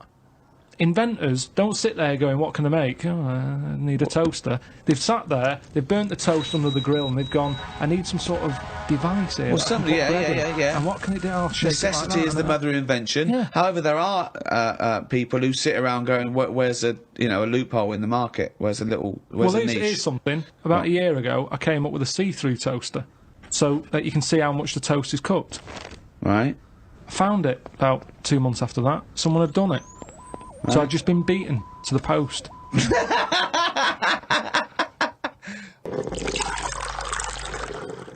Think of computers. Yeah, computers are a good thing, and it baffles me as to how they came about. When you think a computer chip is just made out of sand. Now, for someone to come up with that, you go, there must have been some sort of alien involved here. What do you mean? Why do you think that? So I love it. So the frisbee, rubbish. Anything too clever, well, it wasn't an invention, it was an alien. So there's nothing between frisbee and computer chip. What I'm saying is, it's not even an idea, is it? What do you mean? A computer chip, where's that come from? Oh, it's amazing. Well, it's astounding, yeah. So you think it was an alien? What are you talking about? Great. Because I can't believe that someone would go, right, I want to make something that will hold information and be able to do... I know, let's use some sand, we've got loads of that.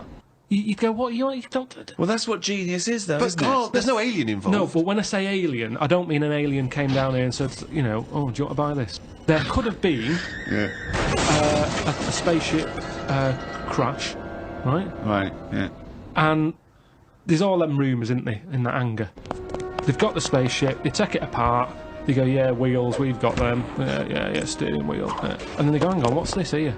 And they find the chips, and they break it down, and they find Karl, sand. But the fact that sand makes computer chips is not the interesting thing. The interesting thing is how the human being discovered that, what am I talking about, sand makes computer chips, that silicon can have information put on it. But we're made out of oxygen, nitrogen, carbon, do you know what I mean? And hydrogen. Yeah, but that's nature. You see, nature is amazing. You can't beat nature, right? No. It comes up with some amazing things. Yeah, but man is nature. Don't forget that we're an animal. We're a brilliant ape.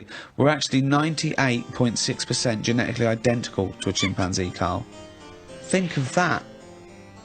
We only differ on 1.4% of our genetic makeup. That must be the arse.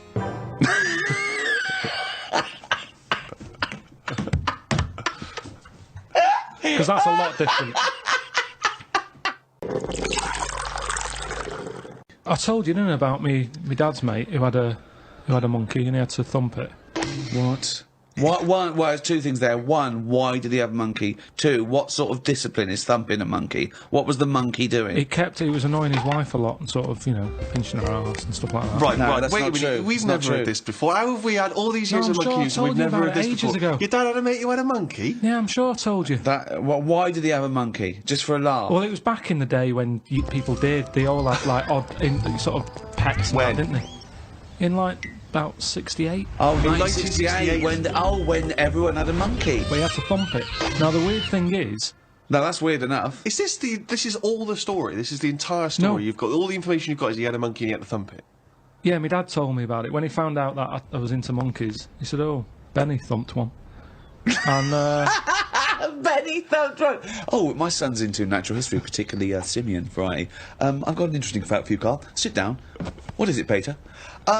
Benny thumped one. Brilliant. But what was interesting is the way that people are thumping other people all the time. No one bats an eyelid. Thump a monkey. People go, you thumped a monkey.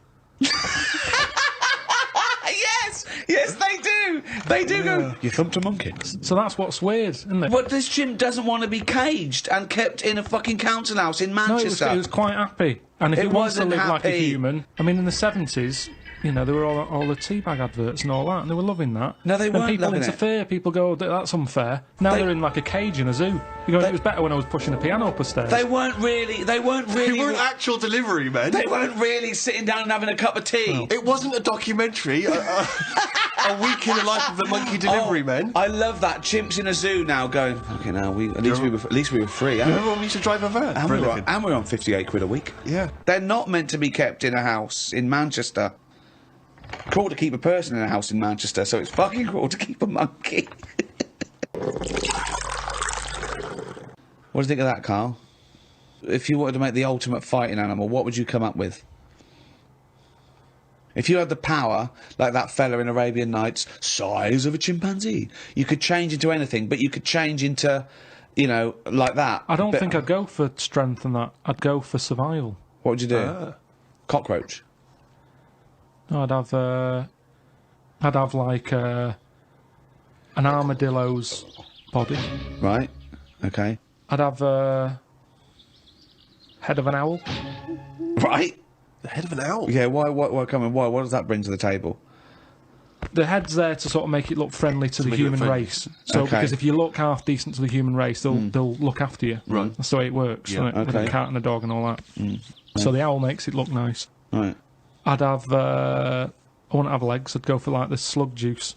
What do you mean? So now you're a really slow-moving, legless armadillo with the head of an owl. Slithering along. How is that going to be friendly? They'll see the beautiful face, but then they'll be terrified by the slug. No, because the head's that nice that they'll forgo the sludge. But hold on, though. But wait a minute. So it's got this thing that's stuck, right, going at 0.1 miles an hour, with a going, hoo, right? You come over, you kick the head off. How is this? No, because the head can go into the thing like a tortoise.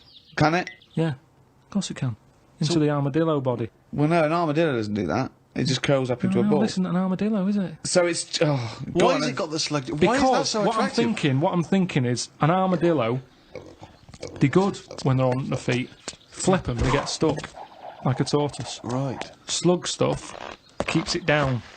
So if anything attacks it, it's like a limpet or one of them things that can. Why have a limpet then? But it can't get any. How it can barely move. It can hardly get anywhere. Just go and kick it. Just can't get how anywhere? can it escape from danger? It's going to move very slowly. No, that's the worst animal. It'll lock itself in. Yeah, and then I'll just scoop it up on the sand. You can't scoop it up. It locks itself in if it's in danger. I'd give it peacock feathers. This is the worst animal Why has it got peacock feathers? Again, it's just the worst animal I've ever heard. Why has it got peacock feathers? Threatening. It looks more threatening. That's the least threatening thing, peacock feathers. It's like Danny LaRue coming at you. There's nothing remotely scary about peacock feathers. Yeah, to humans. Yeah. But the humans won't be harming it because they like the owl head. People will like to have these things in the garden. They eat lettuce. They eat lettuce. Why has it got a beak? They eat lettuce. He's telling them what it's going to eat now. The owl's going, fuck that, I want a mouse. I love the fact that he's based what it eats on the fact that how it moves a bit like a slug. Yes, let it eat lettuce. It moves that, and let it eat lettuce. Like I said, it's not that weird if that existed. If that was normal, like when you went out to empty your bin, he was one of them sliding up the wall. You wouldn't even double take. You'd just be like, oh, there's the owl head peacock feathered thing. I don't know why he's climbing walls in an effort to find lettuce. Yeah, why is it climbing up that wall? Because that's the only way it can see properly. Because its head's coming out like that. So even though you've designed this animal, now you're even expanding its limitations. Well, it's mainly made as to be on walls. Because what else is living on walls? Oh, God! Oh, fucking hell! What a useless animal that is! Karl, I mean. Well, nature chucks up odd things, doesn't it? Don't. Why are we starting on this again? No, I'm just saying that is nature. Now and again, you'll get stuff that. Oh, was he looking at you? Yeah. Was he really? Look at his fucking head. Look at his stupid, round, fucking orangey head and... Oh. Why aren't you a freak? You've got a little bald head. We're not meant to be bald. Well, I was, I think. That's the thing. That's what nature's done. You see, I didn't do anything with my hair when I had hair.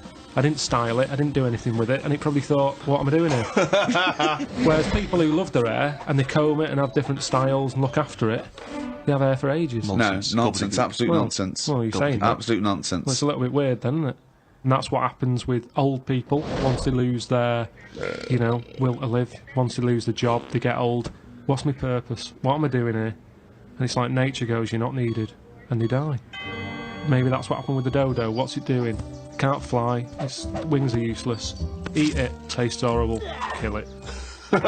No, they did eat it. I think they did eat it. Yeah, but it wasn't very nice, was it? I think they over-farmed it. I think that's why it was extinct. Because they did eat it.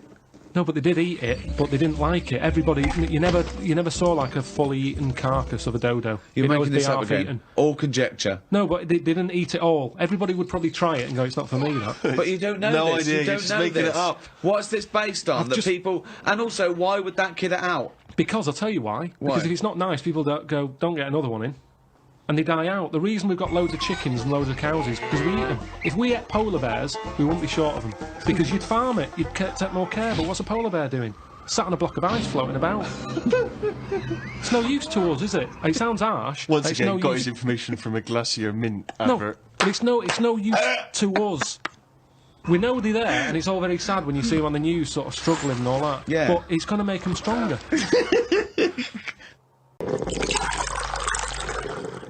What would you do for your doctor? And I came to you and went, Karl, listen, I'm having a bit of a rethink of these. The penis, I hate it. I hate this cock. But what do you mean you hate it? I hate it. I don't want it there. It doesn't look right. It doesn't look right. It just sits there resting on these fucking awful testicles that I'm going to get rid of. I want this thrown away. Yeah, well, it's, they're not a great look.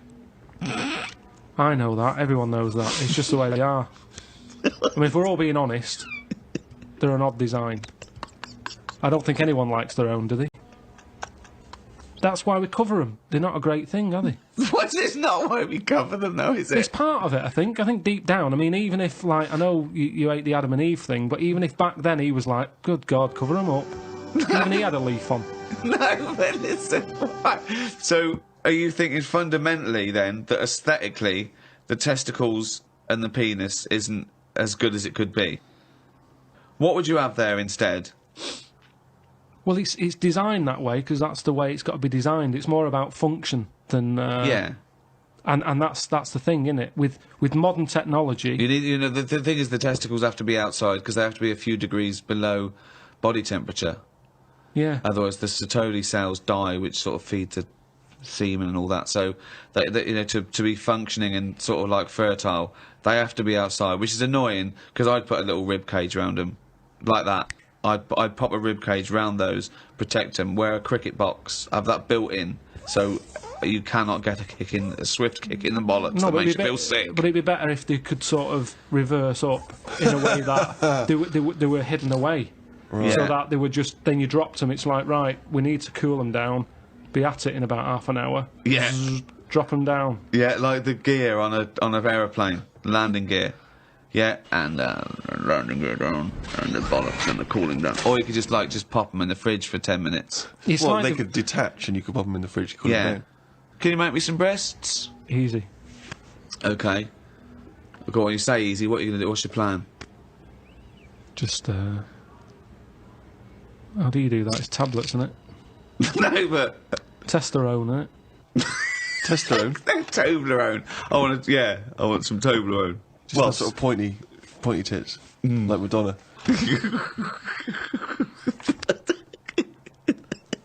Where do you stop, though? Supposing I came to you and said, Doctor, listen, I like the bollocks, I like the penis, but I don't like them where they are. I want them in the middle of my chest. I want breasticles. Yeah? The arse, I don't like it round the back, I can't see what's going on. Pop that on the front where the bollocks were. I want my arse where I can look down and see what's going on. Can you do it? I think it's just easier to move the head, isn't it?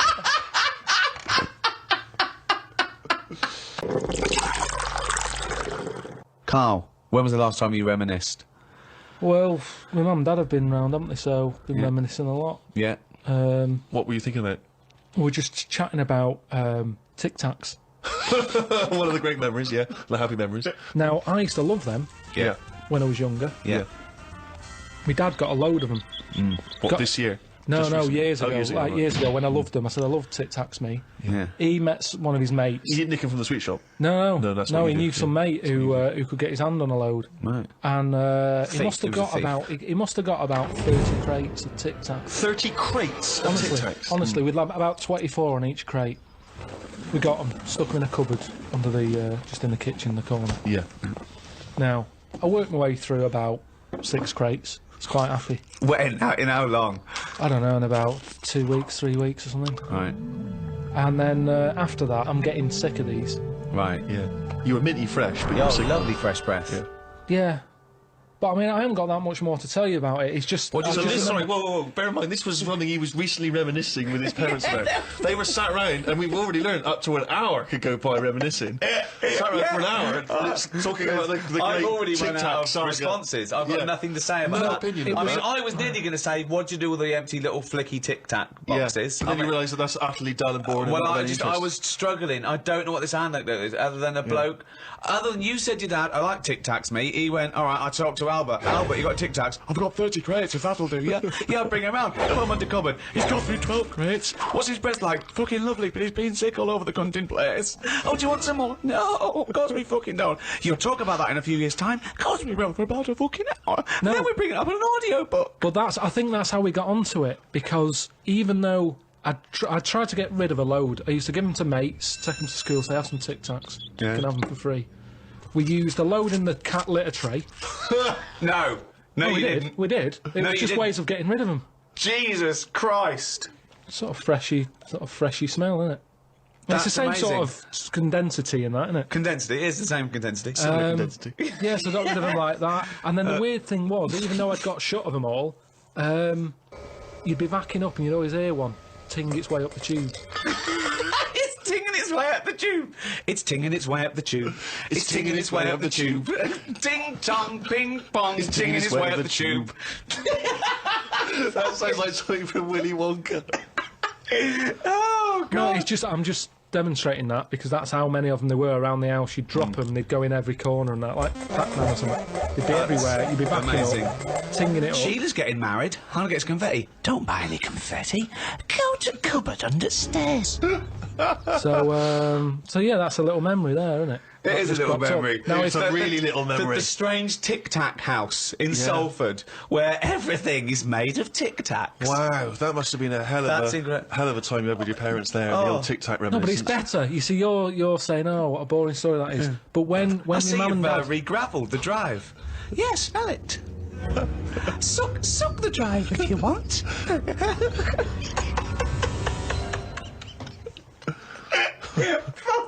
No, but it's different. When my mum and dad are there and they can remember that and they're going, oh yeah, the Tic Tac incidents and stuff.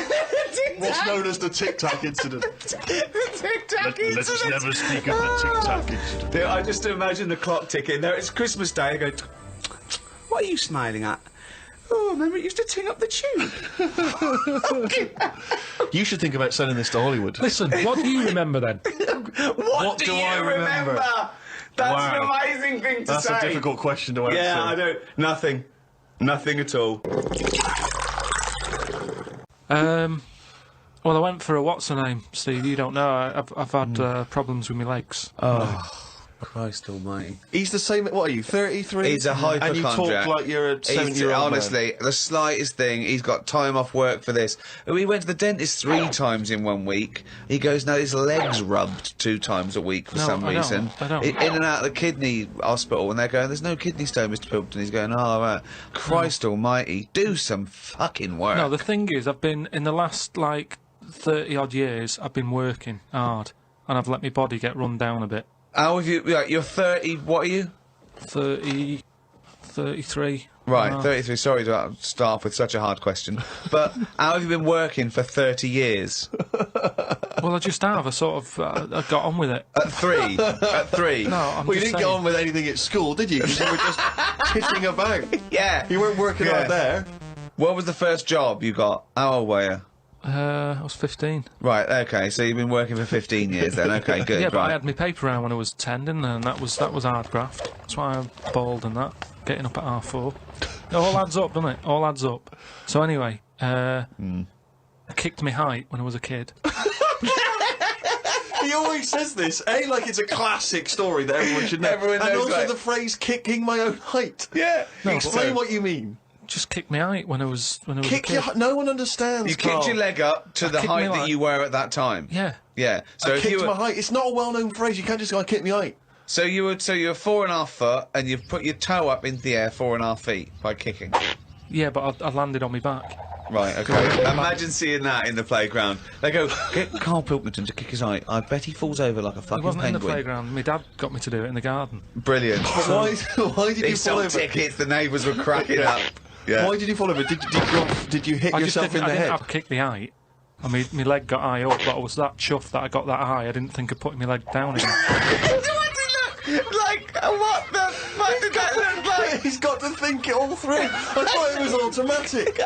In life, but you stayed there. You sort of stay balanced. Christ But you didn't almighty. think, well, I'm loving this. This is brilliant, but what should I do now? I got my leg up. I'll just keep it up. Like a Hitler salute with his leg. What were you doing? So anyway, I landed on my back, Yeah. and I did some damage, I think. And it's because Definitely. of that. You sure you didn't land on your head? And it's because of that, like all them years and what have you. Yeah. I've had like a trapped nerve in my leg. Right. So I thought, right, now's the time to have it done. Because when you get older, I mean, it was the kidney stone thing. Once you've sort of looked at, death and what have you, it just makes you think, got to start looking after Do you your think you body. could die of the slightly bad leg that you've had for 15 years? Well, Do you think that'll eventually kill you? well, it could do if I can't run away from danger quick enough. Right. Again, you're thinking of Jurassic Park coming true. Well, whatever then. I'm just saying, you've got to look after yourself. If there's anyone listening could out always there hop. who's got a problem, get it sorted. I'll tell you That's what all though, I'm saying. if you have to fight off danger and you kick them, put the leg back down immediately after. So anyway, I went to see this fella, to like a professional leg rubber. Professional leg rubber. Yeah. And he sort of said a few things that were quite interesting. Remember that time when we had a chat on the last lot of like podcasts? I said, am I in charge of my brain, or is my brain in charge of me? Yeah, do you remember what I said? That's the most stupid thing you've ever said. Yeah, well, listen to this then. So I go and see this leg rubber. Professional leg rubber, yeah. Right, and he is professional. Yeah. Right. Remember, leg rubber. You haven't said doctor at any point in this conversation. He's a leg rubber. So this however profound this is, it came from a man who is self-confessed professionally leg rubbing. Not just leg. Does he do back, left and right? Or? back rubbing as well. He does it all. Right. So I'm in Professional there, rubber. and I didn't mention about how I thought my brain was in charge of me and stuff. I'm lying there. He's bending me about and what have you. The first problem he came across is that my nerves aren't long enough for my body. I don't know. My nerves aren't long enough for your body. He was lifting my legs up and I was going, right, whoa, stop that a minute, that's hurting that. He's like, what do you mean? He said, I've only got them like just about... Well, that's your tendons. No, but your nerves are in your legs as well, and your tendons don't hurt, it's your nerves that kick in. It's your nerves that make you go, Yeah, that but they hurts. hurt because your tendons are being overstretched. Well, I'm just telling you what he said. Right, so he lifted the leg up, and I went, right, Was stop this doing above that. a laundrette, this surgery? No, it's a proper place. He had like towels and all that on Oh, okay. Oh, he's got towels Oh, there. okay, yeah. the... So, Definitely a laundrette. so I'm lying there. Other people's towels. He's got towels, underpants, bras. Halfway through, he said, you haven't got 20p, have you, for the dryer? Okay. So I'm lying there, and he lifts the leg up, Yeah. and I'm like, oh, that hurts a lot. So he said, oh yeah, short nerves. And I said, what do you mean? He said, your outside of the body is longer than your inside. Right, he doesn't sound like a doctor. He does not sound like a The doctor. outside of your body's longer than the inside of it. So he had me lying on my front and what have you, and he was sort of crushing me back. Right. And he was going, does that hurt? I said, yeah. It was like 48 quid this as well. Putting me through all this pain and what have you. Well, you got some good advice, though. He said, you're pretty stressed. And I said, yeah. So it's, I've quite a bit of stress in my life. And I explained to him about the kidney stones and that. I said, oh, you know, that's that. He went, oh, shut the fuck up. He probably said that. He said that's where you were probably got a lot of tenseness. And A lot of tenseness. Is that the phrase he used as a trained professional rubber? He's a doctor. He's definitely a doctor. So anyway, he said, do you relax much? You haven't got any Lenore, have you? I want these sheets to come out nice and soft. He said, do you, you know, you should learn to meditate or something. He said, because you're all tensed up. We're living in a stressful world, as he told me about it. So when I was telling him that I have problems relaxing, he said, that you're obviously the sort of person who's gullible enough to spend 46 quid for this hokum.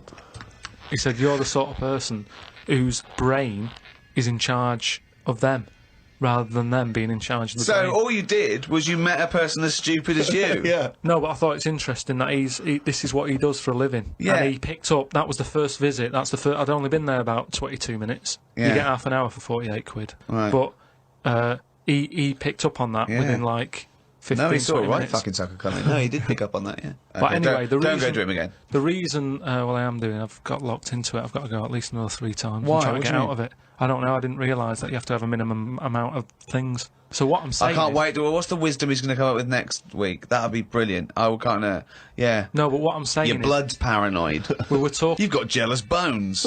You're the sort of person whose stomach's hungrier than you. What absolute fucking nonsense. Yeah. Do you know, like how we were talking about eyes, weren't we? He said the thing is, you know, you've got to be able to relax, and the way to do it is to focus. Right? He said, so what do you mean? He said, when you go to sleep... You're the sort of person whose eyes can see further than you can. He said, when you go to sleep... Close your eyes. Instead of just leaving them open staring at the ceiling. Carl, keep breathing. Yeah, keep breathing. Close your eyes. You're not dead. It may seem like it, but you're not. You're just asleep.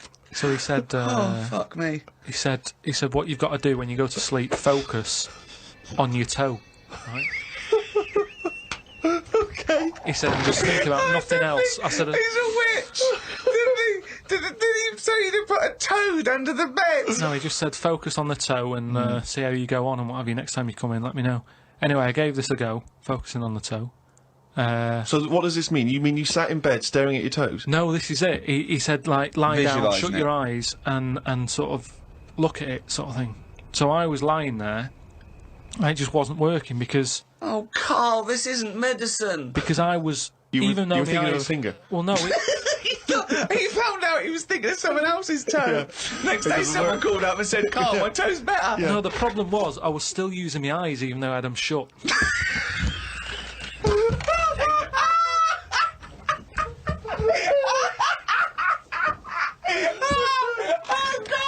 Oh God! Just when I think he could never go with so much stupid, he pulls that one out of the bag! Right, so what does that mean? Oh God! You were still playing stupid with them. What does that mean? I was straining them. I had them shut, but I was sort of looking down at my foot. You were trying to see through your eyelids at your toe? Well, I was looking down, so I'm thinking that's where the foot is. Because of that, I was straining them and they were stinging, so I had to pack it in.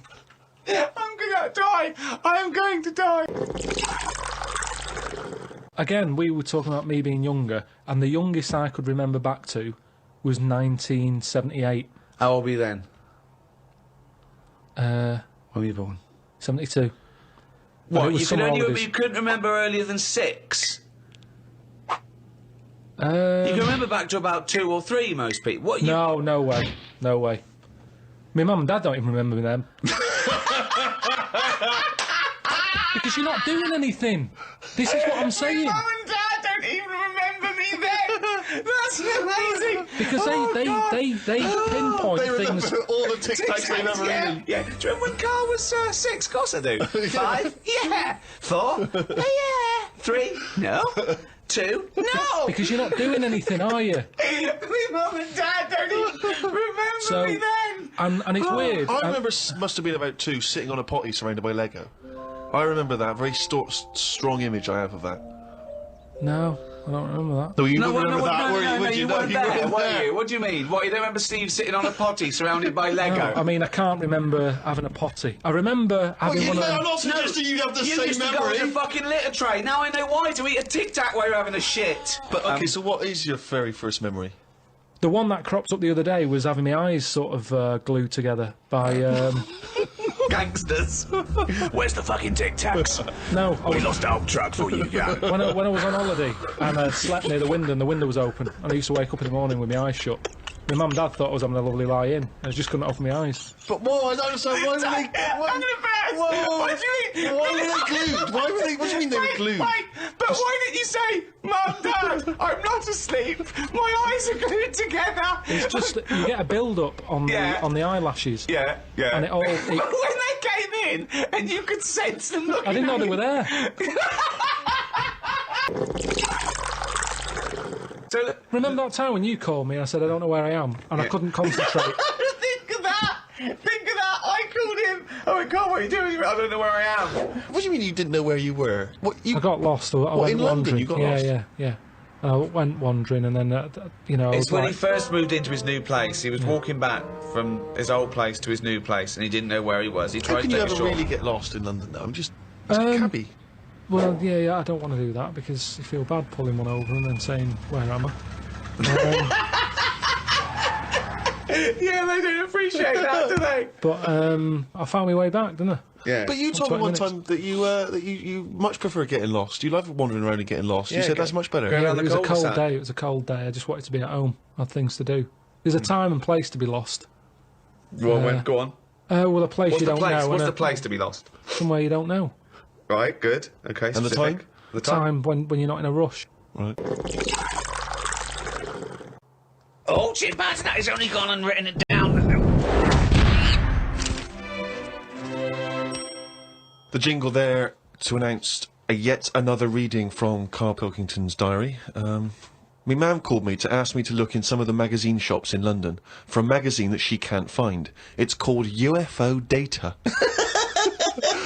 I said, I ain't heard of it. She said she's seen an advert for it in one of her ghost magazines. I love the fact that she can't even find the magazine about unidentified flying objects. Yeah. So we get a clue. She there. thinks, I think I saw something, but I don't know whether it was a magazine or not. So we get a clue there as to why you give any credence to this crap. Yeah, well, it's I mean, Mama Pilkington's into the same shit. There's a lot of space out there, isn't there? She said that this magazine has got news story about how Aldrin (astronaut) has got some evidence that aliens exist. Yeah. I told her that I found out today that the days are about 36 minutes longer on Mars. We chatted about how this is how they are more advanced than us. Do you mean the Martians? Yeah, if they've got a longer day, that's more time that they're awake working on stuff. Right, yeah, we know that makes no difference at all. No, it does. Think about it. Think about it. Look, think about it. 6 o'clock here. Yeah. People are going, see you tomorrow. I'm going home. They'll be going, another half hour. They've got a longer day. Productive. And that's why they're able to fly. That's why they're whizzing around. Yeah, I've done it over the years. Christ almighty, what drivel! Suzanne got in from work at 11:30. I told her about the UFOs in Mars. She said she's too tired to chat. I said, does it mean aliens will be more tired than us, or do they get more sleep? I got no answer.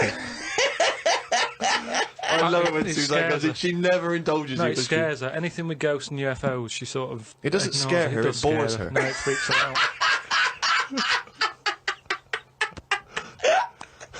Scares her. Okay. Read about a pub that is getting some stick because they've stopped a horse going in. It's been the horse's regular for ages, but there's been some new owners who've taken over the pub and they said they're serving fresh fruit and don't want a horse in there anymore.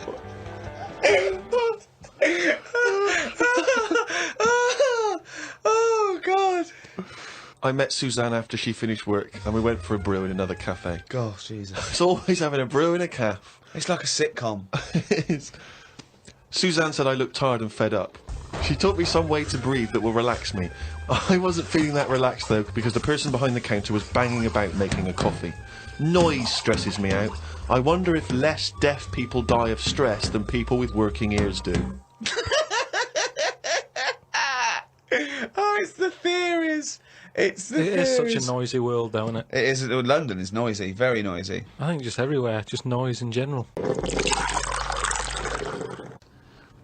I mean, I haven't got pictures in our flat because of that mirrored wall I've got. Yeah. Right? So, I mean, it's tiny. You've been in it. Got windows on one wall, door to get in on the other, kitchen on the other, mirrored wall on the other. So there's No nowhere space for there. art. There's no space for art. I'm intrigued how you sit at home. Where's the sofa? At home. Yeah. Facing the mirror. So you sit looking at yourself all night? Yeah. As opposed to a painting? Yeah, but at least that changes each day. No, it doesn't.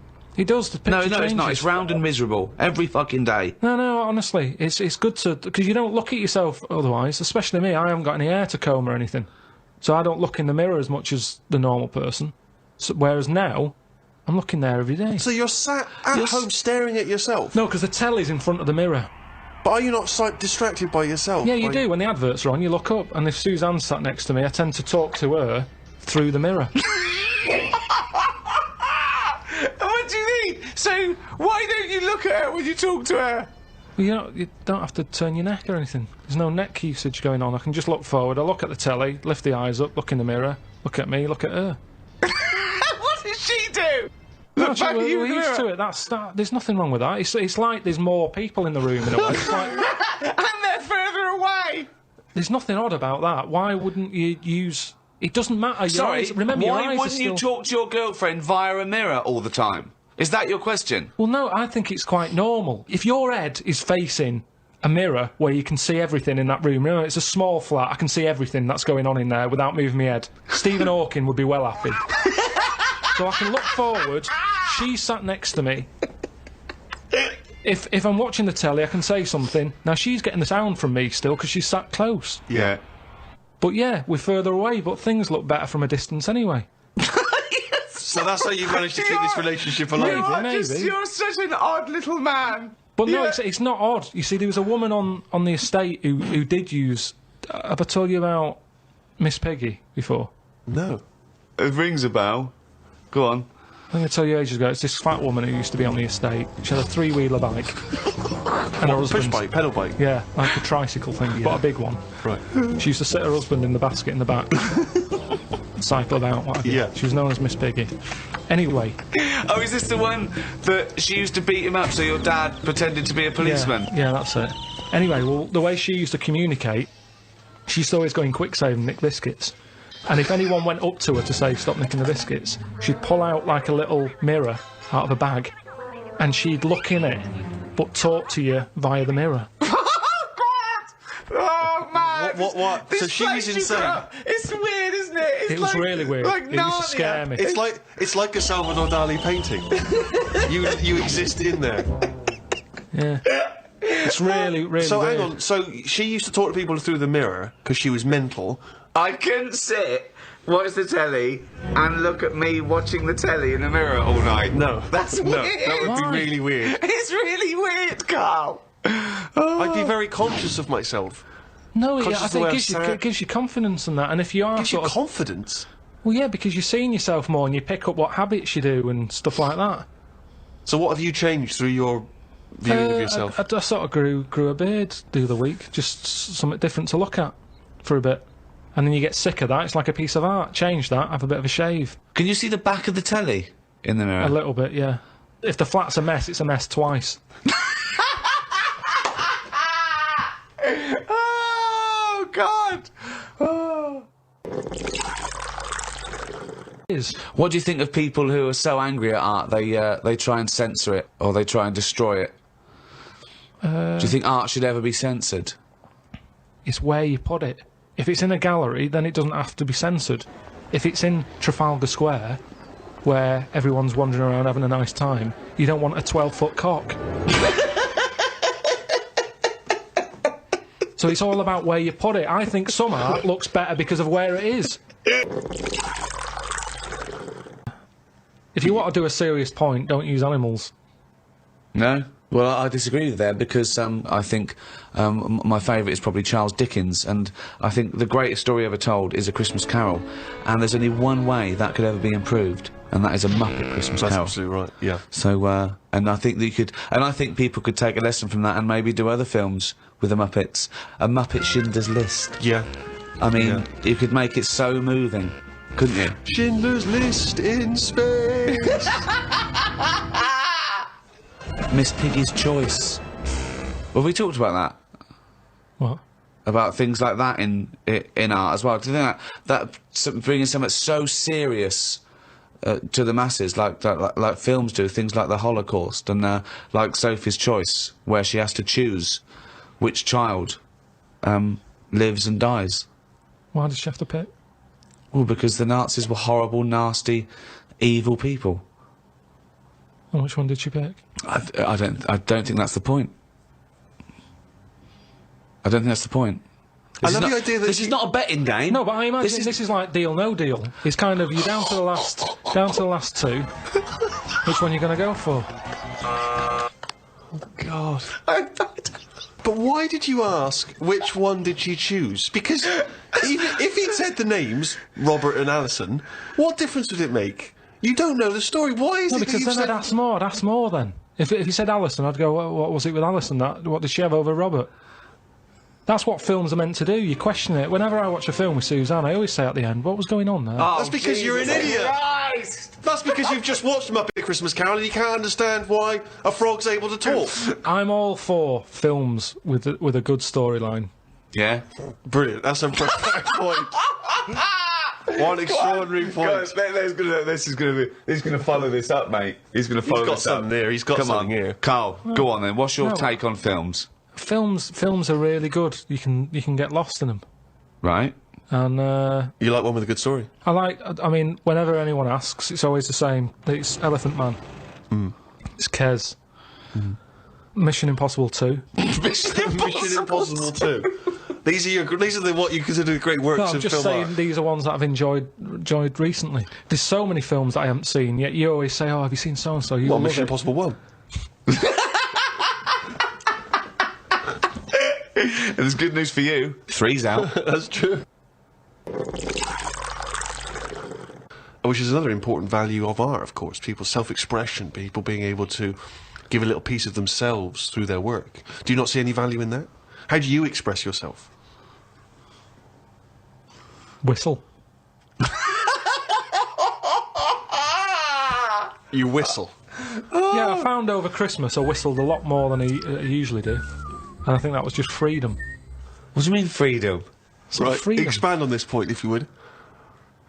Well, that's what art is, isn't it? It's you being free of all the world's heaviness on your shoulders. See, that's a great quote, that. That's great, that. For art is freedom. I love that, because I think you've really hit on something there. Would you include the free of all the world's heaviness? Well, I know what you meant. I know what you meant there. Would you include that one in it? I mean, I would include the world's heaviness in my freedom. You know, some artists are attracted to the dark side, the heaviness of the world. But I just want to return to you whistling as your artistic expression of freedom. I mean, why did you find yourself whistling more? That's what was weird. So, just take us through a typical day. When would the whistling begin? So this was that you spent Christmas down in Kent with Suzanne and her parents. Yeah. Yeah. Could I suggest something? Your freedom was thinking, I'm in my own place now, I'm going to annoy them. Well, it was mainly, it's when we were playing Scrabble. And they were taking ages to have their go, and couldn't have the radio on because the boiler affects the radio. You've got boiler problems down in Kent as well? It works, it just gives something off. Every time it kicks in, the radio goes all staticky. Right. So I just was sort of supplying the soundtrack. And what kind of things would you be whistling? It was like, I just sort of did a whistle medley. It was going from one thing to another. A wedley? And a man was impressed. She was like, "Oh, you can whistle, can't you?" I was going, "Yeah." And then she was saying, "How loud can you go?" I was just doing all different levels. Sorry, this sounds like a scene from One Flew Over the Cuckoo's Nest. The boiler's setting off the radio. I can whistle.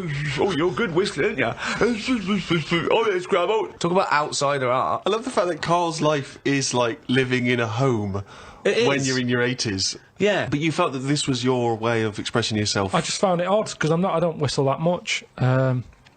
I think just because I think I'm fed up most of the time when I'm in London. And you don't whistle when you're fed up. Whistling's a happy thing. You never get an angry man suddenly breaking into a Well, whistle. the people who aren't whistling are usually pissed off. But yeah, the bloke who's whistling, it's like, it's the least, he's the least annoyed person in the room when someone's whistling. Same as holding a drill. The only person that noise doesn't annoy is the bloke who's drilling. Everyone else wants the bunches facing. Same with whistling. Whistling, there's no point in whistling. No, there is. No, there's not. Don't know. I mean, our window cleaner was known as, like, you know, that's how you knew he was there. He always whistled. And in the end, he fell off his ladder, broke his front teeth. Oh. Retired. What, because he couldn't whistle? That was it. It was like... Well, yeah, he whistled all the time. Can't whistle, can't clean windows. It's a bit tragic. Could he take along a whistle? Just pop that in his mouth? Yeah, I suppose he could have done. I didn't think of that. What about a flute? Or a recorder? Not London's burning again. Fucking clean the windows and then fuck off. He didn't really think this through, did he? He retired at the age of 28. And his whole family were bankrupt. With no teeth. Yeah. And just a bucket and a squeegee. Why aren't you working, Dad? Because I can't whistle. I can't whistle anymore. And if the day you give up whistling is the day I give up window cleaning. So you never whistle? No. I can't really whistle very well. No. I don't whistle, but I can whistle better than that. What, you did this for hours on end while playing Scrabble? About 2 hours. 2 hours? Hell. Put my word down. And this, sorry, can we just hear that again? Just hear it. Can we hear it? So you were whistling after you had your go as well? Oh, yeah. Fucking hell, Carl. But hang on, let's just hear a bit. That is Karl's self-expression. That is his artistic self-expression right there. A name. No tune, no nothing.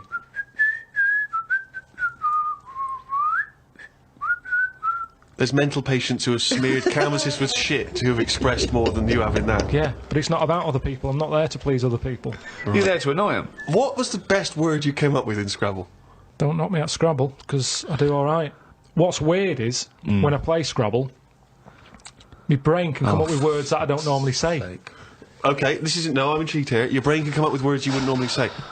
Just words that I'd never drop into a sentence. Tree, cat. Go on. Squirm. That's using a Q. It's worth 10, that. It's not bad, is it? Now, I'd never say that. I've never heard you... I don't think I've ever heard you say squirm, no. I don't think you're right, Carl. I've never heard you say squirm. Weird, isn't it? Yeah, it is weird. And yet your brain popped that one out? And then, yeah, when it wasn't my go, just... Anyway, so that's sort of doing art for yourself as opposed for other people. I don't think you can count what you just did then as art. Hobby maybe, craft, pastime. I don't think you can count that as art. I'm not being funny. I'm being a bit snobby here. But I think there's a difference between Beethoven and... squirm. There's a Q in that.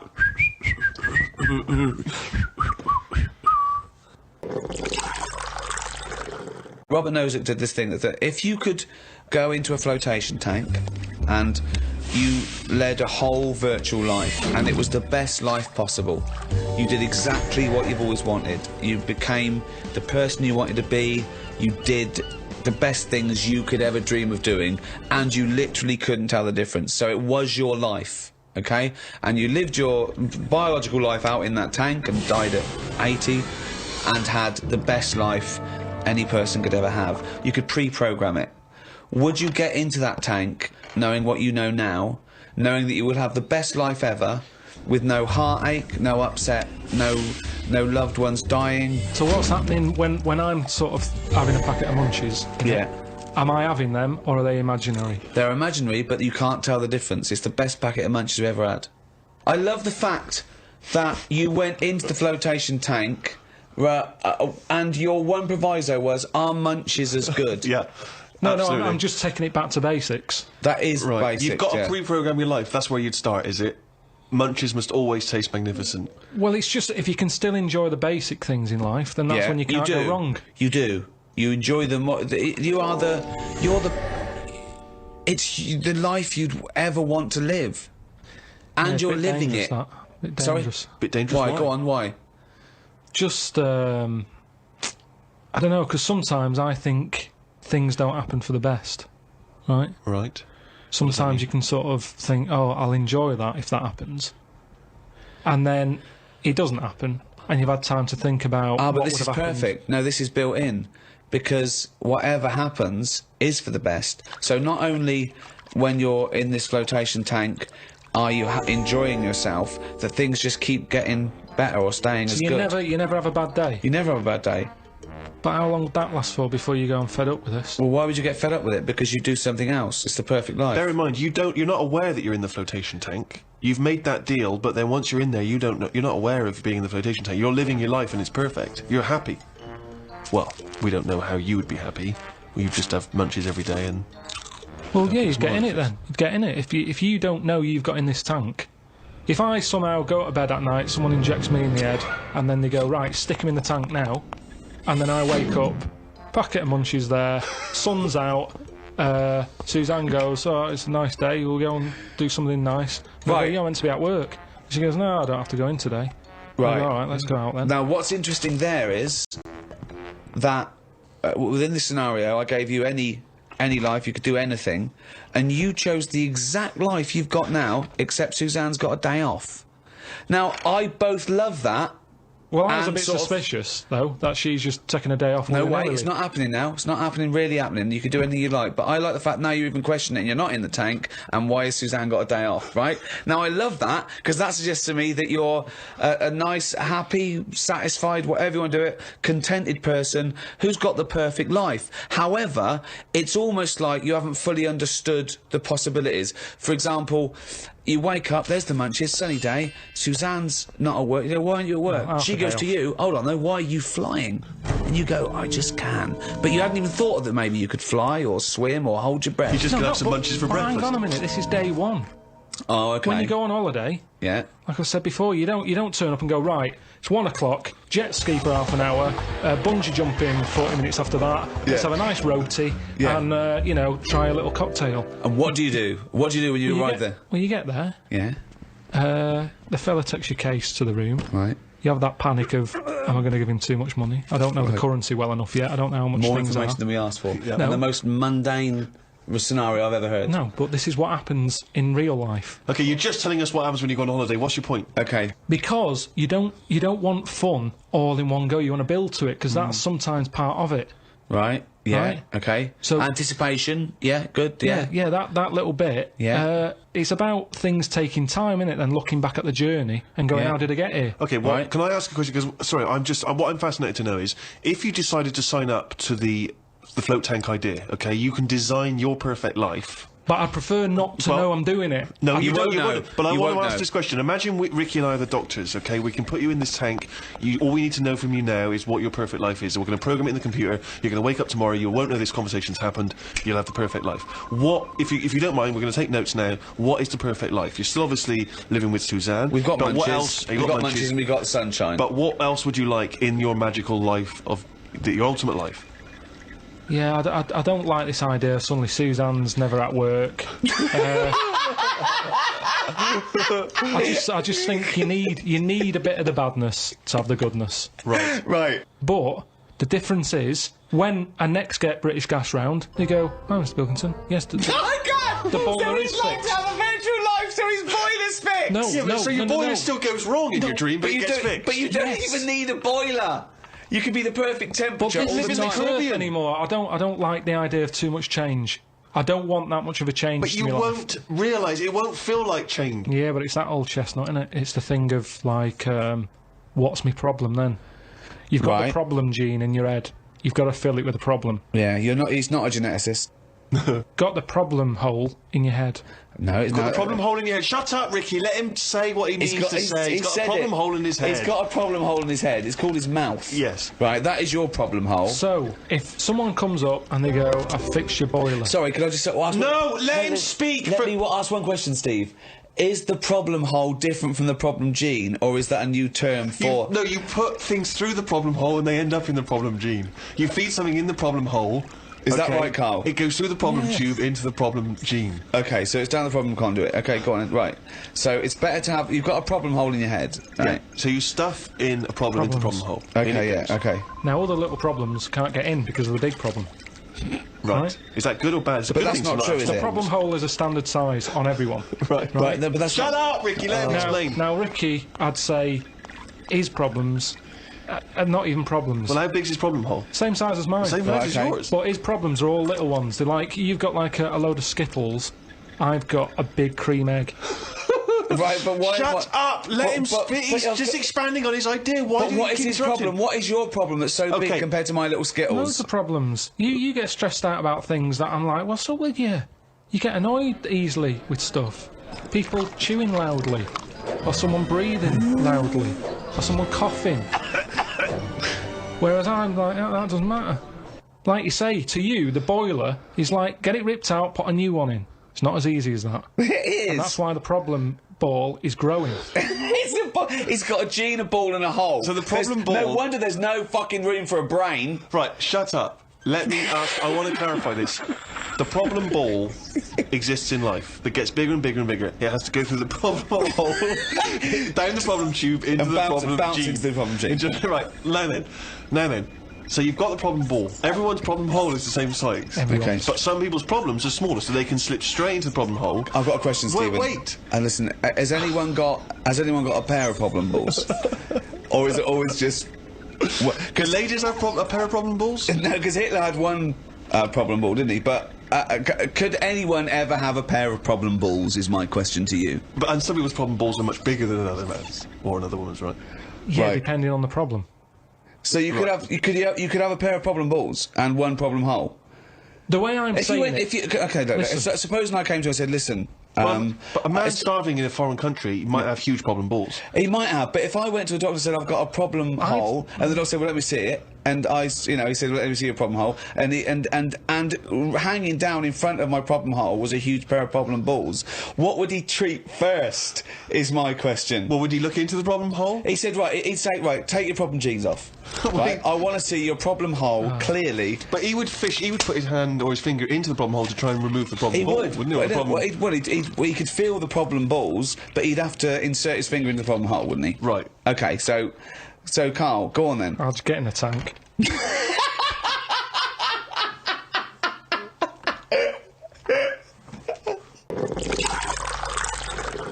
What do you do towards enjoying your life? I don't normally enjoy the thing when I'm doing it, it's after. It's like that holiday. When I was on holiday. What do you mean, you don't enjoy the thing when you're doing it, it's after? What's an example of not enjoying the thing at the moment, but you do after? You didn't enjoy the holiday? Say like the holiday, I've just So you enjoyed coming off holiday? What? I want to hear it. You enjoyed the holiday, you didn't enjoy the holiday? When I'm there, I had fleas biting me. Yeah. I had mosquitoes biting me. Yeah. There was a funny smell of damp in the bathroom. I was worrying, getting in the sea, thinking, is there stonefish in it? Right? Now, you've got all that going on. Yeah. When you get back, you forget about the damp smell. You forget about the fleas, because the bites have gone. They're not as much of a problem. Yeah. So then your brain starts going, well, hang on, what did I enjoy?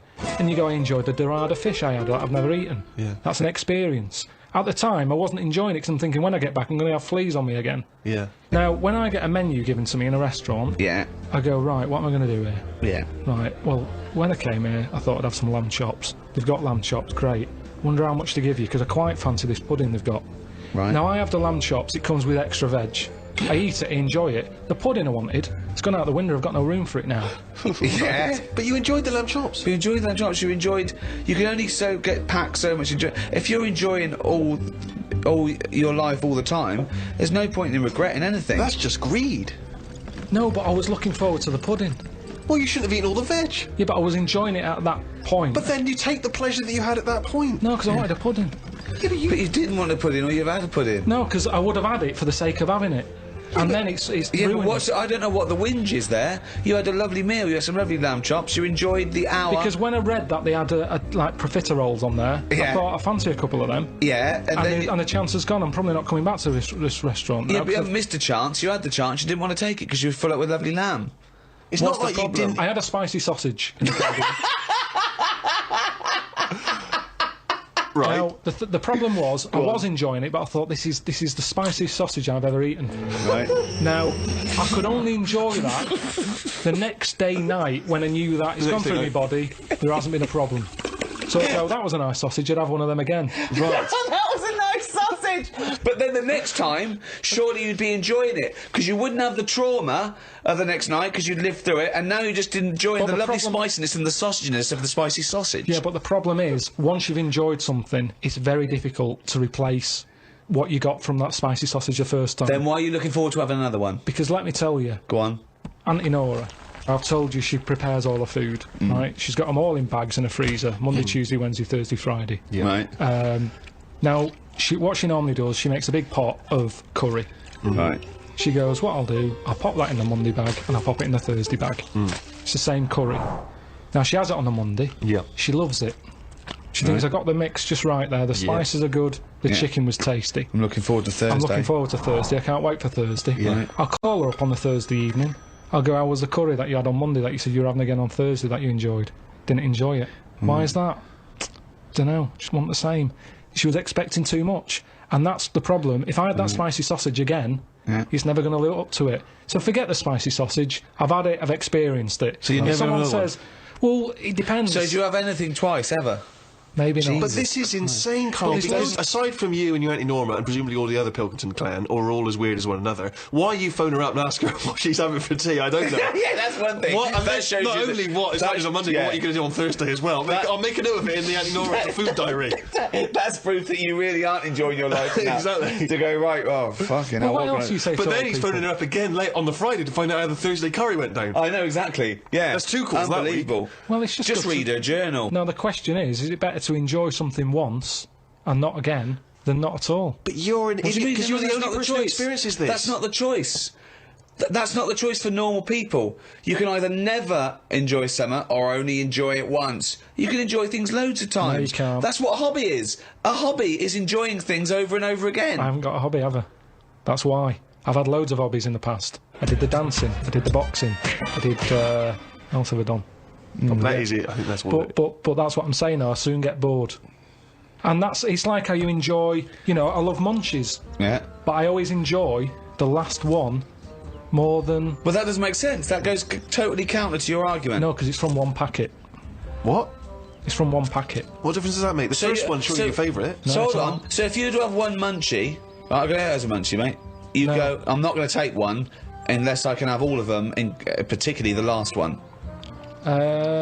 But what is... Well, no, I'd like to have them all, please. What? No, you can't have them all. Don't be so greedy. Have one munchie. Have the first munchie. There you go. I'm going to have one, and I'm going to get a taste for them, and I'll probably want another. Well, no, they're my munchies, aren't they? I'll keep them then, forget it. Well, look, so you'd rather have no munchies than one munchie? I'll go and buy a packet. I'd prefer to go, do you know what? I fancy a packet of them. But why do you enjoy why do you enjoy the last munchie more than the first? Whereas you enjoy the first curry, but not the second curry. But it's the last one. Because I'm eating them all in one sitting. I'm not going, that's for Monday, that's for Tuesday, that's for Wednesday. I'm talking about a packet of munchies. Right. I eat them. There's probably about 12 in a packet. Okay. I shove the first 4 in without even thinking what I'm eating. You shoved the first 4 in! Without even thinking about what I'm eating. Now, then, when you're getting towards the end, you make them last more, you might bite the top off them. You look what's inside them, you go, I'm liking this. But hold on, what, every time?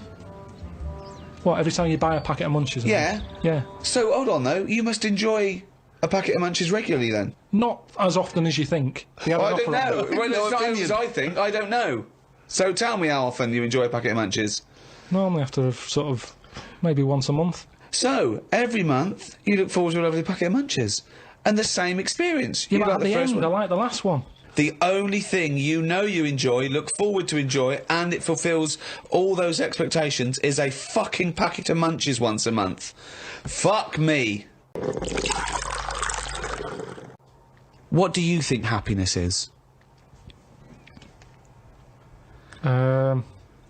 Again, you only know the happiness because of the badness. You've got to have a yin and a yang. Well, I know what you mean there. I agree with you on this because it's sort of no good to be handed it on a plate. I mean, just from my own experience, working for someone does feel better. Because you've got a pride and a satisfaction. I genuinely think it's better to start a business, struggle, go bust, come back, than win the lottery. Yeah. I genuinely believe that. But you need the mixture, don't you? So you find out what your favourite thing is. It's like a bag of Revels. Yeah, but you can't cherish guilt or shame. Did you just say life is like a bag of Revels? Isn't that dangerously close to life's like a box of chocolates? In Forrest Gump over there, yeah. No, but it is, isn't it? There's one or two in there that I don't like. Like what?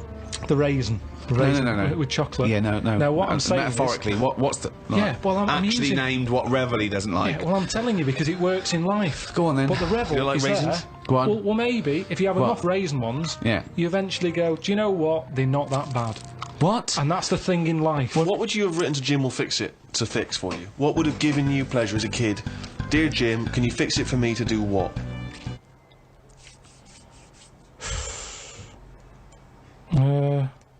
when I watched Jim Will Fix It as a kid, they never really lived up to what the kid wanted, did they? But what would you have requested? But I don't think I would, because I think I saw how disappointed most of the kids were. God, it's a kid like whistling, they brought out Roger Whittaker. Yes, because they look at it and they go, can you fix it for me to go into space? No. Can I dance with Bananarama? No problem. That's the ones they pick. Yeah, so that's why I wouldn't write in, because whatever you ask for, you're always going to get a watered-down version. But if Jim could fix it for you to do anything, what would you have chosen? There's not many things I wanted as a kid. One thing. Just one thing. To choose one thing, please. That my name was Brett. Oh, fucking hell! It's not unbelievable! I mean, it's extraordinary. There is no predicting that. Okay, you know what? I can make that dream come true for you right now, Brett. We can just call you Brett from now on. Not a problem, Brett. Brett Pilkington. It sounds good. I love the fact that it's the Karl bit he wants to replace, not the fucking Pilkington. No, but that doesn't work either, because like then Why not, Brett? Because I told my mum and dad that that's what I wanted. They started calling me that, but then I forgot. They went along with it. Yeah. So you said, Mum, Dad, call me Brett from now on, and they went, all right. Yeah, but then I kept forgetting that I was Brett, so I wasn't answering, so they went back to Karl. Oh, it's amazing! So you've had that dream come true? Yeah, and it wasn't that good. And that's what I'm saying to you. Things never live up to what you want. Dreams, what are they? When I was on holiday recently, I got talking to an old fella, because where I went, it's mainly for old people. I got chatting with him. You could tell he had a lot of money. Yeah. He sort of tanned. He had that sort of rouge-coloured sort of jeans. Oh, yeah. Which is always sort of... Telltale sign. It's kind of like he's got money. Yeah. And... the red jeans are twice as much, sir. That's okay, I've got money. Yeah, it's either that colour or yellow. But you can carry it off when you're an old man, and especially with the tan. You think, yeah, he's got a few quid. I'm a millionaire. Do you have any yellow jeans? We've got one pair, sir. But they're the most expensive. Yeah, they're in the back room. Could I just see your bank account first? There it is. Oh, yeah, you can afford yellow jeans, right, sir? Come this way. So I got talking to him, and it turns out he had a cruise ship. Right. Loads of money. Now, I was chatting to him for about 10 minutes. Yeah. What colour was his jacket? Said he didn't have a jacket on, just a white shirt.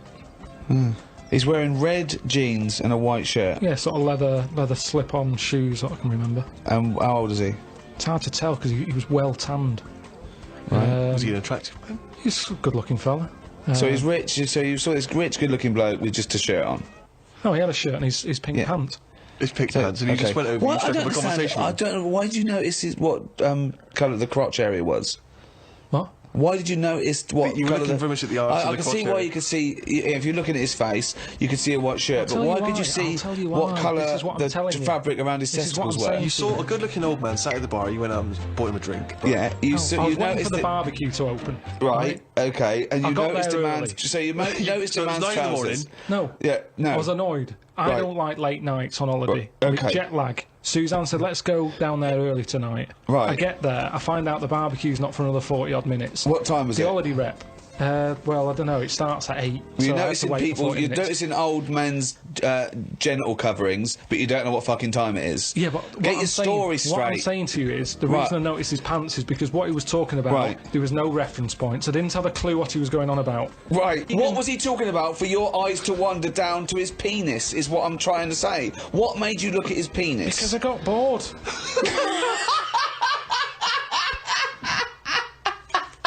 I didn't know. What I'm trying to say to you is reference points. I had no idea what was he going on about. When you're talking to a stranger, aren't you meant to keep it above the waist? Keep it looking at his bollocks. Keep it erect.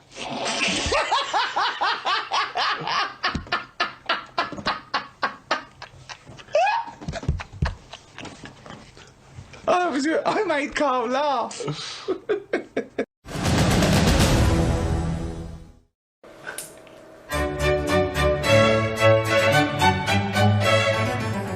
Hello comedy heroes Gervais, Merchant and Pilkington. You're promoting your newest podcast. We're going to give you the YouTube quiz. Okay. Glad you're on board. We're going to read you a comment written under one of your YouTube videos. You have to guess which of you it was written about. How insulting are they? Not insulting at all. Oh, really? First up, I just want to lick him from head to toe. That's got to be Karl. Because Really? he looks like a lollipop. It's weird, isn't it? But lollipop that you sort of left in your duffel coat. So Yeah. It's a bit fuzzy. Duffel coat, square. Toe to head would be the way you go, wouldn't it? I don't think it matters which It's just way. a weird way round of doing things. So when you look a man from top to bottom, or you start at the feet and then go all the way up. I think so. It's awkward. It's awkward otherwise, isn't it? Why? Awkward for the person who's been licked. Why? What difference It does just it make? is. It's just an odd order to do it in. That's all I thought. Well, you start No, with no, toe to head. Yeah, but if you start with the toes and end with the head, he's getting toe juice on his face. Start with his face. Lovely, cleaned his face. It's all lovely. Pass the ball. That's true, yeah. Just You go round, wouldn't you? You go round the balls, wouldn't you? You answered Karl. The answer was Karl. Well done. Next, if anyone knows a cleverer, funnier man, let me know. If anyone says Ben Elton, you can f*** off. Clever and funny can only be me. Karl. Oh, I reckon that's you, though. I've no idea. Oh, it's Steve, isn't it? It deserves to be me. Does it? Go on, do it. You all went different ways, but Ricky, you were right when you said Ricky. Yeah. Oh, that's preposterous. Yeah. No, if they said fat, I'd have understood it. Old and fat. That would have been the giveaway, wouldn't it? Question 3. I would go gay for who? What? I would go gay for Ben. Well, I don't know. It's not me. It's definitely not me. It's out of Karl and Steve. Steve's got to get a look in here for that. These little gay fellas love him, I think. I think they do. They like a big lad. Yeah, and he is a big lad. I would go gay for To Steve, be I would honest, go gay for I Karl. hope it is you. I don't want him. If Why? they're watching this, whoever wrote that is watching this. Well, I'm not interested. Why? You just said which way round you lick a man. No, I'm not doing the licking. They're doing the licking. I don't want to lick a man from toe to head. But you're happy for a man to lick you from toe? No, I'm just saying if it had to happen, if there was a scenario. I What don't know scenario when would that be? I don't know. Prison? Yeah. A really weird gambling debt? Discount on that carpet? I think it's Steve. Steve. You say Steve. The answer is Steve. And finally, every time I listen to him speak, I laugh so hard I can barely breathe. That's Karl. No doubt about it. I think I wrote that.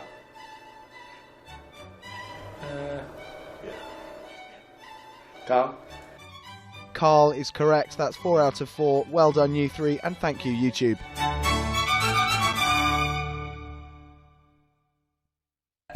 I mean, I think you should probably get the top of the head if you want to come in. You don't need that, I'd say. No, go on. No, just. Don't need it. Can you get one? Can you No, get one? you don't need anything. No, looking over the head. No, it's not fine. Guys, it is a pleasure to be seated here with Kings of Podcast. That's not saying much, though, is it? Kings of podcasts. Yeah. It's not like the Kings of Leon. No. Now that would be cool. Or the King of France. Yeah, he's even better. Oh, it'd be great, wouldn't it? The King of France. Now, what's he like now? Is he still around? I don't know. Oh, they beheaded him, didn't they? Really? Yeah. That wouldn't be good then. Kings of podcasts is the best, isn't it? Audiobooks. You prefer that time? Kings of Audiobooks. Podcasts are free. We make nothing from podcasts. Let's get it right. And you've just had your back bedroom carpeted, haven't you? That's not Well, my I'm favourite about stuff. to tomorrow. He's Yeah. rolling it now. He left his job and we were doing free podcasts and we had about, I don't know, 1 million downloads. And I think it was Steve that said, why don't we just charge £1, Rick? And we did We'll be charge millionaires. £1. Yeah. And now what listeners do we get? We've had about 3 million sold and about 160 million free downloads. So still they want something for nothing. They still won't give us £1 for everyone. Yeah. Everyone loves a bit of freeness, though, don't they? Yeah. Well, the British do, which leads me nicely onto the guide to being English. English, yeah, to celebrate St George's Day, 23rd of April. Yeah. What do you think makes us English? What do you think defines us? Being born in England. Yeah. That's the main one, isn't it? Again, if you're the King of France, you'll have very little experience of being English. Yeah. Being born in England pretty much sums up being English. But this was very much something that we discuss on the audiobook, is what makes a person English, what defines your Englishness. We go from the trivial and superficial of what an Englishman looks like. I thought he was like a little stocky fella with no neck and a head like that. Whereas about a sort of bald Can round... I go now? Because that's what I was here for, wasn't it? Sort of like a real sort of, you know, a little bulldog breed. Whereas Steve thinks of Hugh Grant. Always. Or a sort of James Bond figure. Who's someone I very much model myself on. Yeah, that's how I pictured the Englishman. Karl, Although I've never seen James Bond's glasses fall across the room when he was fighting with someone. No. It would all be over, wouldn't it? He'd go, Miss Moneypenny, can we get Q, can we have some elasticated things on these? That wouldn't happen. No, it's true, but it's one of the reasons I rarely fight international spy rings. But Karl, what was your take on English? In what way? Anyway, right. Just answer any question. I don't know what it means to be English anymore. I don't know if I feel English. Look at the body language. Look at the body language. I feel more Polish. I don't know what that means. Just because whenever I walk past sort of builders and that who are Polish, they'll always sort of give me the nod. The look that I've got, I think I look more Polish than English. I think. I'm just going off that, off foreign builders and that. They always sort of give a nod. Any Polish in you that you know? What do you mean they give you the nod? You're walking past a group of builders, you don't know if they're Polish or not. No, you can tell they're Polish. How can you tell? They're just the way they look. You can tell they're Polish. And the builders, there's the first sign. Racist. Do you think it has something to do with the fact that, yeah, we're living in quite a multicultural society at the moment? We're driving German cars, we go home and eat a curry. Is that what I was trying,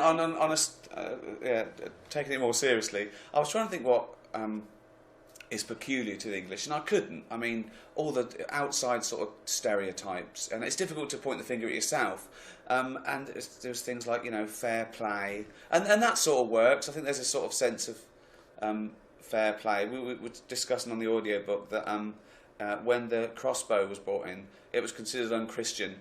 English soldiers wouldn't use it because it was cheating, it was too easy. And I like that. And when Wimbledon first started, it was considered ungentlemanly to practice. And then sort of foreign players came over and went, well, no, we'll just practice and win. But I don't even know if that's true. I can't think what is peculiar. Moaning, whinging about everything, whinging about England. But the nice thing about England is, you know, it is a country where you can celebrate the fact that you can whinge. And, you know... And talking of whinging, this guy's an absolute king. Absolutely. Never mind king of podcast. King of the moaners. He whinges about... I don't think he's happy unless he's whinging about something. I call him up every day and say, Karl, he's moaning about something. What happened today? These were late. Yeah, absolutely, yeah. Yeah, why were you late? Rubbish excuse, just, caught the train. There's always traffic. There's always get set out earlier. Blaming is another English thing. Yeah. Blaming the transport then. Yeah, always exactly. passing the buck. Always. Yeah, exactly. And they never just say it's my fault. I had to lie in. I mean, they had yesterday off. It was a bank holiday. You should have been up earlier today, if anything. You should have been full of energy. What are you going to be like tomorrow? And this is the problem with the country. Never do anything Friday with these. Unbelievable. Forget it. Yeah. But aside from that, what's annoyed you today? Itchy eye? Nothing's been sort of annoying me today, really. It's been all right. You're in a good mood, are you? Well, for me, this is all right. Yeah. Look. That's excited. Show the happy face. Yeah, I'm happy now. But that's fine, isn't it? I think if people are always really happy, they're going to get more depressed than me at some point. I think I'm easily pleased, which is a better thing to be, isn't it? Yeah. Well, okay. What gave you pleasure? See, that's the new thing, isn't it? Now it's like people are whinging. People are going, oh, I'm fed up. Oh, I'm alienated. I'm addicted. I'm depressed. Olden days, people would lose a leg and go, it'll grow back. They just got on with it. Do you know what I mean? In the olden days, they dragged themselves to the coal mine. My dad used to get up at 5:30 every day, without fail, all his life to work on a building site. Yeah. He wasn't going, oh, I'm slightly depressed. Move the bricks. All right. It was all over. That's the problem, isn't it? We don't have enough bad news now. So it's that moan gene that I've told you about in the head. The moan gene! It needs to be filled up with something. And years ago, they had something proper to moan about. Whereas today, they don't. Yeah, when you're being bombed or something, yeah, you can moan. But That's they it. didn't. They went, it's all right. Let's hang out the washing. Give me that Siegfried line. Let's hang out some washing.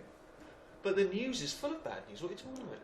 You don't watch the news, you It's said. It's not, well, I do, yeah, I'd see bits of it. What's happened in the world? What's happened in the world this week?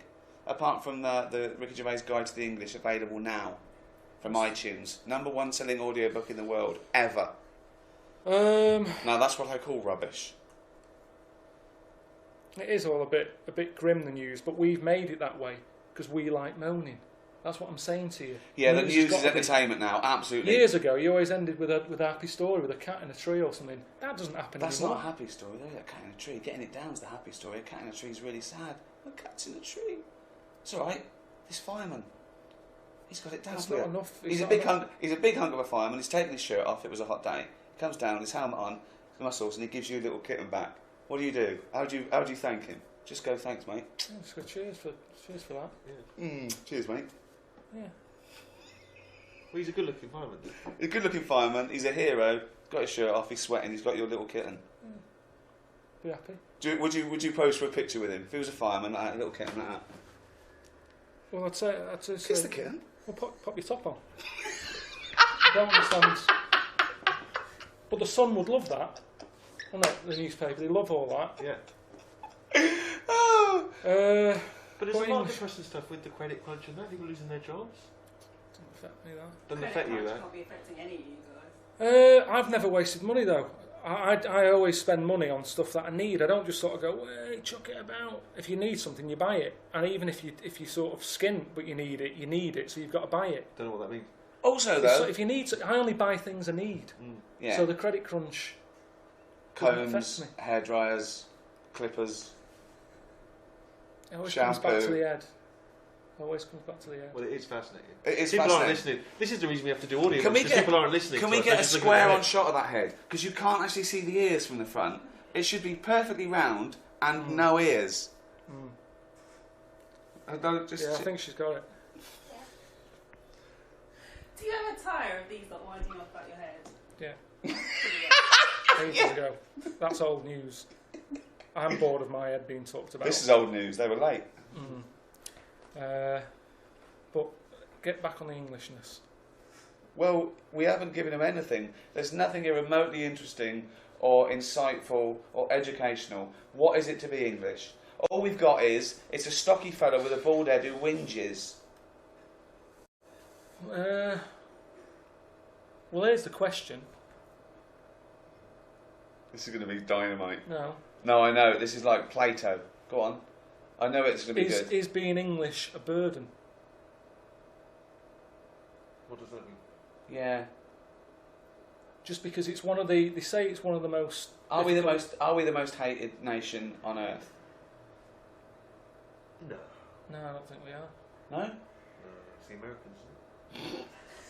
We're second, are we? Oh, we all do so rubbish at Eurovision.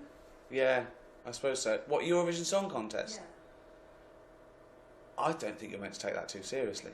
I think the embarrassing thing When is... you've got people up there singing Boom Bang a Bang, it's not to be... I don't think it's a barometer of doing well in the global market.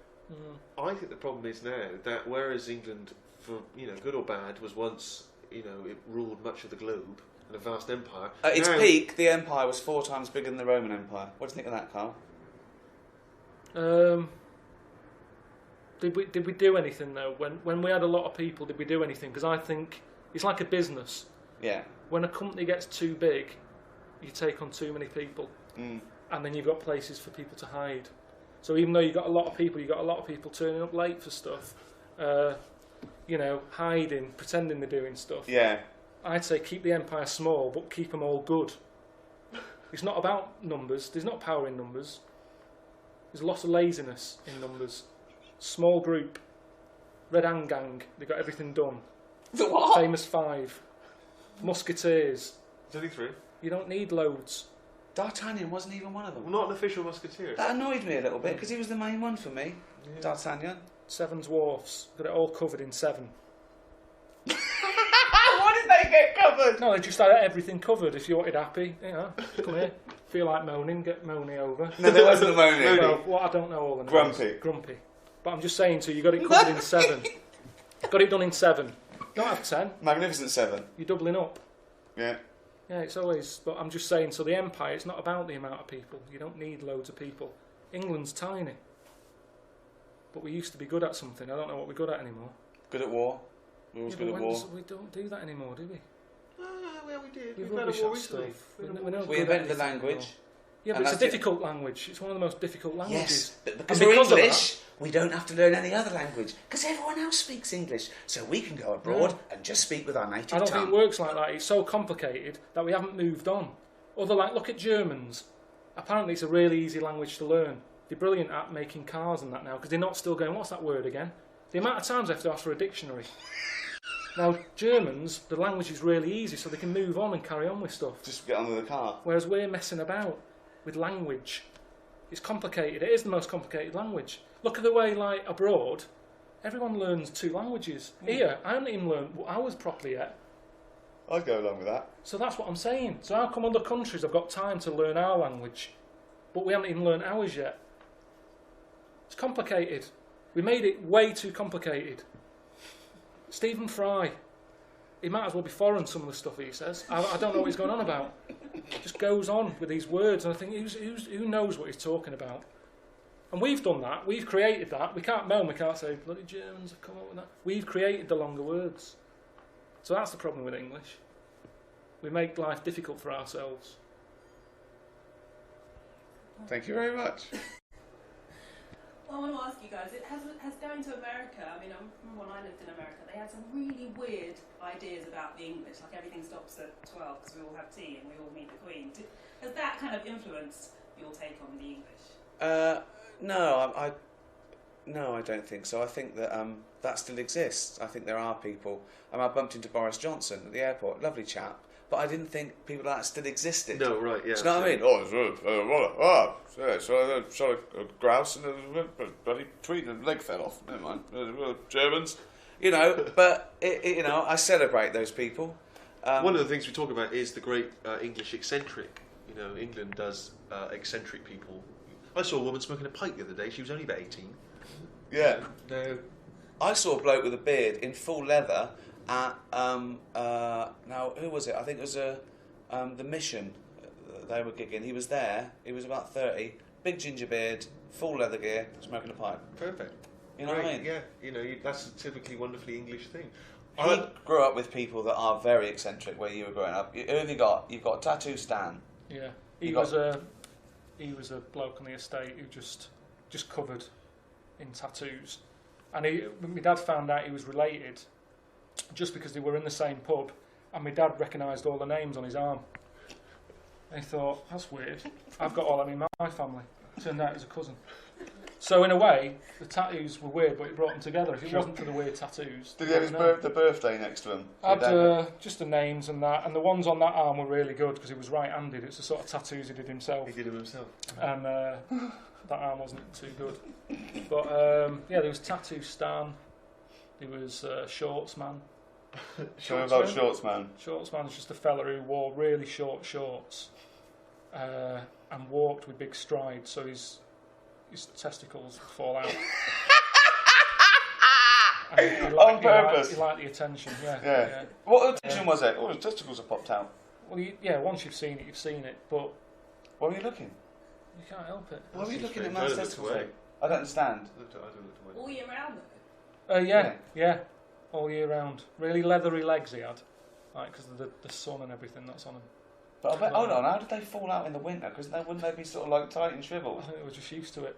They pop out like anything, isn't it? Why was he called Pants Man and not say Testicles Man? Yeah, I think he missed a trick there. Shorts Man. Don't know, made it more sort of family friendly. Yeah, I suppose so, yeah. Who else was there? Miss Piggy. Why was she called that? She was married to a frog? No, she was, I suppose she looked a bit sort of piggish. There was loads of people, but it's what Big made the fat community. pig, 8 nipples. I think having sort of nutters around you is more... Gone from eccentric to nutters now. Brilliant. Well, I just think it's more interesting, I think. They're sort of locked away now, aren't they, nutters? And they're not celebrated in the same way. Yeah, let them all out. Let's let them all out. For St George's Day. Yeah. Let out the nutters. Well, they're not hurting anyone, are they? What, the axe murderers are? Well, yeah, the serial Not killers them are. nutters. I'm just saying, like, the ones who are just different. But what would you let out? What type of nutter would you let out? Just any ones that I've just mentioned. What, are they locked up? Well, no, but I'm just saying we should celebrate now. We should celebrate that we're living in a country that if you want to let your testicles fall out, we can. I imagine there's some countries that wouldn't allow that. That's what makes England great. Well, you know, we moan, don't we? We moan saying it's not like it used to be. Let them out. Let them out. We all know they're there. Why are we covering it up? We'll get yours out now for us. Well, I'm not going to do it on my own, but I'm just saying, if it became the norm, why not? Yeah. They're always saying check them for lumps and that. People could do it for you. Just do it wherever you are. They're there, waiting for a bus. So you don't check yourself though, do you? I don't like it. Why? I just think you can do more damage. Well, gently. No, but how it's like Practice when on a small. it's difficult. It's like holding a sparrow. You never know how hard you can get away with before you squash it, and that's what I'm like. This isn't about Englishness, is it? Gone off the topic a little bit. It's all right. It's okay. What I want to ask you is, you've had the book, you've had the podcast. Surely next stop, Hollywood. Well, actually, we're animating the audiobooks that's going to be out probably at the end of the year. A series on American TV, which I hope will also be available here. So yes, Karl, we've seen the it's great, isn't it? Oh, Cartoon, yeah, it's looks amazing. good. But I went to Hollywood to be in Ricky's film, but it's not being used, is it? I had to cut you. Yeah, Cut it out. I had to cut him out. Which film? This Side of the Truth. It was just like a pre-credit sequence. The film's about the first person who's evolved the gene for lying, and there was a little caveman sequence. And we thought it would be nice to have him over there as the world's first bald caveman. And he came to Boston for 3 days. Got ringworm. Didn't sleep, did you? It's freezing. Shattered. Yeah. They cut it out. I had to cut it out. Cut it out. So I have had a taste of it. If you could go to Hollywood though, would you fancy that, being a big star in movies? I've been there. I went to I went to LA and I liked it. You went to Ripley's 3 days running, didn't you? Have you been? No, not in Hollywood. No. See, that's almost what I'm saying when I'm saying celebrate the quirkiness of the world. There's a fella called Ripley who did that. He went around the world, got stuff with 2 heads, 4 legs. There's a fella who had a head of a lion. No, it's not true. Not Called true. the Lion It's Man. not. No, it's not true. Put No it all one- in a museum and that sort of thing. But now we're sort of, I don't know, we shy away from anything like that now. I don't know what we're about. I don't know what we're meant to be into anymore. I don't know what we stand for. Don't know why people would come here. Don't know why people visit this country. You don't know anything. But you were saying about LA. Yeah, I like LA. I'd live there. A film of your life that would be really interesting. Yeah, but just speaking to him for these couple of minutes, I mean, his mind's like a ping pong, but it's just like that, back and forth, isn't it? There's no structure. A film of my life. I wouldn't see it. If they made a life story of you, you wouldn't bother to go and see it? I've seen it all. It's a waste of time, isn't it? You've always got to keep moving. You've always got to keep doing different things, haven't you? Who would play you? Probably what's his face, who did Gandhi. Ben Kingsley. I think. Well, he's 70, so that's that taken care of. When you're 70, you can do that. Charlie Brown when you're little. Who about now? There's no one like you, Karl. That fella who was in Snatch. Not good, is it? I don't know who That's that my was. interview. Thank you. Good night. Jason Statham? Yeah. Well, he's a good-looking bloke who's all beefed up, isn't it? Well, I look alright. I kind of look like him a bit. Please. Sorry, ladies, but Well, Jason who would you Statham- pick? Jason Statham, Danny DeVito. No. In a bold No way. way. Come on. No way. No. Jason Watson, yeah, he'd be good as me now. That's madness. Kingsley, and I'm older. Yeah. That's all right. Okay. Really? Sorry. We asked recently Greg Kinnear, who you starred with recently, who was funnier, you or Steve Carell. He sat on the fence, I have to say. Yeah. But he I know what answer he wanted to give. Well, Karl is brilliant. Yeah, Karl is brilliant, but that's not. He did say though that he wanted to work with you both in something. Do you reckon we can get that on record? Is it I'll work with both of them again. Yeah, I think they're brilliant. Steve Carell's a genius, and Greg Kinnear is available.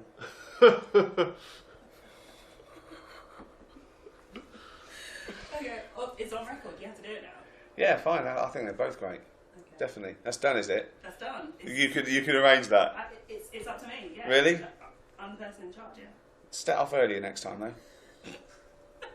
If it's that easy, can you get me any work? Seriously, nothing is happening for me. I can get you a walk-on pup, but you might be cut out again. As long as it's paid, I'm not bothered. I'm not that fussed. What a bit of carpet fitting? Ask those blokes when they come to fit yours tomorrow. I told you, I think that's what my brain wants to do. It's into all that. It enjoys that more than anything else. Can you doing speak DIY. Polish? No. Because you look like a Polish person.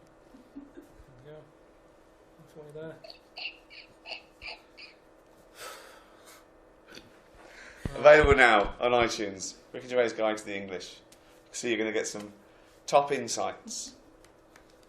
Okay, and finally, I heard you say one thing that always makes you laugh is, or two things that always make you laugh. This guy. They're both his testicles.